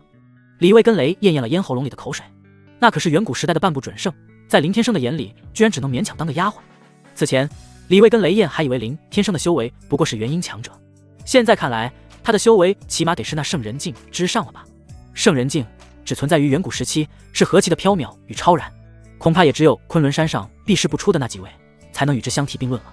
现在想来，那林家老祖肯定是被他林天生给灭杀的。想到此处，李卫跟雷燕的心中惊骇不已，真是没有想到林天生的修为竟是这般强大。林天生见三人默不作声，随之又开口问：“你们怎会跟这虎妖在此相遇？”秦岚听闻，脸色惊了过来，随之说道：“我先前去过苏家，卧龙说你出了门，所以想寻你的气息而去。”李卫接话道：“老夫担心林小友出事，便想前往苏家查看一番，哪知这不长眼的虎妖半途杀出，要不是林小友及时赶到，恐怕我等三人今日要殒命于此。如今再次被林小友所救，你之大恩，我京都李家断然不会忘。”雷燕谄媚地附和道：“李大人所言极是，林先生公参造化，接连救我二人两命，我雷家也定当铭记于心。”林天生并没有在意，一路上也不再言语。就这么的，几人很快就回到了苏家。当他们回来后，发现那卧龙带着几人正在大门前栏下两名中年男女，男的西装革履，英气沉稳，女的雍容华贵，端庄的体。双方还吵了起来。叶枫跟南山老道不在，下人都休息去了，两人也没通知任何人，自然没人认得这是苏大河跟楚梅。这次两人也只是想回来拿些东西，所以没有告知苏然，哪里知道会遇上这等事。只见卧龙吹胡子瞪眼的对苏大河怒道：“你俩说是主母大人的双亲便是啊，可有证据证明？”楚梅当即拿起手机怒道：“真是反了天了！这是我家，我还不能回了，我这就给然然打电话，他这都从哪找的什么人来看门啊？”正当这时，卧龙几人瞧见了林天生几人回来，便不再理会，两人连忙迎了上去。“先生回来了。”苏大河跟楚梅惊讶地望向了林天生。当两人看见林天生扛着一头牛，以及身后三人扛着一具无头巨虎，当时就震惊在了原地。这还是咱家的大女婿吗？大河，我没眼花吧？楚梅懵在了原地，那还没来得及拨通出去的手机，不由得从手里掉到了地上。林天生上前对苏大河说：“我说岳父，你们俩老回来也不先跟苏然打个电话吗？今日的苏家可不是他们当初刚离开的那时候了。按理来说，苏然应该跟他们说了最近发生的事情才对，居然还能被拦在自家门外。岳父大人。”听到林天生竟然开口称呼苏大河为岳父，卧龙几人当场就被吓得目瞪口呆，心想这指定的完蛋了，这两人还真是苏然的双亲啊！刚才他们还大呼大叫的，没有任何礼数。苏大河率先回过了神，急忙笑盈盈的上前：“哎呀呀，贤婿啊，你可算是回来了。”在这之前，苏然已经将林天生是一名实力极为强大的修仙者这事告知两人，所以苏大河跟楚梅自然是对林天生的态度有了翻天覆地的变化，更甚至是打心里感到敬畏。楚梅回过了神，也是连忙上前笑道：“好女婿，我们今天回来拿些东西，没曾想竟是被那斗鸡眼拦在门外。”林天生笑道：“他们都是新来的下人，还望两老别放在心上。”苏大河跟楚梅连连点头。林天生现在可是他苏家的神仙啊，两人怎敢说个不字？他不怪罪之前两人的无礼，都算是好的了。当然，林天生也不会跟他们计较这些，压根就没放在心上过。说着，便跟几人走进了苏家大门。卧龙猛地惊过神，连忙一路小跑追了上去，低头哈腰的对楚梅说道：“老夫人一路辛苦了，刚才是小的没能认出您来，还望您俩老莫要放在心上啊。”紧接着伸出手去接过了楚梅的包。楚梅神色满是得意，也不介意把包递给了卧龙，说道：“念在你们不认识我们的份上，我就不怪你了。出身豪门的他也不是傻子，眼力见还是有的。林天生如此强大，他招来的人岂能是等闲之辈？况且这斗鸡眼几人在刚才看起来还挺忠心的，倒是比何期以前的那帮弟子好多了。”林天生让卧龙等人将那两只妖兽给清理，准备晚上的盛宴，随之便带着秦岚三人以及苏大河夫妇回别墅大厅，坐到了茶几前。他们刚是坐下，轩辕诺一身黑丝女仆装便迎了上来，替几人一一倒起了茶。他毕恭毕敬的手法看起来竟然没有任何的生疏。当秦岚三人看见轩辕诺时，整个人都变得不好了，当场坐如针毡，一时间内坐也不是，站也不是，心慌的不知所措了起来。李卫低声的哆嗦道：“竟然是那位渡劫大能，即便之前有所耳闻，可亲眼所见，仍是让三人吓得瑟瑟发抖。眼前给他们端茶的这位，那可是货真价实的渡劫期大圆满，半不准胜的远古存在啊！当真是折杀老夫！”李卫跟雷燕两人再也承受不住心里的巨大压力，当场就从沙发上扑通一声给轩辕诺跪了下来。秦岚则是脸色极其难看的坐立不安，她坐在沙发上并拢双腿，两只小手紧紧地抓着自己大腿上的丝袜，低着头不敢说话。在轩辕诺面前，他们皆是蝼蚁。林天生身上一直以来都是一股凡人的气息，可这轩辕诺就不一样，哪怕他刻意收起了威能，跟普通人没啥两样，但他身上的修为是能探查到的。其实这也是轩辕诺刻意这么做，为的就是让所有的修士知道，哪怕他现在是一名下人女仆，但在苏家，他是除了林天生外最恐怖的那一个。无法察觉到轩辕诺修为的苏大和夫妇不明所以，脸上布满了疑惑之色，心里不由嘀咕：这好好的怎么的就跪了呢？轩辕诺一脸平静，但心里却是暗自冷笑，哼哼，血食蝼蚁，这因果岂是尔等所能承受得起？林天生慢条斯理地品了一口茶，随之将茶杯缓缓放下，不曾抬眼地对轩辕诺说道：行了，退下吧。轩辕诺惊过神，急忙对林天生恭敬地低头哈腰道：是，先生。说罢便退了下去。轩辕诺离开后，林天生又对李卫跟雷燕两人说道：李大人，雷小姐，这地板凉，还是起来坐着好。是，说的是。李卫跟雷燕心慌慌的起身坐回沙发上，拿起茶杯的双手仍是止不住的发抖。这他喵的，先前那轩辕诺还气势汹汹的说要替师弟报仇来着，结果成了苏家的丫鬟。这林天生到底是有多恐怕？林小友，我等事务繁忙，就不多打扰了。李卫说罢，便带着雷燕一起赶紧离开了苏家。他再待下去，以后轩辕诺记心上可就麻烦了。林天生没多说什么，只道了声行。对于他而言，李卫这人还是可以的。先不管他如何，就凭在之前三番两次的打电话提醒自己，林天生就觉得还不错。接下来，苏大河对林天生说道：女婿啊，这次我们回来也是拿点东西，我跟你妈准备回老宅住，以后集团的事情就交给你跟冉冉了。林天生听闻，随即问道：你们决定好了吗？而且我也不懂集团的事情。楚梅又是笑着说道：毕竟你们结婚了，我之前跟冉冉说过让她准备套新房，但她说先问问你，怕会关系到气运之类的。哦对了，好女婿啊，明天你跟冉冉一起回去祭祖吧。家族中很多叔父跟姑姑们都没见过你。林天生点了点头，好，我明天跟苏然一起回去。苏大河跟楚梅随后也没再多说什么，回房拿了一些东西，接着又驱车回了苏家老宅了。秦岚说道：先生，我去帮他们处理妖兽精肉。林天生并未言语，只是微微点头。到了傍晚，苏然下班回来，刚进门便是看到了庭院中的几人正忙得切肉架火，有说有笑的不亦乐乎。陆小仙满脸的无语，神上当真是闲得慌，竟然去猎杀下界这小小的妖兽。在陆小仙看来，能被林天生猎杀，那也是这些小妖兽的荣耀了。主母大人，欢迎回来。就在这时，轩辕诺来到跟前，对着苏然毕恭毕敬的弯腰施礼，在同时，他还刻意朝着苏然释放出一丝威能，想让苏然知道他轩辕诺可是一名现世大能。可没曾想，他暗中的那丝威能还没触碰到苏然，竟离奇般的被乘以数十倍的给反弹了回来。噗！恐怖的反噬当场让轩辕诺口中狂喷出了一口气精血，神魂被伤，整个人不由自主的扑通一声双膝跪地，精神恍惚的差点就失去了意识。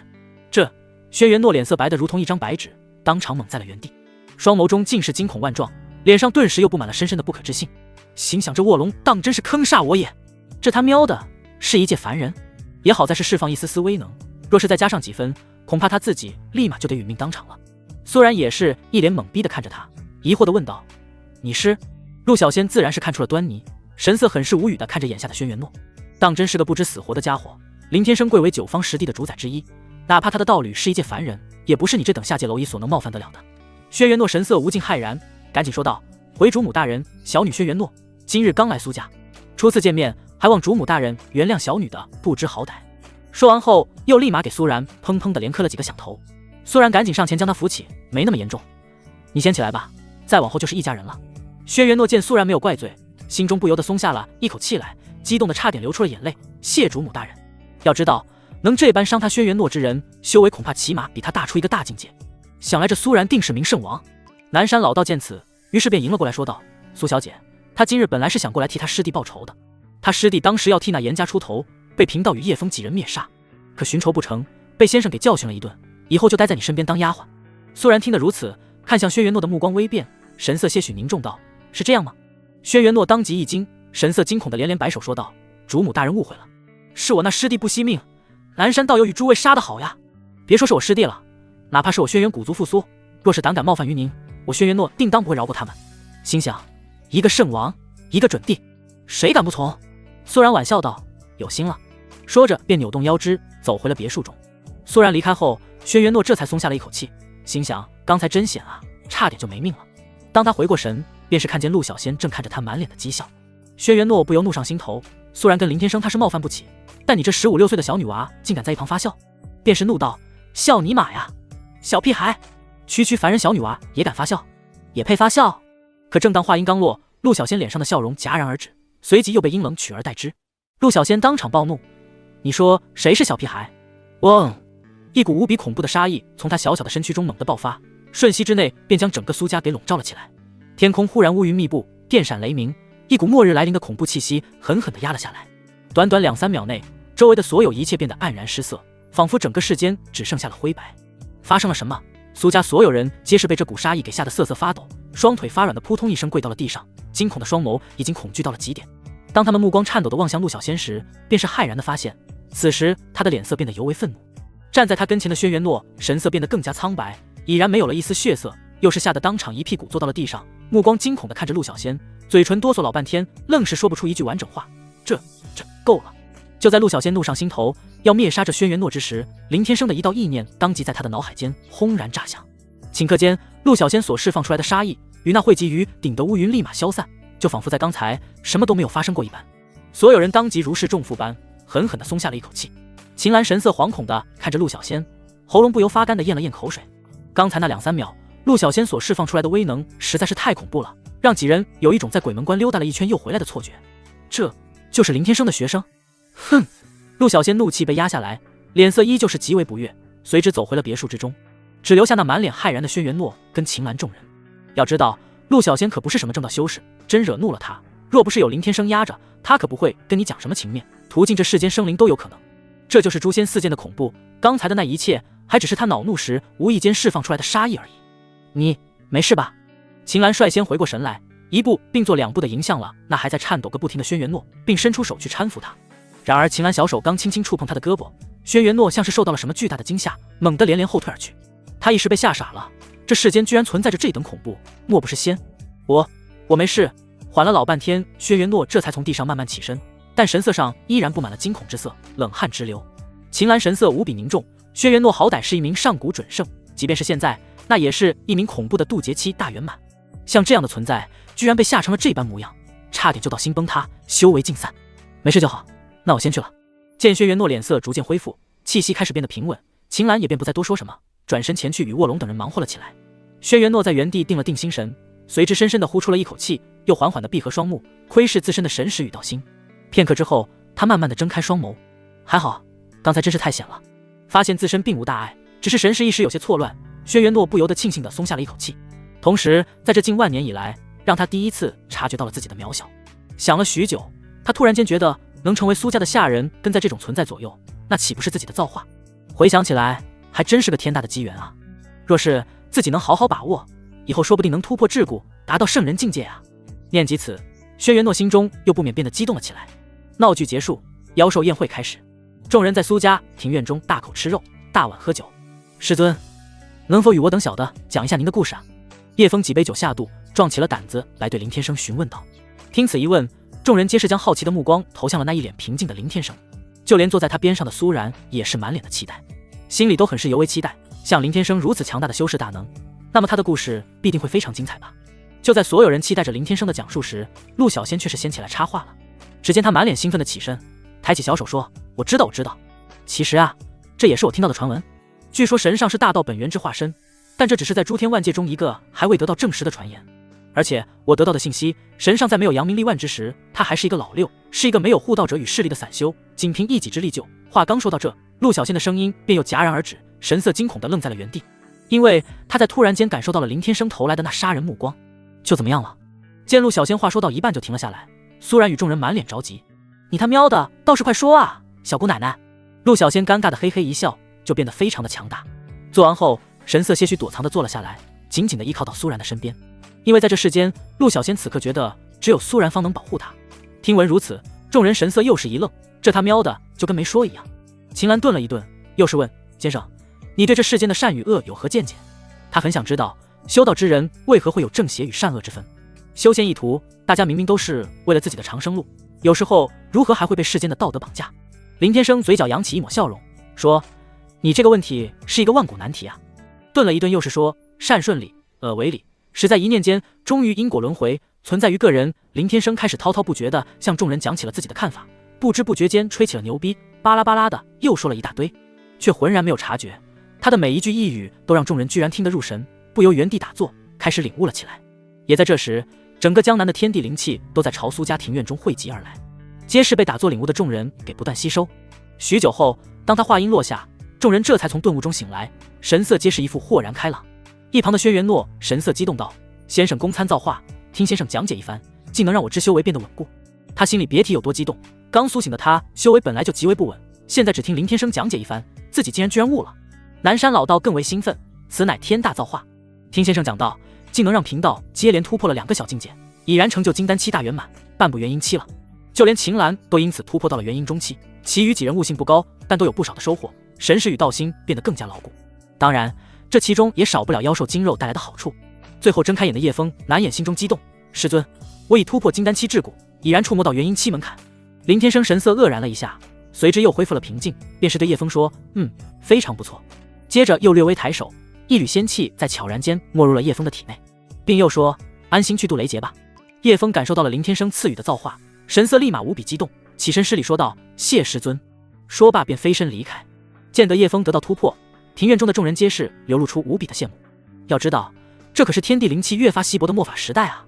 叶枫只拜林天生为师没多长时间，竟然能从一名武者摇身一变成为一名元婴期修士，这等事情哪怕是放在上古时期，那也是相当的炸裂。元婴期雷劫不同一般，叶枫直接离开了江南，远离了人烟处，方才开始进行迎接雷劫。然而相比其他人的变化，苏然自己则是一脸的懵逼。听着林天生讲了这么多，就连秦岚都悟了，唯独他自己啥感觉没有。只不过他接下来也没有过多的在意。接下来天色已晚，宴会随之结束，秦岚跟苏然告了别，便离开了苏家。就在他返回秦家的途中，他突然间感觉自己的下方有一个奇怪的气息，这个气息似乎在冥冥之中吸引着他。犹豫了一下，便一头飞了下去。秦岚身影落在了江南市区的一个巷子前，巷子中的灯光忽闪忽灭，似乎有着什么尤为可怕的存在，但却又无法能感受出来。顿了一顿，秦岚便缓步走了进去。当他走到一个死胡同时，便是发现这里居然坐着一名奇怪的黑衣人。这人深埋着头，在这灯光不明的巷子中显得更加的诡异，当真是好生奇怪。他用神识探查了一下这人，却没能察觉出任何的不对劲。秦岚脸色平静，稍许片刻后说道：“原来只是一个落魄的乞丐。”正当他准备离开之时，一道声音突然在他的脑海间响起：“这位小姐，请稍等一下。”这道声音嘶哑浑浊，似乎来自虚空，并且还是男女同音，不停在秦岚脑海中回。秦岚神色震惊地回过头看向了那奇怪的黑衣人，又是骇然发现这人的面部居然是一股如同混沌一般的黑气。秦岚不由惊恐：“你是？”与此同时，远在苏家的林天生突然间感受到了一股近乎微不可察觉的气息，便是猛地抬起凝重的脸色看向了某方。“老公，怎么了？”苏然发现了林天生的异样，随之便是担忧地开口问道。他还从来没有见过林天生有过这等如此凝重的神色。林天生说道：“没什么，我出去一下，马上回来。”说着也不等苏然反应，身躯当即化作一道璀璨光芒，爆射出了苏家。苏然神色惊慌地追了出去。“老公！”转眼间，林天生的身影落到了市区的一个巷子当中，扫了一眼，却是发现此地空无一人。安静2-3秒，他的目光突然沉了下来，随之抬眼望向了那阴沉无比的夜空。既然来了，那就给吾留下。话音落下，便是一抬手，一柄长矛凭空出现在他的手中，随后又将手中长矛朝着夜空的某一方向猛地掷出。嗖的一声，那长矛宛若一道流光，只在瞬息之内便是冲破了大气层，顺着一道气息迎杀而去。赤锋矛，是天？这不可能！星空中一名正飞驰而去的黑衣人，只刹那间便感知到了身后的一股恐怖力量，神色顿时变得极为惶恐。该死，逃不掉了吗？说罢连忙停在原地，双手快速结印。嗡！身后一道黑暗圆盘现出，这是不朽仙王禁制象征。黑衣人气息轰然爆发，黑暗本源，鬼族秘术，万千星辰，为吾所用。顷刻间，星空中无数巨大陨石飞到身前，形成一道一眼望不到头的星辰屏障。想要以此阻挡那迎杀而来的恐怖。然而下一刻，那电光缭绕的赤锋矛携裹无尽威能，瞬间击碎所有屏障，直击那星空中的黑衣人。黑衣人神色惶恐至极，刚想要撕裂空间逃离，却是骇然发现自己的气息已被锁定。如若让赤锋矛追着自己回族地，恐怕整个族地都不能安然无恙。天道走狗，是天！无黑暗地无鬼族定会记下今日这因果。轰！话音落下，赤锋矛当场命中那黑衣人，光芒一闪，星辰毁灭，恐怖威能荡向星空四周。此时，一声惊雷响彻整个天地。这是要下大雨了吗？人们神色震惊地抬头望向夜空，脸色皆是疑惑不已。便是见得远处的整个天边正雷鸣电闪，一股可怕的压迫在心底悄然而生，许久之后方才慢慢平息。赤锋矛悄然而返，落回林天生手中，紧接着又消失不见。林天生陷入片刻沉思，随之也便不再停留，飞回了苏家。你刚才去哪里了？是不是又发生了什么不好的事情？林天生身影刚落到苏家庭院，苏然便是快步迎了出来，神色担忧地询问道。因为他每次出门都会有一些大事发生，当然对他苏然而言确实是大事了。林天生轻笑道，没事，说着便缓步走回了别墅中。苏然顿了一顿，随之也便走回了屋内。回到房中，当苏然进入梦乡时，林天生却是没有任何的睡意。黑暗源头的鬼族修士居然会出现在这里，到底是为了什么？想了许久，没能想出个头绪，便缓缓闭目，进入了休息状态。次日一早，苏然早早的就起来忙里忙外的。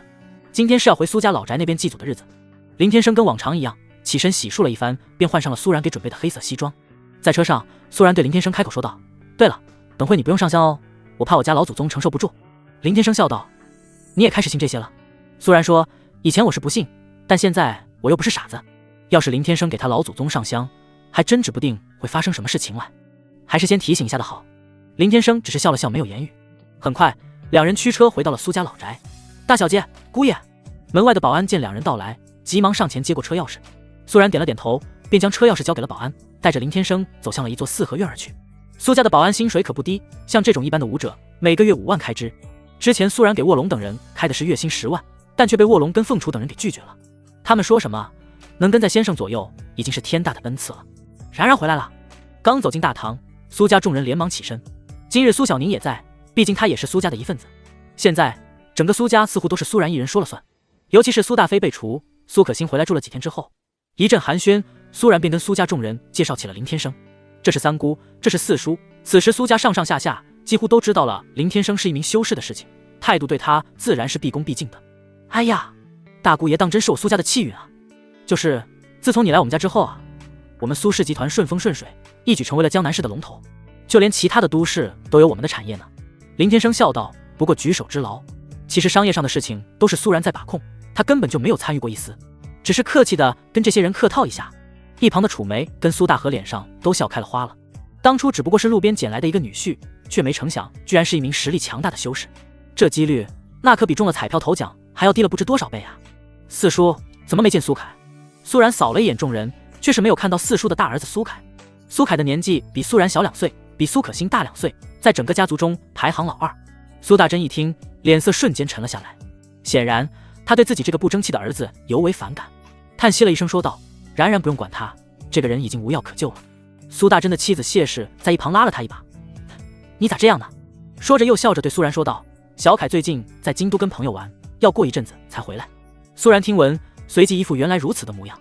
苏凯21岁，性格有些嚣张跋扈，经常在外面跟其他豪门公子爷千金到处鬼混，但在平时对苏然这个堂姐倒是敬畏。苏然曾经也担心他这样下去迟早会在外面惹出什么事来，劝告他不知多少回了，可那小子就是油盐不进。接下来一家子前往后山的祖陵祭祖，而由于林天生的修士身份，苏家众人在上香祭拜之时，他则是在一旁安静的看着。我家祖上可追溯到几千年之久，据说还曾是什么宗门的掌门呢，在上古时期联合各大修士，一同剿灭了邪修作乱，平定了江南的动乱。苏然上完香后便站到林天生的边上，对着他说道。林天生神色平静的微微点头，在以前还没去往仙界之时，他根本就不能得知这方天地居然也会存在修仙者的事情，如今归来却是感觉这方天地存在着什么不简单的过往。天道时死了，通往仙界与各界域的星空古路被毁，在昨晚还遇到黑暗源头势力的修士，而之前感知到的那几个远古大阵，估计就是禁锢这方天地灵气的封印。好了老公，我们回去吃饭吧。正当林天生思绪万千，苏然挽起了他的手道。林天生回过了神，道了声众人回到苏家老宅，正其乐融融地坐在一起吃饭时，几辆豪车突然停在了苏家大门前，车门打开，一名青年立马就被丢了出来。紧接着，车子上又上来了10来名黑衣人。令人震惊的是，这些黑衣人居然全是清一色的聚魂境修士。二少爷，一名苏家保安连忙上前，将那被丢在地上的青年给扶在了怀里。而这被人打得鼻青脸肿、脚筋背断的青年，正是苏然的堂弟苏大真的儿子苏凯。一名凶神恶煞的男子下车后，朝那地上已然是奄奄一息的苏凯吐了一口水，冷冷地扫了苏家宅院一眼后，便又走向了身后的一辆豪车而去。他刚是走到车子后座，车窗便缓缓地降了下来，里面坐着一名年纪约莫30来岁、戴着一副墨镜的贵妇人。男人低头哈腰地对那贵妇人说道：“嘿嘿，大小姐，这里便是那江南苏家的宅院了。”那贵妇人轻轻点头，随之不紧不慢地开口说道：“让他们当家的出来，来这跪着跟我说话。”男人当即意会点头，随之又转过身朝着苏家宅院走去。苏家一名保安见状，赶紧拿起电话给保安部打了过去：“喂，卧龙先生吗？快去通知大小姐跟姑爷。”另外一名保安见势不妙，赶紧催促身边的同僚前去通报。男子站在宅院跟前，扯了扯喉咙嗓子，放声吆喝道：“苏氏当家的，赶紧给本大爷滚出来！”此时收到消息的苏家众人神色大振，连忙放下了手中的碗筷，迎到了门外。小凯、苏大真夫妇见得那苏凯危在旦夕，神色顿时惊慌地跑上了前去。谢氏对一旁的保安慌忙吼道：“还不快去把车开来，将少爷送去就医！”那男子上前冷笑道：“不必了，再怎么医也是个废人了。”听闻这话，苏家众人目光齐齐地落到了他身上。林天生双手插着都看着这一幕，脸色满是漠然。苏然厉声质问：“你们是什么人？”男人又是呵呵冷笑：“什么人？你这小娘皮倒是挺有意思。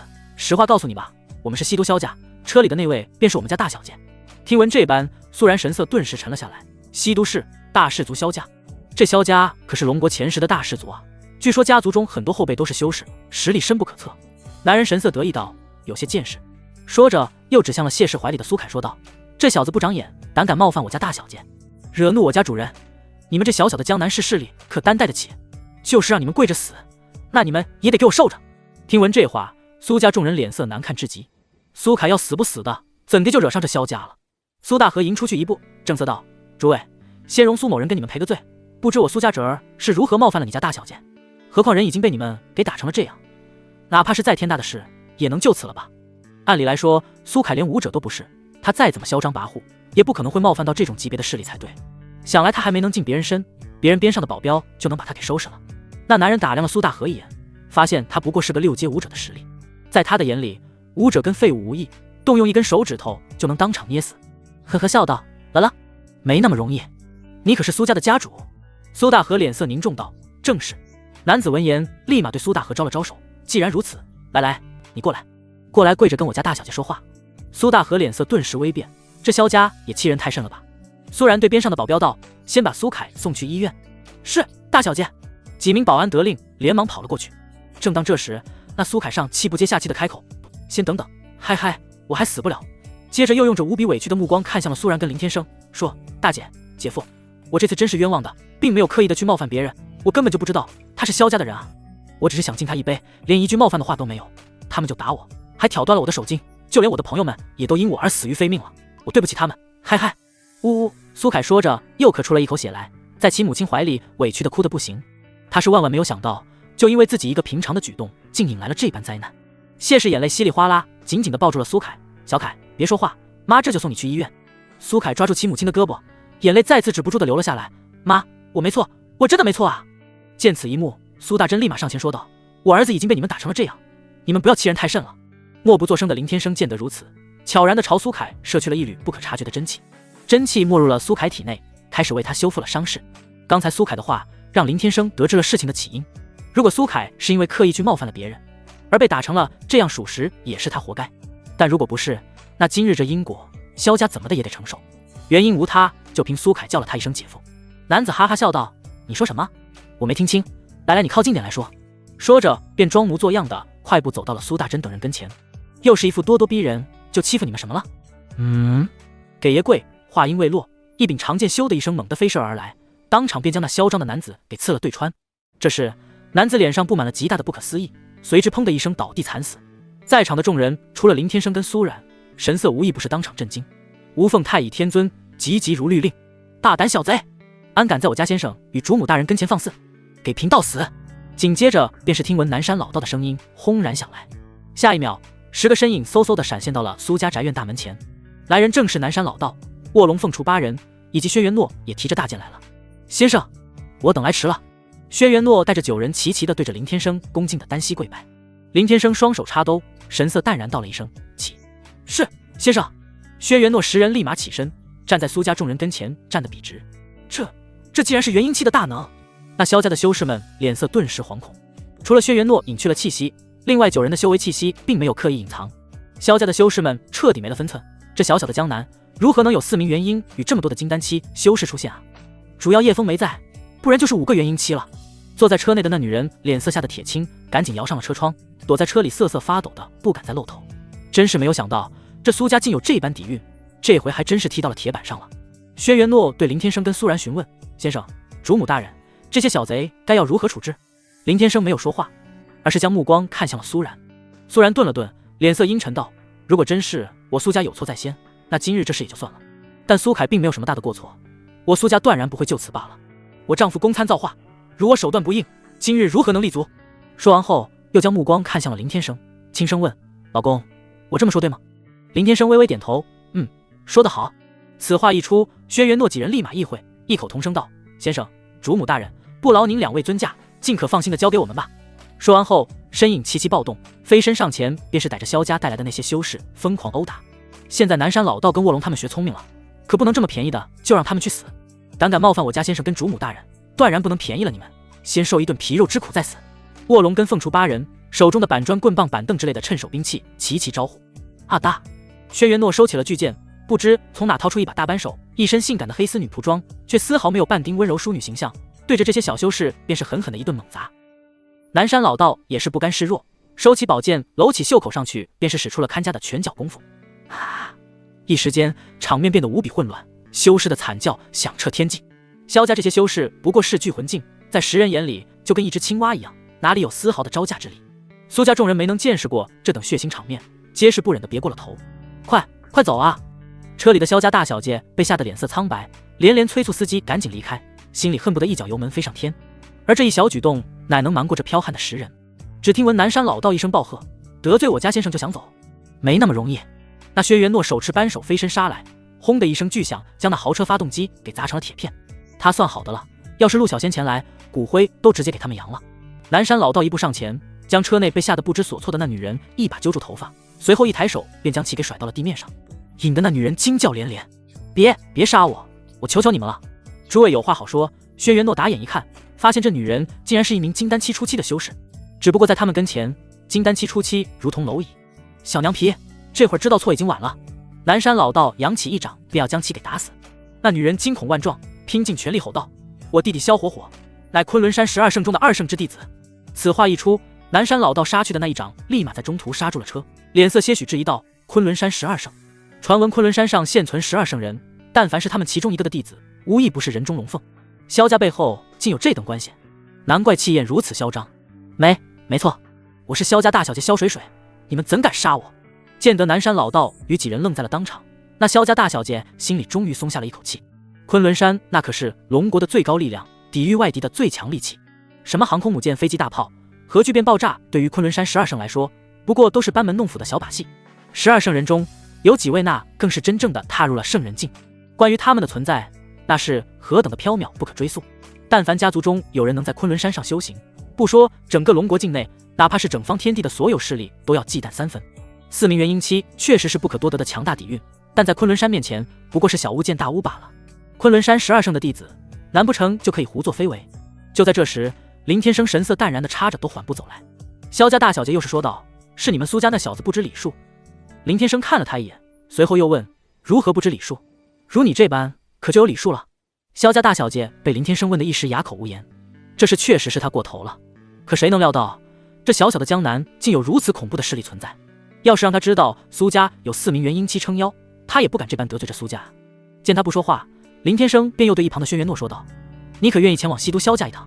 轩辕诺连忙上前恭敬施礼道：小女愿前往，定要那萧家满门抄斩。正当这时，李卫踏剑飞来，落到了林天生跟前。林小友，使不得，使不得呀！这萧家万不能动啊！林天生看了李卫一眼，如何不能动？我妻子的家人就能随意打杀了？李卫神色着急道：萧家可是我们龙国不可多得的能量，是抵御外敌修士势力的骨干啊！林天生闻言不由讥笑一声，冤有头债有主，尔等敢拦个试试？轩辕诺，那不快去！轩辕诺道：遵命，先生。话音落下，便一手揪住了萧家大小姐，飞向了西都萧家而去。萧家大小姐连连惊叫：不要啊！我知道错了，李卫见得这般，急忙又对着苏然求情道：苏小姐，快劝劝林小友吧，这真使不得啊！苏然神色冷漠道：我丈夫的决定对于我来说便是天。李大人，我苏家愿为此事承担一切后果，你不用再说了，免得伤了和气。以前他苏然没有实力，但凡是有点势力的家伙都想踩他苏家一脚，现如今嫁了一个这么厉害的老公，还处处退让，岂不是脑子有问题？只要是林天生的意思，他苏然哪怕在往后是死无葬身之地，那也没有丝毫的犹豫。听闻这般，那李卫也不好再说什么了，只能在原地微微叹息，替那萧家感到可悲。惹谁不好，偏偏惹上了林天生，那可是连渡劫大能都甘愿成为他下人的人物啊！行了，萧家能抵御外敌，往后苏家一样可以。林天生轻描淡写的说完，便朝着宅院走回。听闻这话，李卫双眼不由得一亮，这意思，林天生似乎有意站在龙国这边啊。如果是这样，那么死个萧家倒也无所谓了。要知道，仅凭轩辕诺一人便可挡下了一片天，这还没算上苏家的这些保安呢。再加上林天生的真实修为，恐怕更加的恐怖。谢谢大姐夫。正当这时，那原本还奄奄一息的苏凯竟然生龙活虎般，身上的伤势全无了。只见他连忙走到林天生跟前，扑通一声对他跪拜了下来。苏凯明白，刚才定是这位从未见过一面的大姐夫动用通天手段替他疗了伤，因为在此之前他早就听说了这大姐夫是一名修士的事情了。苏家众人见此一幕，皆是没有多说一句话。今日要不是有林天生，整个苏家都得遭难。以萧家的能量，捏死他们苏家就跟捏死一只蚂蚁一样简单。林天生看了他一眼，随之不以为然地说道：年轻气盛或许不是件坏事，但嚣张跋扈死的可就是你自己了。打铁还需自身硬，这个道理你可懂？苏凯连连点头道：我明白了，大姐夫。随之林天生也在理会他，径直走回了四合院中。与此同时，西都萧家大宅院顶空，轩辕诺凭空而现，他一手持着大剑，一手提着萧水水的尸体，目光看向萧家一眼，随即释放出了自己的全部威能。嗡！恐怖威能顿时从他的身躯上爆发而出，荡漾向了整个西都全市。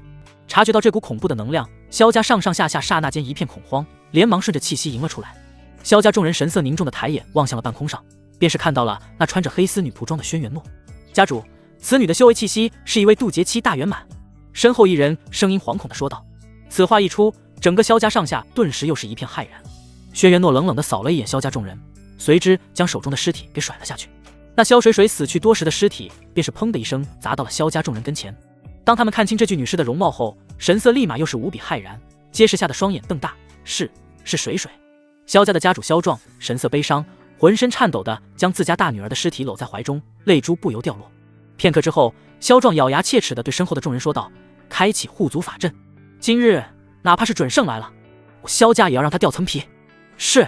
萧家几名修士得令，身影连忙闪去。下一刻，咻的一声，一道金色阵纹法阵在瞬息之间将整个萧家都给笼罩了起来。这座法阵那可是他萧家老祖留下的，在这灵气稀薄的现世基本没有使用过。在上古时期，萧家可是出过了一位圣王，其底蕴非同凡响。现如今护族法阵的威能仅有准圣级别，虽说如此，即便是一名准圣来了，那也奈何不了他萧家。作为家主的萧壮，实力更是达到了元婴中期的地步。上千年来，在整个西都，谁敢不从他萧家？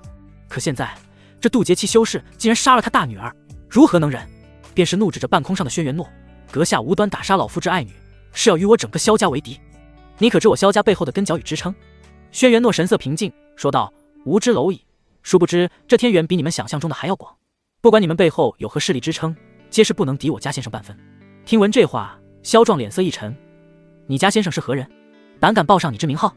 轩辕诺冷笑一声，便又抬起了手中的大剑，指向了萧家众人：我乃轩辕古族一脉，曾贵为天骄，但在我家先生跟前，却与血石蝼蚁无异。今日这因果，乃你之爱女故意冒犯江南苏家引起，而我家先生正是苏家大姑爷。谁人修仙不知林天生，纵使修到尽头也枉然。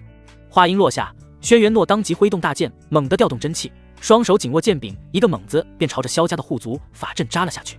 灭世一击！跟随着怒喝声落下，轩辕诺恐怖的一剑当即刺在了萧家那护族法阵之上。砰！无比强大的能量爆发，顿时空间震荡，恐怖威能荡向四周，整个天地都为之震动不停，方圆百里之内的所有一切皆然化为了粉碎，就连西都的天空都变成了灰暗，宛如末日降临。唯独有护族法阵支撑的萧家安然无恙。半步准胜的一击，当真是恐怖如斯。不好，护足法阵恐怕挺不了多久。轩辕诺这一击尤为恐怖，萧家众人神色皆是惶恐不已。阁下，我家二子乃昆仑山12圣之弟子，还望请阁下能给几分薄面。若此事当真是我萧家的不是，我萧家定当去江南给苏家与你家先生赔礼道歉。此刻萧壮是真的慌了，他没料到这渡劫期的大能实力竟是这般恐怖，就连准圣级别的法阵都能撼动。然而他们不知道的是，轩辕诺原本就是一名上古时期的准圣，若不是天地灵气稀薄，法则尽失，他的实力可远远不止如此。得罪我家先生，就算是圣王出世也得跪着受死。轩辕诺说罢，气势再次攀升，极为勇猛地举起大剑，哐哐地砍向了萧家那护足法阵。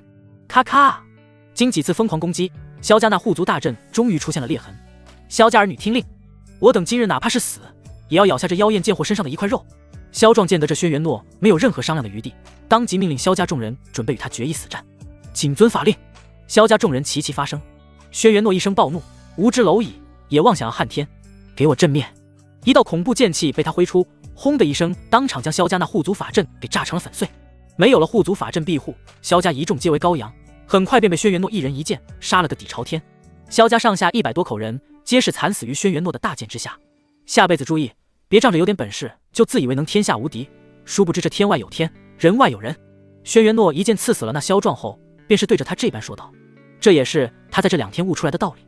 江南苏家，萧壮临死之际双眼瞪大，满脸不甘地倒了下去。终于完事了，这回主母大人跟先生一定会对我多加几分欣赏。轩辕诺收回大剑，神色变得轻松起来，随之身影一闪离开了此地。他前脚刚是离开，便有一个人影落到了萧家废墟之上。这人一身黑袍，正在废墟之中寻找着什么。片刻之后，还真的被他从一个角落里找着了一个精致的铁盒子。他将铁盒子打开，便是看到里面装有一块令牌，令牌上刻有一个散发着古老气息的天道2字。黑袍人神色大喜，找到了，果然存在。紧接着拿起令牌，消失在了萧家废墟之上。萧家被人覆灭一事，引起了龙国境内各大修仙势力的恐慌。要知道，以萧家的实力，哪怕是放在灵气充裕的鼎盛时期，那也是一个非常强劲的家族，居然就这么被人给灭了。萧家的敌人到底有多强大？但除了龙组织，根本没人能得知覆灭了萧家的人是谁，又或者是哪方势力。更甚至是有人猜测，这件事是国外的修士势力干的，要么就是哪位远古苏醒了，萧家不长眼，正好惹上了他。当然，有人忧就有人喜。萧家霸占整个西都1000年，如今覆灭于瞬间，旗下的众多资产跟资源惹来了各大家族势力的哄抢。也好在龙组织有人出来控制场面，否则西都不免引起一场腥风血雨。时间来到晚上，主母大人，先生，小女已将那不长眼的萧家覆灭，以示先生之威名。轩辕诺对坐在茶几跟前的林天生跟苏然2人态度毕恭毕敬地汇报道。林天生尤为满意的微微点头，随之给他递上了一杯茶，并在茶中放进了一缕仙气，说道，你做得很好，也辛苦了，先喝下这杯茶。先生公参造化，能为先生与主母大人尽犬马之劳，是小女之璀璨与荣耀。轩辕诺说着，双手接过茶杯，随之一饮而尽。茶水刚是入口，顿时有一股非凡的仙气流遍了他的全身经脉。轩辕诺只瞬间便感受到了不同，神色顿时欣喜若狂，连忙拜谢，谢先生赐下。林天生点头道，下去吧。是。轩辕诺开心的一路小跑离开。他发现自己的肉身似乎得到了从未有过的加强了。神上，每次有这种事怎么不让我去啊？我也很能打呀。边上的陆小仙一脸的埋怨，全当出去吹吹风也好啊，可除了陪苏然去上班，他哪都不能去，就连今天回苏家祭祖都不带他，当真是无趣。林天生提起茶杯喝了一口，并说道，你最好别搞事，昨晚我无意间察觉到了黑暗源头的修士，保不准他们还有人在。听闻这话，陆小仙脸色顿时惊变，急忙问道，黑暗源头是鬼族修士吗？林天生没再言语，只是轻轻的点了点头。一旁的苏然不明所以，于是问道，老公，你们说的鬼族修士又是哪个国家的势力啊？他心中以为林天生2人说的是某一个国家的修士。陆小仙神色凝重道，主母大人，鬼族并非这方界域之人，至于黑暗源头，那更是缥缈无法追溯，只是知道他们向来与天道跟仙界为敌，实力恐怖非常，哪怕是一族的长期小兵，修为境界那都是仙人境。苏然听闻，一副似懂非懂，听起来好像是外星修士，对于他而言似乎可以这么理解。陆小仙说完后，神色又是些许骇然，对林天生问道，神上，你昨晚遇到的那鬼族修士是何修为？林天生道，不朽境仙王。思听得如此，陆小仙脸色顿时惊变，下愣在原地，久久不能平静。这方天地到底存在着什么，居然会引来黑暗源头的关注？林天生没有再说话，只是又自顾自地倒起了一杯茶。陆小仙惊过来神，随之说，神上，主母大人，我先回房休息了。不朽仙王，哪怕是他陆小仙的全盛时期，单枪匹马的都不可能是对手啊。苏然点了点头，好，晚安。接着又看向了林天生，想了一想，便挽着他的胳膊娇气道：老公，带我进演化塔修炼呗。林天生会心一笑，行。接下来林天生再次开启空间裂缝，带着苏然走进了自己创造的小世界中。这次苏然竟然能轻松地击败了第1层的复制体，前往第2层的筑基中期进行试炼。然而林天生这次没有跟在他边上，而是在演化塔外的一颗巨石上躺了下来。他嘴里咬着一根狗尾巴草，目光注视这方世界的天空，陷入了思考当中。这里的一切看起来是多么的美好，可在下一刻，不远处的山脉居然发生了剧烈的震动。轰隆隆，一条巨大的身影缓缓拔地而起，竟然是一条身长足有万丈的3眼巨龙。巨龙无爪，极为远古，尤其是额头上的那只树眼，像是能看穿诸天万界一般。它极为庞大，盘踞在此地，竟能占据了半个空间。巨龙名唤竹九阴，曾为一方世界的创造神。林天生对竹九阴的出现并不以为然，自顾自地躺在巨石上，像是在思考着什么。竹九阴将他那无比巨大的头颅伸到林天生跟前，缓缓开口道：世天，你这小子的脑子该不会是进水了吧？居然会选中小世界的凡人当道侣。对于这个问题，林天生却是没有在意，而是语气些许慵懒地对他问道：你的伤好些了吗？竹九阴顿了一顿，随之微微扭动了一下庞大的身躯，而就是这么一扭动，整个空间都对震了起来，惊得此地无数精怪惊恐逃窜。竹九阴随后说道：是好些了，但话说回来，当年若不是你小子突然换吾，拿吾挡邪剑先帝等人的自爆，吾又怎会负伤陷入沉睡？当真是坑煞我也。当时3名不朽境的邪先帝自爆，那威力可想而知，纵使是他竹九阴，那也得落个当场半身不遂。本以为能出来大杀四方再添威名，可结果没成想，竟然是林天生这个老六给他下的套，刚刚露头便被重伤而回。林天生笑道：劳你护驾，不然那会儿整个仙界可就易主了。这句话刚说完，林天生的脸色突然间一顿，随之又沉了下来。竹九阴察觉到了他此刻的心情，额头上的树眼盯着他许久，片刻后流露出了一丝惊讶，随之问：你知道新本源居然出现了裂痕，看来在无沉睡的这段时间里，你遇上了难缠的对手，怪不得以你的修炼速度，居然还没能踏出最后一步，成就不朽境仙帝。是9大鬼族仙长，还是亘古10大禁区主宰？林天生沉默片刻，目光眯下来一半，沉声道：都不是。听闻这般，竹九阴愣神许久，而后轻轻地叹息一声，紧接着看向了演化塔，说道：那小女娃身上有一层连吾都看不透的因果，会不会与你有关？林天生脸色些许茫然，谁知道呢？竹九阴再次错愕，约莫半晌后说道：吾先去沉睡了，没事别唤吾。接着又像是突然想起了什么，又是说有事也别唤。说完后，那庞大的身躯又缓缓地趴回了原来的位置，看起来像是一座连绵无际的山脉。林天生没有再说话，只是安静地躺着，直到苏然满头大汗的出来：老公，来扶我一下。林天生听闻，急忙起身快步迎了过去，将他给抱在了怀里。苏然神色虽是疲惫，但却是笑着对林天生说：我打赢了第2层。林天生说道：非常厉害，先回去休息吧。说着将苏然给公主抱了起来，走出了演化塔。待回到苏家房间里时已是深夜，苏然缓过了一口气，便让林天生替他搓澡，毕竟出了一身汗，如何能睡下？林天生没有拒绝，跟他一起坐在浴缸中，手里拿着一个花洒喷头给他淋着水，一边想着心事。完事后便回到床上躺下，苏然还是跟往常一样黏着他，好似不贴在他怀里就睡不着一样。次日一早，苏然率先醒来，看着林天生那帅气的脸庞，便忍不住的亲了一口，随之轻轻的下床，蹑手蹑脚的前去洗漱。与往常一般，穿上黑丝换成了职业装，便下楼吃早餐。主母大人，早上好。刚是下楼，轩辕诺便在餐桌前恭候多时了，就连摆在桌子上的都是之前存在下来的一些妖兽精肉。苏然报以微笑：早上好，轩辕诺，一起吃吧。轩辕诺道：回主母大人，小女早已辟谷。苏然听闻，随后略显尴尬的笑了笑，他差点忘了轩辕诺是一名渡劫期大圆满的修士了。坐在边上的陆小仙手里把玩着2颗妖兽内丹，对轩辕诺说道：你运气不赖啊，肉身居然成就准圣体了。毕竟是在昨天，轩辕诺的肉体还不是准圣体呢，再进一步那可就是不化之身了。当然前提是没有外在因素的情况下。轩辕诺不失礼貌的笑道：多亏先生跟主母大人赐下的造化。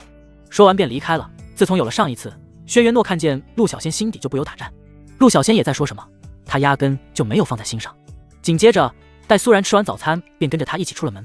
刚走到大门前，便是看见卧龙跟凤雏几人正在门外练习正步。好家伙，16条腿愣是没有一条是对齐的，俨然是各走各的，谁也不服谁。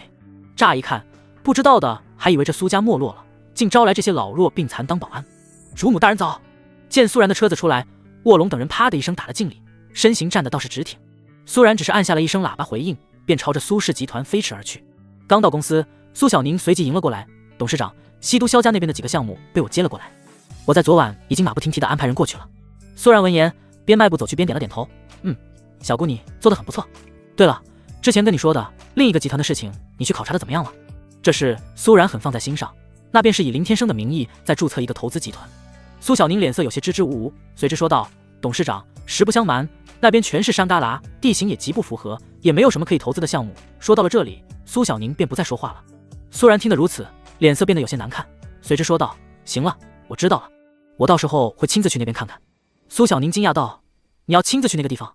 可那里就是一个不可能开发的山地啊！前不着村，后不着店的，他如何都想不明白，苏然为何要执意要花费重金投资那里。当然，苏然并没有跟别人说那边是林天生的家乡之事。苏然道：“好了，小姑，我自有分寸，你先去吧。”苏小宁又说：“还有一件事，南都那边给我们发了邀请函，说明天有一个古玩拍卖会，说是做慈善的。”听闻如此，苏然停下了脚步，语气有些惊讶的道：“古玩拍卖会？”苏小宁道：“是的，那边几个氏族豪门一起创办，据说每年都会进行好几次，一般的企业还不能染指呢。由于我们苏氏集团在那边开了一个分公司，所以也收到了邀请，要不我替你去推掉？”见苏然那诧异的模样，苏小宁还以为他对这些什么古玩拍卖不感兴趣，于是这般询问。按理来说，他对这些事情还真不感兴趣，一般这种事他只是让个代表过去，随便花点钱当做慈善。但他突然想起，上次林天生仅用50万就从叶家那里买回了陆小仙，他心里开始痒痒了起来。况且南都的豪门世家可比江南强上不知多少倍，万一有个好宝贝啥的，不去岂不是要错过？想到此处，苏然便对苏小宁说道：“不，小姑，你安排一下，明天我们去那个慈善拍卖会。”苏小宁一愣：“你要亲自去吗？”苏然点了点头，还特意嘱咐了一下，多准备资金，能准备多少就多少。说着便带着陆小仙走进了自己的办公室。苏小宁神色些许疑惑，随后说道：“好的。”刚坐到自己的办公桌前，苏然便立马打开电脑，搜出了南都慈善拍卖会的信息，目光盯着以往被拍卖成功的一些古董物件图片。苏然两只小手撑着下巴沉思了起来。片刻之后，他像是想到了什么，便对那坐在沙发打着游戏机的陆小仙喊了一声：“小仙，你过来一下，你帮我看看这些东西的真假。”林天生没在边上，他觉得陆小仙是仙，应该能看出什么是好东西吧。陆小仙手里拿着游戏机，走来的同时还不忘埋头操作，来到跟前便是抬眼一看，随之说道：“都是一些修士使用过的垃圾玩意儿，没啥好稀奇的。”苏然听得如此，顿了一顿后又是说：“明天我想去一个古玩拍卖会，你说有没有可能会遇上你的姐妹？”陆小仙听闻，那两只圆溜溜的眼睛看了苏然一眼：“主母大人，你是说，要知道苏然这女人的气运可不一般啊，她要是有所察觉，搞不好还真能遇上诛仙4剑中的其他剑。”苏然点了点头，他在冥冥之中有预感，如果这次他不去的话，恐怕还真的会错过什么。女人的第六感应该不会有错。随后又说：“晚上我回去跟天生说一下。”与此同时，林天生起身洗漱完毕，刚下楼便是看见南山老道火急火燎地冲进了庭院中：“先生，获释了！”叶枫在山脉之中找到2只元婴期大圆满的妖兽，结果不敌啊！林天生闻言没再怠慢，带路，心想这叶枫不过是刚刚步入元婴期，当真也是飘了，居然敢前去猎杀那些隐世妖兽。此时某个大山之中，叶枫正与2只体型3米多高的3尾狼妖对峙。卑贱的人族修士胆敢前来惊扰本座，当真是自寻死路。2只妖兽一公一母，已然是怒不可遏，两夫妻沉睡的好好，不知从哪冒出来个不长眼的人族修士将他们惊醒。如果只是这样也就罢了，可这叶枫跟那逃走的老道竟扬言要将其剥皮吃肉，取去内丹，这换作是谁又能忍？妈呀，如何是2只元婴期大圆满的狼妖啊？秦岚当真是要坑杀我也！道长一定要将师尊引来，否则无命休矣。此时的叶枫单独一人面对这2只愤怒至极的狼妖，心里也是被吓得没了分寸。之前秦岚与他说，这里沉睡着1只元婴初期的妖兽，他刚踏入元婴期，想来是个不错的试炼对手。可没曾想，惊动的却是这2只半步渡劫期的狼妖。狼妖夫妻一条心，散发出来的妖气直冲天际，尤为恐怖，势必要将这不长眼的叶枫给活活生吞。死！公狼妖率先发难，扬起一爪猛扑而来，叶枫不敢大意，急忙双手起势，使出功法1000雷动。啪啦一声惊雷响起，只见电光一闪，叶枫通身雷电缭绕，身影快如闪电，有惊无险地避开了公狼的一击。可他还没能来得及庆幸，那母狼的身影已然杀至身后，怒张血盆大口，便要将他活活吞下。完了，那狰狞的牙口已是顶到发丝，叶枫避无可避，心中惊骇不已，心里想着这下怕是要彻底的完了。然而就在这时，2只狼妖在突然之间像是感受到了什么恐怖，神色惊恐地愣在原地，不敢再有半分动作。就仿佛只要感动哪怕那么一下，他们立马就会暴毙而亡一般。刚才所散发出来的恐怖气息已然全无，目光惊恐的同时望向一方，俯下身躯瑟瑟发抖，发出了嘤嘤的沉浮叫声。见得如此，叶枫一时间还能反应过来到底发生了什么。下一秒，林天生的身影眨眼间便出现在了跟前。叶枫神色大喜，师尊，这下终于有救了。以他目前的修为实力，即便手段尽出，也赢不了这2只狼妖中的任意一只。林天生刚是出现，那2只狼妖更加的颤抖了。在刚才林天生的一道意识声音突然在他们的脑海间同时炸响，并将他们的神魂给当场镇压。拥有这般手段的修士，修为断然是要大出他们好几个境界。林天生看了一眼叶枫，随之说道：“你刚踏入元婴境界，也敢来寻这2只狼妖，胆子还真是大。”可叶枫的性格，林天生是非常了解的。这小子做事极为谨慎，今日这是脑子抽了吗？叶枫委屈地说道：“师尊，都怪秦岚给的信息有误，他跟我说的是一只元婴初期的妖兽，没成想竟然是一对元婴期大圆满。”林天生听闻，神色略微诧异。秦岚，叶枫点了点头，回想起来，秦岚手里有一本古书，上面的确是记载着诸多上古信息。林天生若有所思片刻，又是问：“秦岚人呢？”叶枫说：“他在秦家，他没与我一起来。”得知如此，林天生也没再多想，而是将目光放到了那2只狼妖身上。先上，先上饶命啊！小妖知道错了，还望先上大人有大量，饶过我夫人一命。我甘愿奉上自身内丹与一身精肉，只希望先上不要杀我夫人。公狼惶恐地对林天生连连跪拜求饶。这样的存在，随随便便动用一根手指头就能把他们给捏死了。一旁的母狼神色悲伤，眼眶中流下了眼泪。夫君，今日这因果恐怕是逃不开了。见2只狼妖这般悲情，林天生便用神识再次扫了他们一眼，便是发现这母狼原来已怀有身孕了。若是此时杀了他们，必定会有损气运。也在这时，南山老道踏剑飞来，看见这般情景，便是哈哈笑道：“哈哈，在我家先生面前，万物皆是蝼蚁，而等2只小狼妖，今日断然不能活了。”听闻这话，2只狼妖神态变得越发的惶恐，用着祈求的目光看着林天生，等待着他降下杀伐。然而林天生安静片刻之后，却是对他们说道：“今日我饶你们一命，但切记不可作乱，否则不论你们身在何处，我一念便能将你夫妻2人灭杀。”此话一出，狼妖夫妻顿时大喜过望，幻化成了人形，接连对着林天生不停拜谢：“谢先上不杀之恩，我夫妻2人定当铭记于心。”林天生点了点头：“离去吧。”狼妖夫妇连忙起身：“是，先上。”话音落下，立马一同跃上高空，消失不见了。南山老道跟叶枫满头的疑惑：“先生，为何要放过那2只狼妖啊？”2人不明白，从古至今人族与妖族向来不两立，今日放他们离开，再往后指不定会成为麻烦呢。林天生嘴角扬起一抹令人难以琢磨的笑意，说道：“因果使然。”说完后，身影便直接消失在了原地。因果使然，南山老道跟叶枫听得一脸懵逼。像他们这种境界的修士，自然无法能明白仙人境界之上的因果厉害。2人想不明白，也便不去想了，随之跟上了林天生而去。毕竟林天生的决定对于他们来说必定是另有深意。日落西阳，苏然下班回来便坐到林天生的边上，说：“老公，明天南都有个古玩拍卖会，你要跟我一起去吗？”林天生诧异道：“古玩拍卖会？”苏然点了点头，随之小脸认真的说：“是南都那边的豪门世家举办的，我感觉我们可以过去捡个漏啥的。上次你在叶家那里花了50万就买到了小仙，这回搞不好会有他的姐妹呢。”林天生听闻如此，不由得哈哈大笑了起来，哪里会有那么容易就能遇上诛仙4剑？上次不过是个意外罢了。不过你身上的气运异于常人，你倒是可以去碰碰运气。苏然神色凝重道：“你不跟我一起去吗？”林天生道：“让路仙剑跟你一起去就可以了，毕竟如果真有其他剑，他比我还清楚。”说完之后，林天生便拿着手机起身。苏然神色很是落寞：“我知道了，但我还有一个问题。”准备离开的林天生诧异了起来，随之问：“又怎么了？”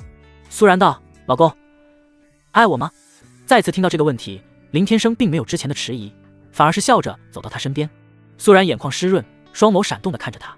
有时他经常会质疑自己，他是天上仙，自己真的能配得上他吗？林天生弯下腰来，伸出一只手去扶住了苏然的后脑勺，随之又将自己的额头轻轻地碰到他的额头上，温声细语地对他说道：“傻丫头，我当然爱你。”林天生说完后，便微微合闭双眼，轻轻地亲到了苏然的小嘴唇上。这可是林天生第一次主动对他苏然表现出心意。林天生作为一名1万多年的钢铁直男，在苏然把自己的第一次给他时，在他心里苏然的地位已经无人能代替了。只是他一向不懂如何去表达儿女情长。苏然心里顿时激动不已，立马一把紧紧地抱住了林天生，疯狂地与他亲吻了起来，就生怕他跑了一般。如此一幕让边上的苏家下人与跟轩辕诺小脸一红，赶紧就溜了出去。反倒是一旁的陆小仙，她身为一把剑，哪里能亲眼目睹过男女热吻的场面，当即神色愕然，呆若木鸡地看着两人。林天生本来只是想表示一下而已，没想到苏然的反应如此激烈，竟如狼似虎，赶忙拉住了他。陆小仙正看着你呢，害臊不？苏然听闻，这才发觉自己刚才过于失态了，小脸色顿时红到了脖子根，连忙娇羞的一头埋进了林天生的怀里。但在这么些日子以来，终于亲耳听到了林天生的亲口告白，怎能不让他心中激动？纵使千言万语，全都顶不上他刚才的那一句。陆小仙回过了神，连忙尴尬笑道：“嘿嘿，神上，主母大人，你俩继续，我什么都没看见。”说着便紧紧地闭上眼睛，装起了瞎子，两只小手伸摸着空气上了楼。见他如此滑稽，苏然顿时哑然失笑，随之又用一只粉拳砸到了林天生的胸膛上，一副小女人模样，娇声娇气的道：“讨厌。”林天生轻笑着抚摸着她的头：“你是我林天生的妻子，在将来或许还是名正一方的女帝。”苏然满脸幸福的连连点头：“千万不要离开我，不然我也不活了。”林天生放开了他，少说丧气话。行了，我出去走走，等会回来跟你吃晚饭。苏然娇应一声：“随之又说：“对了，你明天真不跟我去吗？”林天生边是走出门外，边是说道：“你跟陆小仙去就行了。”苏然撅起小嘴，低声道：“好吧。”出了苏家大门，林天生双手插着，都走向附近那处公园而去。虽然之前被卧龙跟巨蟒摧毁，但在后来林天生让苏然花钱请人恢复了回来。由于之前这里发生过了修士大战，相比之前前来散步游玩的人变得比以前更多了，更甚至是成为了江南富有盛名的一个景点。林天生心情无比的舒畅，他突然间感觉到自己的本源似乎有了微妙的变化，随之窥视了一番自身，便是惊奇的发现出现裂痕的本源居然恢复了一些，道心并没有之前的那么动摇了。他边走边想，之前自己就是中了欲望之法，这才动摇到了道心，伤到了本源。当他走到一处烧烤小吃摊前时，惊讶的发现今天刚放走的那两只狼妖竟然出现在此地，半天不见，居然在此化是为了小吃摊老板。那母狼的肚子还隆了起来，看起来马上就要生了。林天生顿了一顿，随之走上了前去。此时狼妖夫妇还未能察觉到林天生过来，还在忙里忙外的翻着烤串，热情招呼着客人。当林天生走到跟前，狼妖夫妇这才惊骇的察觉，先生连忙不顾其他，便是要迎过来给林天生跪下。林先生说道：“不必如此。”狼妖夫妇这才停下了脚步，但脸色上依然是惊慌不已，表现得唯唯诺诺。林天生扫了一眼摊位上的烧烤，便是发现不过是一般的肉类海鲜，还有青菜之类的。喂，老板，我们点的20串猪命根子还没好吗？怎么这么慢啊？正当这时，摊位上的几名客人明显是等得有些不耐烦了。那公狼妖听闻客人吆喝，连忙回过神，点头哈腰的道：“好了，马上就好了。”说着又用着无比惊恐的目光看向了林天生，站在原地不敢动弹。林天生边一步走到他们的摊位前，便是说：“我只是路过，你这里有鱿鱼跟韭菜卖吗？”公狼妖听闻，连忙说道：“有的，先生。”林天生笑了笑，随之说道：“每样给我烤几串，打包，但不用刻意，先照顾其他客人，我有的是时间。”说完便走到摊位上的一处桌子跟前坐了下来。好嘞。狼妖夫妇见林天生不是过来为难他们的，神色顿时变得无比喜悦。而在等待的时间中，林天生发现这狼妖居然舍得用自身的真气净化掉了炭火中的油烟。这么做虽然能让食材变得更加卫生与珍贵，但在这个灵气稀薄的世界，这么做的话，他的修为必定会快速跌落。先生，好了。不过多时，林天生点的烤串已经出炉，并装进了袋子里，打包好了。林天生顺手接过，掏出手机问道：“多少钱？”狼妖夫妇连忙摆手说道：“先生，不用这般客气，你能饶我夫妇一命，已经是天大的恩赐。况且我们已经想通了，从今往后要以凡人的方式来生活。”林天生听闻这般，随之笑了笑，将手机扫向了一旁的二维码，直接给付了5万。由于之前苏然给他的卡设置了限额还没改过来，他现在一天只能用这么多，不然的话还能多给一些，并说道：“凡人的生活也不是那么容易的，没钱可不行。何况你们的孩子马上就要生了吧？到时候金钱兴许会对你们有很大的帮助，好好加油。”林天生说完后，便提着烤串朝着苏家走了回去。见得这般，狼妖夫妇便心怀感激地对走去的林天生低头拜谢：“谢先生。”待林天生走远后，公狼妖喃喃地说道：“原来这样的存在也会游离于凡尘世间啊。”回到家中已是傍晚，饭桌上已经放好了饭菜，陆小仙正抱着碗埋头干饭。现在的他已经慢慢迷恋上了凡尘的味道了。苏然穿着一身蕾丝小短裙，看见林天生回来，连忙开口：“老公，我正准备给你打电话呢，你手里拿的是什么啊？”林天生跟着他一起坐到餐桌前，边将烤串放了出来：“路边小吃，以前我经常吃。”苏然闻言眉头一皱，随之拿起筷子轻轻地扒拉了一下：“会不会不卫生啊？”林天生笑道：“不会，这烤串不是普通人烤的，尝尝吧。”苏然贵为豪门千金，打小楚梅就不让她跟苏可欣吃这些东西，还说什么不卫生、地沟油之类的，但这气味还真是香的不行啊！苏然忍不住夹起一块烤鱿鱼放进小嘴中，轻轻地嚼了起来，瞬间便感受到了一股无比细微的灵气引入了体内，随即道：“真好吃，原来是你用蒸汽烤的呀！”说着又接连夹了几口。可还没等林天生说话，一旁的陆小仙看苏然吃的那么香，还听到他说是林天生亲自烤的，立马起身点起脚把手伸的老长夹了一口。要真是林天生使用蒸汽烤的玩意，他可不能错过，吃下去那可是能助于修炼与提升修为的，放在诸天万界无疑是会引来诸多修士哄抢的珍贵之物。可当他刚嚼了几口，就发现了不对劲，脸色失落道：“什么嘛，我还以为是神上亲自烤的，原来竟是下界妖族修士的真气。”苏然小脸疑惑地对他问：“妖族修士的真气烤的吗？”陆小仙点了点头说道：“是的哦，主母大人。”接着又不嫌事大的贴到苏然的耳边，低声细语地说：“搞不好啊，神上已经在外边养了一个小妖精。”苏然刚是听闻，双眼顿时瞪大，手中的筷子都不由掉到了地上，下意识地猛地看向了林天生，那可怜巴巴的小表情，眼看就快要哭了。陆小仙心里刚是沾沾自喜，林天生的大巴掌立马呼了过去，啪的一声，清脆当场将他给扇飞，在半空上不由自主地翻滚了几卷方，才重重地砸到了地板上。“你再敢胡说八道，我灭了你！”今非昔比，林天生如今非常清楚苏然的性子，这话肯定会让他心里难受，搞不好还会因此质疑他自己。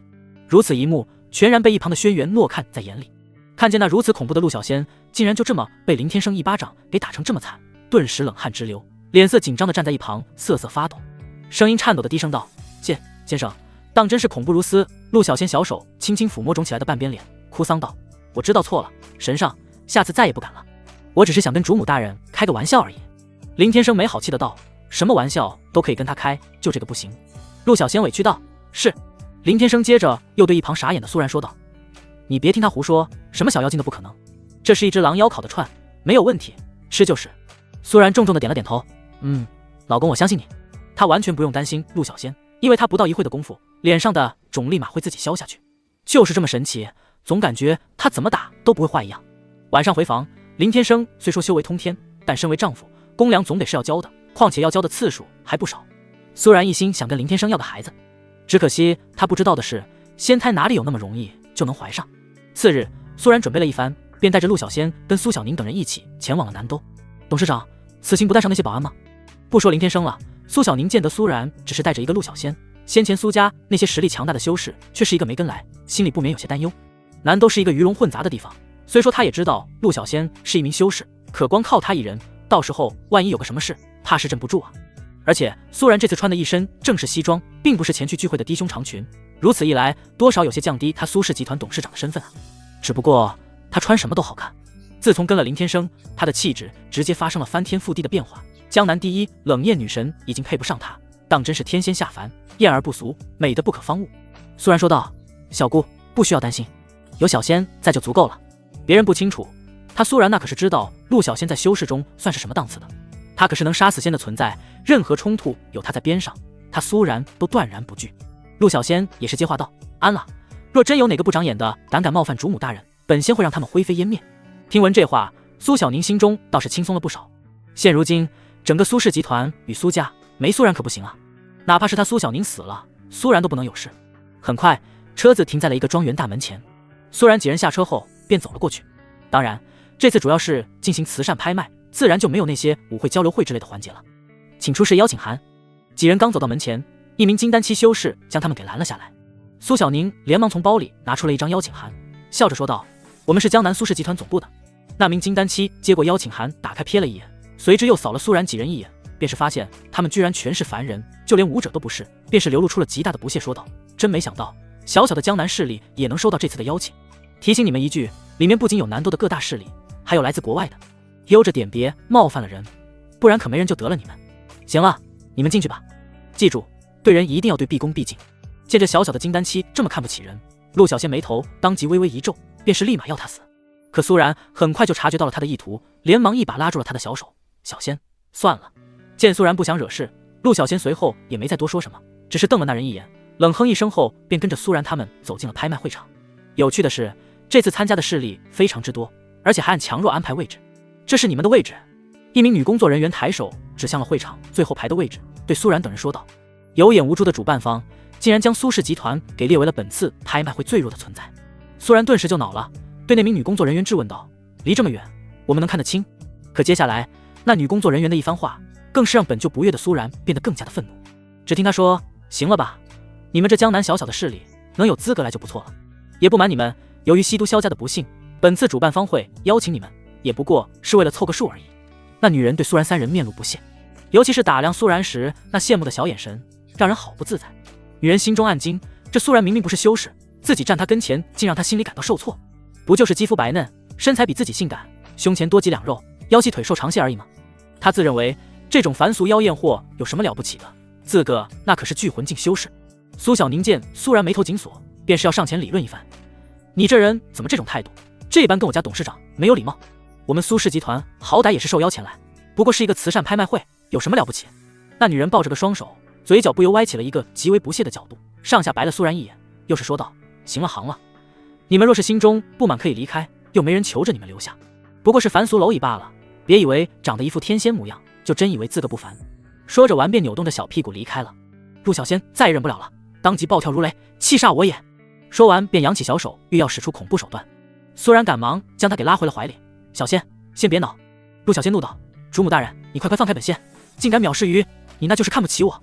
他喵的，本仙今日非得平了这破烂地不可。”不论怎么说，现在苏然可是他陆仙剑的保护对象，换句话讲，若不是世间有苏然，恐怕他陆小仙再过个几万年都一定能遇到苏醒的机会。区区下界蝼蚁胆敢这般大不敬，不灭了此方，实在是难消他心头之怒火。苏然急忙道：“你忘了天生之前跟你说的话了吗？他让你小心行事，免得引来那什么鬼族修士。”听到这话，陆小仙那愤怒的小脸随之一愣，心中的怒火也在此刻间熄灭了下去。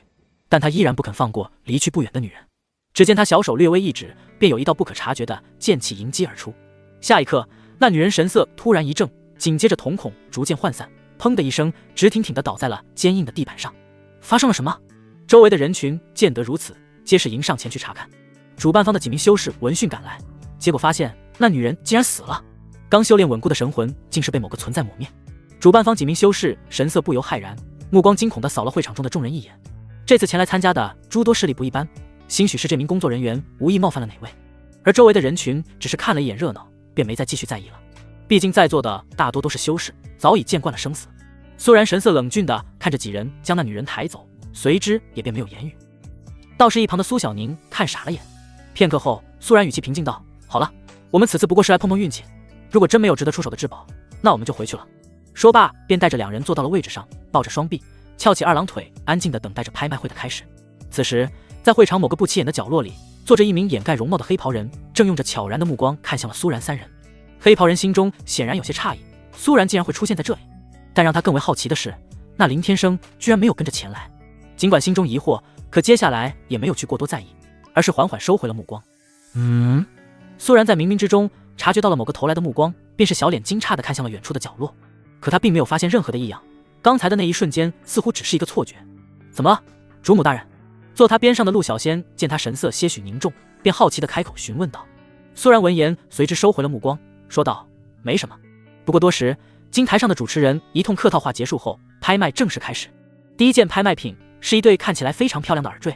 诸位，第一件拍卖品来自3000年前一名已经陨落的元婴期强者戴过的耳坠，其中兴许会隐藏着什么绝世功法，起拍价为5亿，在座有感兴趣的请出价。随着话音落下，很快就有人举起了牌子。经过一番激烈的抢拍竞争，那对耳坠到最后竟然卖到惊人的300亿高价，让一旁的苏然跟苏小宁都吓得目瞪口呆。上古元婴期修士的耳坠竟然能卖到300亿，心想这钱也太好赚了吧！即便是要给出一半金额做慈善，那么也得有150亿了啊！陆小仙抱着两只小手，满脸的不屑。对于他而言，这些连垃圾都算不上。苏然震惊许久，随之突然开口说道：“妈爷，如果真是这样，那卧龙他们穿过的衣物岂不是能值不少钱啊？又比如轩辕诺穿过的黑丝啥的，拿到此处进行拍卖，会不会引起哄抢呢？”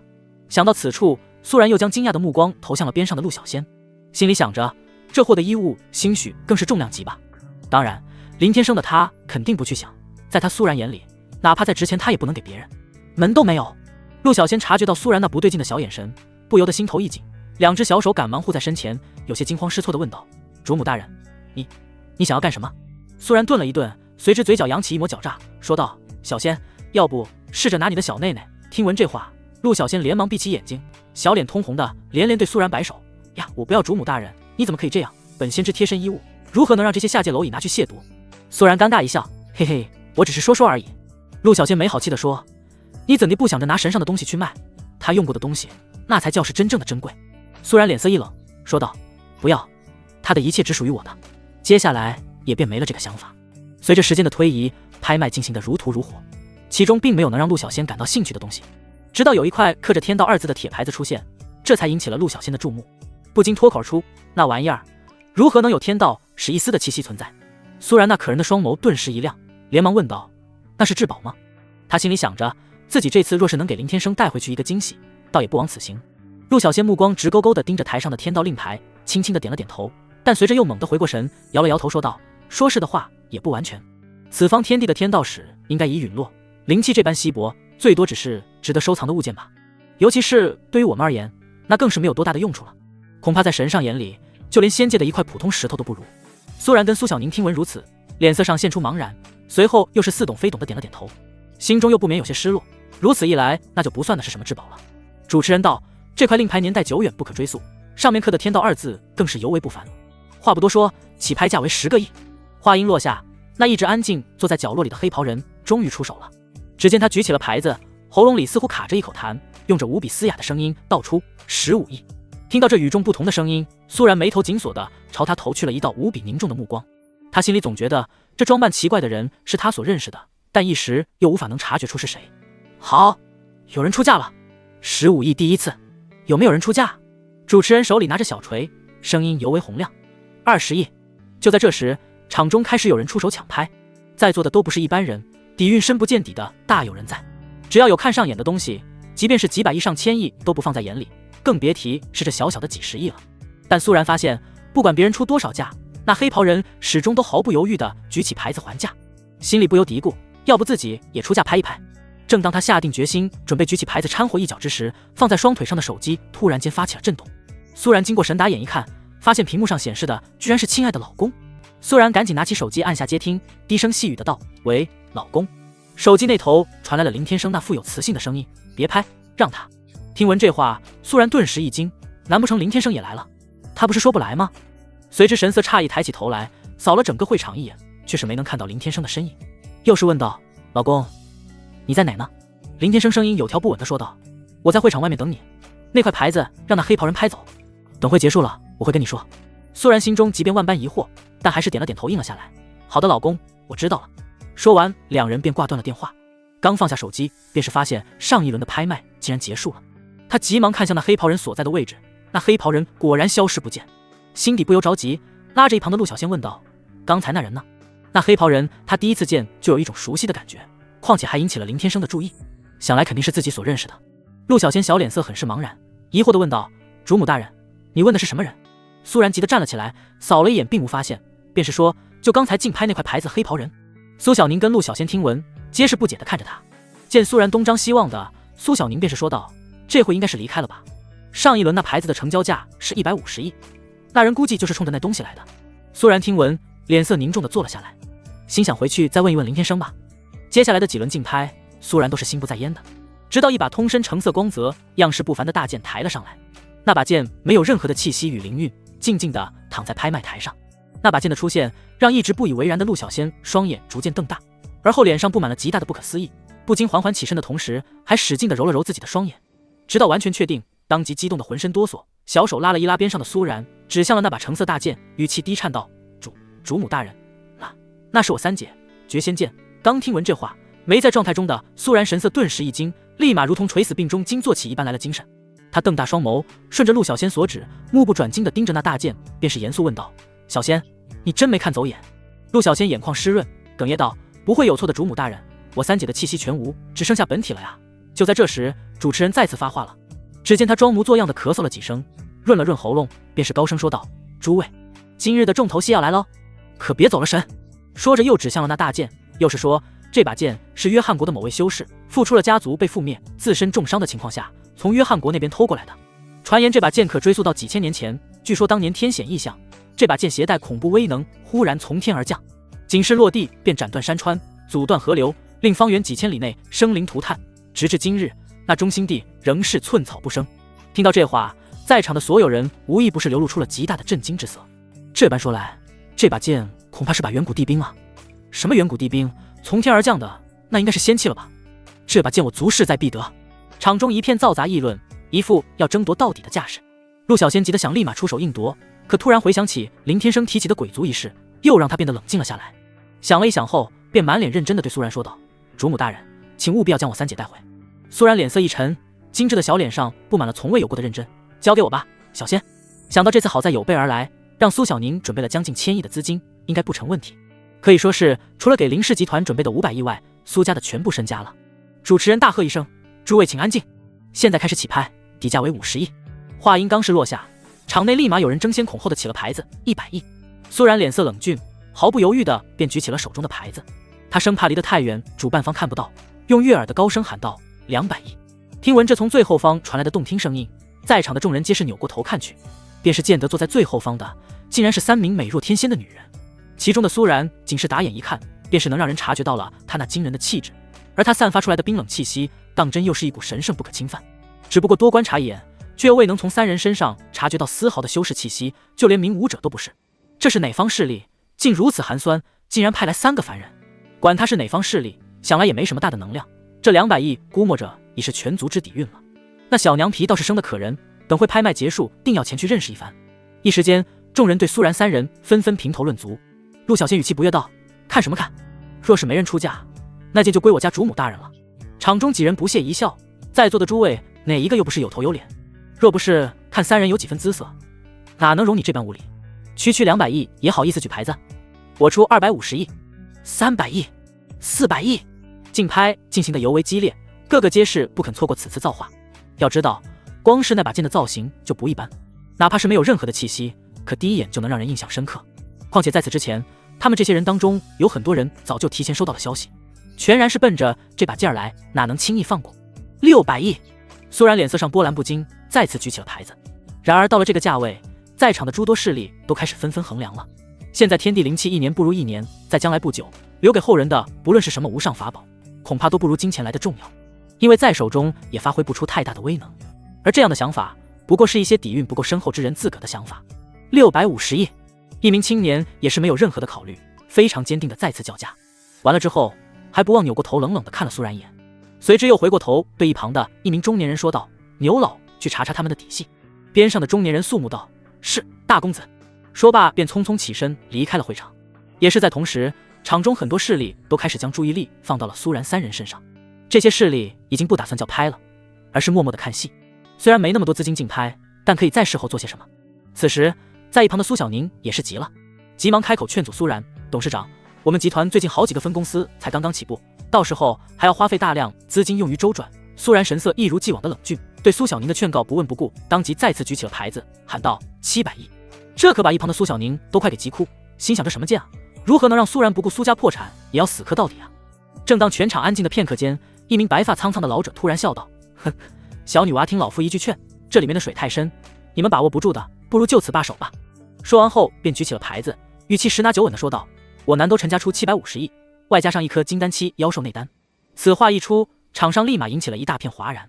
什么？750亿竟然还外加一颗金丹期妖兽内丹？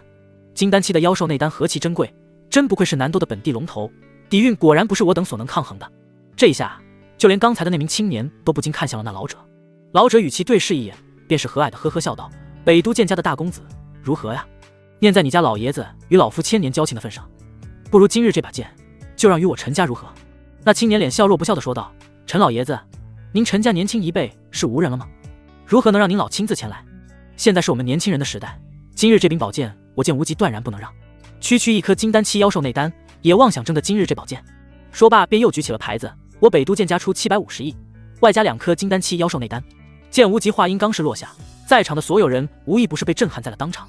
在这个末法时代，拥有修为的妖兽极为罕见，强大一些的无一不是找个隐蔽的地方躲起来沉睡。要寻到一只聚魂境修为的妖兽尤为艰难，更别提是金丹期的妖兽了。再者说，在同境界中，金丹期妖兽的实力可是比人族修士的还要强上不少。先不说能不能找到，就算找着了，若是没有元婴境的修为，想要成功猎杀一头金丹期妖兽，基本不可能。金丹期妖兽内丹何其珍贵，北斗的剑家居然舍得拿出2颗，当真是让人望尘莫及。见无极这么大的手笔，就连刚才陈家的那老者也不由得皱起了眉头，开始在心里衡量了起来。正当众人被剑无极的出手震撼之时，苏然跟陆小仙则是一脸懵逼地看着众人的反应。金丹期妖兽内丹，心想那玩意儿居然这么好使。两人心想一处，不约而同地对视了一眼。陆小仙赶忙从裤袋里掏出了2颗妖兽内丹，其中1颗是金丹期牛妖的内丹，另1颗则是元婴期大圆满的虎妖内丹。苏然跟陆小仙四目相对了一眼，随之又不约而同地掩嘴偷笑了起来。约莫笑了片刻，苏然神色突然又是一冷，立马高高地举起小手中的牌子，喊道：我江南苏家出1颗元婴期大圆满的妖兽内丹。哇！此话一出，会场之中瞬间沸腾了起来。剑无极与陈家老爷子更是脸色震惊地扭过头看向了苏然三人。那主持人愣在原地片刻，随之又猛地惊过神，脸色怒道：放肆！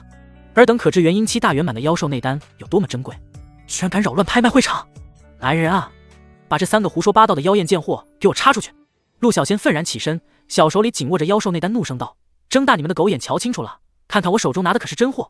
陆小仙手中的妖兽内丹正散发出一道耀眼的金黄色光泽，瞬间内整个会场变得鸦雀无声，所有人的目光皆是直勾勾地盯着那枚内丹，脸上布满了不可置信，已然被惊得目瞪口呆。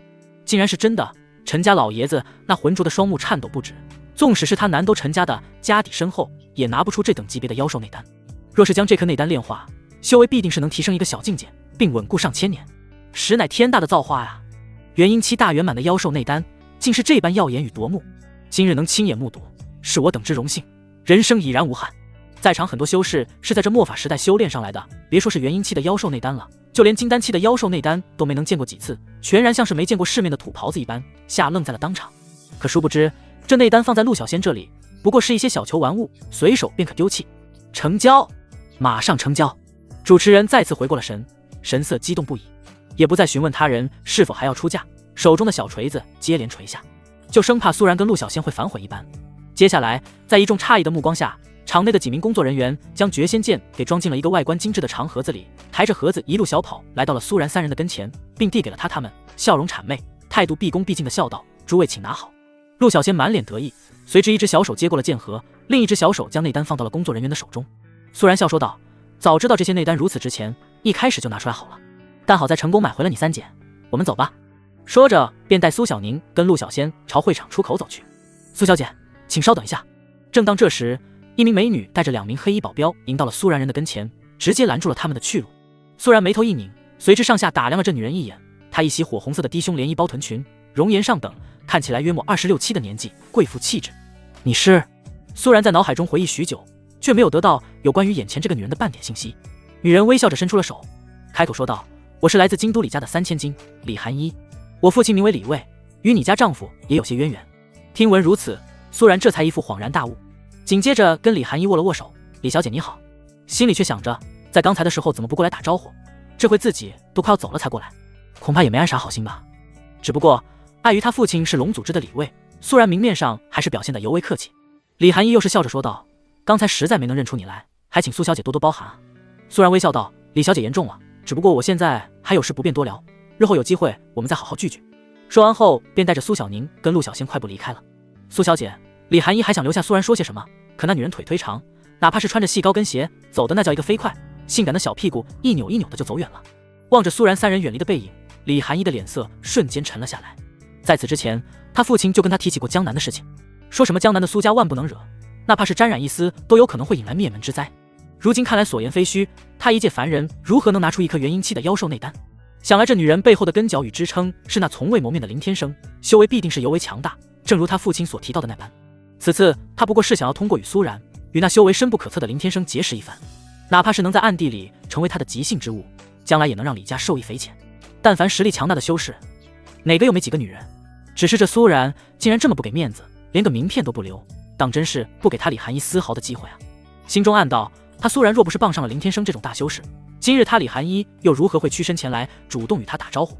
一旁的2名保镖低声道：三小姐，我们要不要？李寒衣细想片刻，随之轻轻点头说道：悄悄地跟着就行，终究不过是个涉世未深的小女人而已。殊不知现在有多少势力已经暗中尾随了。保镖听闻，随之又是问道：如果起冲突，那我们……李寒衣冷笑一声，袖手旁观便可，但要在他们死了，你们再出手。2名保镖点头意会，是。话音落下，两人身影便是一闪。此时，不光是李寒衣的人尾随，几个势力都不想就此放过苏然离开。俗话说得好，财不外露，亦不可猖狂。随手就能掏出一枚元婴期妖兽内丹，况且还只是3个没有任何修为的小女人，这般做法必定会引起诸多势力眼红。他们身上指不定还藏有什么至宝。再者说，就他们拍下的那把剑，已经能让诸多势力甘愿冒着被灭族的风险疯狂抢夺了。